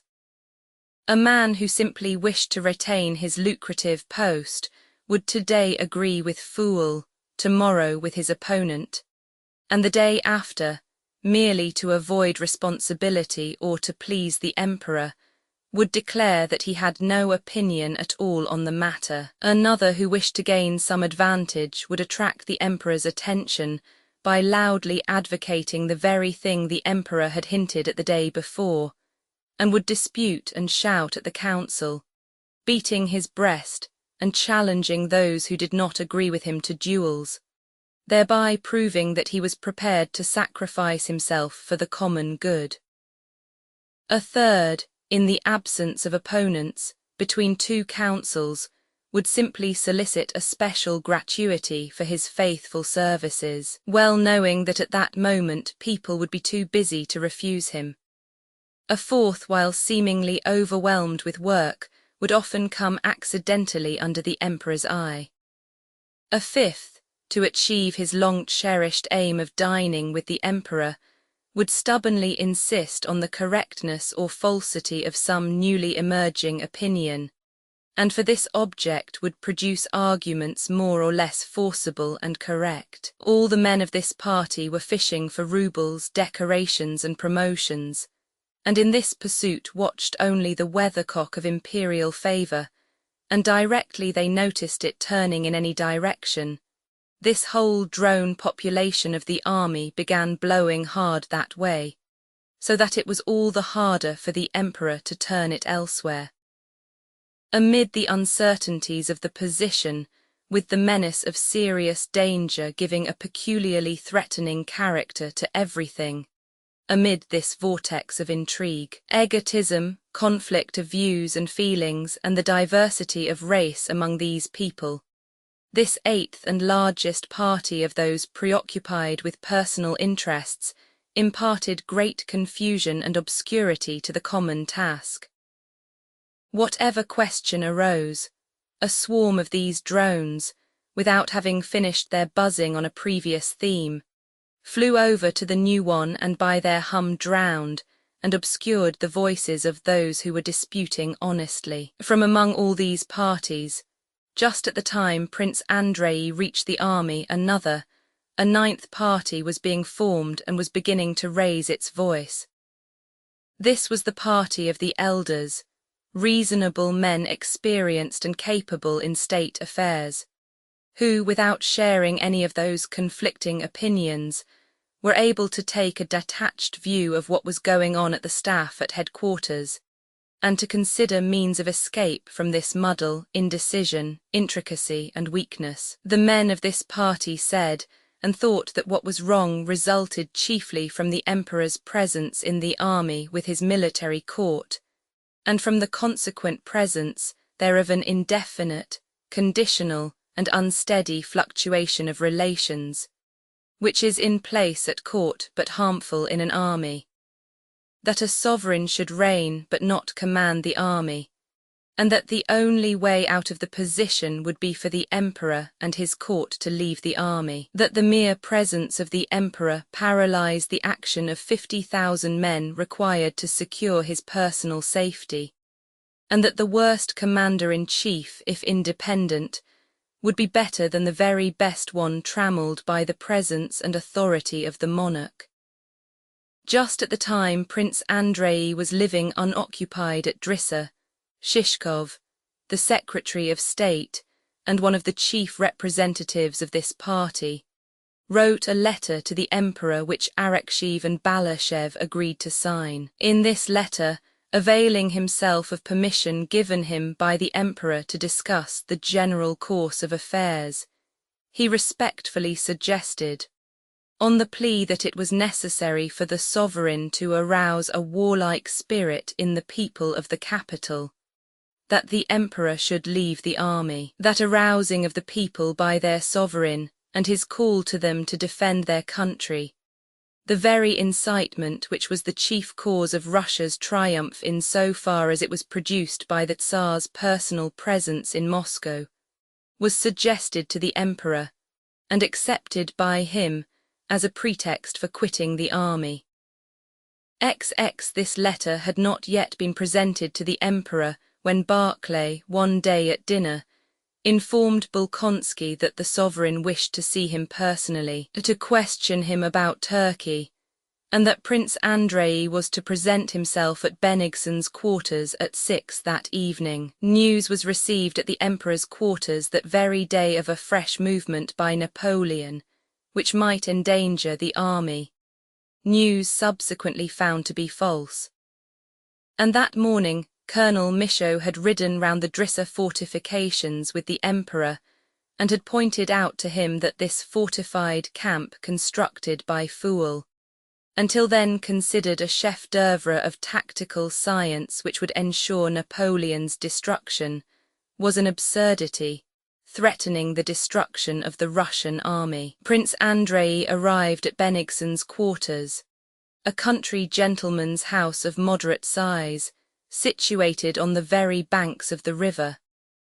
Neither Bennigsen nor the emperor was there, but Chernyshev, the emperor's aide-de-camp, received Bolkonsky and informed him that the emperor, accompanied by General Bennigsen and Marquis Paulucci, had gone a second time that day to inspect the fortifications of the Drissa camp, of the suitability of which serious doubts were beginning to be felt. Chernyshev was sitting at a window in the first room with a French novel in his hand.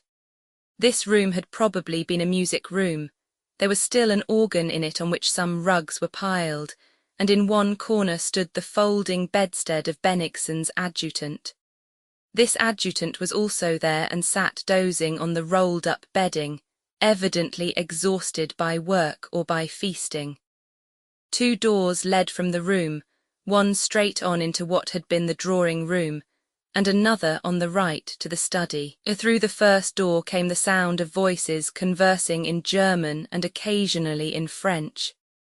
In that drawing-room were gathered, by the emperor's wish, not a military council, the emperor preferred indefiniteness, but certain persons whose opinions he wished to know in view of the impending difficulties.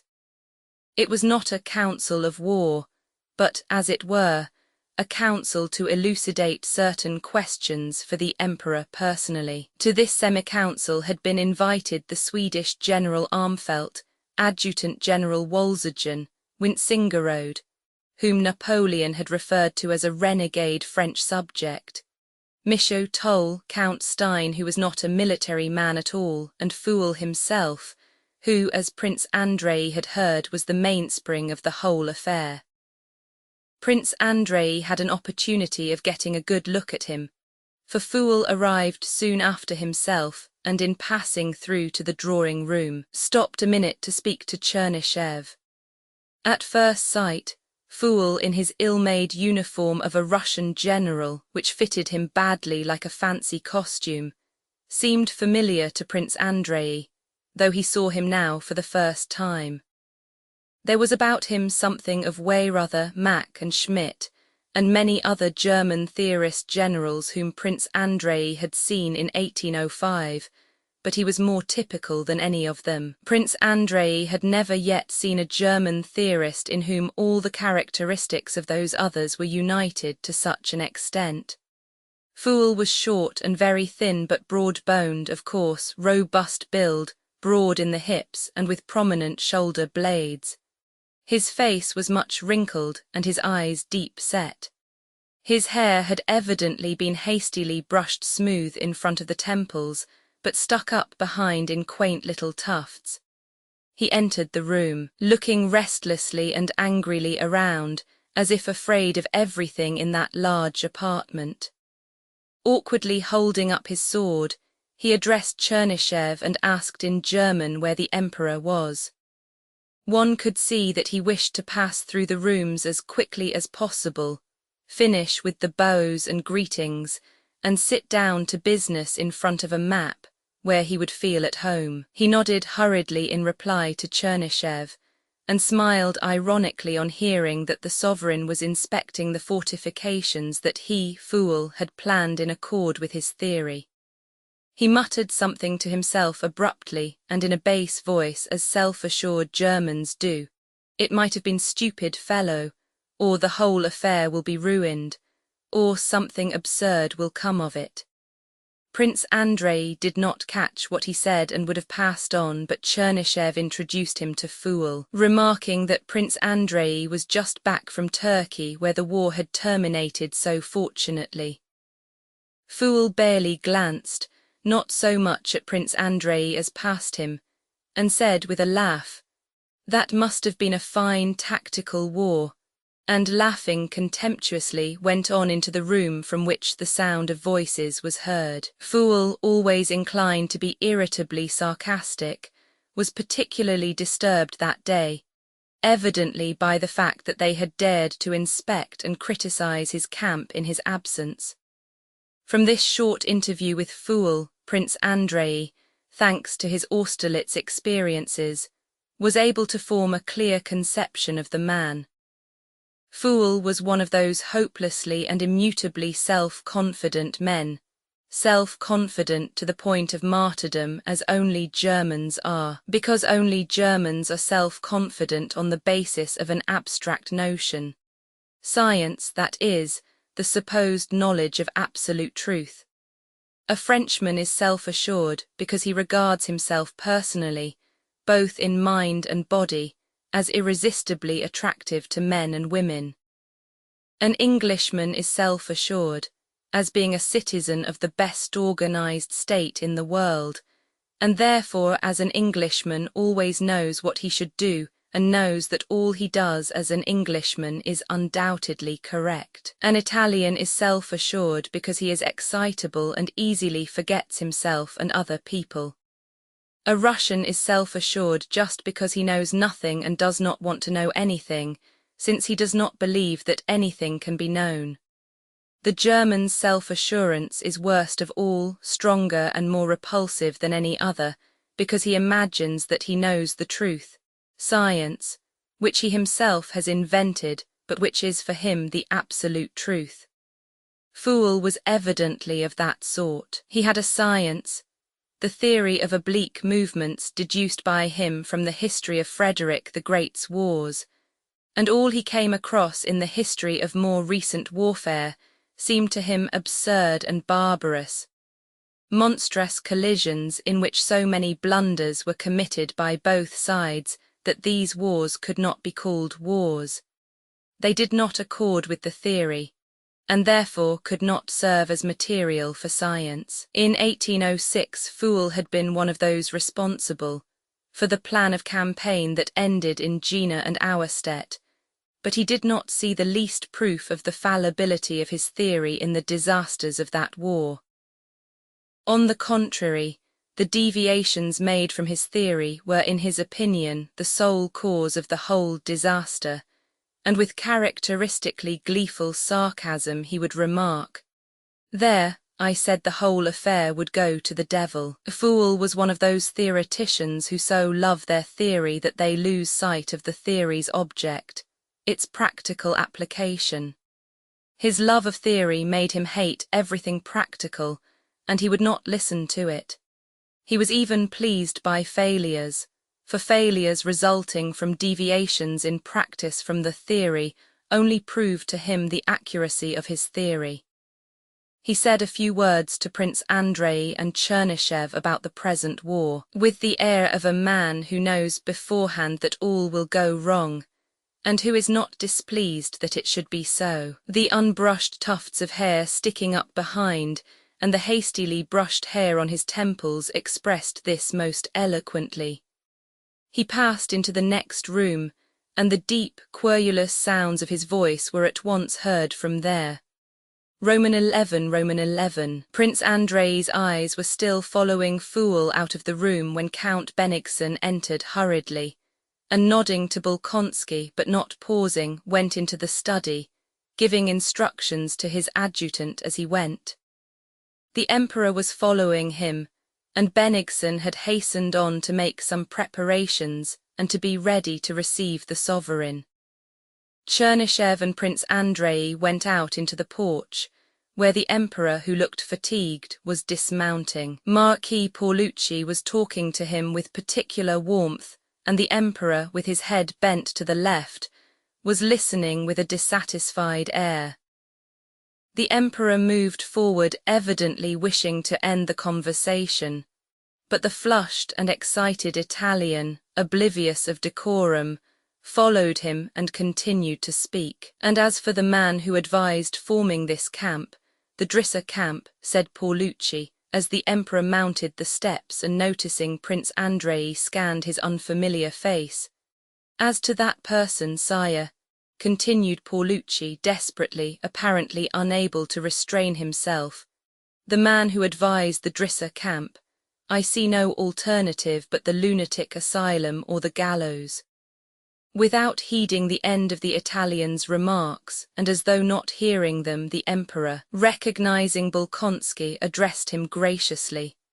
"I am very glad to see you. Go in there where they are meeting and wait for me." The Emperor went into the study. He was followed by Prince Pyotr Mikhailovich Volkonsky and Baron Stein, and the door closed behind them.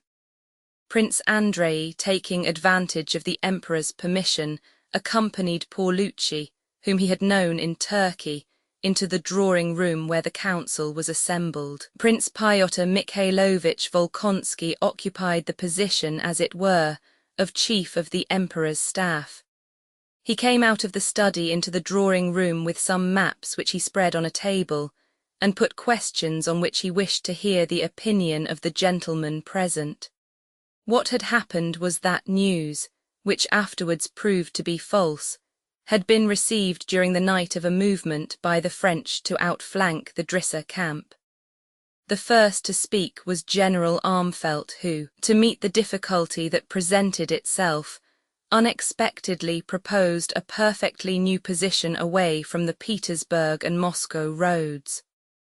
The reason for this was inexplicable, unless he wished to show that he, too, could have an opinion, but he urged that at this point the army should unite and there await the enemy. It was plain that Armfeldt had thought out that plan long ago and now expounded it not so much to answer the questions put, which in fact his plan did not answer, as to avail himself of the opportunity to air it. It was one of the millions of proposals, one as good as another, that could be made as long as it was quite unknown what character the war would take.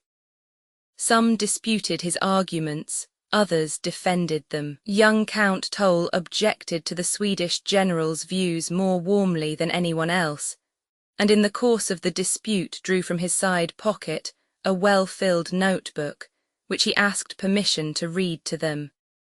In these voluminous notes Toll suggested another scheme, totally different from Armfeldt's or Pfuel's plan of campaign. In answer to Toll, Paulucci suggested an advance and an attack which, he urged, could alone extricate us from the present uncertainty and from the trap, as he called the Drissa camp, in which we were situated. During all these discussions Pfuel and his interpreter, Wolzogen, his bridge in court relations, were silent. Pfuel only snorted contemptuously and turned away, to show that he would never demean himself by replying to such nonsense as he was now hearing.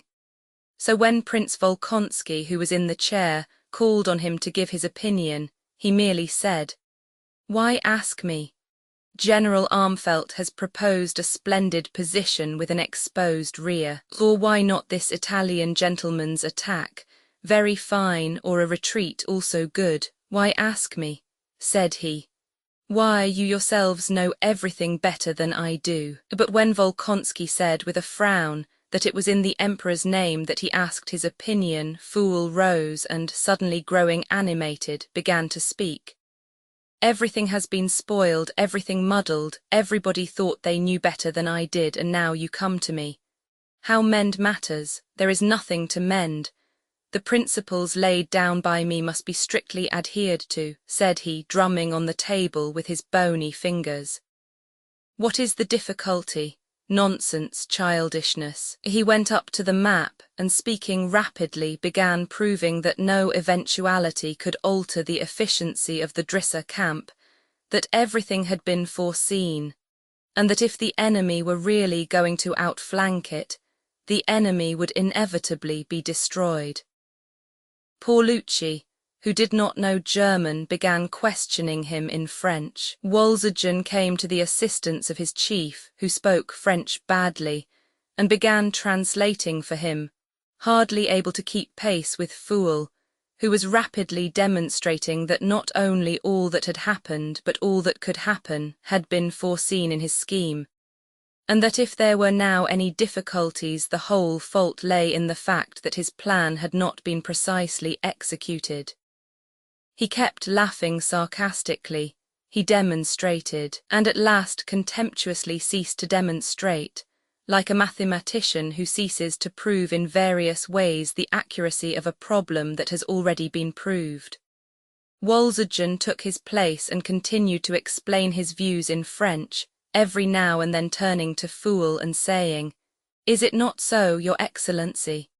But Pfuel, like a man heated in a fight who strikes those on his own side, shouted angrily at his own supporter Wolzogen. Well, of course, what more is there to explain?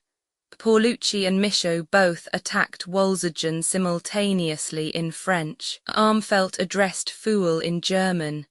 Toll explained to Volkonsky in Russian. Prince Andrei listened and observed in silence. Of all these men, Prince Andrei sympathized most with Pfuel, angry, determined, and absurdly self-confident as he was. Of all those present, evidently he alone was not seeking anything for himself, nursed no hatred against anyone, and only desired that the plan, formed on a theory arrived at by years of toil, should be carried out. He was ridiculous and unpleasantly sarcastic, but yet he inspired involuntary respect by his boundless devotion to an idea. Besides this, the remarks of all except Pfuel had one common trait that had not been noticeable at the Council of War in 1805. There was now a panic fear of Napoleon's genius, which, though concealed, was noticeable in every rejoinder. Everything was assumed to be possible for Napoleon. They expected him from every side, and invoked his terrible name to shatter each other's proposals. Pfuel alone seemed to consider Napoleon a barbarian, like everyone else who opposed his theory. But besides this feeling of respect, Pfuel evoked pity in Prince Andrei. From the tone in which the courtiers addressed him and the way Paulucci had allowed himself to speak of him to the emperor, but above all from a certain desperation in Fool's own expressions, it was clear that the others knew, and Fool himself felt, that his fall was at hand. And despite his self-confidence and grumpy German sarcasm, he was pitiable, with his hair smoothly brushed on the temples and sticking up in tufts behind. Though he concealed the fact under a show of irritation and contempt, he was evidently in despair that the sole remaining chance of verifying his theory by a huge experiment and proving its soundness to the whole world was slipping away from him. The discussions continued a long time, and the longer they lasted, the more heated became the disputes, culminating in shouts and personalities, and the less was it possible to arrive at any general conclusion from all that had been said. Prince Andrei, listening to this polyglot talk and to these surmises, plans, refutations, and shouts, felt nothing but amazement at what they were saying, a thought that had long since and often occurred to him during his military activities. The idea that there is not and cannot be any science of war, and that therefore there can be no such thing as a military genius, now appeared to him an obvious truth. What theory and science is possible about a matter, the conditions and circumstances of which are unknown and cannot be defined, especially when the strength of the acting forces cannot be ascertained? No one was or is able to foresee in what condition our or the enemy's armies will be in a day's time, and no one can gauge the force of this or that detachment. Sometimes, when there is not a coward at the front to shout, we are cut off, and start running but a brave and jolly lad who shouts, hurrah! A detachment of 5,000 is worth 30,000, as at Schöngraben, while at times 50,000 run from 8,000, as at Austerlitz. What science can there be in a matter in which, as in all practical matters, nothing can be defined and everything depends on innumerable conditions, the significance of which is determined at a particular moment which arrives no one knows when? Armfeldt says our army is cut in half, and Paulucci says we have got the French army between two fires. Michaud says that the worthlessness of the Drissa camp lies in having the river behind it, and Fool says that is what constitutes its strength. Toll proposes one plan, Armfeldt another, and they are all good and all bad, and the advantages of any suggestions can be seen only at the moment of trial. And why do they all speak of a military genius? Is a man a genius who can order bread to be brought up at the right time and say who is to go to the right and who to the left? It is only because military men are invested with pomp and power, and crowds of Sitchoffens flatter power, attributing to it qualities of genius it does not possess. The best generals I have known were, on the contrary, stupid or absent-minded men. Bagration was the best. Napoleon himself admitted that, and of Bonaparte himself. I remember his limited, self-satisfied face on the field of Austerlitz. Not only does a good army commander not need any special qualities, on the contrary he needs the absence of the highest and best human attributes: love, poetry, tenderness, and philosophic inquiring doubt. He should be limited, firmly convinced that what he is doing is very important, otherwise he will not have sufficient patience, and only then will he be a brave leader. God forbid that he should be humane, should love or pity, or think of what is just and unjust. It is understandable that a theory of their genius was invented for them long ago because they have power. The success of a military action depends not on them, but on the man in the ranks who shouts, "We are lost," or who shouts, "Hurrah!" And only in the ranks can one serve with assurance of being useful. So thought Prince Andrei as he listened to the talking, and he roused himself only when Paulucci called him and everyone was leaving. At the review next day, the emperor asked Prince Andrei where he would like to serve, and Prince Andrei lost his standing in court circles forever by not asking to remain attached to the sovereign's person, but for permission to serve in the army. Roman 12, before the beginning of the campaign, Rostov had received a letter from his parents in which they told him briefly of Natasha's illness and the breaking off of her engagement to Prince Andrei, which they explained by Natasha's having rejected him, and again asked Nikolay to retire from the army and return home.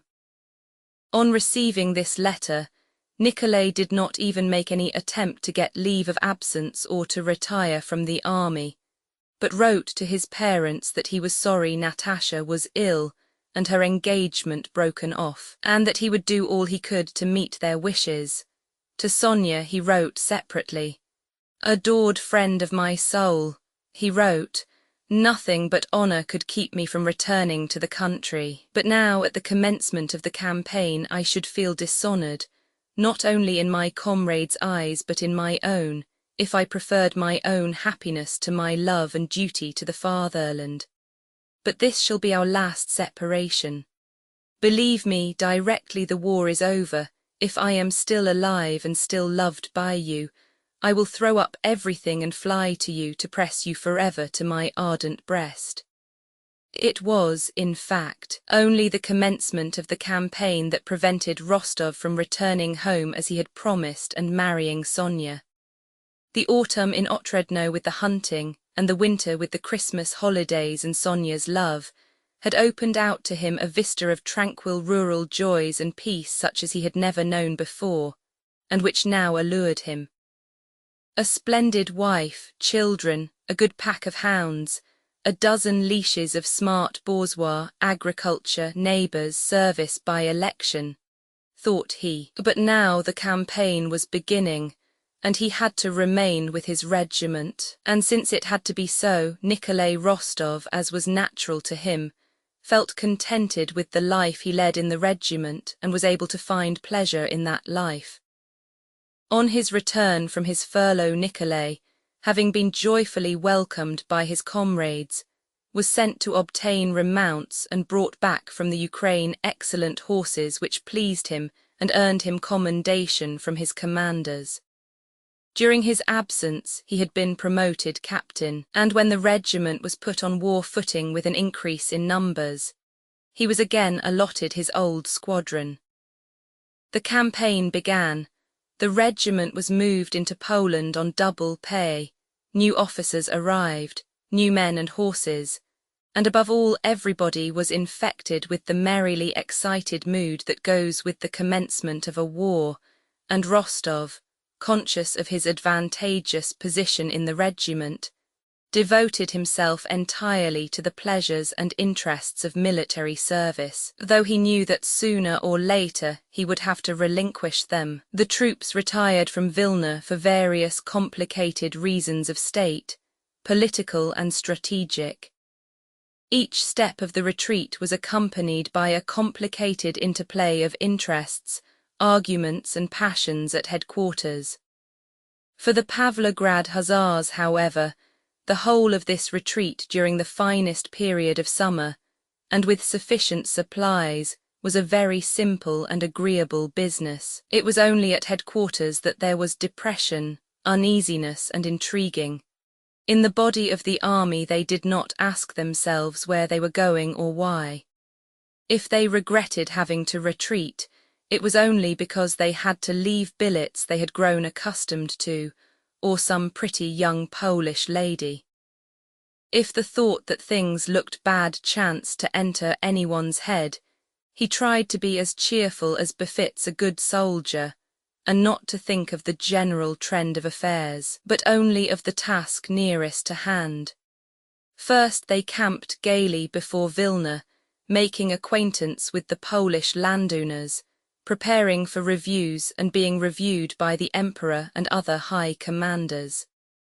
Then came an order to retreat to Sventsyani and destroy any provisions they could not carry away with them. Sventsyany was remembered by the Hussars only as the drunken camp, a name the whole army gave to their encampment there, and because many complaints were made against the troops, who, taking advantage of the order to collect provisions, took also horses, carriages, and carpets from the Polish proprietors.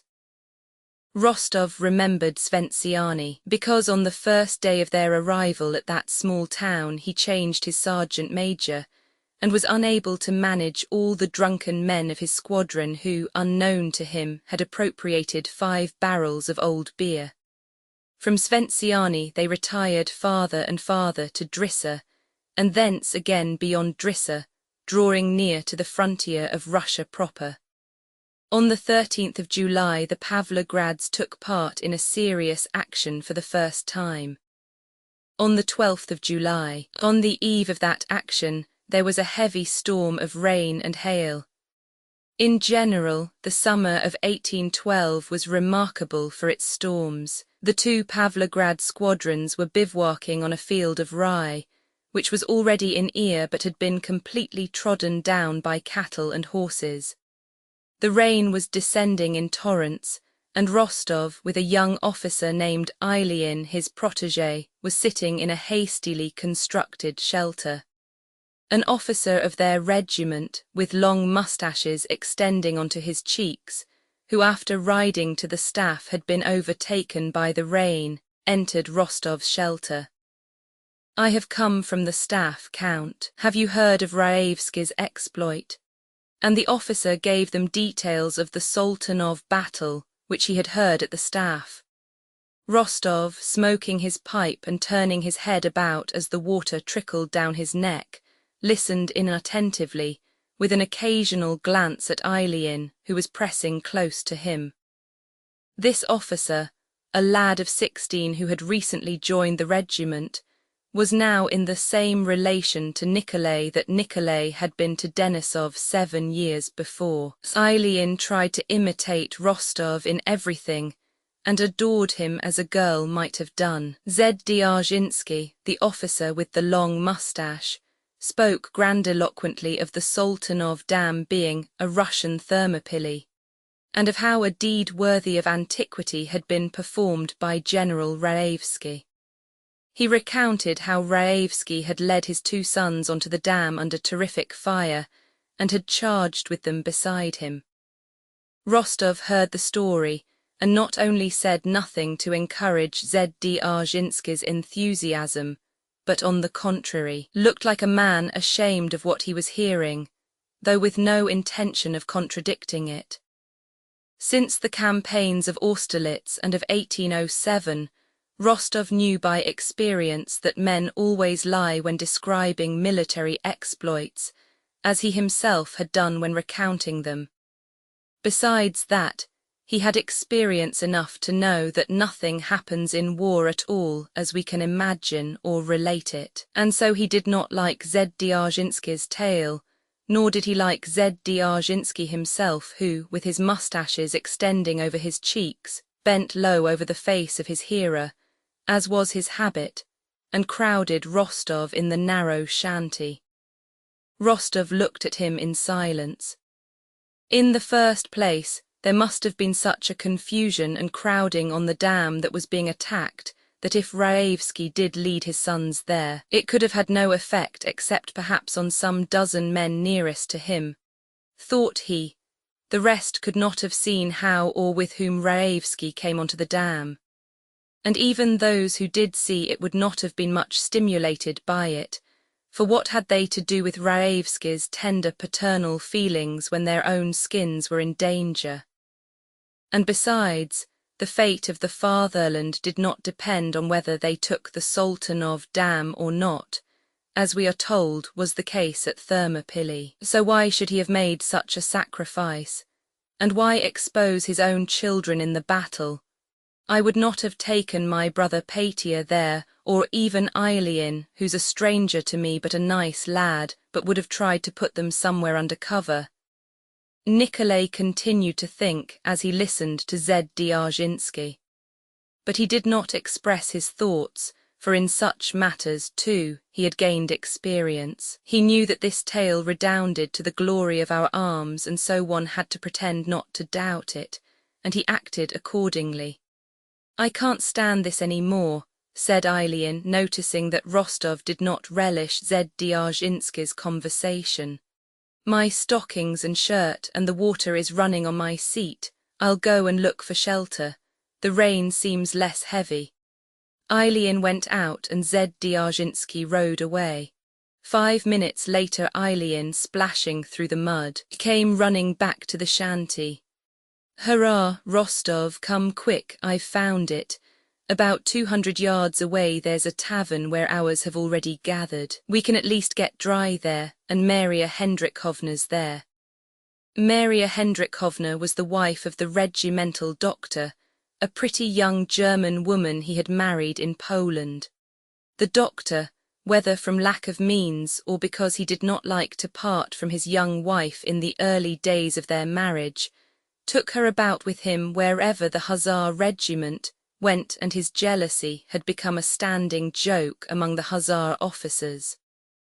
Rostov threw his cloak over his shoulders, shouted to Lavrushka to follow with the things, and now slipping in the mud, now splashing right through it, set off with Eileen in the lessening rain and the darkness that was occasionally rent by distant lightning. "Rostov, where are you?" "Here, what lightning?" they called to one another. Roman 13. In the tavern before which stood the doctor's covered cart there were already some 5 officers. Maria Hendrikovna, a plump little blonde German in a dressing jacket and nightcap, was sitting on a broad bench in the front corner. Her husband, the doctor, lay asleep behind her. Rostov and Eileen, on entering the room, were welcomed with merry shouts and laughter. "Dear me, how jolly we are," said Rostov, laughing. "And why do you stand there gaping? What swells they are, why, the water streams from them. Don't make our drawing-room so wet." "Don't mess Maria Hendrikovna's dress," cried other voices. Rostov and Eileen hastened to find a corner where they could change into dry clothes without offending Maria Hendrikovna's modesty. They were going into a tiny recess behind a partition to change, but found it completely filled by 3 officers who sat playing cards by the light of a solitary candle on an empty box, and these officers would on no account yield their position. Maria Hendrikovna obliged them with the loan of a petticoat to be used as a curtain, and behind that screen Rostov and Eileen, helped by Lavrushka who had brought their kits, changed their wet things for dry ones. A fire was made up in the dilapidated brick stove. A board was found, fixed on 2 saddles and covered with a horsecloth. A small samovar was produced and a cellaret and half a bottle of rum, and having asked Maria Hendrikovna to preside, they all crowded round her.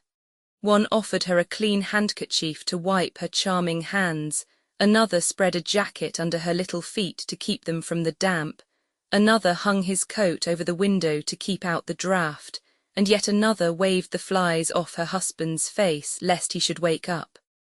"Leave him alone," said Maria Hendrikovna, smiling timidly and happily. "He is sleeping well as it is after a sleepless night." "Oh no, Maria Hendrikovna," replied the officer, "one must look after the doctor. Perhaps he'll take pity on me some day, when it comes to cutting off a leg or an arm for me." There were only 3 tumblers. The water was so muddy that one could not make out whether the tea was strong or weak, and the samovar held only 6 tumblers of water, but this made it all the pleasanter to take turns in order of seniority to receive one's tumbler from Maria Hendrikovna's plump little hands with their short and not over-clean nails. All the officers appeared to be, and really were, in love with her that evening. Even those playing cards behind the partition soon left their game and came over to the samovar, yielding to the general mood of courting Maria Hendrikovna. She, seeing herself surrounded by such brilliant and polite young men, beamed with satisfaction, try as she might to hide it, and perturbed as she evidently was each time her husband moved in his sleep behind her. There was only one spoon. Sugar was more plentiful than anything else, but it took too long to dissolve, so it was decided that Maria Hendrikovna should stir the sugar for everyone in turn. Rostov received his tumbler and, adding some rum to it, asked Maria Hendrikovna to stir it. "But you take it without sugar," she said, smiling all the time, as if everything she said and everything the others said was very amusing and had a double meaning. "It is not the sugar I want, but only that your little hand should stir my tea." Maria Hendrikovna assented and began looking for the spoon which someone meanwhile had pounced on. "Use your finger, Maria Hendrikovna, it will be still nicer," said Rostov. "Too hot," she replied, blushing with pleasure. Eileen put a few drops of rum into the bucket of water and brought it to Maria Hendrikovna, asking her to stir it with her finger. "This is my cup," said he. "Only dip your finger in it and I'll drink it all up." When they had emptied the samovar, Rostov took a pack of cards and proposed that they should play kings with Maria Hendrikovna. They drew lots to settle who should make up her set. At Rostov's suggestion, it was agreed that whoever became king should have the right to kiss Maria Hendrikovna's hand, and that the booby should go to refill and reheat the samovar for the doctor when the latter awoke. "Well, but supposing Maria Hendrikovna is king?" asked Eileen. "As it is, she is queen and her word is law."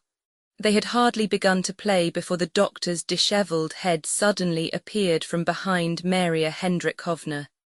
He had been awake for some time, listening to what was being said, and evidently found nothing entertaining or amusing in what was going on. His face was sad and depressed. Without greeting the officers, he scratched himself and asked to be allowed to pass as they were blocking the way. As soon as he had left the room, all the officers burst into loud laughter and Maria Hendrikovna blushed till her eyes filled with tears and thereby became still more attractive to them. Returning from the yard, the doctor told his wife, who had ceased to smile so happily, and looked at him in alarm, awaiting her sentence, that the rain had ceased and they must go to sleep in their covered cart or everything in it would be stolen. "But I'll send an orderly." "Two of them," said Rostov. "What an idea, doctor." "I'll stand guard on it myself," said Eileen. "No, gentlemen, you have had your sleep, but I have not slept for 2 nights," replied the doctor, and he sat down morosely beside his wife, waiting for the game to end. Seeing his gloomy face as he frowned at his wife, the officers grew still merrier, and some of them could not refrain from laughter, for which they hurriedly sought plausible pretexts. When he had gone, taking his wife with him, and had settled down with her in their covered cart, the officers lay down in the tavern, covering themselves with their wet cloaks. But they did not sleep for a long time. Now they exchanged remarks, recalling the doctor's uneasiness and his wife's delight. Now they ran out into the porch and reported what was taking place in the covered trap. Several times Rostov, covering his head, tried to go to sleep, but some remark would arouse him and conversation would be resumed, to the accompaniment of unreasoning, merry, childlike laughter. Roman 14. It was nearly 3 o'clock, but no one was yet asleep, when the quartermaster appeared with an order to move on to the little town of Ostrovna. Still laughing and talking, the officers began hurriedly getting ready and again boiled some muddy water in the samovar. But Rostov went off to his squadron without waiting for tea. Day was breaking, the rain had ceased and the clouds were dispersing. It felt damp and cold, especially in clothes that were still moist. As they left the tavern in the twilight of the dawn, Rostov and Eileen both glanced under the wet and glistening leather hood of the doctor's cart, from under the apron of which his feet were sticking out, and in the middle of which his wife's nightcap was visible and her sleepy breathing audible. "She really is a dear little thing," said Rostov to Eileen, who was following him. A charming woman, said Eileen with all the gravity of a boy of 16. Half an hour later the squadron was lined up on the road. The command was heard to mount, and the soldiers crossed themselves and mounted. Rostov riding in front gave the order forward, and the hussars with clanking sabres and subdued talk, their horses' hoofs splashing in the mud, defiled in fours and moved along the broad road planted with birch trees on each side, following the infantry and a battery that had gone on in front. Tattered, blue-purple clouds reddening in the east were scudding before the wind. It was growing lighter and lighter. That curly grass which always grows by country roadsides became clearly visible, still wet with the night's rain. The drooping branches of the birches, also wet, swayed in the wind and flung down bright drops of water to one side. The soldiers' faces were more and more clearly visible. Rostov, always closely followed by Eileen, rode along the side of the road between two rows of birch trees.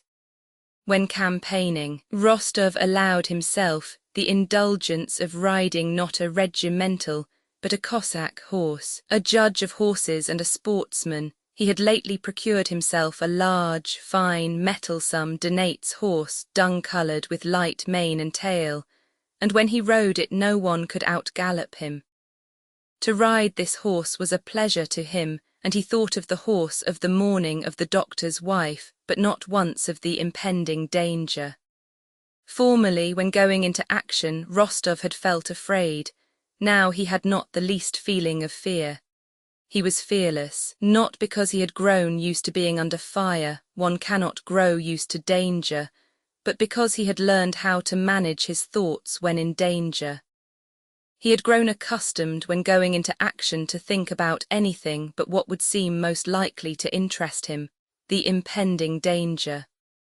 During the first period of his service, hard as he tried and much as he reproached himself with cowardice, he had not been able to do this, but with time it had come of itself. Now he rode beside Eileen under the birch trees, occasionally plucking leaves from a branch that met his hand, sometimes touching his horse's side with his foot, or without turning round, handing a pipe he had finished to an hussar riding behind him, with as calm and careless an air as though he were merely out for a ride.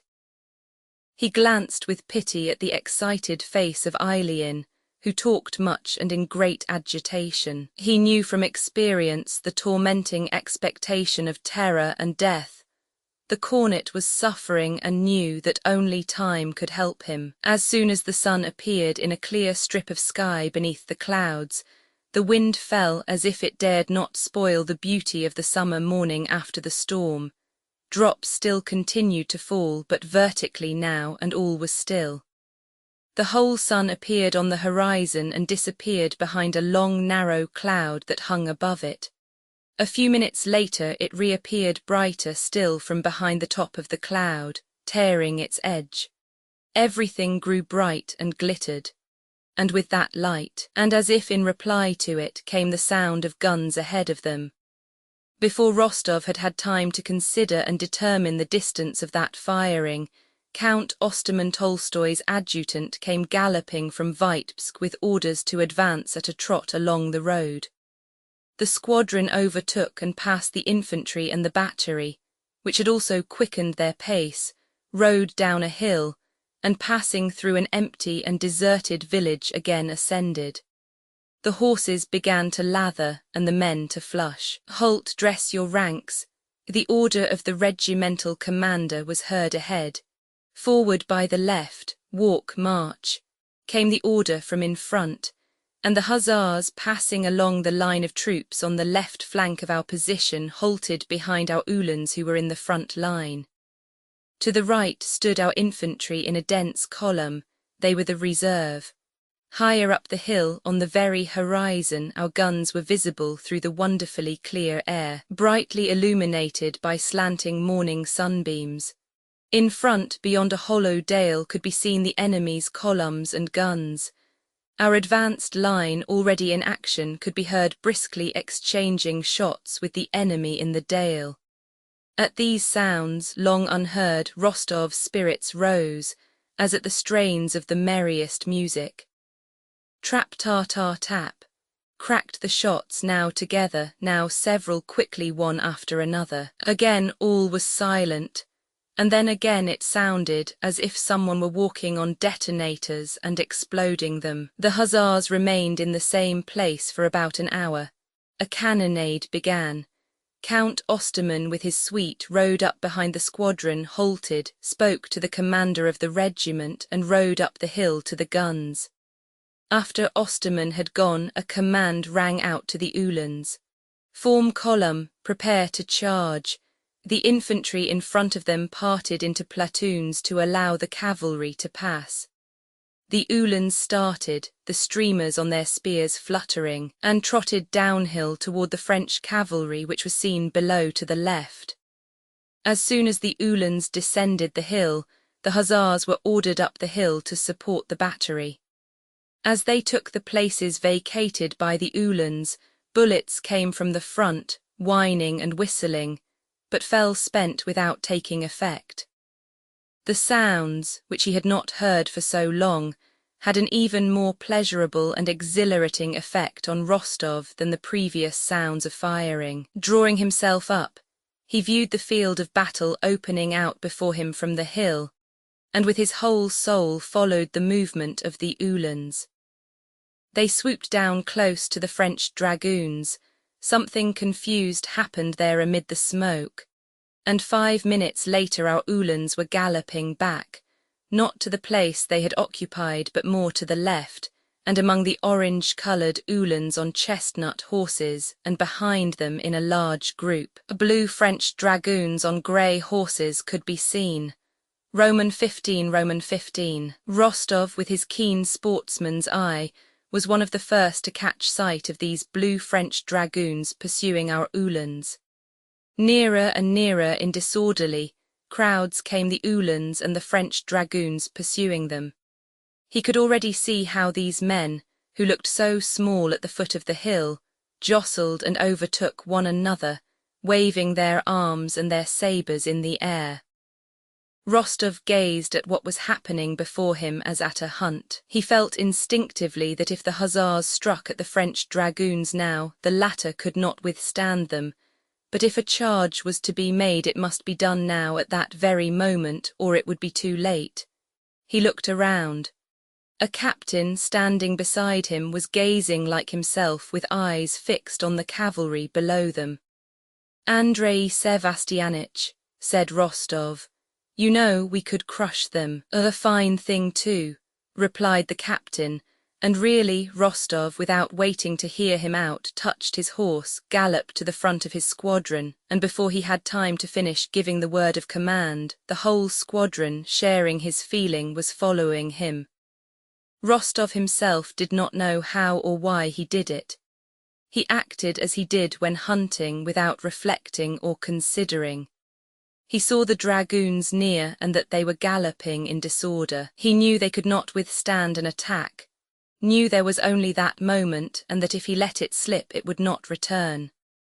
The bullets were whining and whistling so stimulatingly around him, and his horse was so eager to go that he could not restrain himself. He touched his horse, gave the word of command, and immediately, hearing behind him the tramp of the horses of his deployed squadron, rode at full trot downhill toward the dragoons. Hardly had they reached the bottom of the hill before their pace instinctively changed to a gallop, which grew faster and faster as they drew nearer to our Uhlans and the French dragoons who galloped after them.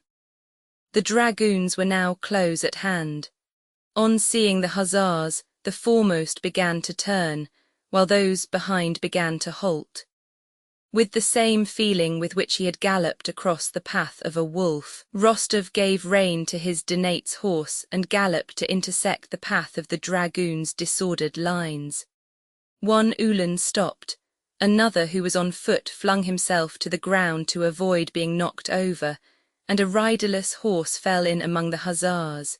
Nearly all the French dragoons were galloping back. Rostov, picking out one on a grey horse, dashed after him. On the way he came upon a bush, his gallant horse cleared it, and almost before he had righted himself in his saddle, he saw that he would immediately overtake the enemy he had selected. That Frenchman, by his uniform an officer, was going at a gallop, crouching on his grey horse and urging it on with his sabre. In another moment Rostov's horse dashed its breast against the hindquarters of the officer's horse, almost knocking it over, and at the same instant Rostov, without knowing why, raised his sabre and struck the Frenchman with it. The instant he had done this, all Rostov's animation vanished. The officer fell not so much from the blow, which had but slightly cut his arm above the elbow, as from the shock to his horse and from fright. Rostov reined in his horse, and his eyes sought his foe to see whom he had vanquished. The French dragoon officer was hopping with one foot on the ground, the other being caught in the stirrup. His eyes, screwed up with fear as if he every moment expected another blow, gazed up at Rostov with shrinking terror. His pale and mud-stained face, fair and young, with a dimple in the chin and light blue eyes, was not an enemy's face at all suited to a battlefield, but a most ordinary, home-like face. Before Rostov had decided what to do with him, the officer cried, "I surrender." He hurriedly but vainly tried to get his foot out of the stirrup and did not remove his frightened blue eyes from Rostov's face. Some hussars who galloped up disengaged his foot and helped him into the saddle. On all sides the hussars were busy with the dragoons. One was wounded, but though his face was bleeding he would not give up his horse. Another was perched up behind an hussar with his arms round him. A third was being helped by an hussar to mount his horse. In front, the French infantry were firing as they ran. The hussars galloped hastily back with their prisoners. Rostov galloped back with the rest, aware of an unpleasant feeling of depression in his heart, something vague and confused, which he could not at all account for, had come over him with the capture of that officer and the blow he had dealt him. Count Osterman Tolstoy met the returning hussars, sent for Rostov, thanked him, and said he would report his gallant deed to the Emperor and would recommend him for a St. George's Cross. When sent for by Count Osterman, Rostov, remembering that he had charged without orders, felt sure his commander was sending for him to punish him for breach of discipline. Osterman's flattering words and promise of a reward should therefore have struck him all the more pleasantly, but he still felt that same vaguely disagreeable feeling of moral nausea. But what on earth is worrying me? He asked himself as he rode back from the general. Eileen, no, he's safe. Have I disgraced myself in any way? No, that's not it. Something else resembling remorse tormented him. Yes, oh yes, that French officer with the dimple, and I remember how my arm paused when I raised it. Rostov saw the prisoners being led away and galloped after them to have a look at his Frenchman with the dimple on his chin. He was sitting in his foreign uniform on an hussar pack-horse and looked anxiously about him. The sword cut on his arm could scarcely be called a wound. He glanced at Rostov with a feigned smile and waved his hand in greeting. Rostov still had the same indefinite feeling, as of shame. All that day and the next his friends and comrades noticed that Rostov, without being dull or angry, was silent, thoughtful and preoccupied. He drank reluctantly, tried to remain alone and kept turning something over in his mind. Rostov was always thinking about that brilliant exploit of his, which to his amazement had gained him the St. George's Cross and even given him a reputation for bravery, and there was something he could not at all understand. So others are even more afraid than I am, he thought. So that's all there is in what is called heroism, and did I do it for my country's sake? And how was he to blame with his dimple and blue eyes, and how frightened he was? He thought that I should kill him. Why should I kill him? My hand trembled, and they have given me a St. George's Cross. I can't make it out at all." But while Nikolay was considering these questions and still could reach no clear solution of what puzzled him so, the wheel of fortune in the service, as often happens, turned in his favour. After the affair at Ostrovna he was brought into notice, received command of an hussar battalion, and when a brave officer was needed he was chosen. Roman 16 on receiving news of Natasha's illness. The Countess, though not quite well yet and still weak, went to Moscow with Petya and the rest of the household, and the whole family moved from Maria Dmitrievna's house to their own, and settled down in town. Natasha's illness was so serious that, fortunately for her and for her parents, the consideration of all that had caused the illness, her conduct and the breaking off of her engagement, receded into the background. She was so ill that it was impossible for them to consider in how far she was to blame for what had happened. She could not eat or sleep, grew visibly thinner, coughed, and, as the doctors made them feel, was in danger. They could not think of anything but how to help her. Doctors came to see her singly and in consultation, talked much in French, German and Latin, blamed one another, and prescribed a great variety of medicines for all the diseases known to them. But the simple idea never occurred to any of them that they could not know the disease Natasha was suffering from, as no disease suffered by a live man can be known. For every living person has his own peculiarities, and always has his own peculiar, personal, novel, complicated disease, unknown to medicine, not a disease of the lungs, liver, skin, heart, nerves, and so on mentioned in medical books, but a disease consisting of one of the innumerable combinations of the maladies of those organs. This simple thought could not occur to the doctors, as it cannot occur to a wizard that he is unable to work his charms, because the business of their lives was to cure, and they received money for it, and had spent the best years of their lives on that business. But above all, that thought was kept out of their minds by the fact that they saw they were really useful, as in fact they were to the whole Rostov family. Their usefulness did not depend on making the patient swallow substances for the most part harmful. The harm was scarcely perceptible, as they were given in small doses. But they were useful, necessary, and indispensable, because they satisfied a mental need of the invalid and of those who loved her. And that is why there are, and always will be, pseudo-healers, wise women, homeopaths and allopaths.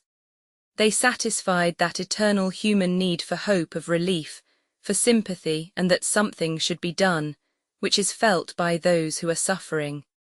They satisfied the need seen in its most elementary form in a child, when it wants to have a place rubbed that has been hurt. A child knocks itself and runs at once to the arms of its mother or nurse to have the aching spot rubbed or kissed, and it feels better when this is done. The child cannot believe that the strongest and wisest of its people have no remedy for its pain, and the hope of relief and the expression of its mother's sympathy, while she rubs the bump, comforts it. The doctors were of use to Natasha because they kissed and rubbed her bump, assuring her that it would soon pass if only the coachman went to the chemist's in the Arbat and got a powder and some pills in a pretty box for 1.70 rubles, and if she took those powders in boiled water at intervals of precisely 2 hours, neither more nor less. What would Sonia and the Count and Countess have done? How would they have looked if nothing had been done, if there had not been those pills to give by the clock, the warm drinks, the chicken cutlets, and all the other details of life ordered by the doctors, the carrying out of which supplied an occupation and consolation to the family circle? How would the Count have borne his dearly loved daughter's illness had he not known that it was costing him 1,000 rubles, and that he would not grudge thousands more to benefit her? Or had he not known that if her illness continued, He would not grudge yet other thousands and would take her abroad for consultations there. And had he not been able to explain the details of how Meitivir and Fella had not understood the symptoms? But Fries had, and Mudrov had diagnosed them even better. What would the Countess have done had she not been able sometimes to scold the invalid for not strictly obeying the doctor's orders? "You'll never get well." Like that, she would say, forgetting her grief in her vexation, "if you won't obey the doctor and take your medicine at the right time. You mustn't trifle with it, you know, or it may turn to pneumonia." She would go on, deriving much comfort from the utterance of that foreign word, incomprehensible to others as well as to herself. What would Sonia have done without the glad consciousness that she had not undressed during the first 3 nights, in order to be ready to carry out all the doctor's injunctions with precision, and that she still kept awake at night so as not to miss the proper time when the slightly harmful pills in the little gilt box had to be administered? Even to Natasha herself, it was pleasant to see that so many sacrifices were being made for her sake, and to know that she had to take medicine at certain hours, though she declared that no medicine would cure her and that it was all nonsense. And it was even pleasant to be able to show by disregarding the orders that she did not believe in medical treatment and did not value her life. The doctor came every day, felt her pulse, looked at her tongue, and regardless of her grief-stricken face joked with her. But when he had gone into another room to which the Countess hurriedly followed him, he assumed a grave air and thoughtfully shaking his head, said that though there was danger, he had hopes of the effect of this last medicine and one must wait and see, that the malady was chiefly mental. And the Countess, trying to conceal the action from herself and from him, slipped a gold coin into his hand and always returned to the patient with a more tranquil mind. The symptoms of Natasha's illness were that she ate little, slept little, coughed, and was always low-spirited. The doctors said that she could not get on without medical treatment, so they kept her in the stifling atmosphere of the town, and the Rostovs did not move to the country that summer of 1812, in spite of the many pills she swallowed, and the drops and powders out of the little bottles and boxes of which Madame Scoss, who was fond of such things, made a large collection, and in spite of being deprived of the country life to which she was accustomed, youth prevailed. Natasha's grief began to be overlaid by the impressions of daily life. It ceased to press so painfully on her heart, it gradually faded into the past, and she began to recover physically. Romans 17. Natasha was calmer but no happier. She not merely avoided all external forms of pleasure, balls, promenades, concerts and theatres, but she never laughed without a sound of tears in her laughter. She could not sing. As soon as she began to laugh or tried to sing by herself, tears choked her. Tears of remorse, tears at the recollection of those pure times which could never return, tears of vexation that she should so uselessly have ruined her young life which might have been so happy. Laughter and singing in particular seemed to her like a blasphemy in face of her sorrow. Without any need of self-restraint, no wish to coquet ever entered her head. She said and felt at that time that no man was more to her than Nastasia Ivanovna, the buffoon. Something stood sentinel within her and forbade her every joy. Besides, she had lost all the old interests of her carefree girlish life that had been so full of hope. The previous autumn, the hunting, uncle, and the Christmas holidays spent with Nicholas at Otredno were what she recalled oftenest and most painfully. What would she not have given to bring back even a single day of that time? But it was gone forever. Her presentiment at the time had not deceived her, that state of freedom and readiness for any enjoyment would not return again. Yet it was necessary to live on. It comforted her to reflect that she was not better as she had formerly imagined, but worse, much worse than anybody else in the world. But this was not enough. She knew that and asked herself, what next? But there was nothing to come. There was no joy in life, yet life was passing. Natasha apparently tried not to be a burden or a hindrance to anyone, but wanted nothing for herself. She kept away from everyone in the house and felt at ease only with her brother Petya. She liked to be with him better than with the others, and when alone with him she sometimes laughed. She hardly ever left the house, and of those who came to see them was glad to see only one person, Pierre. It would have been impossible to treat her with more delicacy, greater care, and at the same time more seriously than did Count Bezúkhov. Natasha unconsciously felt this delicacy, and so found great pleasure in his society. But she was not even grateful to him for it. Nothing good on Pierre's part seemed to her to be an effort. It seemed so natural for him to be kind to everyone that there was no merit in his kindness. Sometimes Natasha noticed embarrassment and awkwardness on his part in her presence, especially when he wanted to do something to please her, or feared that something they spoke of would awaken memories distressing to her. She noticed this and attributed it to his general kindness and shyness, which she imagined must be the same toward everyone as it was to her. After those involuntary words, that if he were free he would have asked on his knees for her hand and her love, uttered at a moment when she was so strongly agitated, Pierre never spoke to Natasha of his feelings, and it seemed plain to her that those words, which had then so comforted her, were spoken as all sorts of meaningless words are spoken to comfort a crying child. It was not because Pierre was a married man, but because Natasha felt very strongly with him that moral barrier the absence of which she had experienced with Kuregin, that it never entered her head, that the relations between him and herself could lead to love on her part, still less on his, or even to the kind of tender, self-conscious, romantic friendship between a man and a woman of which she had known several instances. Before the end of the fast of St. Peter, Agrafena Ivanovna Belova, a country neighbour of the Rostovs, came to Moscow to pay her devotions at the shrines of the Moscow saints.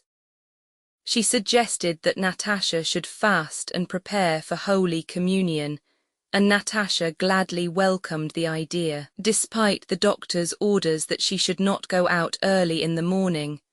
Natasha insisted on fasting and preparing for the sacrament, not as they generally prepared for it in the Rostov family by attending 3 services in their own house, but as Agrafena Ivanovna did, by going to church every day for a week, and not once missing vespers, matins, or mass. The Countess was pleased with Natasha's zeal. After the poor results of the medical treatment, in the depths of her heart she hoped that prayer might help her daughter more than medicines, and though not without fear and concealing it from the doctor, she agreed to Natasha's wish and entrusted her to Belova.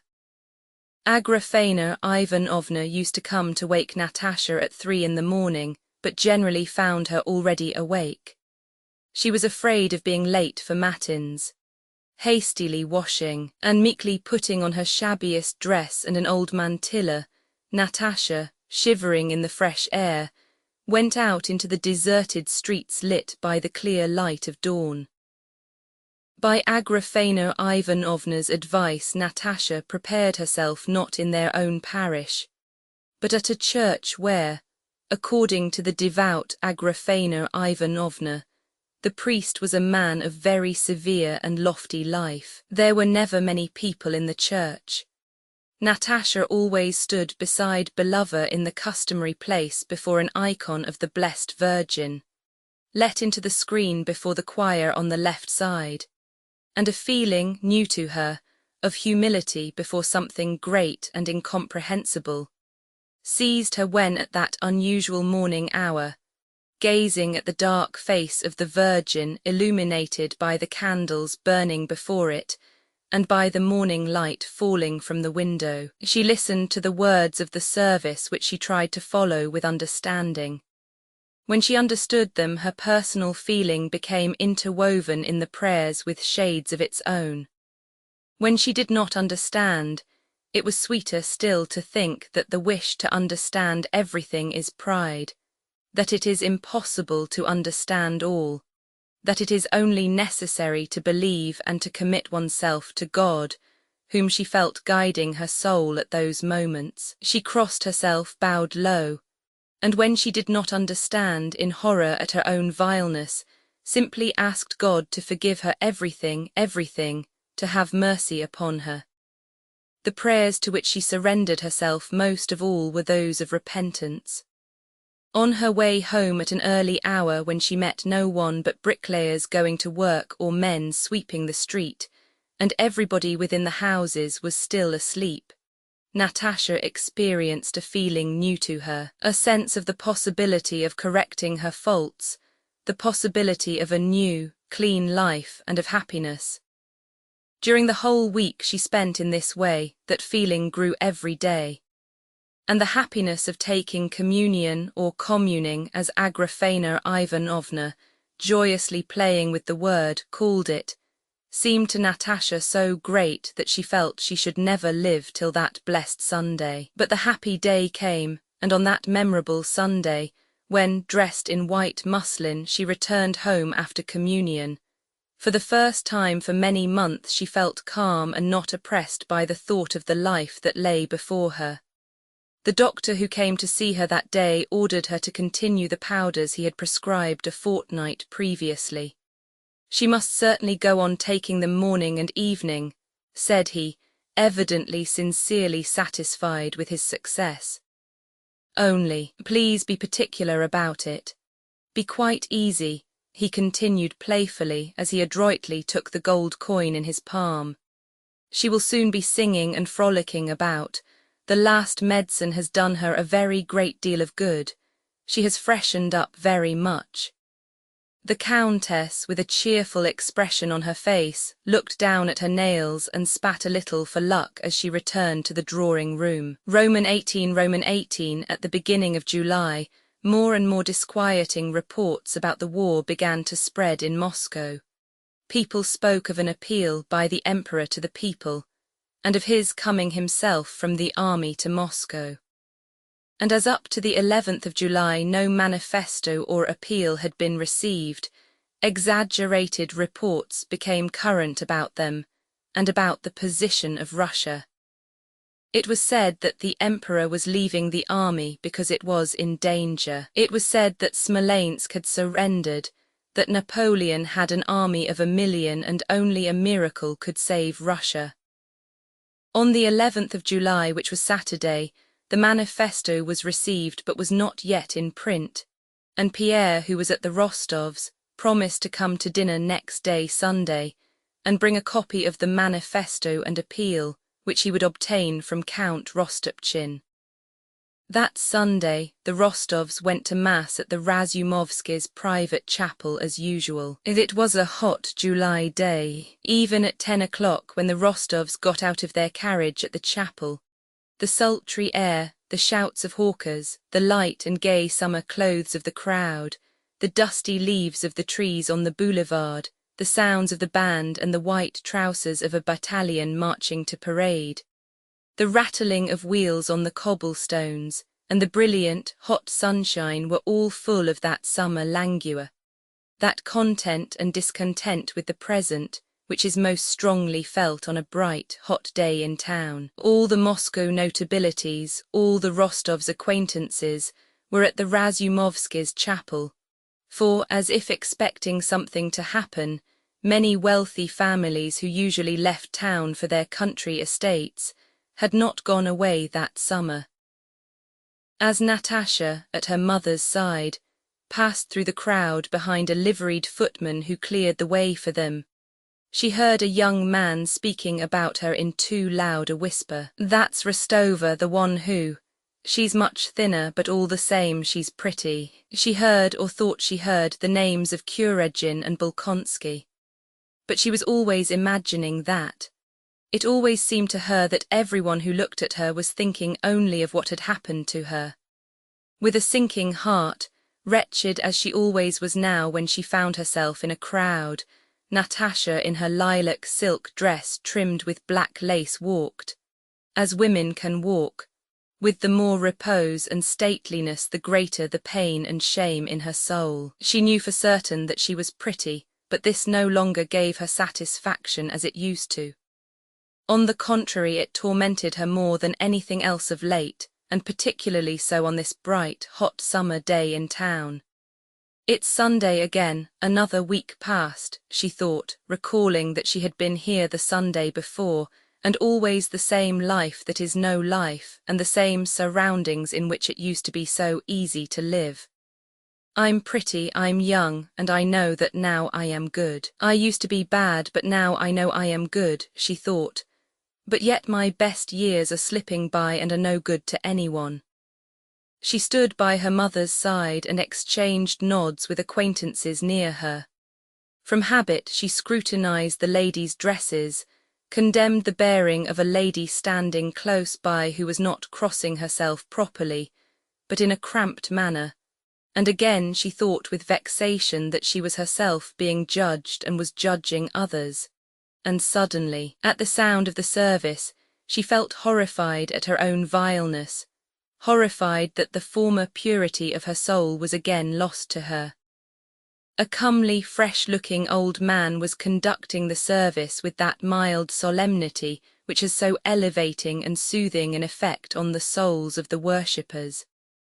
The gates of the sanctuary screen were closed, the curtain was slowly drawn, and from behind it a soft, mysterious voice pronounced some words. Tears, the cause of which she herself did not understand, made Natasha's breast heave, and a joyous but oppressive feeling agitated her. Teach me what I should do, how to live my life, how I may grow good forever, forever, she pleaded.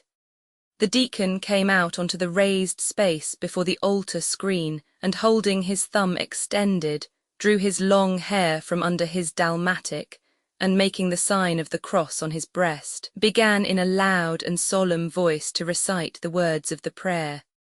In peace let us pray unto the Lord. As one community, without distinction of class, without enmity, united by brotherly love, let us pray, thought Natasha, for the peace that is from above and for the salvation of our souls. For the world of angels and all the spirits who dwell above us, prayed Natasha. When they prayed for the warriors, she thought of her brother and Denisov. When they prayed for all travelling by land and sea, she remembered Prince Andrei, prayed for him, and asked God to forgive her all the wrongs she had done him. When they prayed for those who love us, she prayed for the members of her own family, her father and mother and Sonia, realizing for the first time how wrongly she had acted toward them and feeling all the strength of her love for them. When they prayed for those who hate us, she tried to think of her enemies and people who hated her, in order to pray for them. She included among her enemies the creditors and all who had business dealings with her father, and always at the thought of enemies and those who hated her, she remembered Anatole who had done her so much harm.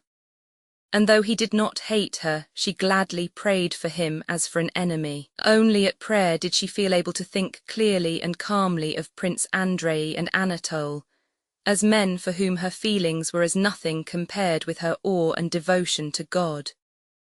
When they prayed for the imperial family and the synod, she bowed very low and made the sign of the cross, saying to herself that even if she did not understand, still she could not doubt, and at any rate loved the governing synod and prayed for it. When he had finished the litany, the deacon crossed the stole over his breast and said, "Let us commit ourselves and our whole lives to Christ the Lord." Commit ourselves to God, Natasha inwardly repeated. Lord God, I submit myself to thy will, she thought. I want nothing, wish for nothing. Teach me what to do and how to use my will. Take me, prayed Natasha, with impatient emotion in her heart, not crossing herself but letting her slender arms hang down as if expecting some invisible power at any moment to take her and deliver her from herself, from her regrets, desires, remorse, hopes and sins. The Countess looked round several times at her daughter's softened face and shining eyes, and prayed God to help her. Unexpectedly, in the middle of the service, and not in the usual order Natasha knew so well, the deacon brought out a small stool, the one he knelt on when praying on Trinity Sunday, and placed it before the doors of the sanctuary screen. The priest came out with his purple velvet biretta on his head, adjusted his hair, and knelt down with an effort.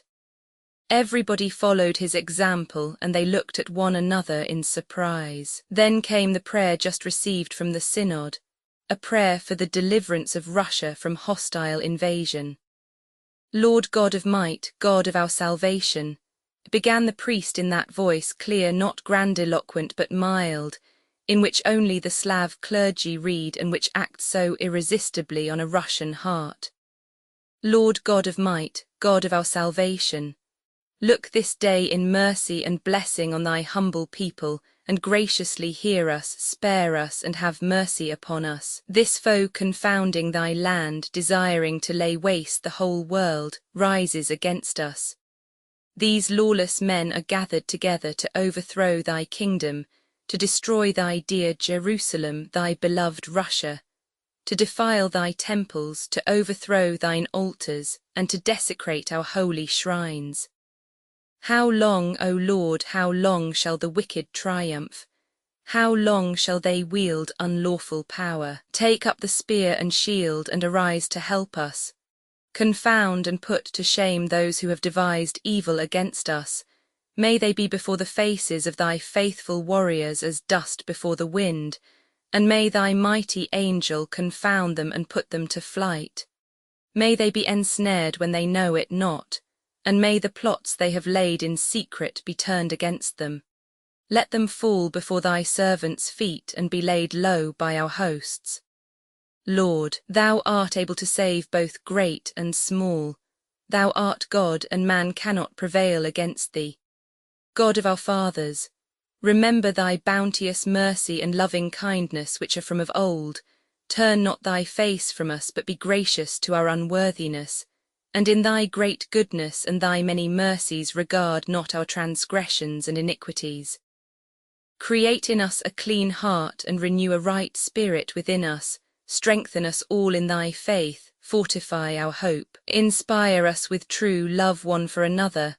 Arm us with unity of spirit in the righteous defence of the heritage thou gavest to us and to our fathers. And let not the sceptre of the wicked be exalted against the destiny of those thou hast sanctified. Lord God, hear us when we pray to thee. Strengthen with thy might our most gracious sovereign Lord, the Emperor Alexander Pavlovich. Be mindful of his uprightness and meekness, reward him according to his righteousness, and let it preserve us, thy chosen Israel. Bless his counsels, his undertakings, and his work. Strengthen his kingdom by thine almighty hand, and give him victory over his enemy, even as thou gavest Moses the victory over Amalek, Gideon over Midian, and David over Goliath. Preserve his army, put a bow of brass in the hands of those who have armed themselves in thy name, and gird their loins with strength for the fight. O Lord our God, in whom we believe and in whom we put our trust, let us not be confounded in our hope of thy mercy, and give us a token of thy blessing, that those who hate us and our orthodox faith may see it and be put to shame and perish. And may all the nations know that thou art the Lord, and we are thy people. Show thy mercy upon us this day, O Lord, and grant us thy salvation. Make the hearts of thy servants to rejoice in thy mercy. Smite down our enemies and destroy them swiftly beneath the feet of thy faithful servants.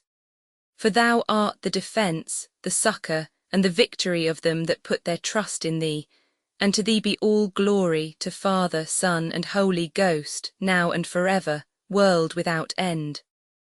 Amen. In Natasha's receptive condition of soul, this prayer affected her strongly. She listened to every word about the victory of Moses over Amalek, of Gideon over Midian, and of David over Goliath, and about the destruction of thy Jerusalem. And she prayed to God with the tenderness and emotion with which her heart was overflowing, but without fully understanding what she was asking of God in that prayer. She shared with all her heart in the prayer for the spirit of righteousness, for the strengthening of the heart by faith and hope, and its animation by love. But she could not pray that her enemies might be trampled underfoot, when but a few minutes before she had been wishing she had more of them that she might pray for them. But neither could she doubt the righteousness of the prayer that was being read on bended knees. She felt in her heart a devout and tremulous awe at the thought of the punishment that overtakes men for their sins, and especially of her own sins. And she prayed to God to forgive them all, and her too, and to give them all, and her too, peace and happiness. And it seemed to her that God heard her prayer. Roman 19 from the day when Pierre, after leaving the Rostovs with Natasha's grateful look fresh in his mind, had gazed at the comet that seemed to be fixed in the sky and felt that something new was appearing on his own horizon. From that day the problem of the vanity and uselessness of all earthly things that had incessantly tormented him no longer presented itself. That terrible question, why? Wherefore? Which had come to him amid every occupation was now replaced, not by another question or by a reply to the former question, but by her image. When he listened to or himself took part in trivial conversations, when he read or heard of human baseness or folly, he was not horrified as formerly, and did not ask himself why men struggled so about these things when all is so transient and incomprehensible.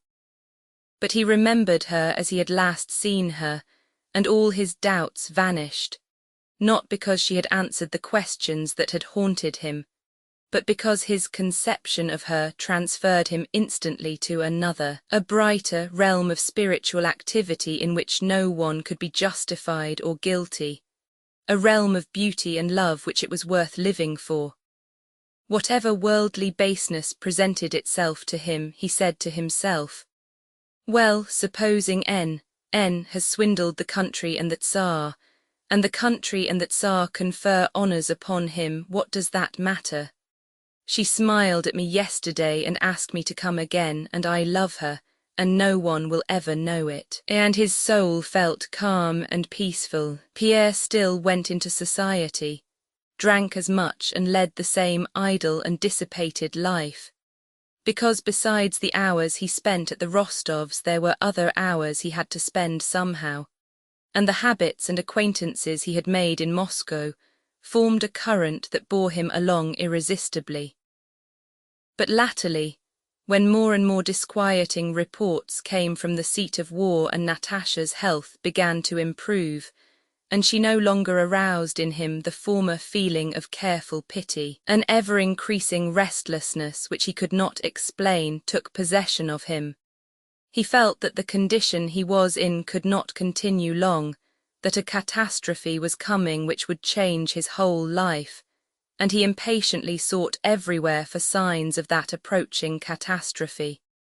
One of his brother Masons had revealed to Pierre the following prophecy concerning Napoleon, drawn from the Revelation of St. John.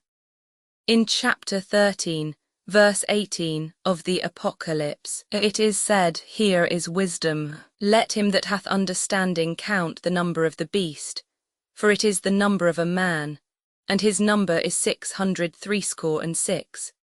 And in the 5th verse of the same chapter, and there was given unto him a mouth speaking great things and blasphemies, and power was given unto him to continue 42 months. The French alphabet, written out with the same numerical values as the Hebrew, in which the first 9 letters denote units and the others tens, will have the following significance. A 1B2C3D 4E5F6G7H8I9K10L 20M30N40O50P60Q70R80S90T 100U110V120 W130X140Y 150Z160. Writing the words L'Empereur Napoléon in numbers, it appears that the sum of them is 666, and that Napoleon was therefore the beast foretold in the Apocalypse. Moreover, by applying the same system to the words quarante-deux, 80, which was the term allowed to the beast that spoke great things and blasphemies, the same number 666 was obtained, from which it followed that the limit fixed for Napoleon's power had come in the year 1812, when the French emperor was 42.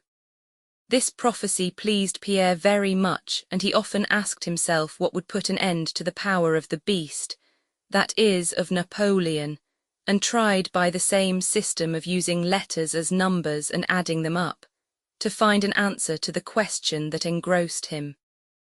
He wrote the words L'Empereur Alexander, La Nation Russe, and added up their numbers, but the sums were either more or less than 666. Once when making such calculations he wrote down his own name in French, Comte Pierre Bissauhoff, but the sum of the numbers did not come right.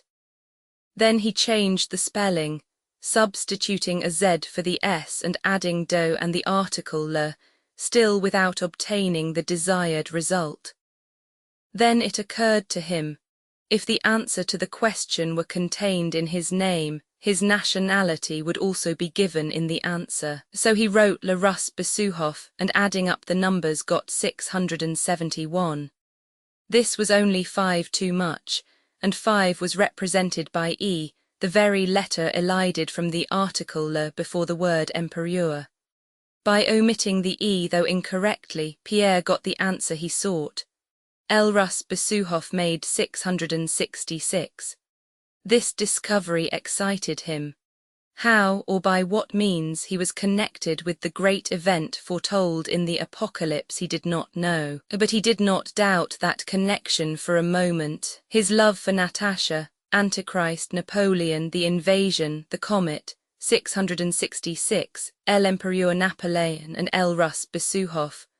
All this had to mature and culminate, to lift him out of that spellbound, petty sphere of Moscow habits in which he felt himself held captive, and lead him to a great achievement and great happiness. On the eve of the Sunday when the special prayer was read, Pierre had promised the Rostovs to bring them, from Count Rostopchin, whom he knew well, both the appeal to the people and the news from the army. In the morning, when he went to call at Rostopchin's, he met there a courier fresh from the army, an acquaintance of his own who often danced at Moscow balls. "Do please, for heaven's sake, relieve me of something," said the courier. "I have a sackful of letters to parents." Among these letters was one from Nikolai Rostov to his father. Pierre took that letter, and Rostopchin also gave him the Emperor's appeal to Moscow, which had just been printed, the last army orders and his own most recent bulletin. Glancing through the army orders, Pierre found in one of them, in the lists of killed, wounded and rewarded, the name of Nikolai Rostov, awarded a St. George's Cross of the 4th class for courage shown in the Ostrovna affair, and in the same order the name of Prince Andrei Bolkonsky, appointed to the command of a regiment of chasseurs. Though he did not want to remind the Rostovs of Bolkonsky, Pierre could not refrain from making them happy by the news of their sons having received a decoration. So he sent that printed army order and Nikolai's letter to the Rostovs, keeping the appeal, the bulletin, and the other orders to take with him when he went to dinner. His conversation with Count Rostopchin, and the latter's tone of anxious hurry, The meeting with the courier who talked casually of how badly things were going in the army, the rumors of the discovery of spies in Moscow, and of a leaflet in circulation stating that Napoleon promised to be in both the Russian capitals by the autumn, and the talk of the emperors being expected to arrive next day. All aroused with fresh force that feeling of agitation and expectation, in Pierre which he had been conscious of ever since the appearance of the comet, and especially since the beginning of the war. He had long been thinking of entering the army and would have done so had he not been hindered, first, by his membership of the Society of Freemasons to which he was bound by oath, and which preached perpetual peace and the abolition of war, and secondly, by the fact that when he saw the great mass of Muscovites who had donned uniform and were talking patriotism, he somehow felt ashamed to take the step. But the chief reason for not carrying out his intention to enter the army lay in the vague idea that he was Elrus Besuhoff, who had the number of the beast, 666. That his part in the great affair of setting a limit to the power of the beast that spoke great and blasphemous things had been predestined from eternity, and that therefore he ought not to undertake anything, but wait for what was bound to come to pass. Roman 20. A few intimate friends were dining with the Rostovs that day, as usual on Sundays. Pierre came early so as to find them alone. He had grown so stout this year that he would have been abnormal had he not been so tall, so broad of limb, and so strong that he carried his bulk with evident ease. He went up the stairs, puffing and muttering something. His coachman did not even ask whether he was to wait. He knew that when his master was at the Rostovs he stayed till midnight. The Rostovs' footman rushed eagerly forward to help him off with his cloak and take his hat and stick. Pierre, from club habit, always left both hat and stick in the anteroom. The first person he saw in the house was Natasha. Even before he saw her, while taking off his cloak, he heard her. She was practicing solfa exercises in the music room. He knew that she had not sung since her illness, and so the sound of her voice surprised and delighted him. He opened the door softly and saw her, in the lilac dress she had worn at church, walking about the room singing. She had her back to him when he opened the door, but when, turning quickly, she saw his broad, surprised face, she blushed and came rapidly up to him. "I want to try to sing again," she said, adding as if by way of excuse, "It is at least something to do." "That's capital. How glad I am you've come. I am so happy today," she said with the old animation Pierre had not seen in her for a long time. "You know Nicholas has received a St. George's Cross. I am so proud of him." "Oh yes, I sent that announcement, but I don't want to interrupt you," he added, and was about to go to the drawing room. Natasha stopped him. "Count, is it wrong of me to sing?" she said, blushing and fixing her eyes inquiringly on him. "No, why should it be? On the contrary, but why do you ask me?" "I don't know myself," Natasha answered quickly, "but I should not like to do anything you disapproved of. I believe in you completely. You don't know how important you are to me, how much you've done for me." She spoke rapidly and did not notice how Pierre flushed at her words. "I saw in that same army order that he, Bolkonsky," she whispered the name hastily, "is in Russia and in the army again. What do you think?" She was speaking hurriedly, evidently afraid her strength might fail her. "Will he ever forgive me? Will he not always have a bitter feeling toward me? What do you think? What do you think?" "I think," Pierre replied, "that he has nothing to forgive. If I were in his place—" By association of ideas, Pierre was at once carried back to the day when, trying to comfort her, he had said that if he were not himself but the best man in the world and free, he would ask on his knees for her hand. And the same feeling of pity, tenderness, and love took possession of him, and the same words rose to his lips. But she did not give him time to say them.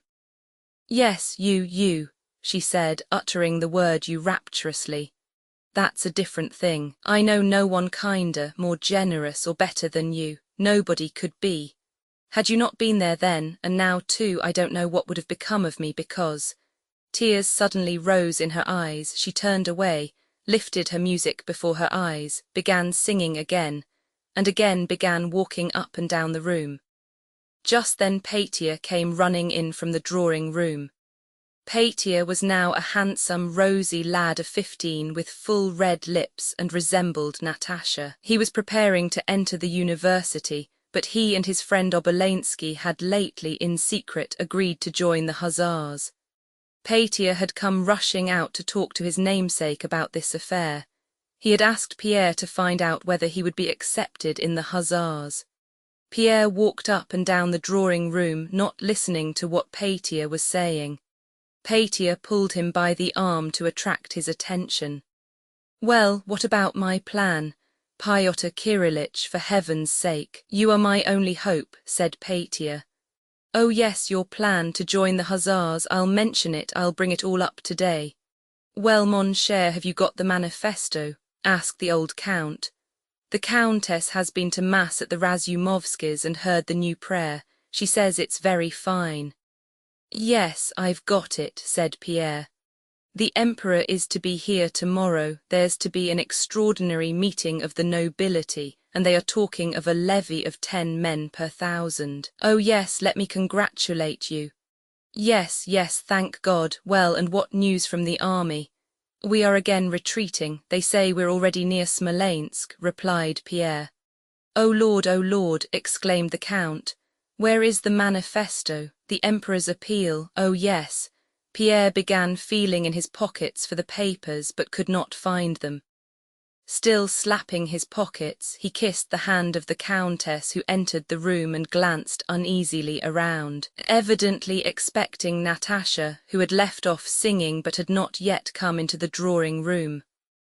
"On my word, I don't know what I've done with it," he said.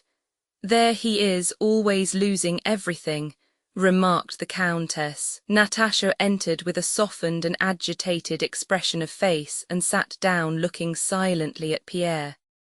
As soon as she entered, Pierre's features, which had been gloomy, suddenly lighted up, and while still searching for the papers he glanced at her several times. "No, really, I'll drive home. I must have left them there. I'll certainly. But you'll be late for dinner." "Oh, and my coachman has gone." But Sonia, who had gone to look for the papers in the anteroom, had found them in Pierre's hat, where he had carefully tucked them under the lining. Pierre was about to begin reading. "No, after dinner," said the old count, evidently expecting much enjoyment from that reading. At dinner, at which champagne was drunk to the health of the new Chevalier of St. George, Shinshin told them the town news of the illness of the old Georgian princess, of Mativia's disappearance from Moscow, and of how some German fellow had been brought to Rostopchin and accused of being a French spy. So Count Rostopchin had told the story, and how Rostopchin let him go and assured the people that he was not a spy at all, but only an old German ruin. "People are being arrested," said the count. "I've told the countess she should not speak French so much. It's not the time for it now." "And have you heard?" Shinshin asked. "Prince Golitsyn has engaged a master to teach him Russian. It is becoming dangerous to speak French in the streets." "And how about you, Count Pyotr Kirillich?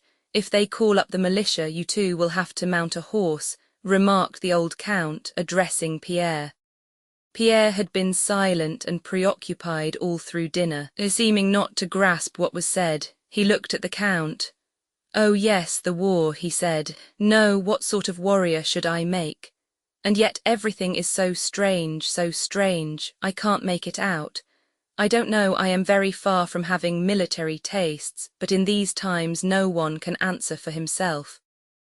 After dinner the count settled himself comfortably in an easy chair and with a serious face asked Sonia, who was considered an excellent reader, to read the appeal. "To Moscow, our ancient capital.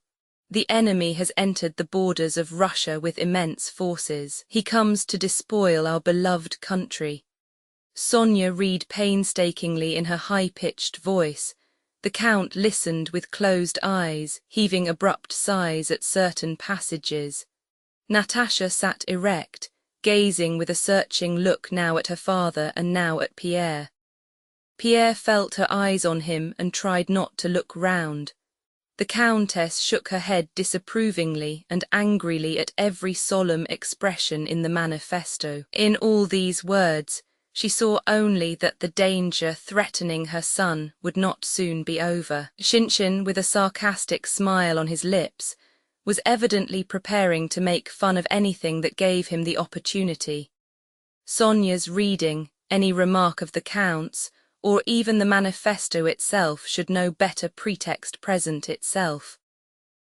After reading about the dangers that threatened Russia, the hopes the Emperor placed on Moscow, and especially on its illustrious nobility, Sonia, with a quiver in her voice due chiefly to the attention that was being paid to her, read the last words. We ourselves will not delay to appear among our people in that capital and in other parts of our realm for consultation, and for the direction of all our levies, both those now barring the enemy's path and those freshly formed to defeat him wherever he may appear. May the ruin he hopes to bring upon us recoil on his own head, and may Europe delivered from bondage glorify the name of Russia. Yes, that's it, cried the Count, opening his moist eyes and sniffing repeatedly, as if a strong vinaigrette had been held to his nose, and he added, let the Emperor but say the word and we'll sacrifice everything and begrudge nothing. Before Shinshin had time to utter the joke he was ready to make on the Count's patriotism, Natasha jumped up from her place and ran to her father. What a darling our papa is, she cried, kissing him, and she again looked at Pierre with the unconscious coquetry that had returned to her with her better spirits.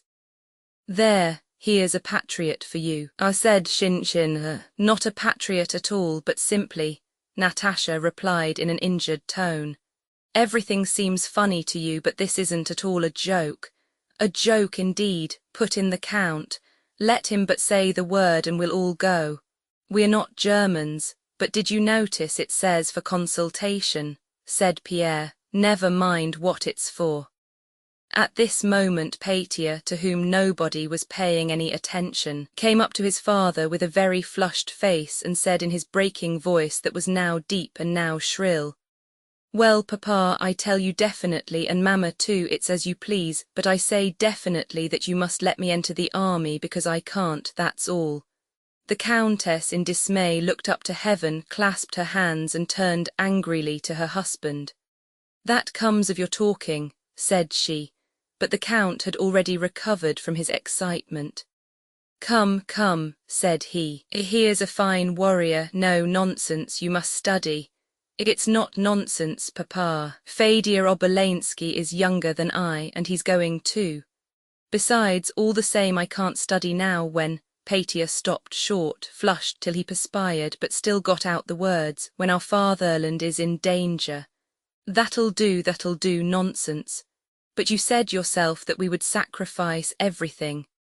Pétia, be quiet, I tell you, cried the Count with a glance at his wife, who had turned pale and was staring fixedly at her son. And I tell you, Pyotr Kirillovitch here will also tell you. Nonsense, I tell you. Your mother's milk has hardly dried on your lips and you want to go into the army. There, I tell you, and the Count moved to go out of the room, taking the papers, probably to reread them in his study before having a nap. Well, Pyotr Kirillovitch, let's go and have a smoke, he said. Pierre was agitated and undecided. Natasha's unwontedly brilliant eyes, continually glancing at him with a more than cordial look, had reduced him to this condition. No, I think I'll go home. Home? Why, you meant to spend the evening with us.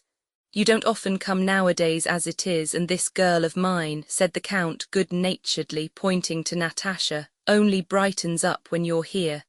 Yes, I had forgotten, I really must go home, business, said Pierre hurriedly. Well then, au revoir, said the Count and went out of the room. Why are you going? Why are you upset? asked Natasha, and she looked challengingly into Pierre's eyes. Because I love you, was what he wanted to say, but he did not say it and only blushed till the tears came and lowered his eyes. Because it is better for me to come less often, because no, simply I have business. Why, no, tell me. Natasha began resolutely and suddenly stopped. They looked at each other with dismayed and embarrassed faces. He tried to smile but could not. His smile expressed suffering, and he silently kissed her hand and went out. Pierre made up his mind not to go to the Rostovs any more. Roman 21, after the definite refusal he had received, Pétya went to his room and there locked himself in and wept bitterly. When he came in to tea, silent, morose, and with tear-stained face, everybody pretended not to notice anything. Next day the emperor arrived in Moscow, and several of the Rostovs' domestic serfs begged permission to go to have a look at him. That morning Pétya was a long time dressing and arranging his hair and collar to look like a grown-up man. He frowned before his looking-glass, gesticulated, shrugged his shoulders, and finally, without saying a word to anyone, took his cap and left the house by the back door, trying to avoid notice. Pétya decided to go straight to where the emperor was and to explain frankly to some gentleman-in-waiting. He imagined the emperor to be always surrounded by gentlemen-in-waiting, that he, Count Rostov, in spite of his youth, wished to serve his country. That youth could be no hindrance to loyalty, and that he was ready to, while dressing, Pétya had prepared many fine things he meant to say to the gentleman-in-waiting. It was on the very fact of being so young that Pétya counted for success in reaching the emperor. He even thought how surprised everyone would be at his youthfulness. And yet in the arrangement of his collar and hair, and by his sedate, deliberate walk, he wished to appear a grown-up man. But the farther he went, and the more his attention was diverted by the ever-increasing crowds moving toward the Kremlin, the less he remembered to walk with the sedateness and deliberation of a man. As he approached the Kremlin, he even began to avoid being crushed and resolutely stuck out his elbows in a menacing way. But within the Trinity Gateway, he was so pressed to the wall by people who probably were unaware of the patriotic intentions with which he had come, that in spite of all his determination he had to give in and stop while carriages passed in, rumbling beneath the archway.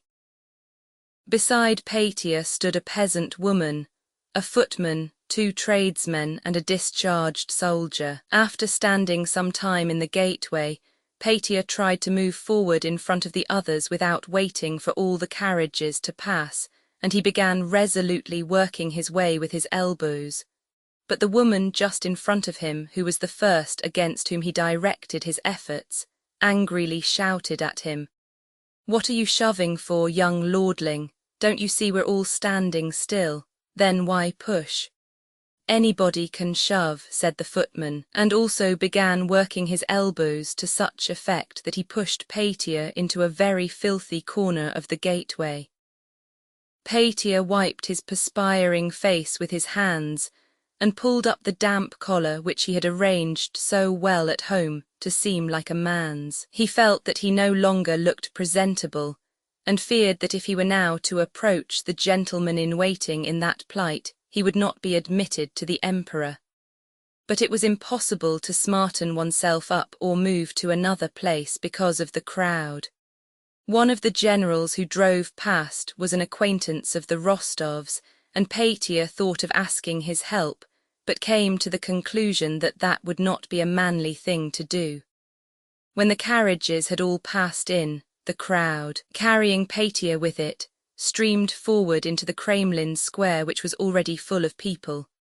There were people not only in the square but everywhere, on the slopes and on the roofs. As soon as Pétya found himself in the square, he clearly heard the sound of bells and the joyous voices of the crowd that filled the whole Kremlin.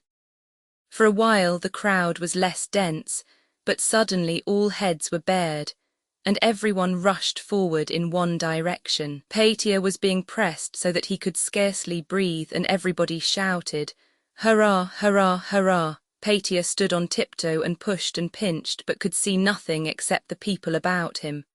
All the faces bore the same expression of excitement and enthusiasm. A tradesman's wife standing beside Patia sobbed, and the tears ran down her cheeks. "Father, angel, dear one," she kept repeating, wiping away her tears with her fingers. "Hurrah!" was heard on all sides. For a moment the crowd stood still, but then it made another rush forward. Quite beside himself, Patia, clinching his teeth and rolling his eyes ferociously, pushed forward, elbowing his way and shouting "Hurrah!" as if he were prepared that instant to kill himself and everyone else, but on both sides of him other people with similarly ferocious faces pushed forward and everybody shouted "Hurrah!" So this is what the emperor is, thought Patia. No, I can't petition him myself, that would be too bold. But in spite of this, he continued to struggle desperately forward. And from between the backs of those in front, he caught glimpses of an open space with a strip of red cloth spread out on it. But just then the crowd swayed back. The police in front were pushing back those who had pressed too close to the procession. The emperor was passing from the palace to the Cathedral of the Assumption, and Patia unexpectedly received such a blow on his side and ribs, and was squeezed so hard that suddenly everything grew dim before his eyes and he lost consciousness. When he came to himself, a man of clerical appearance with a tuft of grey hair at the back of his head and wearing a shabby blue cassock, probably a church clerk and chanter, was holding him under the arm with one hand while warding off the pressure of the crowd with the other. "You've crushed the young gentleman," said the clerk. "What are you up to? Gently. They've crushed him, crushed him." The emperor entered the Cathedral of the Assumption. The crowd spread out again more evenly, and the clerk led Patia, pale and breathless, to the Tsar cannon. Several people were sorry for Patia, and suddenly a crowd turned toward him and pressed round him.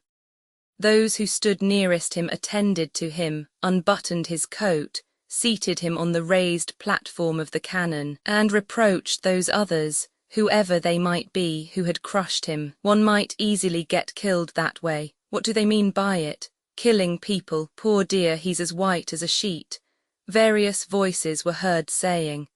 Patia soon came to himself, the colour returned to his face, the pain had passed, and at the cost of that temporary unpleasantness he had obtained a place by the cannon from where he hoped to see the emperor who would be returning that way.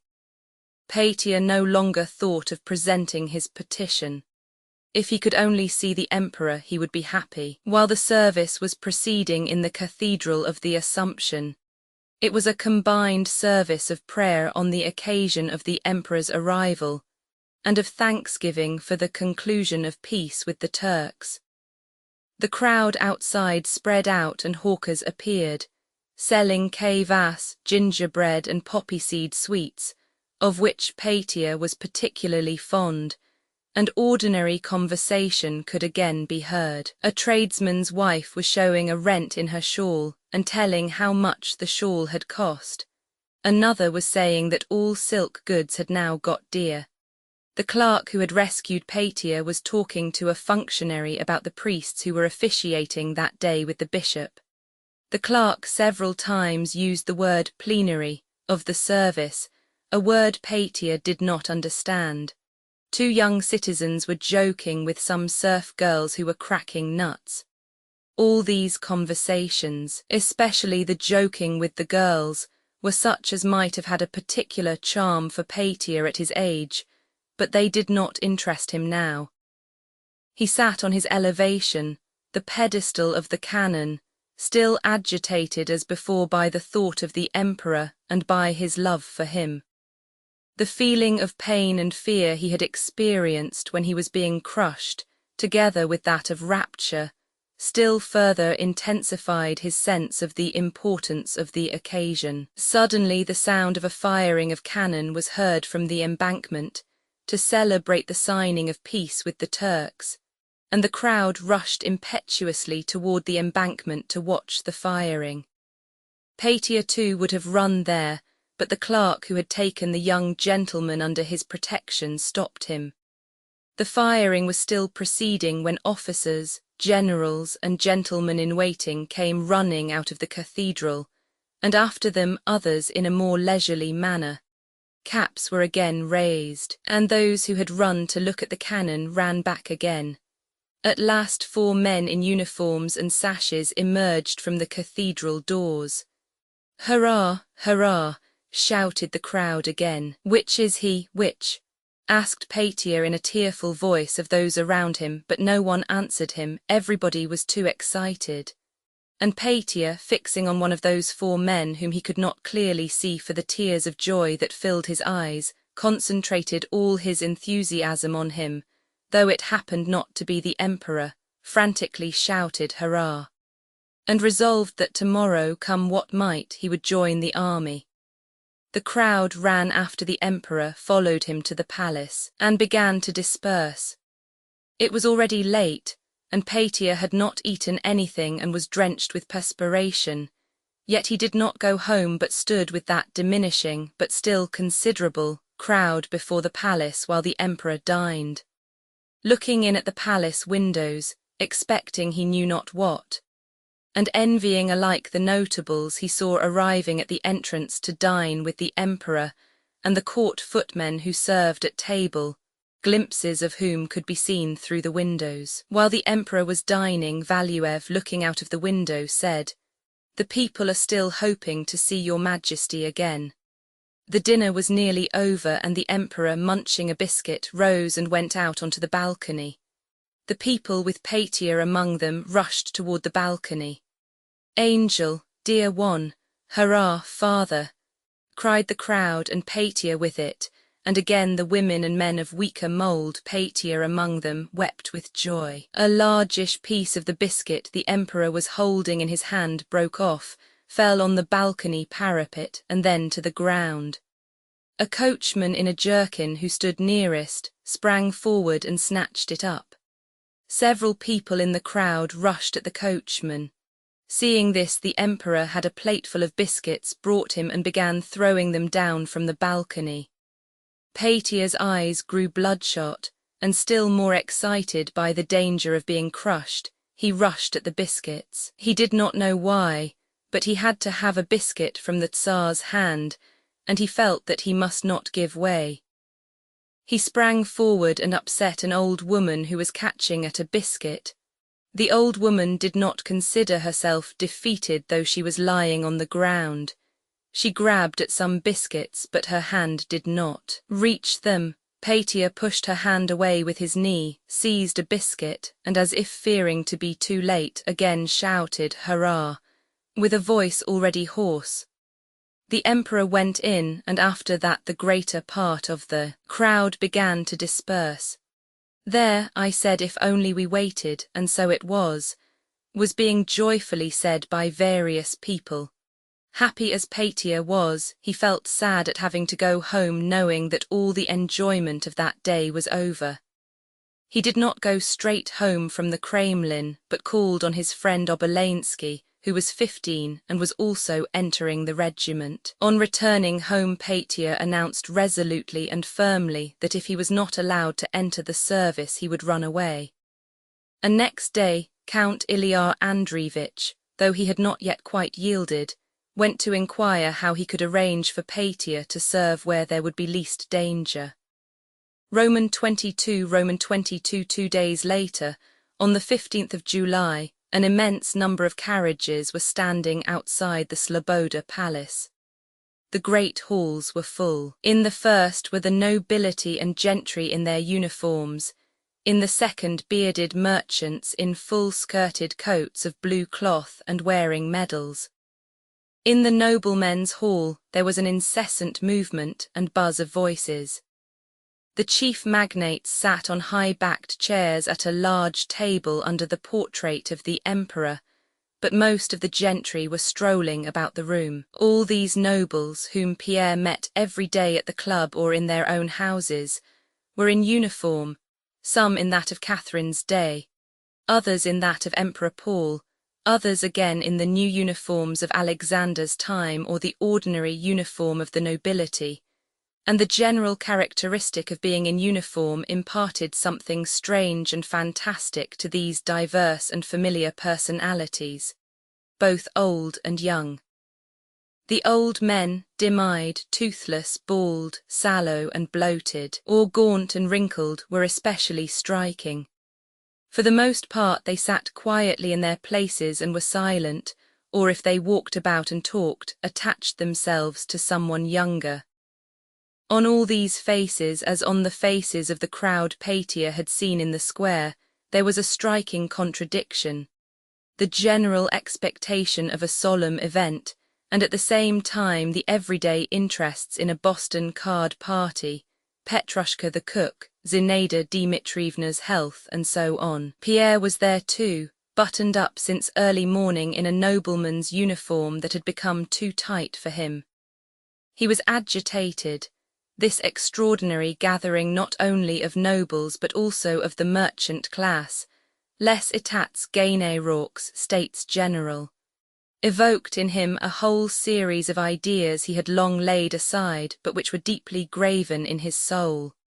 Thoughts of the contrat social and the French Revolution, the words that had struck him in the Emperor's appeal, that the sovereign was coming to the capital for consultation with his people, strengthened this idea, and imagining that in this direction something important which he had long awaited was drawing near, he strolled about watching and listening to conversations, but nowhere finding any confirmation of the ideas that occupied him. The Emperor's manifesto was read, evoking enthusiasm, and then all moved about discussing it. Besides the ordinary topics of conversation, Pierre heard questions of where the marshals of the nobility were to stand when the Emperor entered, when a ball should be given in the Emperor's honor, whether they should group themselves by districts or by whole provinces, and so on. But as soon as the war was touched on, or what the nobility had been convened for, the talk became undecided and indefinite. Then all preferred listening to speaking. A middle-aged man, handsome and virile in the uniform of a retired naval officer, was speaking in one of the rooms, and a small crowd was pressing round him. Pierre went up to the circle that had formed round the speaker and listened. Count Ilyar Andreevich, in a military uniform of Catherine's time, was sauntering with a pleasant smile among the crowd, with all of whom he was acquainted. He too approached that group, and listened with a kindly smile and nods of approval, as he always did, to what the speaker was saying. The retired naval man was speaking very boldly, as was evident from the expression on the faces of the listeners, and from the fact that some people Pierre knew as the meekest and quietest of men walked away disapprovingly or expressed disagreement with him.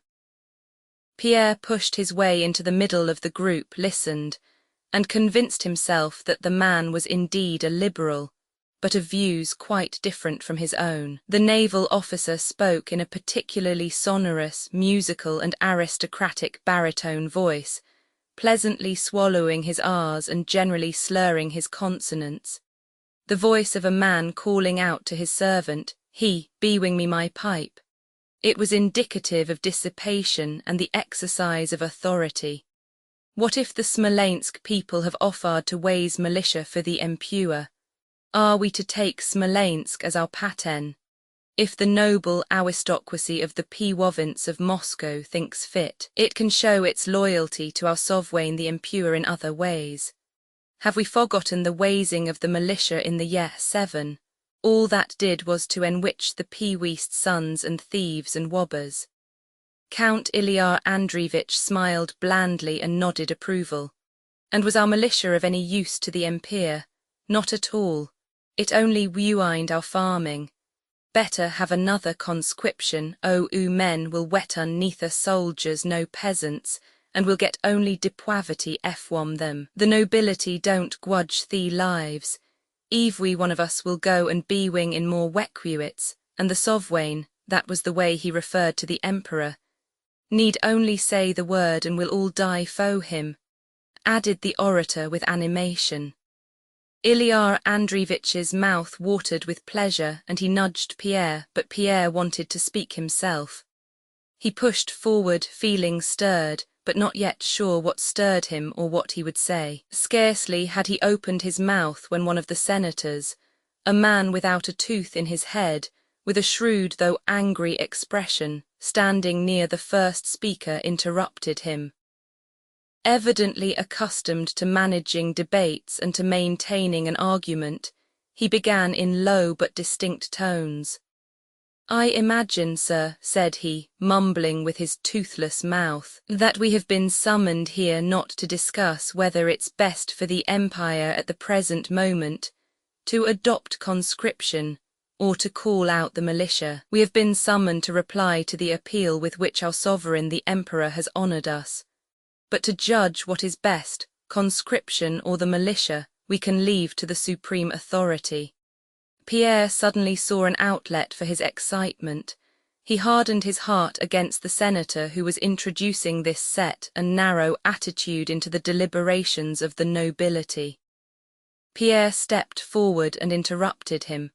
He himself did not yet know what he would say, but he began to speak eagerly, occasionally lapsing into French or expressing himself in bookish Russian. "Excuse me, Your Excellency," he began.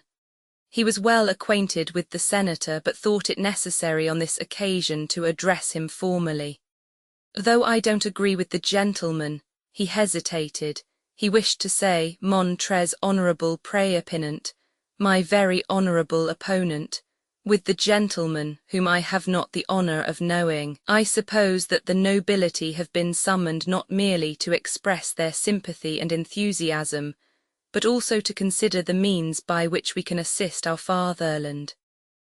I imagine," he went on, warming to his subject, "that the emperor himself would not be satisfied to find in us merely owners of serfs whom we are willing to devote to his service, and chair a canon 81 we are ready to make of ourselves, and not to obtain from us any counsel." Many persons withdrew from the circle, noticing the senator's sarcastic smile and the freedom of Pierre's remarks. Only Ilyar Andreevich was pleased with them as he had been pleased with those of the naval officer, the senator, and in general with whatever speech he had last heard.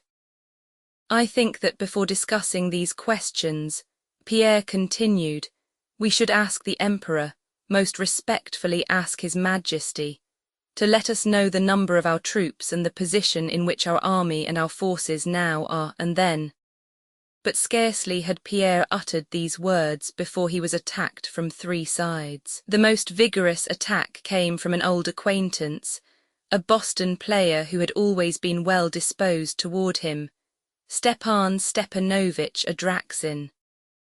Stepan Stepanovich was in uniform, and whether as a result of the uniform or from some other cause, Pierre saw before him quite a different man. With a sudden expression of malevolence on his aged face, Stepan Stepanovich shouted at Pierre, "In the first place, I tell you we have no right to question the emperor about that, and secondly, if the Russian nobility had that right, the emperor could not answer such a question.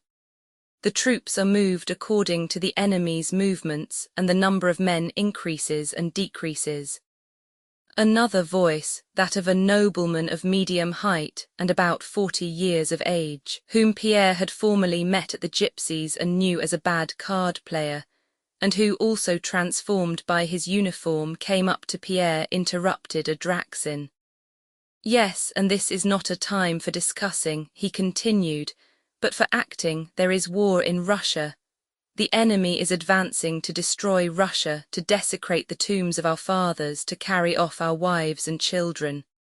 The nobleman smote his breast. "We will all arise, every one of us will go. For our father the Tsar," he shouted, rolling his bloodshot eyes. Several approving voices were heard in the crowd. "We are Russians and will not grudge our blood in defense of our faith, the throne and the fatherland. We must cease raving if we are sons of our fatherland. We will show Europe how Russia rises to the defense of Russia. Pierre wished to reply, but could not get in a word. He felt that his words, apart from what meaning they conveyed, were less audible than the sound of his opponent's voice. Ilyar Andreevich at the back of the crowd was expressing approval. Several persons, briskly turning a shoulder to the orator at the end of a phrase, said, "That's right, quite right, just so." Pierre wished to say that he was ready to sacrifice his money, his serfs or himself. Only one ought to know the state of affairs in order to be able to improve it. But he was unable to speak. Many voices shouted and talked at the same time, so that Ilyar Andreevich had not time to signify his approval of them all, and the group increased, dispersed, reformed, and then moved with a hum of talk into the largest hall and to the big table. Not only was Pierre's attempt to speak unsuccessful, but he was rudely interrupted, pushed aside, and people turned away from him as from a common enemy. This happened not because they were displeased by the substance of his speech, which had even been forgotten after the many subsequent speeches, but to animate it, the crowd needed a tangible object to love and a tangible object to hate.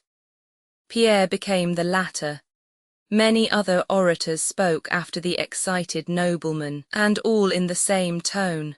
Many spoke eloquently and with originality. Glinka, the editor of the Russian Messenger, who was recognized cries of "Author, author," were heard in the crowd, said that hell must be repulsed by hell, and that he had seen a child smiling at lightning flashes and thunderclaps, but we will not be that child.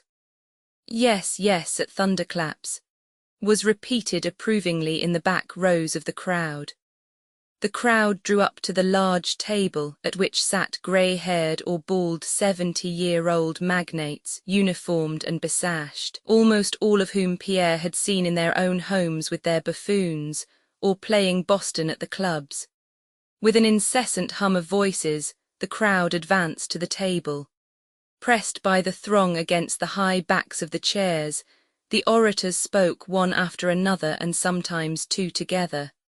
Those standing behind noticed what a speaker omitted to say and hastened to supply it. Others in that heat and crush racked their brains to find some thought and hastened to utter it. The old magnates whom Pierre knew sat and turned to look first at one and then at another, and their faces for the most part only expressed the fact that they found it very hot. Pierre, however, felt excited, and the general desire to show that they were ready to go to all lengths, which found expression in the tones and looks more than in the substance of the speeches, infected him too. He did not renounce his opinions, but felt himself in some way to blame and wished to justify himself. "I only said that it would be more to the purpose to make sacrifices when we know what is needed," said he, trying to be heard above the other voices. One of the old men nearest to him looked round, but his attention was immediately diverted by an exclamation at the other side of the table. "Yes, Moscow will be surrendered, she will be our expiation," shouted one man.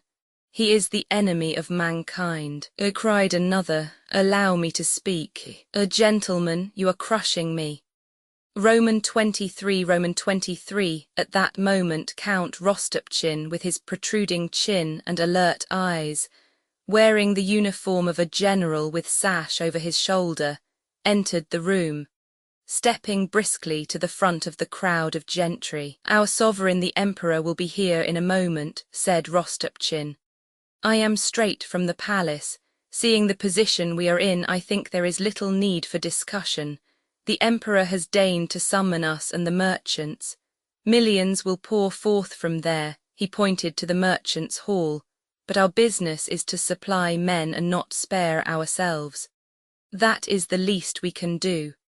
A conference took place confined to the magnates sitting at the table. The whole consultation passed more than quietly.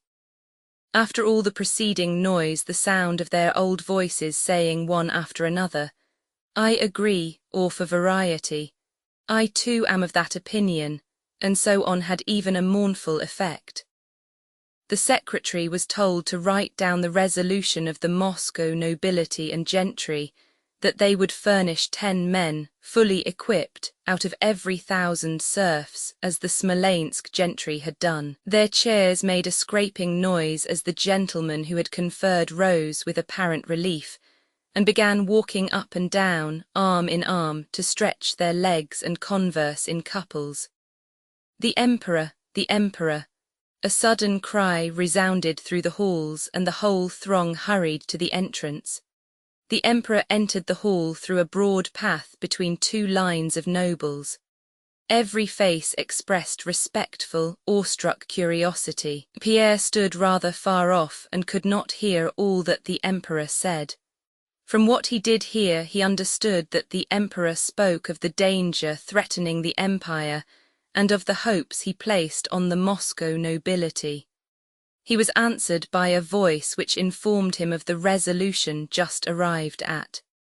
"Gentlemen," said the Emperor with a quivering voice. There was a rustling among the crowd and it again subsided, so that Pierre distinctly heard the pleasantly human voice of the Emperor saying with emotion, "I never doubted the devotion of the Russian nobles, but today it has surpassed my expectations. I thank you in the name of the fatherland. Gentlemen, let us act, time is most precious." The Emperor ceased speaking, the crowd began pressing round him, and rapturous exclamations were heard from all sides. "Yes, most precious, a royal word," said Ilyar Andreevich with a sob. He stood at the back, and though he had heard hardly anything, understood everything in his own way. From the hall of the nobility, the Emperor went to that of the merchants. There he remained about 10 minutes. Pierre was among those who saw him come out from the merchants' hall with tears of emotion in his eyes. As became known later, he had scarcely begun to address the merchants before tears gushed from his eyes, and he concluded in a trembling voice. When Pierre saw the Emperor, he was coming out accompanied by 2 merchants, one of whom Pierre knew, a fat Otkupschik. The other was the mayor, a man with a thin sallow face and narrow beard. Both were weeping. Tears filled the thin man's eyes, and the fat Otkupschik sobbed outright like a child and kept repeating, "Our lives and property, take them, your majesty." Pierre's one feeling at the moment was a desire to show that he was ready to go all lengths and was prepared to sacrifice everything. He now felt ashamed of his speech with its constitutional tendency and sought an opportunity of effacing it. Having heard that Count Mamonov was furnishing a regiment, Bezukhov at once informed Rostopchin that he would give 1,000 men and their maintenance. Old Rostov could not tell his wife of what had passed without tears, and at once consented to Petya's request, and went himself to enter his name. Next day the Emperor left Moscow. The assembled nobles all took off their uniforms and settled down again in their homes and clubs, and not without some groans gave orders to their stewards about the enrolment, feeling amazed themselves at what they had done. Part Roman II. 1812, Part Roman II, 1812. I Napoleon began the war with Russia because he could not resist going to Dresden, could not help having his head turned by the homage he received, could not help donning a Polish uniform and yielding to the stimulating influence of a June morning, and could not refrain from bursts of anger in the presence of Kurykin and then of Balashev. Alexander refused negotiations because he felt himself to be personally insulted. Barclay de Tolly tried to command the army in the best way, because he wished to fulfill his duty and earn fame as a great commander. Rostov charged the French because he could not restrain his wish for a gallop across a level field. And in the same way the innumerable people who took part in the war acted in accord with their personal characteristics, habits, circumstances, and aims. They were moved by fear or vanity, rejoiced or were indignant, reasoned, imagining that they knew what they were doing and did it of their own free will. But they all were involuntary tools of history, carrying on a work concealed from them but comprehensible to us. Such is the inevitable fate of men of action, and the higher they stand in the social hierarchy, the less are they free. The actors of 1812 have long since left the stage. Their personal interests have vanished, leaving no trace, and nothing remains of that time but its historic results. Providence compelled all these men, striving to attain personal aims, to further the accomplishment of a stupendous result no one of them at all expected. Neither Napoleon nor Alexander, nor still less any of those who did the actual fighting. The cause of the destruction of the French army in 1812 is clear to us now. No one will deny that that cause was, on the one hand, its advance into the heart of Russia late in the season without any preparation for a winter campaign, and, on the other, the character given to the war by the burning of Russian towns and the hatred of the foe this aroused among the Russian people. But no one at the time foresaw, what now seems so evident, that this was the only way an army of 800,000 men, the best in the world and led by the best general, could be destroyed in conflict with a raw army of half its numerical strength, and led by inexperienced commanders as the Russian army was. Not only did no one see this, but on the Russian side every effort was made to hinder the only thing that could save Russia, while on the French side, despite Napoleon's experience and so-called military genius, every effort was directed to pushing on to Moscow at the end of the summer, that is, to doing the very thing that was bound to lead to destruction. In historical works on the year 1812, French writers are very fond of saying that Napoleon felt the danger of extending his line, that he sought a battle, and that his marshals advised him to stop at Smolensk, and of making similar statements to show that the danger of the campaign was even then understood. Russian authors are still fonder of telling us that from the commencement of the campaign, a Scythian war plan was adopted to lure Napoleon into the depths of Russia, and this plan some of them attribute to Fool, others to a certain Frenchman, others to Toll, and others again to Alexander himself, pointing to notes, projects, and letters which contain hints of such a line of action. But all these hints at what happened, both from the French side and the Russian, are advanced only because they fit in with the event. Had that event not occurred, these hints would have been forgotten, as we have forgotten the thousands and millions of hints and expectations to the contrary which were current then, but have now been forgotten because the event falsified them. There are always so many conjectures as to the issue of any event, that however it may end there will always be people to say, "I said then that it would be so," quite forgetting that amid their innumerable conjectures many were to quite the contrary effect. Conjectures as to Napoleon's awareness of the danger of extending his line, and on the Russian side, as to luring the enemy into the depths of Russia, are evidently of that kind, and only by much straining can historians attribute such conceptions to Napoleon and his marshals, or such plans to the Russian commanders. All the facts are in flat contradiction to such conjectures. During the whole period of the war, not only was there no wish on the Russian side to draw the French into the heart of the country, but from their first entry into Russia, everything was done to stop them. And not only was Napoleon not afraid to extend his line, but he welcomed every step forward as a triumph and did not seek battle as eagerly as in former campaigns, but very lazily. At the very beginning of the war our armies were divided, and our sole aim was to unite them. Although uniting the armies was no advantage if we meant to retire, and lure the enemy into the depths of the country.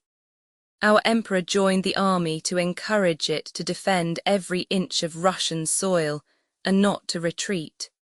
The enormous Drissa camp was formed on Fool's plan, and there was no intention of retiring farther. The emperor reproached the commanders-in-chief for every step they retired. He could not bear the idea of letting the enemy even reach Smolensk, still less could he contemplate the burning of Moscow. And when our armies did unite, he was displeased that Smolensk was abandoned and burned without a general engagement having been fought under its walls.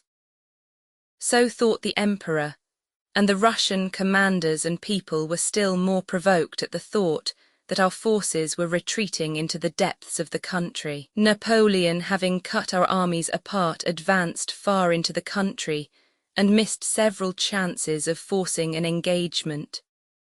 In August, he was at Smolensk and thought only of how to advance farther, though as we now see that advance was evidently ruinous to him. The facts clearly show that Napoleon did not foresee the danger of the advance on Moscow, nor did Alexander and the Russian commanders then think of luring Napoleon on, but quite the contrary. The luring of Napoleon into the depths of the country was not the result of any plan, for no one believed it to be possible. It resulted from a most complex interplay of intrigues, aims, and wishes among those who took part in the war, and had no perception whatever of the inevitable, or of the one way of saving Russia. Everything came about fortuitously. The armies were divided at the commencement of the campaign. We tried to unite them, with the evident intention of giving battle and checking the enemy's advance, and by this effort to unite them while avoiding battle with a much stronger enemy, and necessarily withdrawing the armies at an acute angle. We led the French on to Smolensk, but we withdrew at an acute angle not only because the French advanced between our two armies. The angle became still more acute and we withdrew still farther, because Barclay de Tolly was an unpopular foreigner disliked by Bagration, who would come under his command, and Bagration, being in command of the Second Army, tried to postpone joining up and coming under Barclay's command as long as he could. Bagration was slow in effecting the junction, though that was the chief aim of all at headquarters, because, as he alleged, he exposed his army to danger on this march, and it was best for him to retire more to the left and more to the south, worrying the enemy from flank and rear and securing from the Ukraine recruits for his army. And it looks as if he planned this in order not to come under the command of the detested foreigner Barclay, whose rank was inferior to his own. The emperor was with the army to encourage it, but his presence and ignorance of what steps to take, and the enormous number of advisers and plans, destroyed the First Army's energy and it retired. The intention was to make a stand at the Drissa camp, but Paulucci, aiming at becoming commander-in-chief, unexpectedly employed his energy to influence Alexander, and Fool's whole plan was abandoned and the command entrusted to Barclay. But as Barclay did not inspire confidence, his power was limited. The armies were divided, there was no unity of command, and Barclay was unpopular.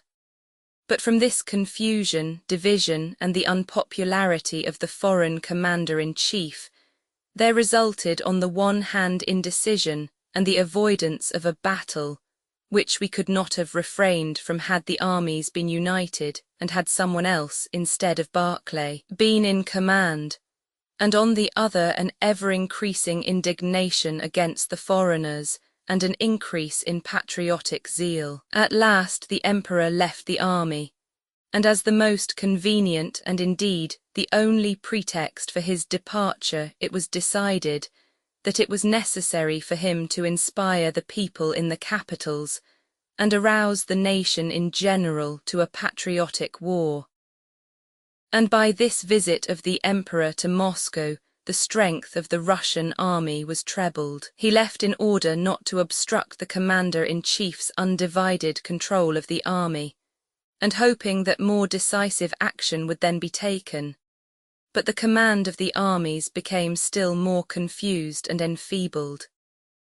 Bennigsen, the Tsarevich, and a swarm of adjutants general remained with the army to keep the commander-in-chief under observation and arouse his energy, and Barclay, feeling less free than ever under the observation of all these eyes of the emperor, he became still more cautious of undertaking any decisive action and avoided giving battle. Barclay stood for caution. The Tsarevich hinted at treachery and demanded a general engagement. Lubomirsky, Brunitsky, W. Locke, and the others of that group stirred up so much trouble that Barclay, under pretext of sending papers to the emperor, dispatched these Polish adjutants general to Petersburg and plunged into an open struggle with Bennigsen and the Tsarevich. At Smolensk the armies at last reunited, much as Bagration disliked it. Bagration drove up in a carriage to the house occupied by Barclay.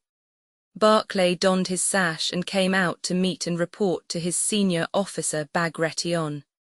Despite his seniority in rank, Bagration, in this contest of magnanimity, took his orders from Barclay, but having submitted, agreed with him less than ever.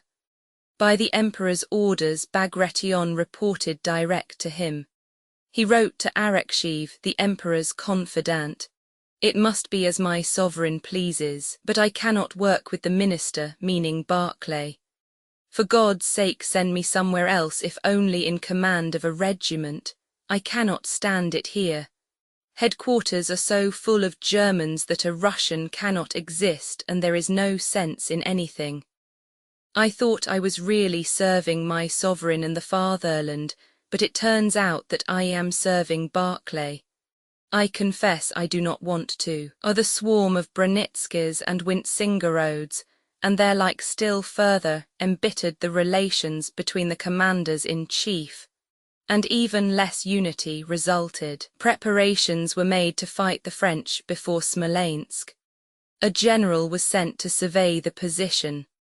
This general, hating Barclay, rode to visit a friend of his own, a corps commander, and having spent the day with him, returned to Barclay and condemned, as unsuitable from every point of view, the battleground he had not seen. While disputes and intrigues were going on about the future field of battle, and while we were looking for the French, having lost touch with them, the French stumbled upon Neverovsky's division and reached the walls of Smolensk. It was necessary to fight an unexpected battle at Smolensk to save our lines of communication. The battle was fought, and thousands were killed on both sides.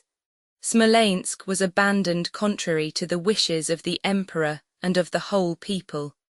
But Smolensk was burned by its own inhabitants who had been misled by their governor, and these ruined inhabitants, setting an example to other Russians, went to Moscow thinking only of their own losses, but kindling hatred of the foe.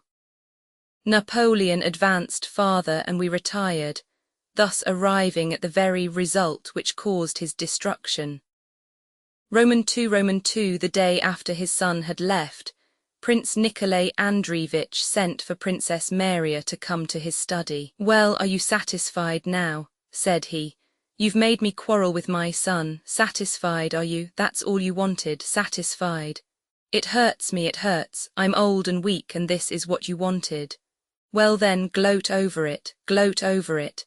After that, Princess Maria did not see her father for a whole week. He was ill and did not leave his study. Princess Maria noticed to her surprise that during this illness the old prince not only excluded her from his room, but did not admit Mademoiselle Bourienne either. Tikhon alone attended him. At the end of the week the prince reappeared and resumed his former way of life, devoting himself with special activity to building operations and the arrangement of the gardens, and completely breaking off his relations with Mademoiselle Bourienne. His looks and cold tone to his daughter seemed to say, "There, you see, you plotted against me, you lied to Prince Andrei about my relations with that Frenchwoman and made me quarrel with him, but you see I need neither her nor you." Princess Maria spent half of every day with Nikolushka, watching his lessons, teaching him Russian and music herself, and talking to Dessalles. The rest of the day she spent over her books with her old nurse, or with God's folk, who sometimes came by the back door to see her. Of the war Princess Maria thought as women do think about wars. She feared for her brother who was in it, was horrified by and amazed at the strange cruelty that impels men to kill one another. But she did not understand the significance of this war, which seemed to her like all previous wars. She did not realize the significance of this war, though Dessalles, with whom she constantly conversed, was passionately interested in its progress and tried to explain his own conception of it to her. And though the God's folk who came to see her reported in their own way the rumors current among the people of an invasion by Antichrist, and though Julie, now Princess Drubetskaya, who had resumed correspondence with her, wrote patriotic letters from Moscow. "I write you in Russian, my good friend," wrote Julie in her Frenchified Russian, "because I have a detestation for all the French, and the same for their language which I cannot support to hear spoken. We in Moscow are elated by enthusiasm for our adored emperor. My poor husband is enduring pains and hunger in Jewish taverns, but the news which I have inspires me yet more. You heard probably of the heroic exploit of Raevsky, embracing his 2 sons and saying, 'I will perish with them, but we will not be shaken.' And truly, though the enemy was twice stronger than we were unshakable. We pass the time as we can, but in war as in war. The princesses Aline and Sophie sit whole days with me, and we, unhappy widows of live men, make beautiful conversations over our charpai. Only you, my friend, are missing." And so on. The chief reason Princess Maria did not realize the full significance of this war was that the old prince never spoke of it, did not recognize it, and laughed at Dessalles when he mentioned it at dinner. The prince's tone was so calm and confident that Princess Maria unhesitatingly believed him. All that July the old prince was exceedingly active and even animated. He planned another garden and began a new building for the domestic serfs. The only thing that made Princess Maria anxious about him was that he slept very little, and instead of sleeping in his study as usual, changed his sleeping place every day. One day he would order his camp bed to be set up in the glass gallery. Another day he remained on the couch or on the lounge chair in the drawing room and dozed there without undressing, while, instead of Mademoiselle Bourienne, a serf boy read to him. Then again he would spend a night in the dining room. On August 1, a second letter was received from Prince Andrei. In his first letter, which came soon after he had left home, Prince Andrei had dutifully asked his father's forgiveness for what he had allowed himself to say and begged to be restored to his favor. To this letter the old prince had replied affectionately, and from that time had kept the Frenchwoman at a distance. Prince Andrei's second letter, written near Vitebsk after the French had occupied that town, gave a brief account of the whole campaign, enclosed for them a plan he had drawn and forecasts as to the further progress of the war. In this letter Prince Andrei pointed out to his father the danger of staying at Bald Hills, so near the theatre of war and on the army's direct line of march, and advised him to move to Moscow. At dinner that day, on Dessalles mentioning that the French were said to have already entered Vitebsk, the old prince remembered his son's letter. "There was a letter from Prince Andrei today," he said to Princess Maria. "Haven't you read it?" "No, father," she replied in a frightened voice. She could not have read the letter as she did not even know it had arrived. "He writes about this war," said the prince with the ironic smile that had become habitual to him in speaking of the present war. "That must be very interesting," said Dessalles. "Prince Andrei is in a position to know." "Oh, very interesting," said Mademoiselle Bourienne. "Go and get it for me," said the old prince to Mademoiselle Bourienne. "You know, under the paperweight on the little table." Mademoiselle Bourienne jumped up eagerly. "No, don't," he exclaimed with a frown. "You go, Mikhail Ivanovitch." Mikhail Ivanovitch rose and went to the study. But as soon as he had left the room, the old prince, looking uneasily round, threw down his napkin and went himself. "They can't do anything, always make some muddle," he muttered. While he was away, Princess Maria, Dessalles, Mademoiselle Bourienne, and even little Nikolushka exchanged looks in silence. The old prince returned with quick steps, accompanied by Mikhail Ivanovitch, bringing the letter and a plan. These he put down beside him, not letting anyone read them at dinner. On moving to the drawing-room, he handed the letter to Princess Maria, and spreading out before him the plan of the new building and fixing his eyes upon it, told her to read the letter aloud. When she had done so, Princess Maria looked inquiringly at her father. He was examining the plan, evidently engrossed in his own ideas. "What do you think of it, Prince?" Dessalles ventured to ask. I, said the prince as if unpleasantly awakened, and not taking his eyes from the plan of the building. "Very possibly the theatre of war will move so near to us that—" "Ha, the theatre of war," said the prince. "I have said and still say that the theatre of war is Poland and the enemy will never get beyond the Niemen."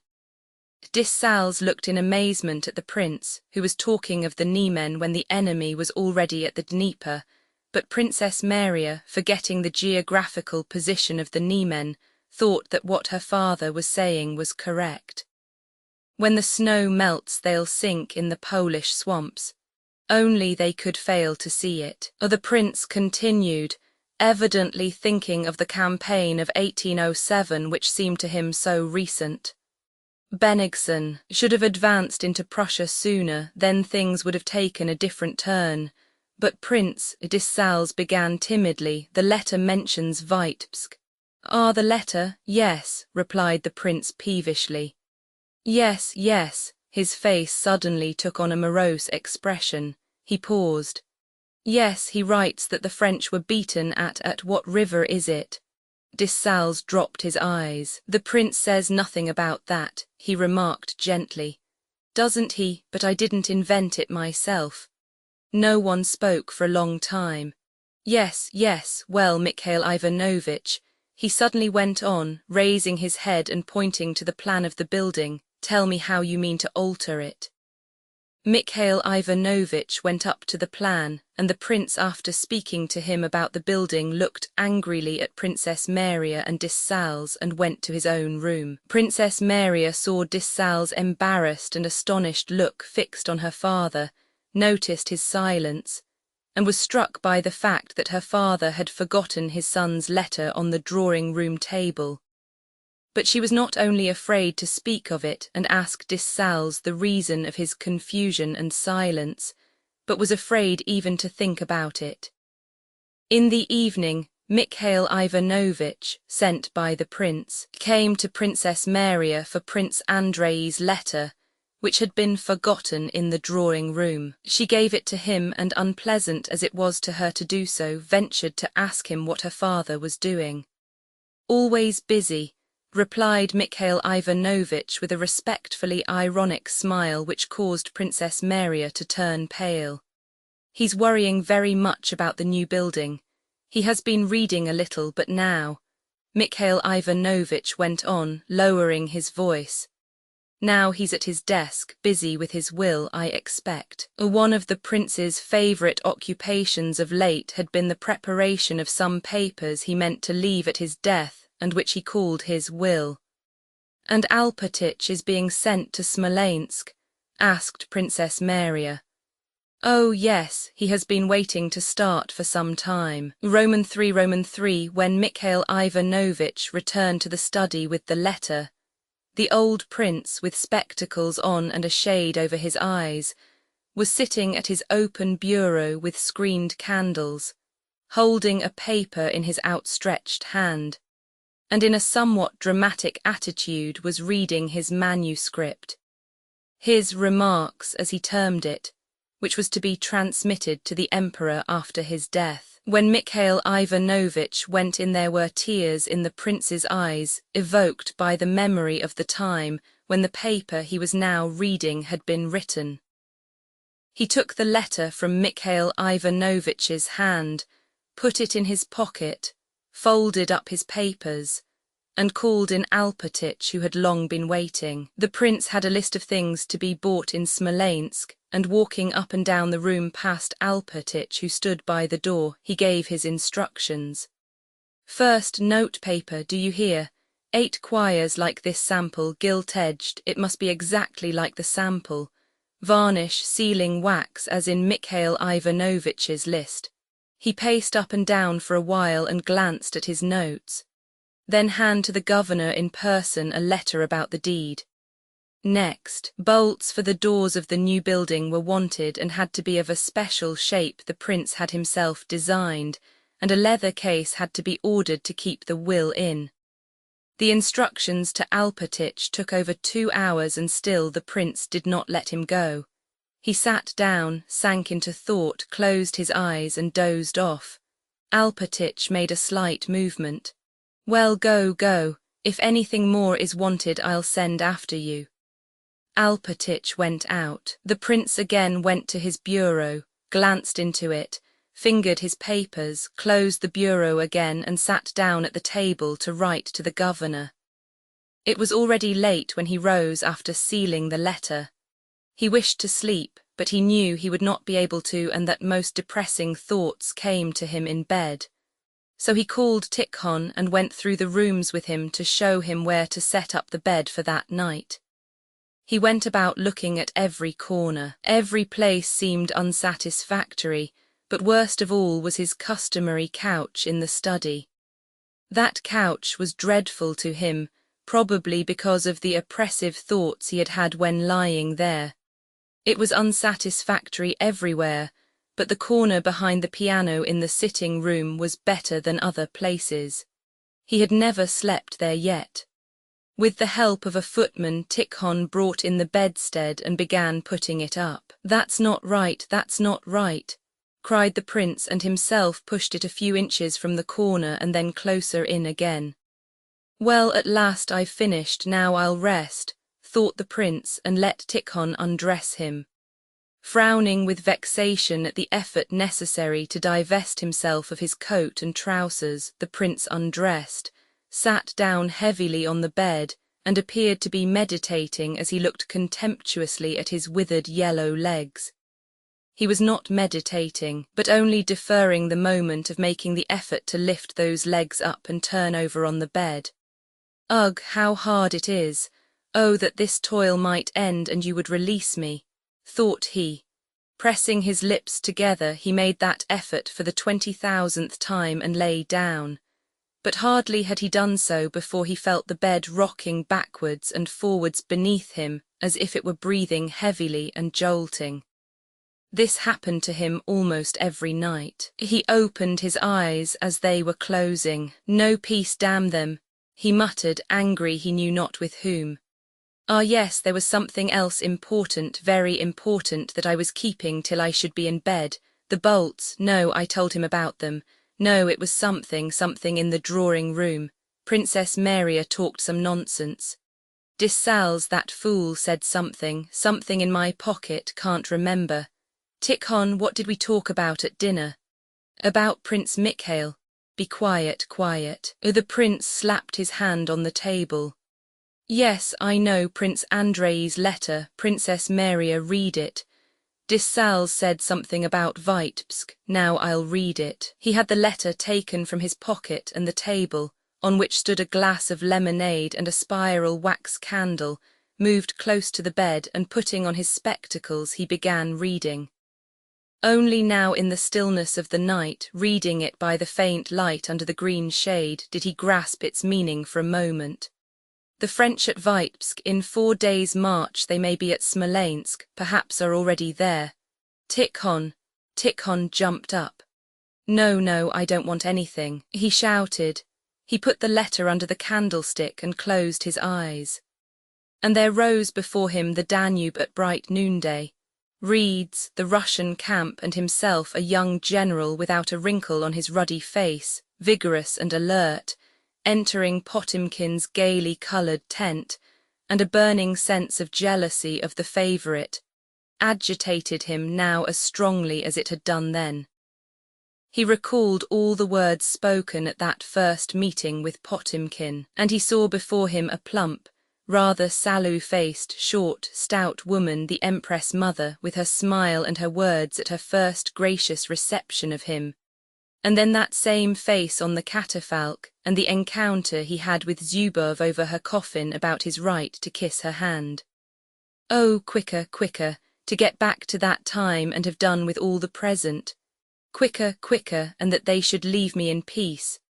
Roman 4, Bald Hills, Prince Nikolai Andreevich Bolkonsky's estate, lay 40 miles east from Smolensk, and 2 miles from the main road to Moscow. The same evening that the prince gave his instructions to Alpatych, Dessalles, having asked to see Princess Maria, told her that, as the prince was not very well and was taking no steps to secure his safety, though from Prince Andrei's letter it was evident that to remain at Bald Hills might be dangerous, he respectfully advised her to send a letter by Alpatych to the provincial governor at Smolensk, asking him to let her know the state of affairs and the extent of the danger to which Bald Hills was exposed. Dessalles wrote this letter to the governor for Princess Maria. She signed it, and it was given to Alpatych with instructions to hand it to the governor and to come back as quickly as possible if there was danger. Having received all his orders, Alpatych, wearing a white beaver hat, a present from the prince, and carrying a stick as the prince did, went out accompanied by his family. 3 well-fed roans stood ready harnessed to a small conveyance with a leather hood. The larger bell was muffled and the little bells on the harness stuffed with paper. The prince allowed no one at Bald Hills to drive with ringing bells, but on a long journey Alpatych liked to have them. His satellites, the senior clerk, a counting-house clerk, a scullery maid, a cook, 2 old women, a little page boy, the coachman, and various domestic serfs, were seeing him off. His daughter placed chintz-covered down cushions for him to sit on and behind his back. His old sister-in-law popped in a small bundle, and one of the coachmen helped him into the vehicle.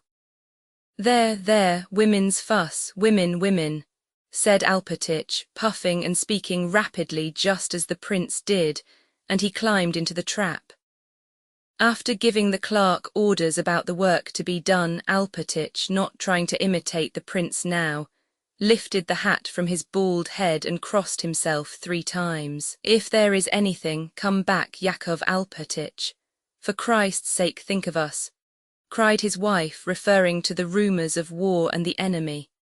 Women's fuss, muttered Alpatych to himself and started on his journey, looking round at the fields of yellow rye and the still green, thickly growing oats, and at other quite black fields just being ploughed a second time. As he went along he looked with pleasure at the year's splendid crop of corn, scrutinised the strips of rye field which here and there were already being reaped, made his calculations as to the sowing and the harvest, and asked himself whether he had not forgotten any of the prince's orders. Having baited the horses twice on the way, he arrived at the town toward evening on the 4th of August. Alpatych kept meeting and overtaking baggage trains and troops on the road. As he approached Smolensk, he heard the sounds of distant firing, but these did not impress him. What struck him most was the sight of a splendid field of oats in which a camp had been pitched, and which was being mown down by the soldiers. evidently for fodder. This fact impressed Alpatich, but in thinking about his own business, he soon forgot it. All the interests of his life for more than 30 years had been bounded by the will of the prince, and he never went beyond that limit. Everything not connected with the execution of the prince's orders did not interest and did not even exist for Alpatich. On reaching Smolensk on the evening of the 4th of August, he put up in the Gatchina suburb across the Dnieper, at the inn kept by Ferapontov, where he had been in the habit of putting up for the last 30 years. Some 30 years ago Ferapontov, by Alpatich's advice, had bought a wood from the prince, had begun to trade, and now had a house, an inn, and a corn dealer's shop in that province. He was a stout, dark, red-faced peasant in the 40s, with thick lips, a broad knob of a nose, similar knobs over his black frowning brows, and a round belly. Wearing a waistcoat over his cotton shirt, Ferapontov was standing before his shop which opened onto the street. On seeing Alpatich, he went up to him. "You're welcome, Yakov Alpatich. Folks are leaving the town, but you have come to it," said he. "Why are they leaving the town?" asked Alpatich. "That's what I say. Folks are foolish, always afraid of the French." Women's fuss, said Alpatich. "Just what I think, Yakov Alpatich. What I say is, orders have been given not to let them in, so that must be right. And the peasants are asking 3 rubles for carting. It isn't Christian." Yakov Alpatich heard without heeding. He asked for a samovar and for hay for his horses, and when he had had his tea he went to bed. All night long troops were moving past the inn. Next morning Alpatich donned a jacket he wore only in town and went out on business. It was a sunny morning, and by 8 o'clock it was already hot. A good day for harvesting, thought Alpatich. From beyond the town firing had been heard since early morning. At 8 o'clock the booming of cannon was added to the sound of musketry. Many people were hurrying through the streets and there were many soldiers, but cabs were still driving about, tradesmen stood at their shops, and service was being held in the churches as usual. Alpatich went to the shops, to government offices, to the post office, and to the governor's. In the offices and shops and at the post office everyone was talking about the army and about the enemy who was already attacking the town. Everybody was asking what should be done, and all were trying to calm one another. In front of the governor's house Alpatich found a large number of people, Cossacks, and a travelling carriage of the governor's. At the porch he met 2 of the landed gentry, one of whom he knew. This man, an ex-captain of police, was saying angrily, "It's no joke, you know. It's all very well if you're single. One man though undone is but one, as the proverb says, but with 13 in your family and all the property, they've brought us to utter ruin. What sort of governors are they to do that? They ought to be hanged, the brigands." "Oh come, that's enough," said the other. "What do I care? Let him hear. We're not dogs," said the ex-captain of police, and looking round he noticed Alpatich. "Oh, Yakov Alpatich, what have you come for?" "To see the governor by his excellency's order," answered Alpatich, lifting his head and proudly thrusting his hand into the bosom of his coat as he always did when he mentioned the prince. "He has ordered me to inquire into the position of affairs," he added. "Yes, go and find out," shouted the angry gentleman. "They've brought things to such a pass that there are no carts or anything. There it is again, do you hear?" said he, pointing in the direction whence came the sounds of firing. "They've brought us all to ruin, the brigands," he repeated and descended the porch steps. Alpatich swayed his head and went upstairs. In the waiting room were tradesmen, women and officials, looking silently at one another. The door of the governor's room opened and they all rose and moved forward. An official ran out, said some words to a merchant, called a stout official with a cross hanging on his neck to follow him, and vanished again, evidently wishing to avoid the inquiring looks and questions addressed to him. Alpatich moved forward, and next time the official came out addressed him, one hand placed in the breast of his buttoned coat, and handed him 2 letters.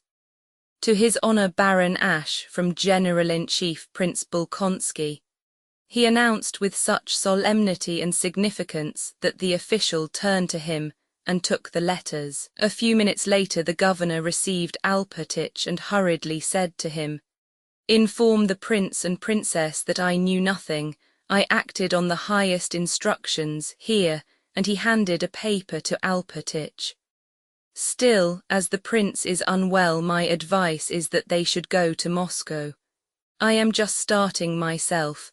Inform them." But the governor did not finish. A dusty, perspiring officer ran into the room and began to say something in French. The governor's face expressed terror. "Go," he said, nodding his head to Alpatich, and began questioning the officer. Eager, frightened, helpless glances were turned on Alpatich when he came out of the governor's room. Involuntarily listening now to the firing, which had drawn nearer and was increasing in strength, Alpatich hurried to his inn. The paper handed to him by the governor said this: "I assure you that the town of Smolensk is not in the slightest danger as yet, and it is unlikely that it will be threatened with any. I from the one side and Prince Bagration from the other are marching to unite our forces before Smolensk, which junction will be effected on the 22nd instant, and both armies with their united forces will defend our compatriots of the province entrusted to your care, till our efforts shall have beaten back the enemies of our fatherland, or till the last warrior in our valiant ranks has perished. From this you will see that you have a perfect right to reassure the inhabitants of Smolensk, for those defended by 2 such brave armies may feel assured of victory." Instructions from Barclay de Tolly to Baron Ash, the civil governor of Smolensk, 1812. People were anxiously roaming about the streets. Carts piled high with household utensils, chairs and cupboards kept emerging from the gates of the yards and moving along the streets. Loaded carts stood at the house next to Ferapontov's, and women were wailing and lamenting as they said goodbye. A small watchdog ran round barking in front of the harnessed horses. Alpatich entered the inn-yard at a quicker pace than usual and went straight to the shed where his horses and trap were. The coachman was asleep. He woke him up, told him to harness, and went into the passage. From the host's room came the sounds of a child crying, the despairing sobs of a woman, and the hoarse angry shouting of Ferapontov. The cook began running hither and thither in the passage like a frightened hen, just as Alpatich entered. "He's done her to death, killed the mistress, beat her, dragged her about so." "What for?" asked Alpatich. "She kept begging to go away. She's a woman, take me away, says she, don't let me perish with my little children. Folks, she says, are all gone, so why, she says, don't we go?" And he began beating and pulling her about so. At these words Alpatich nodded as if in approval, and not wishing to hear more went to the door of the room opposite the innkeeper's, where he had left his purchases. "You brute, you murderer!" screamed a thin, pale woman who, with a baby in her arms and her kerchief torn from her head, burst through the door at that moment and down the steps into the yard. Ferapontov came out after her, but on seeing Alpatich adjusted his waistcoat, smoothed his hair, yawned, and followed Alpatich into the opposite room. "Going already?" said he. Alpatich, without answering or looking at his host, sorted his packages and asked how much he owed. "We'll reckon up. Well, have you been to the governor's?" asked Ferapontov. "What has been decided?" Alpatich replied that the governor had not told him anything definite. "With our business, how can we get away?" said Ferapontov. "We'd have to pay 7 rubles a cartload to Dorogobuzh, and I tell them they're not Christians to ask it. Selivanov now did a good stroke last Thursday, sold flour to the army at 9 rubles a sack. Will you have some tea?" he added. While the horses were being harnessed, Alpatich and Ferapontov over their tea talked of the price of corn, the crops, and the good weather for harvesting. "Well, it seems to be getting quieter," remarked Ferapontov, finishing his third cup of tea and getting up. "Ours must have got the best of it. The orders were not to let them in. So we're in force, it seems. They say the other day Matvei Ivanitch Platov drove them into the river Marina and drowned some 18,000 in one day." Alpatich collected his parcels, handed them to the coachman who had come in and settled up with the innkeeper. The noise of wheels, hoofs and bells was heard from the gateway as a little trap passed out. It was by now late in the afternoon.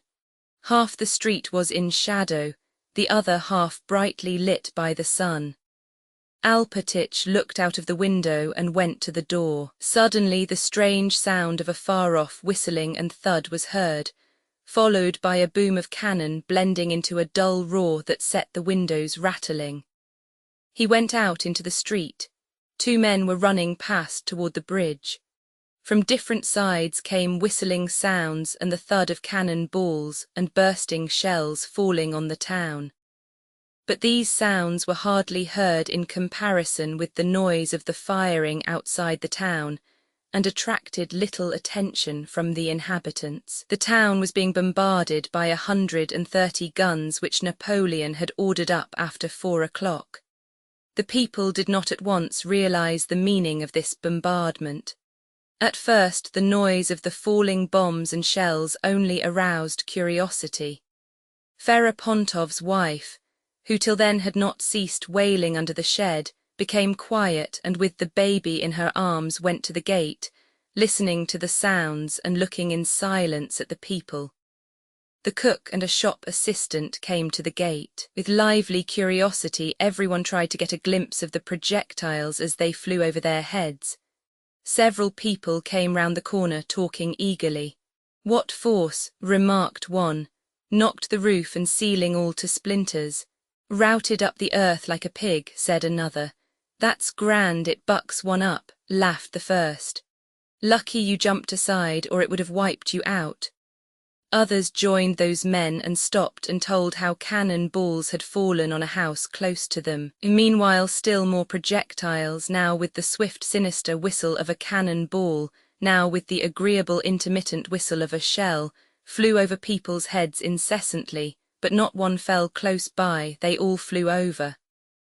Alpatich was getting into his trap. The innkeeper stood at the gate. "What are you staring at?"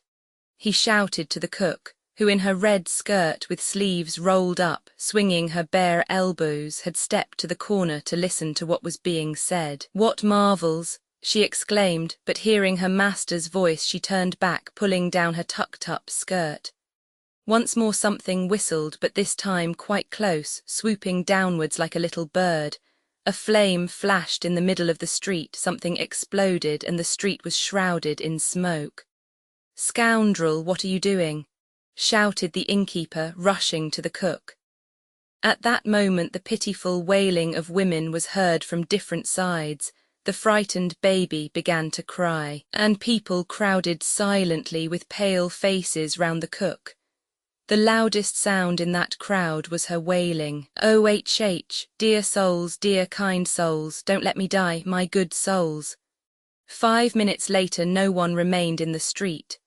The cook, with her thigh broken by a shell splinter, had been carried into the kitchen.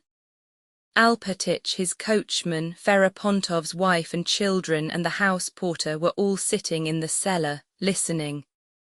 The roar of guns, the whistling of projectiles, and the piteous moaning of the cook, which rose above the other sounds, did not cease for a moment. The mistress rocked and hushed her baby, and when anyone came into the cellar asked in a pathetic whisper what had become of her husband who had remained in the street. A shopman who entered told her that her husband had gone with others to the cathedral, whence they were fetching the wonder-working icon of Smolensk. Toward dusk, the cannonade began to subside. Alpatich left the cellar and stopped in the doorway. The evening sky that had been so clear was clouded with smoke. through which high up the sickle of the new moon shone strangely. Now that the terrible din of the guns had ceased, a hush seemed to reign over the town, broken only by the rustle of footsteps, the moaning, the distant cries, and the crackle of fires which seemed widespread everywhere. The cook's moans had now subsided. On two sides black curling clouds of smoke rose and spread from the fires. Through the street soldiers in various uniforms walked or ran confusedly in different directions like ants from a ruined anthill. Several of them ran into Ferapontov's yard before Alpatich's eyes. Alpatich went out to the gate. A retreating regiment, thronging and hurrying, blocked the street. Noticing him, an officer said, "The town is being abandoned. Get away, get away." And then, turning to the soldiers, shouted, "I'll teach you to run into the yards." Alpatich went back to the house, called the coachman, and told him to set off. Ferapontov's whole household came out too, following Alpatich and the coachman. The women, who had been silent till then, suddenly began to wail as they looked at the fires, the smoke and even the flames of which could be seen in the failing twilight, and as if in reply the same kind of lamentation was heard from other parts of the street. Inside the shed, Alpatich and the coachman arranged the tangled reins and traces of their horses with trembling hands. As Alpatich was driving out of the gate, he saw some 10 soldiers in Ferapontov's open shop, talking loudly and filling their bags and knapsacks with flour and sunflower seeds. Just then Ferapontov returned and entered his shop. On seeing the soldiers, he was about to shout at them, but suddenly stopped and, clutching at his hair, burst into sobs and laughter. "Loot everything, lads, don't let those devils get it," he cried, taking some bags of flour himself and throwing them into the street. Some of the soldiers were frightened and ran away, others went on filling their bags. On seeing Alpatich, Ferapontov turned to him. "Russia is done for," he cried. "Alpatich, I'll set the place on fire myself, we're done for." And Ferapontov ran into the yard. Soldiers were passing in a constant stream along the street, blocking it completely, so that Alpatich could not pass out and had to wait. Ferapontov's wife and children were also sitting in a cart waiting, till it was possible to drive out. Night had come. There were stars in the sky, and the new moon shone out amid the smoke that screened it. On the sloping descent to the Dnieper, Alpatich's cart and that of the innkeeper's wife, which was slowly moving amid the rows of soldiers and of other vehicles, had to stop. In a side street near the crossroads where the vehicles had stopped, a house and some shops were on fire. This fire was already burning itself out. The flames now died down and were lost in the black smoke, now suddenly flared up again brightly, lighting up with strange distinctness the faces of the people crowding at the crossroads. Black figures flitted about before the fire, and through the incessant crackling of the flames talking and shouting could be heard. Seeing that his trap would not be able to move on for some time, Alpatich got down and turned into the side street to look at the fire. Soldiers were continually rushing backwards and forwards near it, and he saw 2 of them and a man in a frieze coat dragging burning beams into another yard across the street, while others carried bundles of hay. Alpatich went up to a large crowd standing before a high barn which was blazing briskly. The walls were all on fire and the back wall had fallen in. The wooden roof was collapsing, and the rafters were alight. The crowd was evidently watching for the roof to fall in, and Alpatich watched for it too. "Alpatich," a familiar voice suddenly hailed the old man. "Mercy on us, Your Excellency," answered Alpatich, immediately recognizing the voice of his young prince. Prince Andrei, in his riding cloak, mounted on a black horse, was looking at Alpatich from the back of the crowd. "Why are you here?" he asked. Your Excellency," stammered Alpatich and broke into sobs. "Are we really lost, master? Why are you here? Prince Andrei repeated. At that moment the flames flared up and showed his young master's pale, worn face. Alpatich told how he had been sent there and how difficult it was to get away. "Are we really quite lost, Your Excellency?" he asked again. Prince Andrei, without replying, took out a notebook and, raising his knee, began writing in pencil on a page he tore out. He wrote to his sister, "Smolensk is being abandoned. Bald Hills will be occupied by the enemy within a week. Set off immediately for Moscow. Let me know at once when you will start. Send by special messenger to Usviage." Having written this and given the paper to Alpatich, he told him how to arrange for departure of the prince, the princess, his son, and the boy's tutor, and how and where to let him know immediately. Before he had had time to finish giving these instructions, a chief of staff followed by a suite galloped up to him. "You are a colonel," shouted the chief of staff with a German accent, in a voice familiar to Prince Andrei. "Houses are set on fire in your presence and you stand by.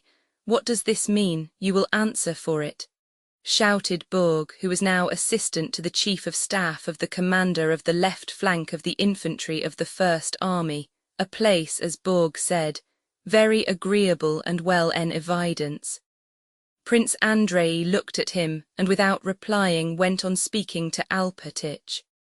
"So tell them that I shall await a reply till the 10th, and if by the 10th I don't receive news that they have all got away, I shall have to throw up everything and come myself to Bald Hills." "Prince," said Bourg, recognizing Prince Andrei, "I only spoke because I have to obey orders, because I always do obey exactly. You must please excuse me," he went on apologetically. Something cracked in the flames. The fire died down for a moment and wreaths of black smoke rolled from under the roof. There was another terrible crash and something huge collapsed. "Ururu!" yelled the crowd, echoing the crash of the collapsing roof of the barn, the burning grain in which diffused a cake-like aroma all around. The flames flared up again, lighting the animated, delighted, exhausted faces of the spectators. The man in the frieze coat raised his arms and shouted, "It's fine, lads, now it's raging, it's fine." "That's the owner himself," cried several voices. "Well then," continued Prince Andrei to Alpatich, "report to them as I have told you." And not replying a word to Bourg, who was now mute beside him, he touched his horse and rode down the side street. VV from Smolensk, the troops continued to retreat, followed by the enemy. On the 10th of August, the regiment Prince Andrei commanded was marching along the high road past the avenue leading to Bald Hills. Heat and drought had continued for more than 3 weeks. Each day fleecy clouds floated across the sky and occasionally veiled the sun, but toward evening the sky cleared again and the sun set in reddish-brown mist. Heavy night dews alone refreshed the earth. The unreaped corn was scorched and shed its grain. The marshes dried up. The cattle lowed from hunger, finding no food on the sun-parched meadows. Only at night and in the forests while the dew lasted was there any freshness. But on the road, the high road along which the troops marched, there was no such freshness even at night or when the road passed through the forest.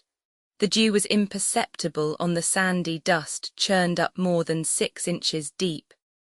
As soon as day dawned the march began. The artillery and baggage wagons moved noiselessly through the deep dust that rose to the very hubs of the wheels, and the infantry sank ankle-deep in that soft, choking hot dust that never cooled even at night.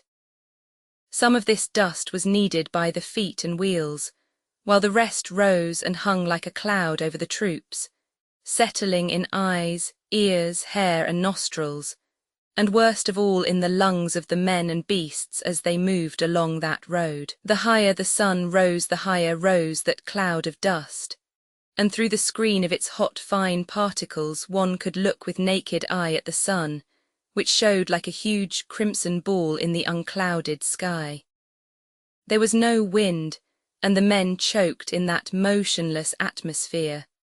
They marched with handkerchiefs tied over their noses and mouths.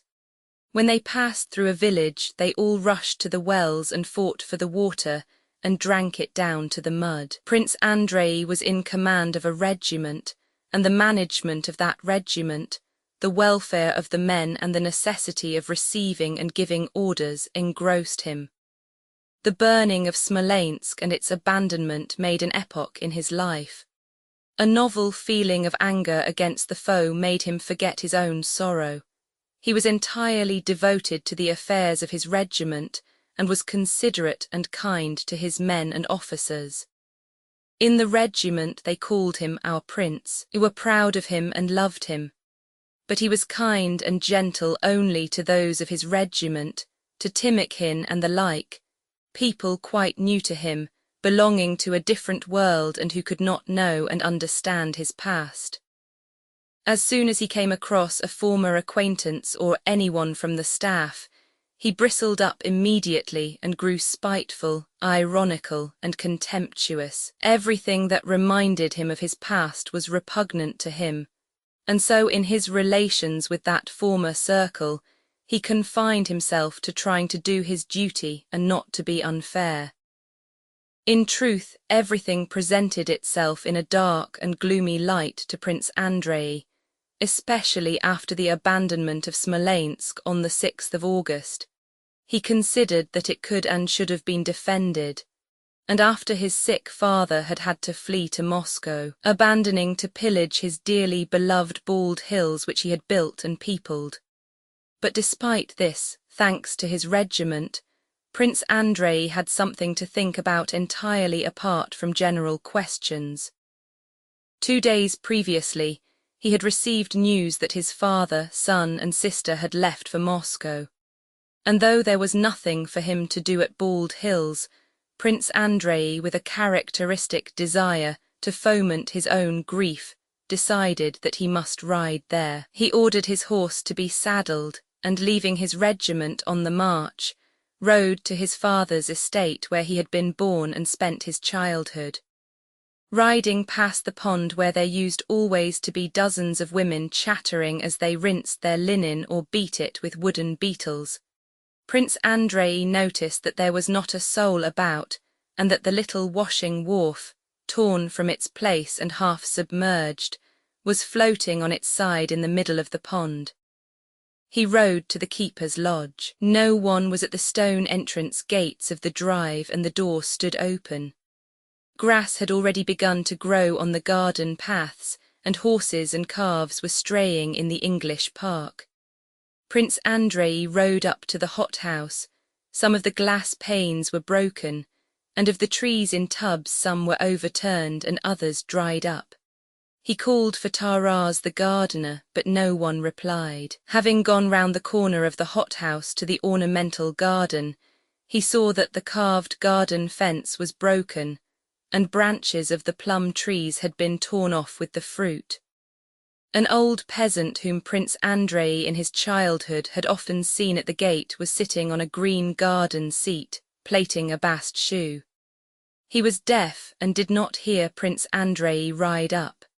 He was sitting on the seat the old prince used to like to sit on, and beside him strips of bast were hanging on the broken and withered branch of a magnolia. Prince Andrei rode up to the house.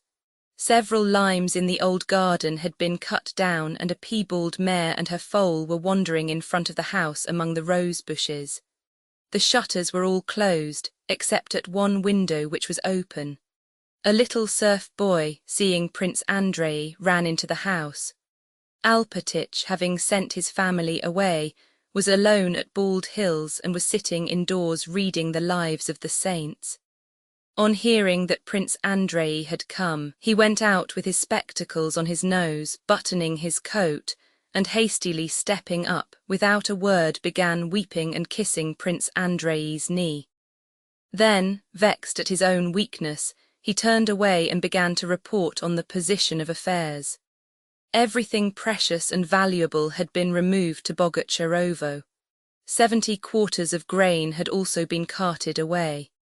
The hay and the spring corn,